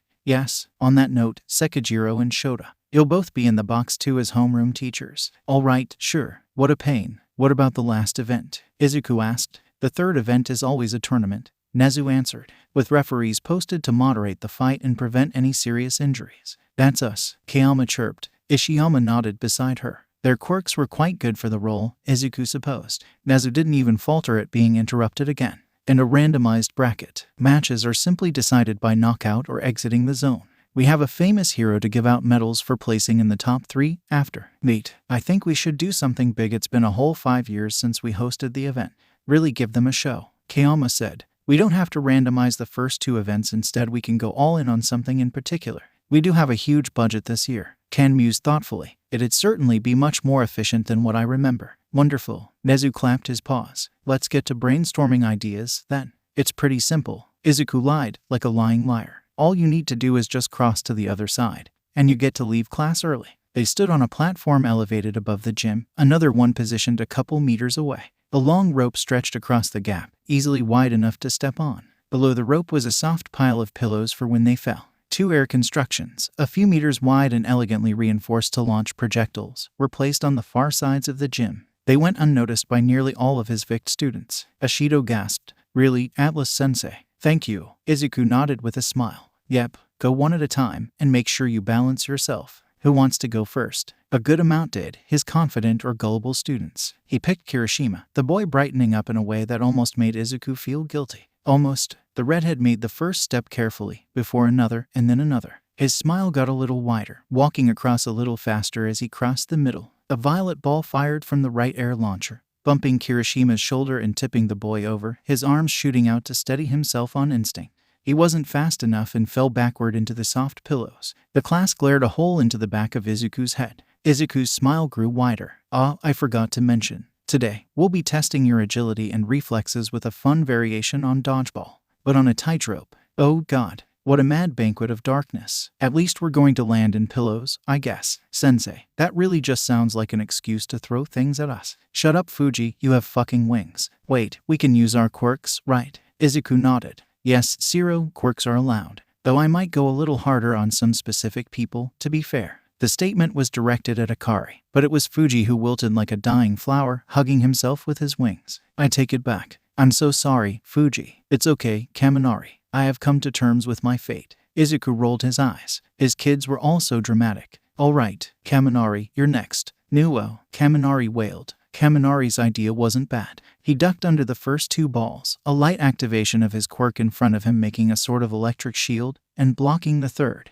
Unfortunately, he didn't realize that Izuku was also firing from behind him and the next shot slammed into the back of his head. Kaminari fell face first into the pillows, unmoving. Though, I think it's over for me, guys. Go on without me. Jiru snorted, and Fuji perked up. Kaminari, if you're dead, can I take your Pokemon Ka? Kaminari stood instantly. I survived. Damn it. Izuku called Yaoyorozu up just as Iida started to scold the boy for his language. He wanted her to go early and lacked time to come up with a proper solution. While brilliant plans were excellent when you had the time, her quirk usage needed to be far quicker and reflexive. Yaoyorozu made circular metal shields on both arms, walking forward in elegant steps. They took the impacts well, but each one nearly jolted Yaoyorozu out of her even pace. A ball past the middle clipped her leg, making her wobble unsteadily. She adapted, throwing aside her shields to create a long bow staff, held perpendicular to the rope. It helped her stay upright on the rope and easily deflect the balls on either side. All she needed to do was watch her feet for low shots, and she crossed with an audible sigh of relief. Iida activated his Recipro Burst immediately, blazing forward in a flash of silver. A smart decision even if his quirk stalled afterward. He'd be done for the day. He slid down the rope in style, knees bent as balls shot past him. Iida was getting better at processing high speeds. Izuku noticed, firing faster to keep up. One got through his guard, nailing him straight in the face and almost knocking off his glasses. Iida still kept his balance, somehow, screeching to a stop on the other side and stiffly bowing to the applause. Thank you, everyone. Satu's quirk made him fall almost immediately, his quirk being terrible for balance. Koda wasn't very good on the rope either, and Izuku poked him with the lightest throw possible. Kirishima asked to go again, and Izuku let him. The redhead grinned wide when he got across despite the increased number of attacks, using careful activations of hardening along his arms or legs just before impacts. Ashido went after her horn buddy. Her balance incredible as she leaned under shots and dodged through the rest. She did a smooth cartwheel in the middle of the gap. Shoji grew out all of his arms, keeping both sides even and still keeping a wide shield. He walked forward casually, not bothering to dodge, his entire upper body protected. Izuku aimed for his legs without remorse, and he toppled down like a falling tree. Toru took off her gloves, rendering herself completely invisible. She didn't seem to realize that still meant she needed to be dodging. So after seeing the rope bend at the exact same frequency, a lucky shot hit exactly where her face was. Fuji basically cheated, completely covering himself in his protective wings and flying straight forward. He got several boos from his fallen comrades. Asui made the mistake trying to leap across and got sniped midair. Was Izuku enjoying this too much? Probably. Jiru got far with a few smart blasts of sound yet wasn't fast enough to dodge a faster one. She got caught in the stomach and thrown straight off the rope. Bitch, Langua. Jiru turned her glare on him, and Iida promptly stopped talking. Aoyama propelled himself across with his naval laser, a dazzling smile on his face. He couldn't see where he was going, though, and was instantly knocked down. Katsuki blasted straight forward, his eyes calculating, probably already knowing Izuku was going to be a lot harder on him than the other blonde. Twin balls streaked out from either side, and he halted his momentum just in time to dodge. He moved in every direction using his quirk, not having to stay on the rope with his ridiculous mobility. Izuku adjusted the turrets to track him, watching the blonde weave through a storm of violet balls, blasting away any that got too close. He really was quite skilled compared to the rest. That kind of control took time and practice. Katsuki aimed for the other side whenever he saw an opening, seeming to realize that he couldn't keep this up forever. His explosions got more powerful the more sweat he had, yet at the same time that meant he couldn't make the small, precise blasts for his dynamic style of movement. Flames burst from his feet like jets at the same time, keeping him above the pillows below. After a minute passed, Izuku threw in his chains, forming them out of the air around Katsuki. They lashed out like snakes and the blonde's jaw set, twisting his body just in time to escape. One latched around his ankle, and a well-timed explosion broke it off, obscuring Izuku's vision with smoke. At the same time, a burst of magic threw Katsuki onto the other platform.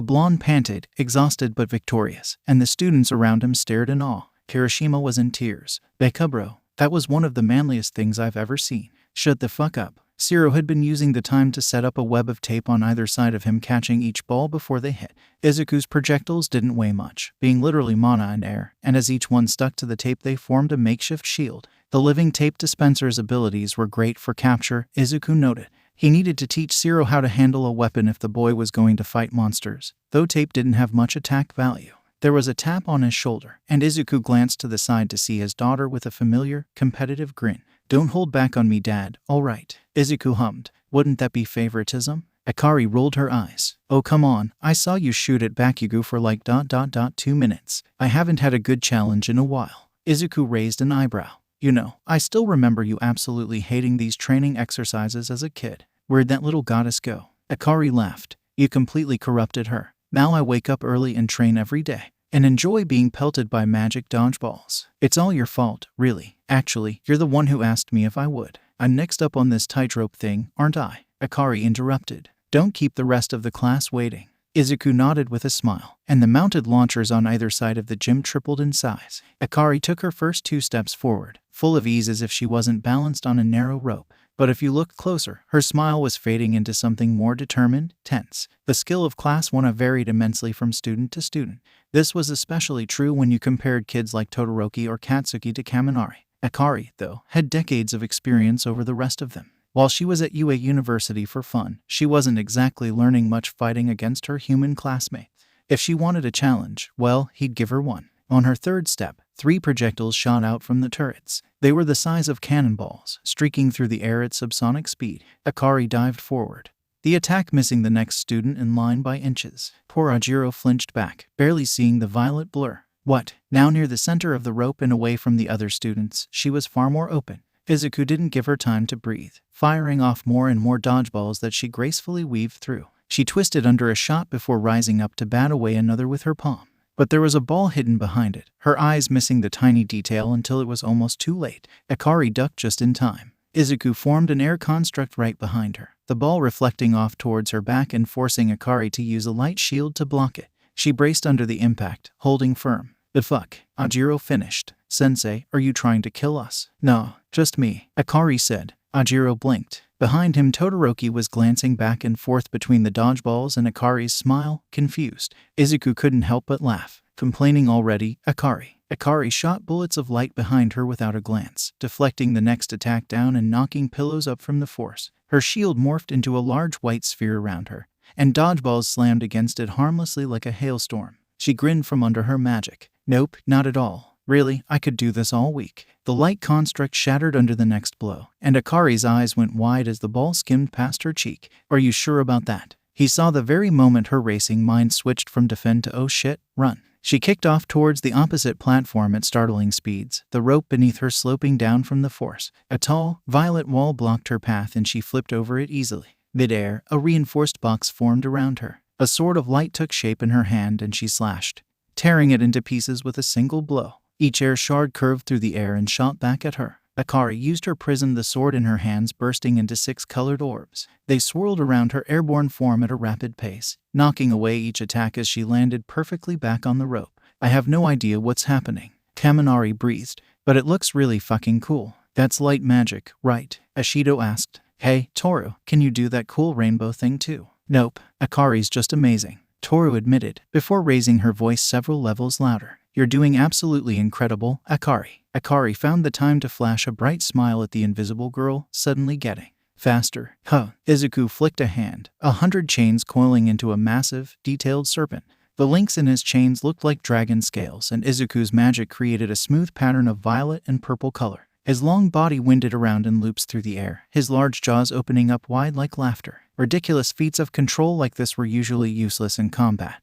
But sometimes, well, you just needed to be a little dramatic. And there wasn't a better word to describe Amethyst the Great in all of his glory. The human screams were definitely satisfying, too. Meanwhile, Akari only narrowed her eyes, red and blue morphing into a sword and shield. The rest of her lights knocked away the dodgeballs still being fired at her as she lowered her center of gravity, ready. Amethyst the Great didn't disappoint, diving low and forcing her to duck under his huge form. He twisted back fast, striking a blow against her shield that nearly threw her off. Akari swung red at him on his next pass, but the blade glanced off his scales harmlessly. Holy shit, is that a dragon? That's the manliest thing I've ever seen, sorry. Bakugous. Katsuki growled at him absent-mindedly, his fists clenching and unclenching as he stared at the fight in front of him. Nah, that's not a dragon, Fuji said. Dragons have wings, right? Akari backflipped over the mighty jaws, slashing down on Amethyst the Great's neck. The air construct hissed, actually damaged this time, and flew out of range. The Sui tilted her head. A lot of dragons are wingless, Kiro.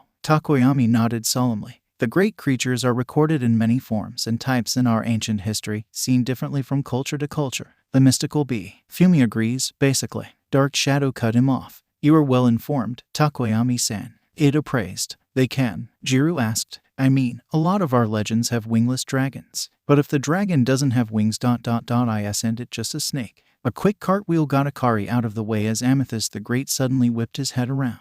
His mouth opened wide, launching hundreds and hundreds of violet dodgeballs. Oh, for fuck's sake. Akari cursed, her mana rising. Her orbs joined together into a single shape, each one taking a corner. The floating hexagon spun into a powerful shield, protecting her from the onslaught like an umbrella. Even you could classify it as such. Yaoyorozu mused over the loud sound of battle. I definitely would not call that just a snake. You know, Atlas-sensei only threw a few balls at me, Kirishima said. I almost feel bad for her. Kaminari shrugged. I don't know, man. If I could do a super cool rainbow thing, I think it'd be pretty fair to have a higher difficulty setting. True, it could be a dragon that possessed wings before, only to lose them in a great battle against a terrible foe. Todoroki reasoned. Takoyami nodded. You're right, that could certainly be the case. Ajiro stared at them. Huh, how does it even have a backstory? Didn't Atlas-sensei just create it? What if it's both? Like a dragon and a snake? Uraraka murmured. Zero blinked. How would it even be both? I mean, it's either a dragon or not, right? The dragon's just a flying lizard, isn't it? Sadu said.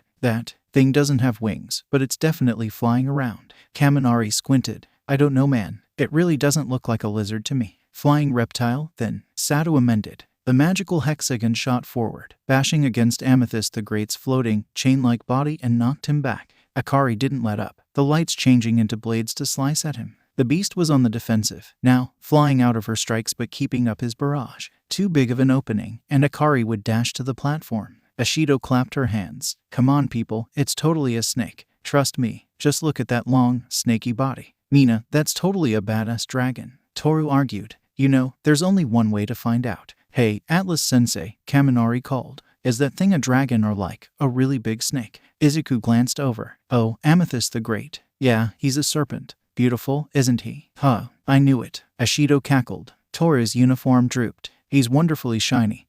Atlas-sensei. Aoyama praised. I should have known. Yaoyorozu muttered. It seems I need to study up on my creatures more. Iida nodded. Valuable knowledge, and not just for fighting monsters it seems. May I join you, Yaoyorozu-san? Of course, Iida. You don't need to show me such respect, though. Can I come? I don't know much about monsters, but some of them seem really cool. Uraraka chimed in. Majiro sighed. Am I the only one thinking about that name? Jiru cut him off to ask the more important question. Wait, Atlas-sensei. How the fuck are you making a huge moving, fighting creature with reinforcement magic? He'd been wondering when one of them would ask. Izuku shrugged. Practice. Decades and decades of it. It's like Cloudy, just bigger. That literally explained nothing, but okay. Izuku made Amethyst the Great curl around the rope as it rushed back towards Akari. She couldn't move left or right on the narrow surface, meaning she was forced to leap straight into the air. Amethyst the Great rose up to meet her and Akari acted fast, leaning back and kicking her legs up into his body and throwing him into the roof. She visibly focused, each of her colored orbs combining together in a shine of blinding light.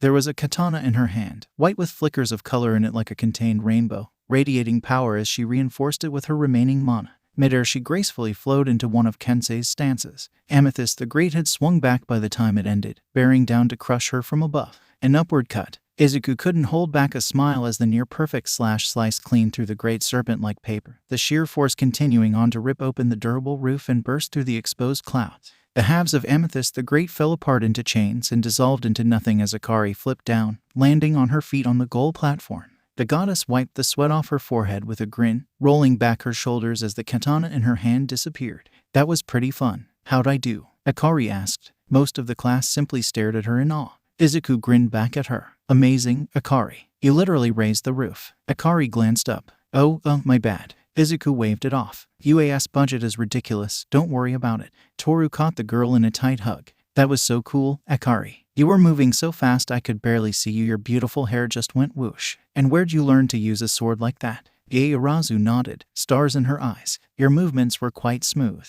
I've never seen such fine swordsmanship before. Akari swept a hand through her hair with a smile. Thanks, guys. I learned how to use a sword from my uncle Kensei. He's weird, but like, super strong. No offense, Akari, but you're kinda overpowered. Like, that was some top 10 shit, Kaminari said, still staring up at the missing ceiling.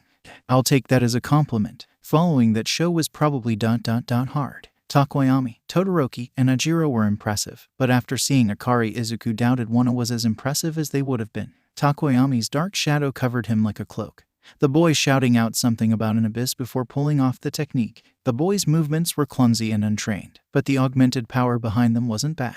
He rushed towards the end, dark shadow helping him stay on. Ajiro was graceful, dashing across the rope in a series of flips. His tail whacked away any balls easily and maintained his balance. Todoroki went last, freezing over the rope with an ice bridge. Izuku narrowed his eyes as he continued to use only ice, blocking the dodgeballs with giant walls of frost and spikes. Not a hint of his other quirk, still. He slid to the other side before his body suffered for it. But Todoroki definitely needed to start using all of his quirks soon. Izuku ended class and most of them rushed out together, excited. Todoroki stopped by him, his face still the same stoic mask as it always was. Atlas-sensei, can I ask you something? Todoroki asked. Of course, you went a lot harder on Midoriya than the rest of us. Was that because of her capability, or because she's your daughter? Izuku hummed. An interesting question. The former, Akari's speed, reflexes, and physical strength from her quirk and training are similar to mine. That's why in an exercise like this, she can go through a much more difficult challenge than the rest of the class, that is, if she wants to. Does that answer your question, Todoroki? Todoroki nodded and left without a word. I'm kinda worried about him, honestly. Akari whispered. I mean, there has to be a reason he limits and harms himself like that. Izuku sighed. Yeah, from the look on your face, I guess you have a plan for that. Akari smiled. Yep, that brings me to what I wanted to ask. For the sports festival, how much should I hold back? Izuku thought about it. None. Akari blinked.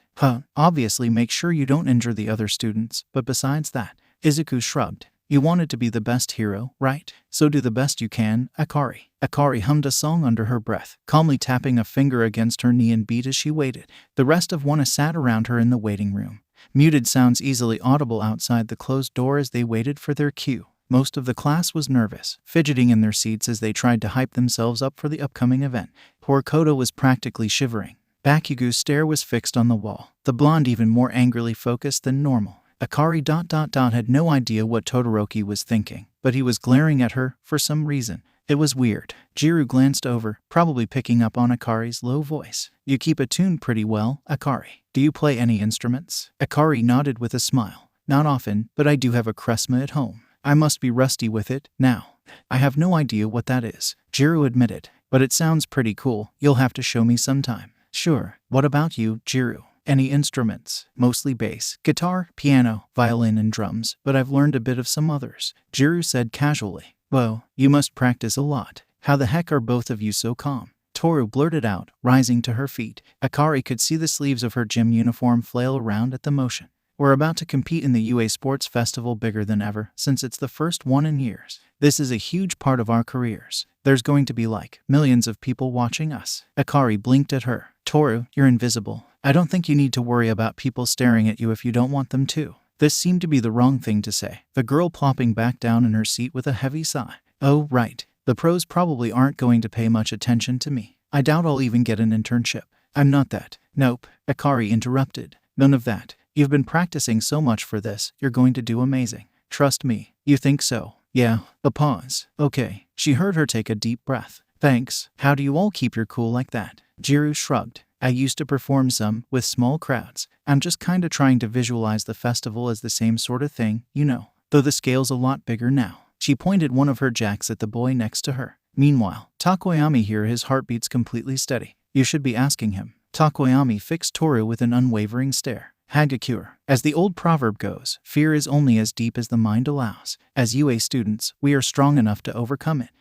That's cool, but I don't really get what that means. Dark shadow poked out of Takoyami's chest to flash a thumbs up at her. Fumi means you're super strong, Hagakure. Oh, thanks. That's not exactly what Midoriya. Todoroki coldly cut the bird boy off. He was suddenly right in front of her, his mismatched eyes burning into her as the conversations around them came to an awkward halt. Yeah, objectively, you are more powerful than me. Nonetheless, I will beat you, no matter what. Akari raised an eyebrow. Really? Are you going to use your fire? Todoroki blinked, taken aback, before he gritted his teeth together. No, I'm going to win without his power. So, you're going to come at me with half your strength. Akari stated. Less than that, actually, since you can't regulate your own temperature with just your eyes. I love challenges. But Todoroki, if you aren't even going to try ... well, there's no way you're beating me. The boy narrowed his eyes, and she met his stare with one of her own, unflinching. Kirishima frowned. There's no need to throw down the gauntlet before the festival's even begun, guys. Hey, wait. Todoroki didn't spare Kirishima a glance before walking away. Man, that boy really needed therapy. They had therapy here, right? Present Mike's loud voice boomed throughout the stadium, easily reaching their waiting room. Welcome to the sports festival, everyone. I'm Present Mike, here with the teachers of 1A and 1B, Eraserhead and Vlad King. Are you all excited? Akari heard faint cheers. Because I am. What about you two? I literally couldn't care less. The audio picked up Aizawa-sensei's deadpan voice perfectly, and Akari snickered. I'm honored to be here, and I can't wait to see how our students perform. Vlad King stated, the complete opposite of his coworker. Great. And now, with no further ado, let's introduce our competing first years today. Up first, the kids who fought off real villains within their first weeks in school. Class 1A. Akari held back a wince at that terrible intro. She understood a little of what that steel guy was saying. Now, the wide doors opened, and all 20 of them stepped out into the bright spotlight. There were suddenly thousands of eyes on them from all sides. Akari simply waved as they walked over to their spot. Mostly used to crowds from all the attention of being brought up as royalty, the granddaughter of the Queen of Heaven. That didn't mean she liked it, though. Next, the other hero course that's no less talented, 1B. There were less cheers this time, Akari noticed, as their fellow hero students entered. Kendo waved at her in greeting and Akari smiled back brightly. Monoma almost looked sick at the interaction. There was even less of a reaction for the support, general, and business courses. Akari knew that the business students probably didn't care much, but plenty of general students wanted to transfer into the hero course and plenty of support students needed attention for their creations and future business. And now, over to our referee, the R-rated hero, Midnight. Like announced, Midnight took the stage with a confident stride and a wide smile, clearly in her element. Thank you, Mike. We have lots of fun events for you all today, and few special surprises. But first, a short word from the top scorer of the entrance exam, Midoriya Akari. Akari blinked. What? Midoriya Akari. Hello, there you are. Akari trudged up in a daze, slowly taking the microphone from Midnight's outstretched hand. She stared at the object for a long moment before glancing back up at her teacher, utterly baffled. I'm giving a speech. Midnight tilted her head. Yeah, didn't you know? Nope. Whoever gets first place always gives the speech. That's how it's always been, Midnight said. How would I know that, Midnight-san? This is the first sports festival I've even seen. Akari exclaimed. Really? Yeah. Oh, there was an awkward pause before Akari let out a resigned sigh, lifting the microphone and turning to her sudden audience. Her eyes scanned the silent crowd, landing on the small, silver-haired unicorn watching her intently. Akari cleared her throat. Public speaking, okay, she could do that. Hello, I don't have a speech prepared ... as you probably heard, so I won't take up much of your time. All of us here competing today will strive to do our best, not just the hero students and those of you gunning for the hero course, but our support and business students as well. So, watch everyone up here as we work towards our futures. There was a motto or something too, plus ultra, Midnight whispered.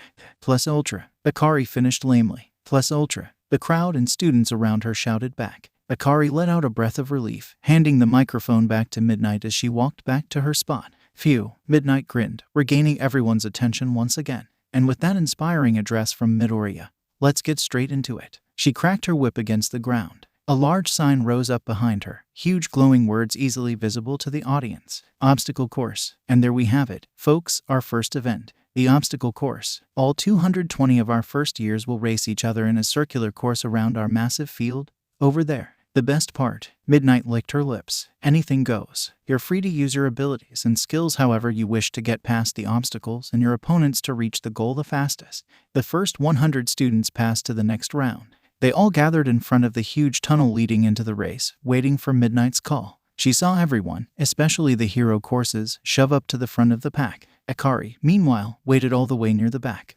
Most of the students sent strange looks at her as she gave up her lead, likely recognizing her as the person who just gave an impromptu speech on doing your best. Why was she putting herself at a disadvantage? A large chime signaled the start of the race, and all 220 students rushed forward at once into the same tunnel that wasn't so huge anymore. It was a mess of crowded students and flailing limbs, those with the right quirks pushing past other students. Akari leapt up, lightly stepping on shoulders and arms as she made her way through from the very back. They glanced up at her, startled, as she casually made her way to the exit. There was a large ice cover freezing people to the ground and blocking up the frontrunners, and she broke it apart with a few well-aimed blasts. Todoroki, most likely. Akari landed outside the tunnel on both feet, gaining a clear view of the race, and Midoriya finally emerges from the tunnel, far behind the rest of the competition. Was she asleep? What do you think her plan is? A race or head? At the end was a mass of students, most of them running normally and some with some interesting strategies. Props to the purple-haired kid riding on a chariot of other students,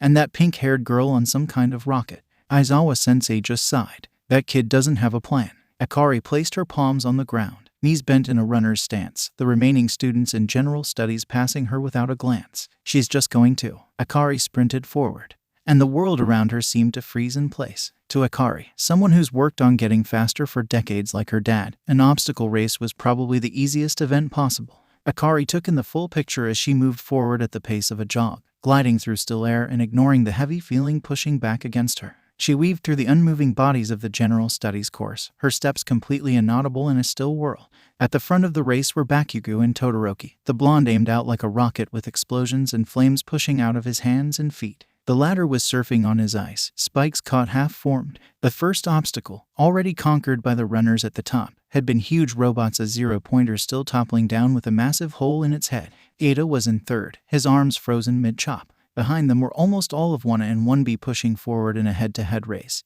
their faces captured in determined expressions. Her class had come pretty far, Akari noted. Even Kota seemed to be running pretty hard, a flock of birds around him, offering emotional support. It was hard to tell like this, really. Akari passed Uraraka, both of the girls' feet suspended off the ground, with a smile. Where was Toru? Oh, there she was. She was doing well, already in 10th, and in the middle of throwing a light sphere behind her. Momo was raising a newly formed shield to block it, eyes narrowed in concentration.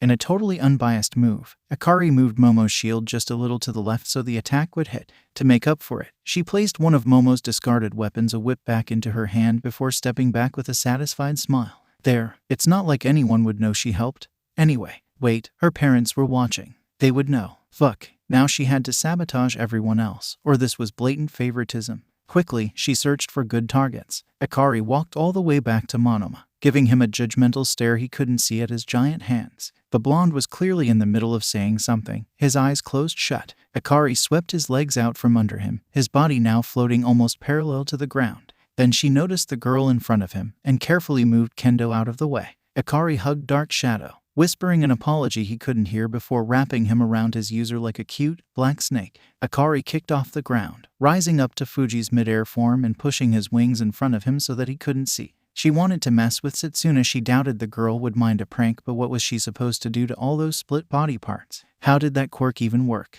Akari tied some of Shizaki's vines into harmless knots. The girl wasn't using them for the race. She needed to stand still to use her quirk, apparently, so why not? She took off Shishida's glasses and then immediately reconsidered, putting them back on his face. That'd be way too mean, even for her. Akari lightly drummed her fingers against Kirishima's red hair, wondering if she could press the little spikes down at supersonic speed. Then she took in the expression on his face, following his gaze curiously to see Mina mid-trip, her hands outstretched and mouth wide in a yell. Akari carefully placed the pink girl back upright. Turning around, Akari accidentally ran into one of Tsuburaba's air walls. His quirk bended around her without resistance, eventually popping like a balloon as she kept moving through it.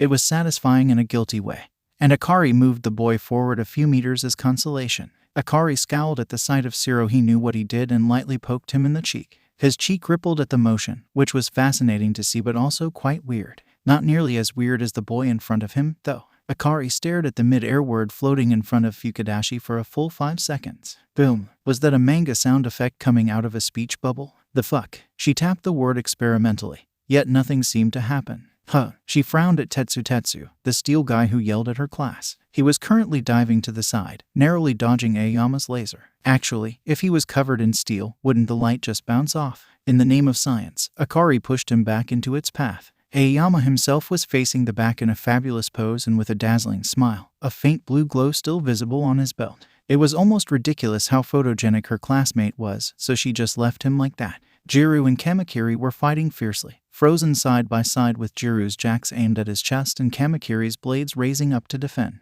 A few paces behind them were Kaminari and Honuki, the former looking absolutely terrified as the 1B student chased after him. Couldn't Honuki soften things? If he just made the arena quicksand, maybe he was probably saving that trick for later. Akari lifted Jiru and Kamakiri up and turned them around, so they were facing the opposite direction in the same running positions. Then, she moved them so that they were just in front of Kaminari and Honuki, working to suppress a gleeful laugh. She glanced over at the stands, and Sekhmet flashed her an excited thumbs up. Mom rolled her eyes at her antics, but she was clearly smiling. Akari was doing great. Dad, meanwhile, was pointing to the front for some Ryozo, right? This was a race. She should finish up soon. Akari could hold this speed for a while, but eventually it would really start tiring her out. Akari jogged up to the top 3, lightly pushing Iida's arm slightly so his open palm would slap himself in the face. Then she slashed across the bottom of Todoroki's ice, ruining his platform, before leaping up to the flying Bakugous missile. Akari rotated him so that the blonde was pointed at Todoroki's now floating form.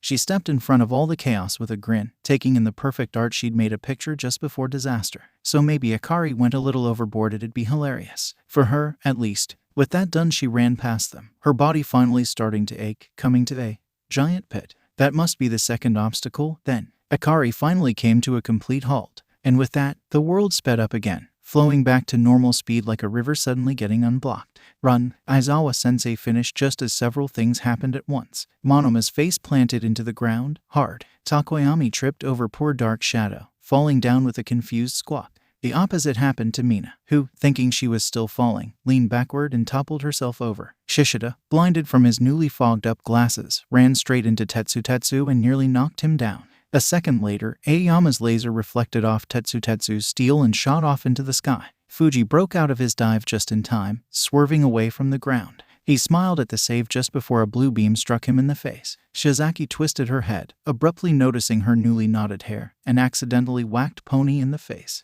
They both stopped running as Shizaki frantically apologized. But she was speaking too fast for poor Pony to understand what she was saying. Anjiro's tail met no air wall on its course for Tsuburaba's face, but then the 1B student suddenly teleported out of the way. They just stared at each other, confused. Momo was blasted back, barely keeping her footing, and Toru sprinted ahead with a whoop. Iida slapped himself in the face so hard he nearly stumbled, his hand flying up to catch his glasses. Todoroki started to fall, his ice slide gone, but caught himself with another with his trained reflexes. Unfortunately, a rogue Bakugous slammed into him a second later. They hit the ground sprawling. The remaining ice shattered in explosions. Akari laughed so hard she almost fell into the pit. What the F heck just happened? Mike cried out. The hero courses have fallen into chaos from a sudden, simultaneous attack. Wait a second. When Midoriya get to the second obstacle? Midoriya's quirk, demigod. Just like her father, she gets exponentially more power the more she trains. She's gotten faster than we can see. Somehow, Midoriya dashed past them, but evidently still had the time to mess with her competitors. Wow, your kids are crazy, Shota. That's like something All Might would do. No, All Might wouldn't use that much power to pull childish pranks. He paused. Hopefully. We can't even see what happened until we review the slow-mo footage, Vlad King said. And that'll take a while to process. I wanted to see exactly what that genius little listener did. Forget that, you too. Aizawa cut in. The students are already moving again. Wow. After that powerful move from Midoriya, both hero classes are starting to recover. Some of the other courses have slipped into the ranks in that delay, and the students unaffected by whatever Midoriya just did have gotten even further ahead. Yuri rubbed her eyes, confused. Dad, what's Nisen doing? I know she's moving, but usually she's only like. The little unicorn waved her hand in front of her. Whoosh, and then you can see bits of pretty purple. Izuku smiled at her. A blur. Yuri was 12 now. Almost a teenager in human years, but her vocabulary was low compared to kids her age, both from a lack of social interaction and overhaul clearly not caring about her education. It was something Izuku and Aurora had been working to fix these past few months. They watched Akari slowly step across the pit on a bridge of light, ignoring the given ropes completely. Giant spiders climbed out on thin limbs, scratching against the rock as they raced towards her only to be blasted away without a second thought. Yeah, but right now, she's somewhere one moment and then just somewhere else. Aurora hummed. Well, maybe think of it like this. What's Akari usually doing when you see a blur? Eri scrunched up her nose. Oh. One time, Nisen was late for class. When I woke her up, she dashed off really fast. But that time I could still see her going. Eri, when you go to get a glass of water, you don't run to the kitchen, right? You can get there as fast as you can, but you don't really want to. You walk. It's the same with Akari. You're used to seeing her jog around. Right now, though, she wants to run. Does that make sense? Eri thought it over in her head and nodded. I think so. But Mom, why does Nisen want to run today? Izuku chuckled. Honestly, she doesn't need to. But she's having fun, isn't she? An enraged Bakugous blasted towards Akari, spinning himself into a spiral to accelerate further. His palm stretched for Akari's face, a powerful explosion speeding out and then slowing to a full stop, floating harmlessly in the air. His target easily sidestepped the unmoving attack before gently pushing his palm up on a path for his jaw. His daughter crossed the finish line. Not even out of breath, not a single competitor near her. She stopped with a wide grin, pumping her fist in the air. An entire path of mines exploded at nothing behind her. Back at the second obstacle, Bakugous punched himself in the face and landed heavily on his back with a strangled scream. Midoriya reaches the end first by a landslide, earning herself first place. Yamada announced,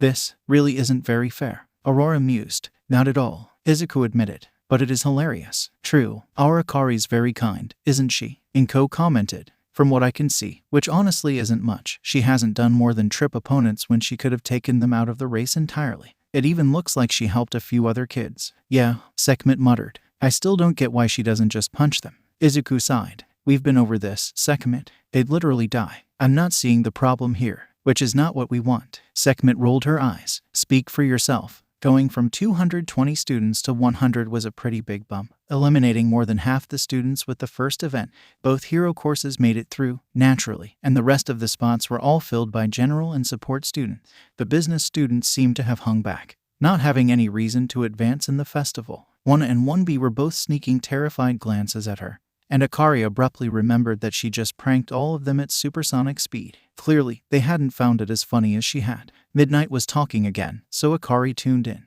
Those of you who didn't make it, better luck next time. But for those 100 of you who cleared the first event, get ready for the second one. A huge wooden stand rose out of the ground, carrying dozens and dozens of swords. Oh yes, a free-for-all, decided by blades, and blades only. A second stand was revealed, this one full of what looked like small, metal bracelets. For this round, neither magic nor emitter and transformation quirks are allowed. The students burst into protests before Midnight cracked her whip into the air, quieting them all down instantly. Each of you will be given a single training sword, as well as a bracelet to monitor you. If it senses your ability, activate before the round ends. Midnight smirked. It's an instant disqualification. Silence. So, don't cheat. You can attack with the given sword or any other part of your body, meaning mutation quirks were allowed. But while an extra limb might give you an advantage here, Akari realized, it could also make you an early target for the rest. The bracelets also count hits depending on how many you receive and where. The color at the top will change from green to yellow and finally to red.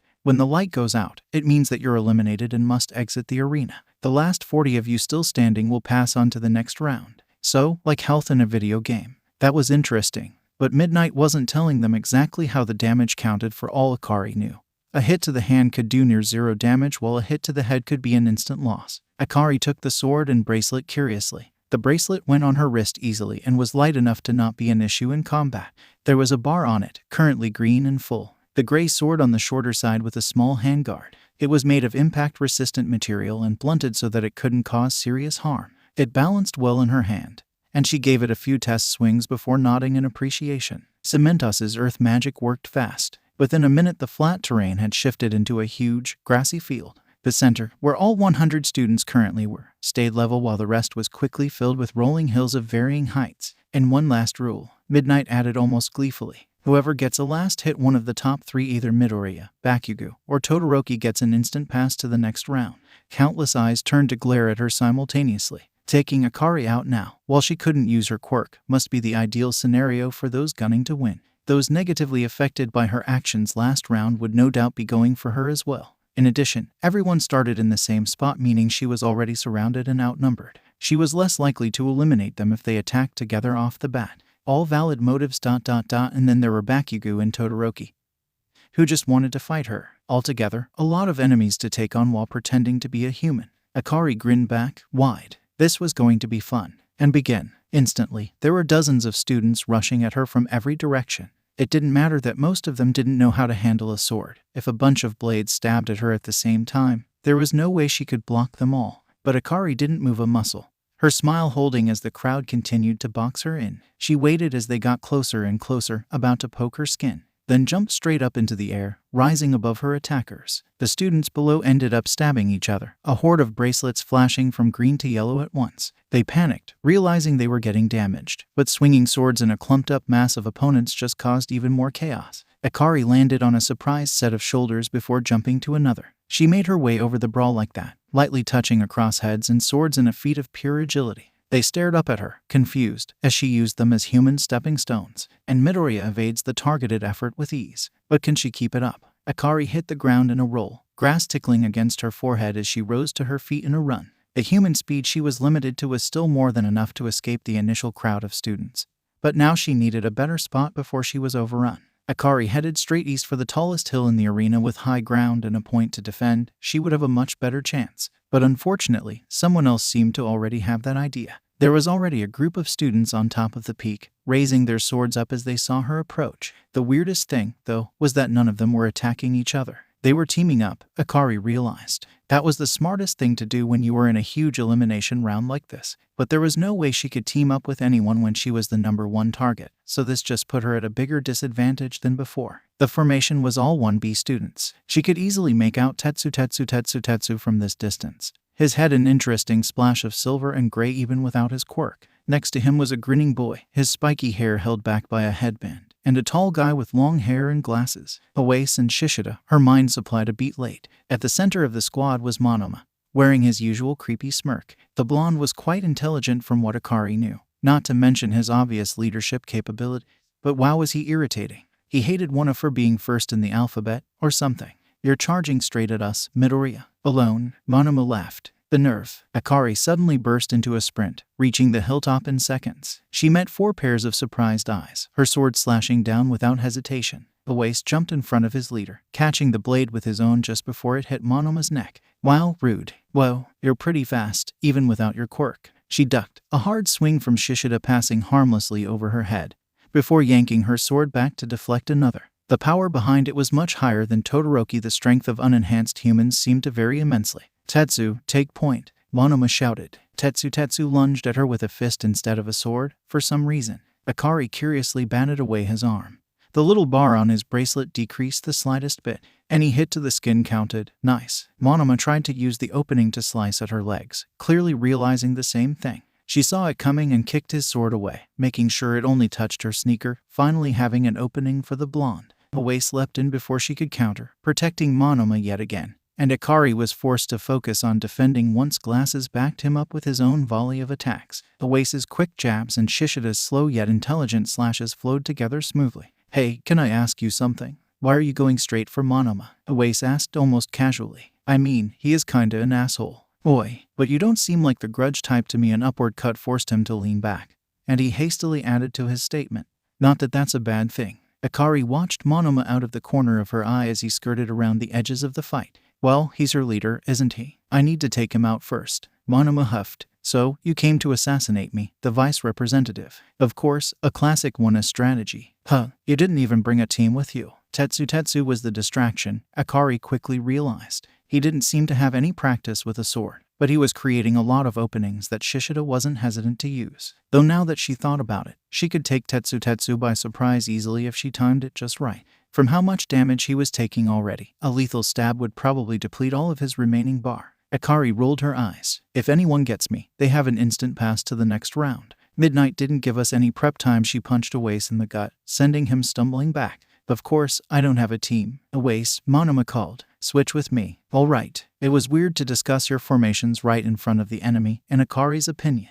But Shishida successfully brought her focus on him long enough for Monoma to take Oase's spot. She'd scored a few cuts on him at this point, his bar now a high yellow, but the boy didn't falter. Akari sidestepped Tetsu's next thrust, like he wasn't even a threat, before whirling around to lock blades with Shishida once again. Shishida spoke respectfully even as they continued to clash. "I must apologize, Midoriya-san, for going up against you with a squad of 4 instead of a fairer approach. However, I know you are quite the skilled fighter. Underestimating you would be foolish." The difference between him and Monoma was huge. Akari couldn't help but think. Akari smiled. "Thanks, Shishida-san." She really hoped that was his surname, because Akari honestly couldn't tell. "But don't worry, it's cool. Plus, I actually get a real fight this way." Tetsu's temper finally hit the limit, and his teeth visibly grit together as he rushed in. "Iwana students are way too arrogant," Tetsu growled, raising his sword high. Monoma's eyes widened. "Wait, you idiot. Gotcha." Akari tilted her blade at just the right angle and Tetsu's sword slid down the edge,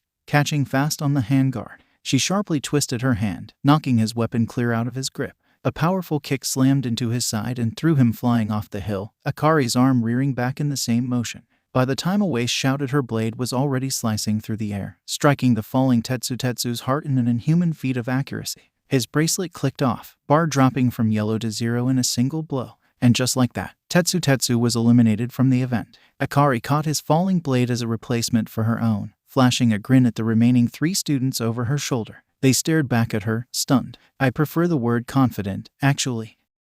Okay, sadly the chapter is over. And if you enjoyed the video, just leave a like and subscribe with post notification, so when the next chapter is ready, you will be notified. Okay, see you in the next video. Bye.